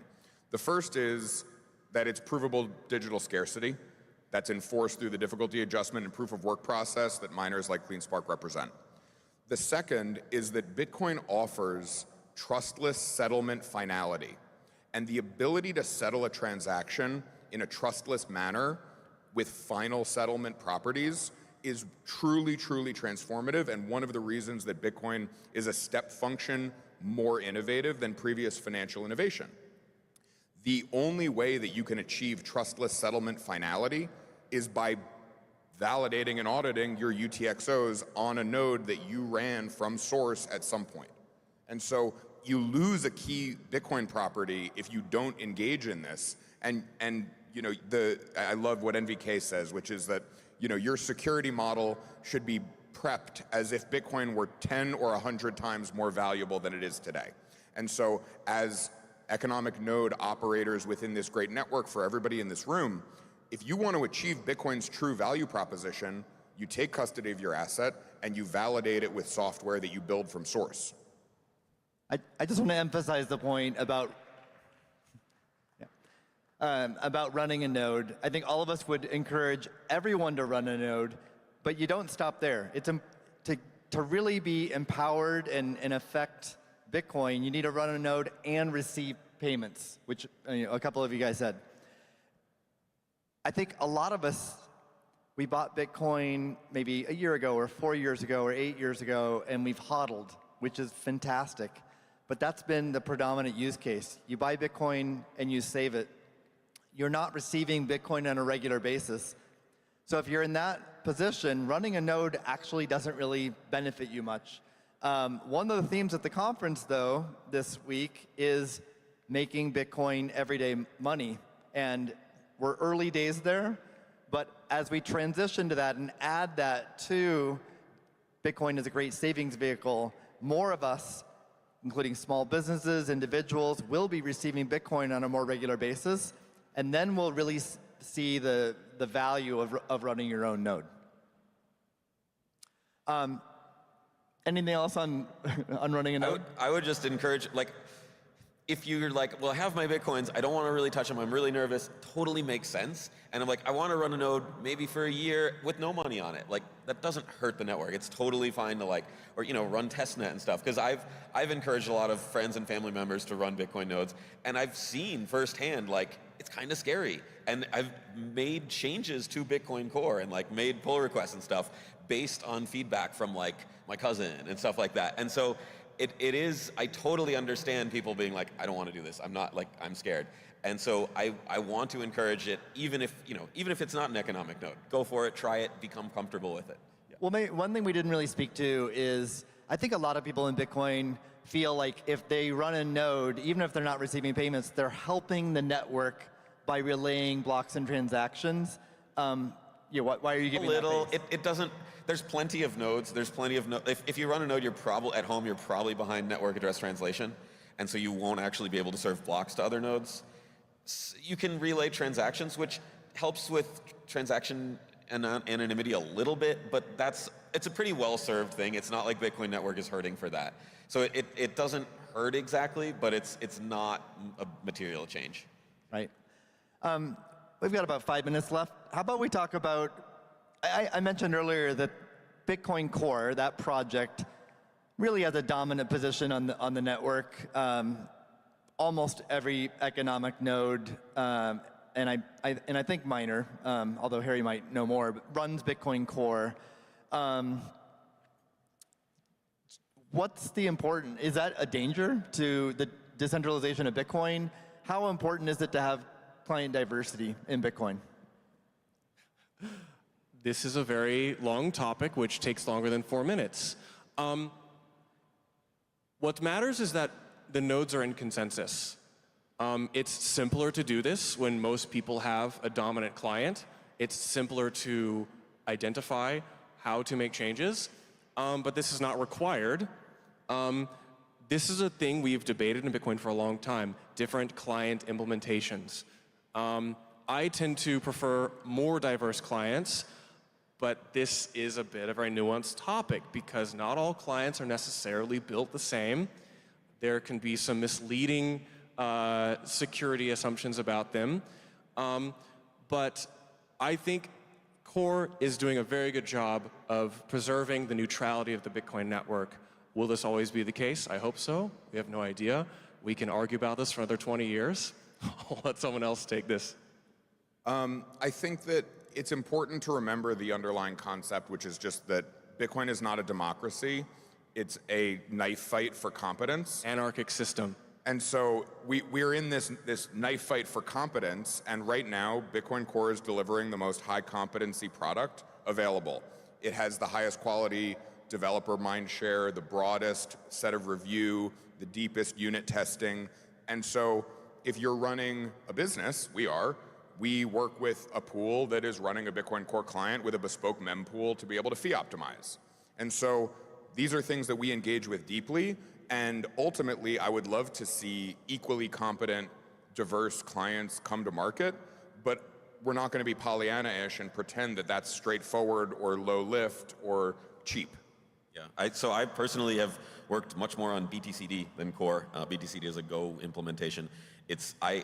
At the same time, I don't run it for economic nodes. I run it in testnet a lot, and I like working on it. It's in the language I prefer. But I absolutely am like, I run Bitcoin Core because that's the best software. And I think it'd be great if someday, in the future, there's a lot of development of different clients, and we all, make sure they work together. I don't think we're even close, and it doesn't seem like we're really getting there.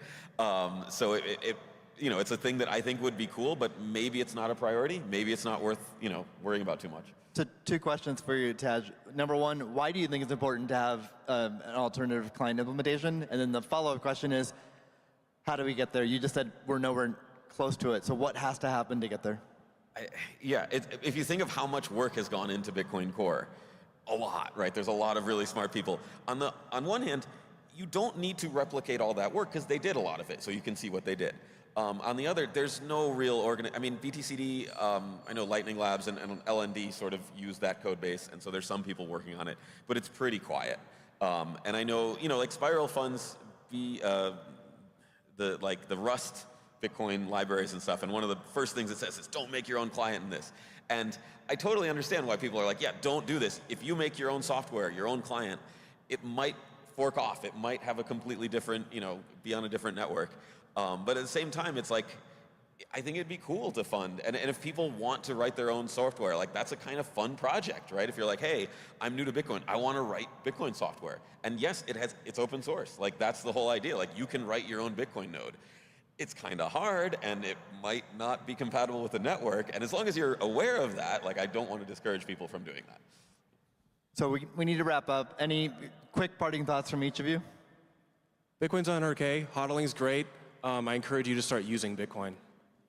I just wanted to say real quick, this is the last talk today, I think, so I'm around, I'll be around there, and definitely come ask lots of questions, because that's sort of why I'm here, to talk to the people using this. We all stand on the shoulders of giants. There are cypherpunks who've innovated and pushed the edge of the world on our behalf, and we owe them an enormous debt of gratitude. If you're tempted to take profits in Bitcoin, think about giving some of that to the open source developers who continue to make this system run. They need us, and we need them even more. So please, please, please contribute. Thank you for that. And the last thing I'd say, this is a really complex and very interesting topic. If you want to learn more, I'll show my own project, BCAP, Bitcoin Consensus Analysis Project, that you can check out and read more about it. Thank you.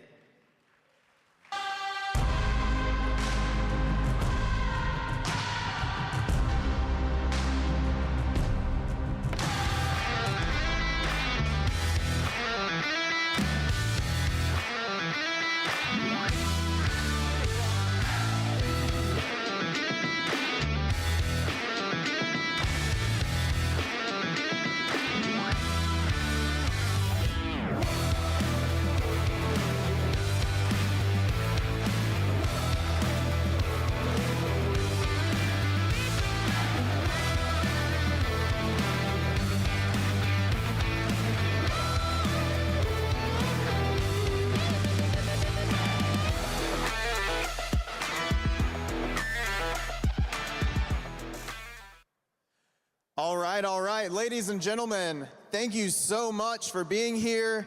I hope everyone had a wonderful first day of the GA Day 1. We had some amazing things happen today. We had the Vice President call Bitcoin a geopolitical strategic asset. We had the Mayor of New York announce his intention to issue a bit bond. We had the government of Pakistan announce a strategic Bitcoin reserve. We broke the record for transactions, Bitcoin transactions in a day, and so much more. We are incredibly excited to welcome you back next year here to Las Vegas. And as a thank you for coming, we want to make your ticket next year free.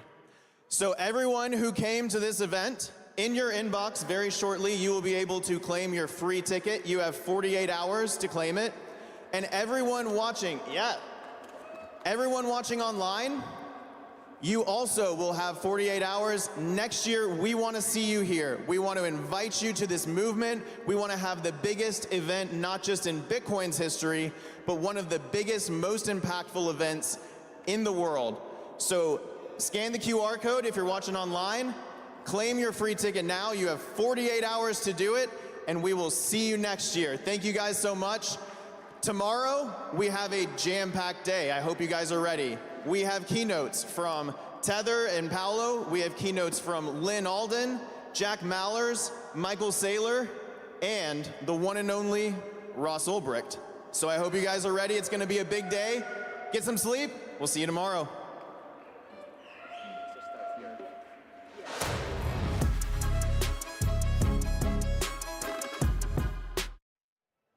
Welcome back to the Bitcoin Magazine News Desk presented by Mara. I'm Frank Corver, the political correspondent for Bitcoin Magazine, joined here to my left by Fred Thiel, the CEO of Mara, Nolan, host from Roxham TV, and Aaron Von Weerdem, editor-in-chief of Bitcoin Magazine. It has been an incredibly exciting day here. We did break the Guinness World Record. We made over 4,000 transactions. 4,000 Bitcoin payments were made here at the Venetian in Las Vegas. History made in the Guinness World Book of Records. Vice President J.D. Vance spoke, set the day in motion, got everybody sort of excited. Major moment in political history in the United States, the largest political figure in the history of the United States speaking at a Bitcoin event. And we had the mayor of New York City, Eric Adams, here speaking about issuing a bit bond. What a wild day. Fred, I've seen you speak a few times this year. There has been a sea change in America under the Trump administration. What is it like to operate a company like Mara in the United States under this administration? Let's just say it's like we had to play defense for 4 years, and now all of a sudden a weight's been lifted off our shoulders and we have somebody we can collaborate with. You know, we have a lot of positive action going on around the strategic Bitcoin reserve. I think you're going to see a lot of work going forward around taxation as it relates to Bitcoin miners. I think you're going to see the market really open up, especially with, you look at stablecoin legislation.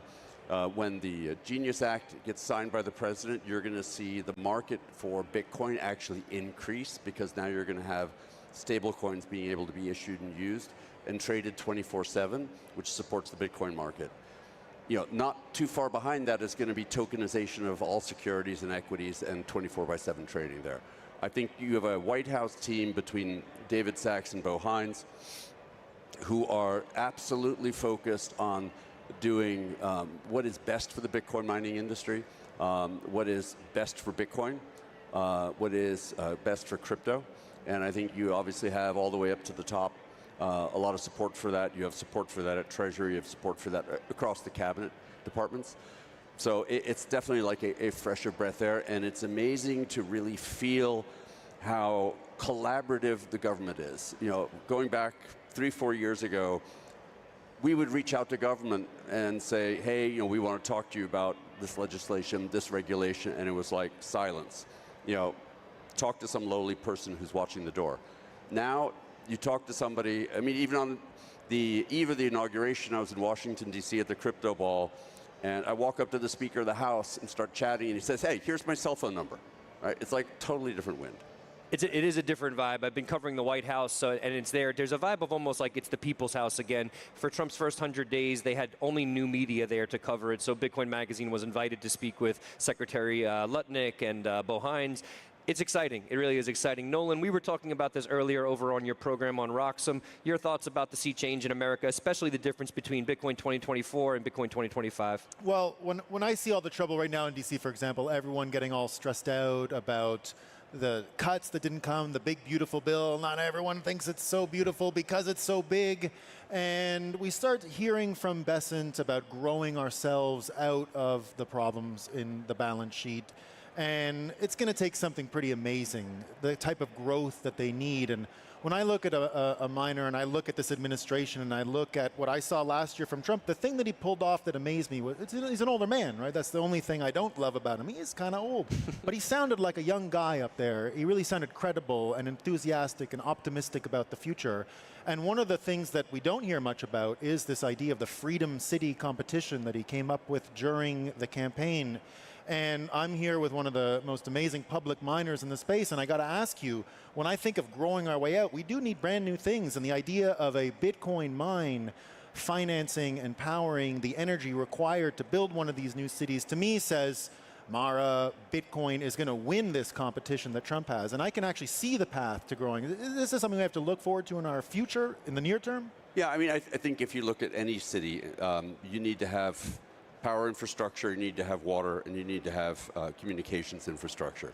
What Bitcoin mining can do is powered with good energy generation, whether that's solar, whether that's thermal, whether it's however nuclear, however you're doing it. Bitcoin mining can help take every single electron you're not using to power the city and monetize it in a way so that you get a quicker payback on the power generation, and you can actually subsidize essentially energy prices to the consumers, because you're selling every electron that gets generated. Think about it this way. You have an airplane that takes off every 10 minutes, and if there are empty seats on that airplane, that's money that's not being made by the airline. But if you had somebody who was selling every single seat always, then you could operate the airline super efficiently, because you never would have a worry about capacity, you'd never have a worry about having to alter generation to load, and you could just sit and hum and produce the cheapest energy in the best possible way. And I think that would be huge for any new city you're building from scratch, because also Bitcoin mining would bring with it the ability to heat the city, because you can reuse the heat from our data centers to heat cities. I mean, in Finland, we heat 80,000 homes with 2 small data centers. Wow, incredible. Stunning stuff. Aaron, I want to go over to you for a moment, if you don't mind. You're watching from over in the Netherlands, where you're based. We do see some really great things in the Bitcoin space being set in motion under this administration. What to you are some of the things we should be paying attention to and things that we should still be vigilant about? Generally speaking, I mean, well, it's interesting. Fred mentioned that a weight has been lifted from your shoulders. I'm wondering, for example, Mara a couple of years ago announced that you mined an OVAC-compliant block, right? Is that something because you were experiencing regulatory pressure, or why was that decision made at that time? Yeah, so that was back in 2021. And actually, one of the first things I did after becoming CEO of the company was to shut down that product. But essentially, the idea was go back to the days when there was a thought that green Bitcoin would have a premium price to dirty Bitcoin. Right. OFAC-compliant Bitcoin would have a premium value to normal Bitcoin. That's not the case. It's not true. Never has been, never will be, I think. Today, and so we removed that. The fact of the matter remains, if miners censor transactions on the network, that then creates problems. And that is one of the reasons why it's so important to have highly distributed Bitcoin mining, right? Because if too much mining capacity is concentrated, or it's really the pool, forget about the miners, it's the pool.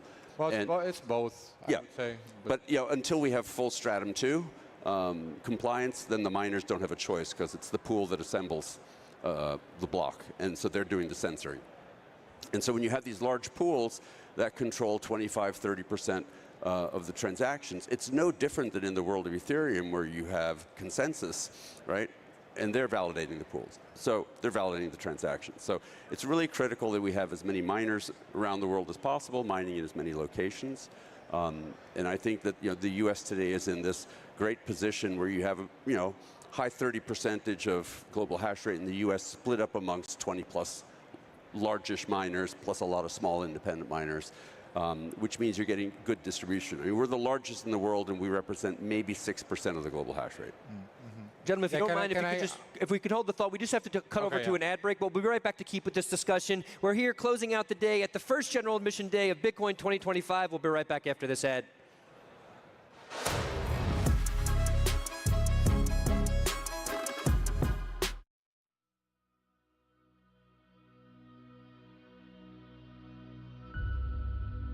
What is the key to progress? Is it more machines, more money, more buildings? Or are those just the outcomes?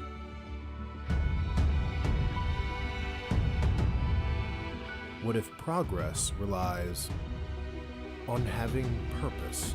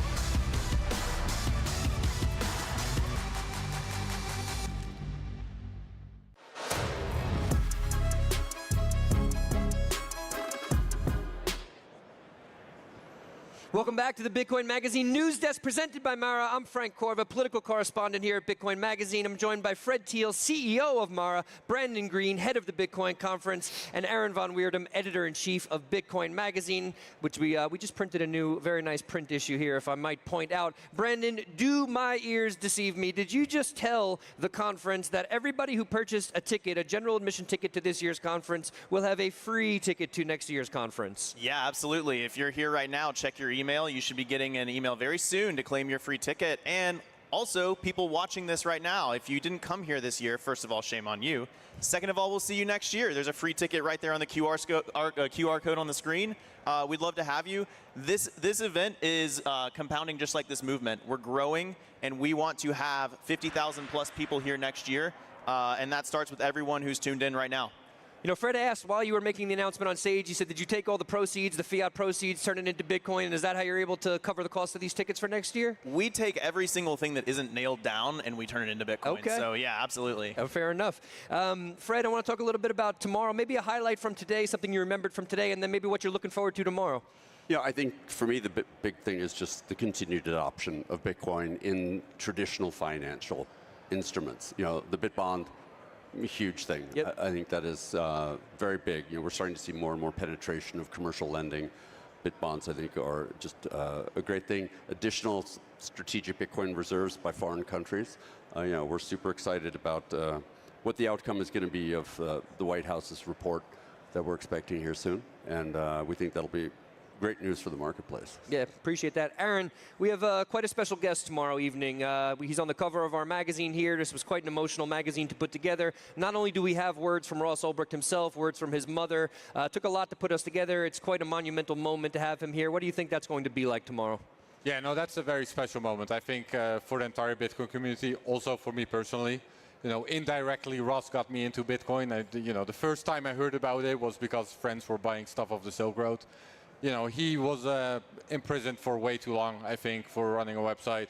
The fact that he's here at this conference, the fact that he's free, and that he's here at this conference is, it's amazing. It's incredible. I'm looking forward to it. Yeah, Brandon, could you fill us in a little bit on what it was like to get Ross to commit to doing this? And I only say that because, yeah, he spent some time. He spent 11 years in prison, some of that time in solitary confinement. He'll be greeted by the largest crowd to ever attend a Bitcoin conference tomorrow. What do you think that's going to be like, and what was it like to get him here? Yeah, well, I mean, first of all, I think it's easy to take for granted that Ross would speak.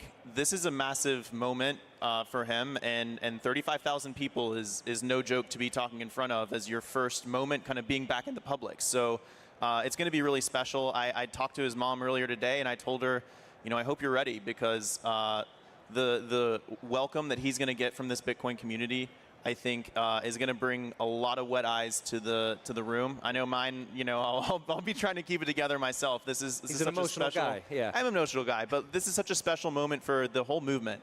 And, you know, it really shows the power that this movement has. You know, we see injustices in the world, we band together, and we make the world a better place. And you know, the Ross story is one that is core to Bitcoin, and it's an important one to tell. And we're so honored that Ross will be here to tell his story himself. Yeah, amazing. Fred, I'd like to have a little bit of your thoughts on today. Today and yesterday, we had a number of political figures here, some of whom I know you've spoken with. I actually saw you speak with, it was Senator Lummis at PubKey earlier this year at a very cool event. What do you think it's like for politicians to come here and see 30,000 enthusiastic Bitcoiners? Well, I think go back to last year in Nashville, right? Nashville was the first time you really saw politicians coming to court the community. Why? The voting group of 18 to 40-year-olds, that block is the first block that are not ideologues, meaning they are not Democrat or Republican first, American second, and then issue voters. They are issue voters first and foremost. And crypto speaks to them. Crypto, decentralization, Bitcoin speaks to them. That is why you're seeing now larger number of politicians coming, politicians who have taken the past year and have now put forth programs. Senator Lummis, been huge supporter, very active, obviously. The White House, Tom Emmer, the whole group of senators, Senator Haggerty, for example, with the Genius Act. They're all here talking to Bitcoiners because what you have is a voting bloc which is absolutely critical. And as we go into the midterms, for 2026. And remember, the election cycle for that really is going to start towards the end of this year. You're seeing people who, hey, you know, I missed out on this block last time. I may have to do something to really attract this block. What am I going to do? They're out here talking to potential constituents. They're out here talking to people to figure out really what platform do I need to have in my district, in my state, to be able to attract those voters. Because, you know, you have essentially a lot of people who are going for re-election who maybe are in tenuous seats, and this is the most important block in the nation. Yeah, it's not something they can sleep on anymore, for sure. Aaron, I want to go over to you. You've dedicated a good chunk of your life here to editing Bitcoin Magazine. You've been to many of these conferences over the year. You know, it's over the years. It's no secret that obviously we have a lot more of the political class here. Bitcoin is being talked about more as a financial asset. Can you take us across time a little bit and talk a little bit about what's changed and your thoughts on it? Yeah, no, it's incredible to see. You know, I've been in Bitcoin for 12 years, and you know, the first conferences where there's, well, thanks, where there's like a couple of hundred people at most, and that was a big conference. To just see it, you know, accumulate to this, you know, spectacle that it is. 30,000 people. How many people are here, Brandon? 35,000 and counting, man. Yeah, yeah, but people all interested in the same thing. It's something. We've come a long way. Yeah, we were just talking about it. It's almost like the enormity and the grandiosity of Vegas is a perfect complement to almost how huge and grand this conference has become. Yeah, the thing is also, I always say this on the live desk, like the conference is more than the main stage, right? Like it's an entire experience. Like there's the other stages, there's the booth areas, there's all the people you meet. It's being here is something different than only watching the talks, even though they're great talks. We appreciate that too, though. I haven't seen them all, but but it's an experience that you gotta. We appreciate that, and we do work to induce a little bit of FOMO, if we're speaking honestly here at the live desk. Brandon, I want to go over to you. This seems like something that's very easy, very simple to put together. The Bitcoin conference. I'm joking, obviously. Please tell us a little bit about what goes into it. Well, first and foremost, we have an amazing team. I mean, truly an amazing team. There's 40 people just about that are dedicated year-round to making this event an amazing experience for everyone. If we're having 40,000 attendees, that's roughly 1,000 to 1 attendee to full-time staff on this event. It's crazy. But yeah, every single thing you see around here has been planned, meticulously thought through by people on this team, and we want it to be the best experience possible. And one quick thing that Aaron said that I just want to double tap on is, I don't know if people understand the power that they give this event by showing up and being here and being excited. And without going into details, there are many announcements that are made about Bitcoin and policies that are enacted about Bitcoin that happen due to this conference, due to people wanting to connect with this audience. And so it is a powerful thing to be able to wield, to be able to point in the right direction. And it really comes from the people who come here and pour their hearts into Bitcoin. Yeah, appreciate that. Fred, you've spoken at a number of these conferences. You've seen things change over the years, too. We just talked about the sea change in America, the new administration. What is it like? What was it like to soak all this in over the course of the last 2 days? Oh, I think this is always, for me, just a way to reconnect with the community. I spend a lot of time traveling around the world talking to people in both TradFi, the mining space, the energy space, technology space, but you only get snippets. You come here and it's like you're totally immersed. It's the closest thing to all of a sudden feeling like you're coming home. Appreciate that.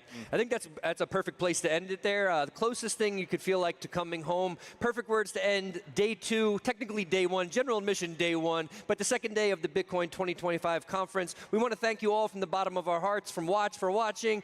We're here signing off, like I said, for day 1. We're going to be with you bright and early tomorrow morning, 9:30 a.m. local time, Pacific time. Please make sure to set your reminders to join us then. Thank you again. Take it easy, everybody. Have a good night.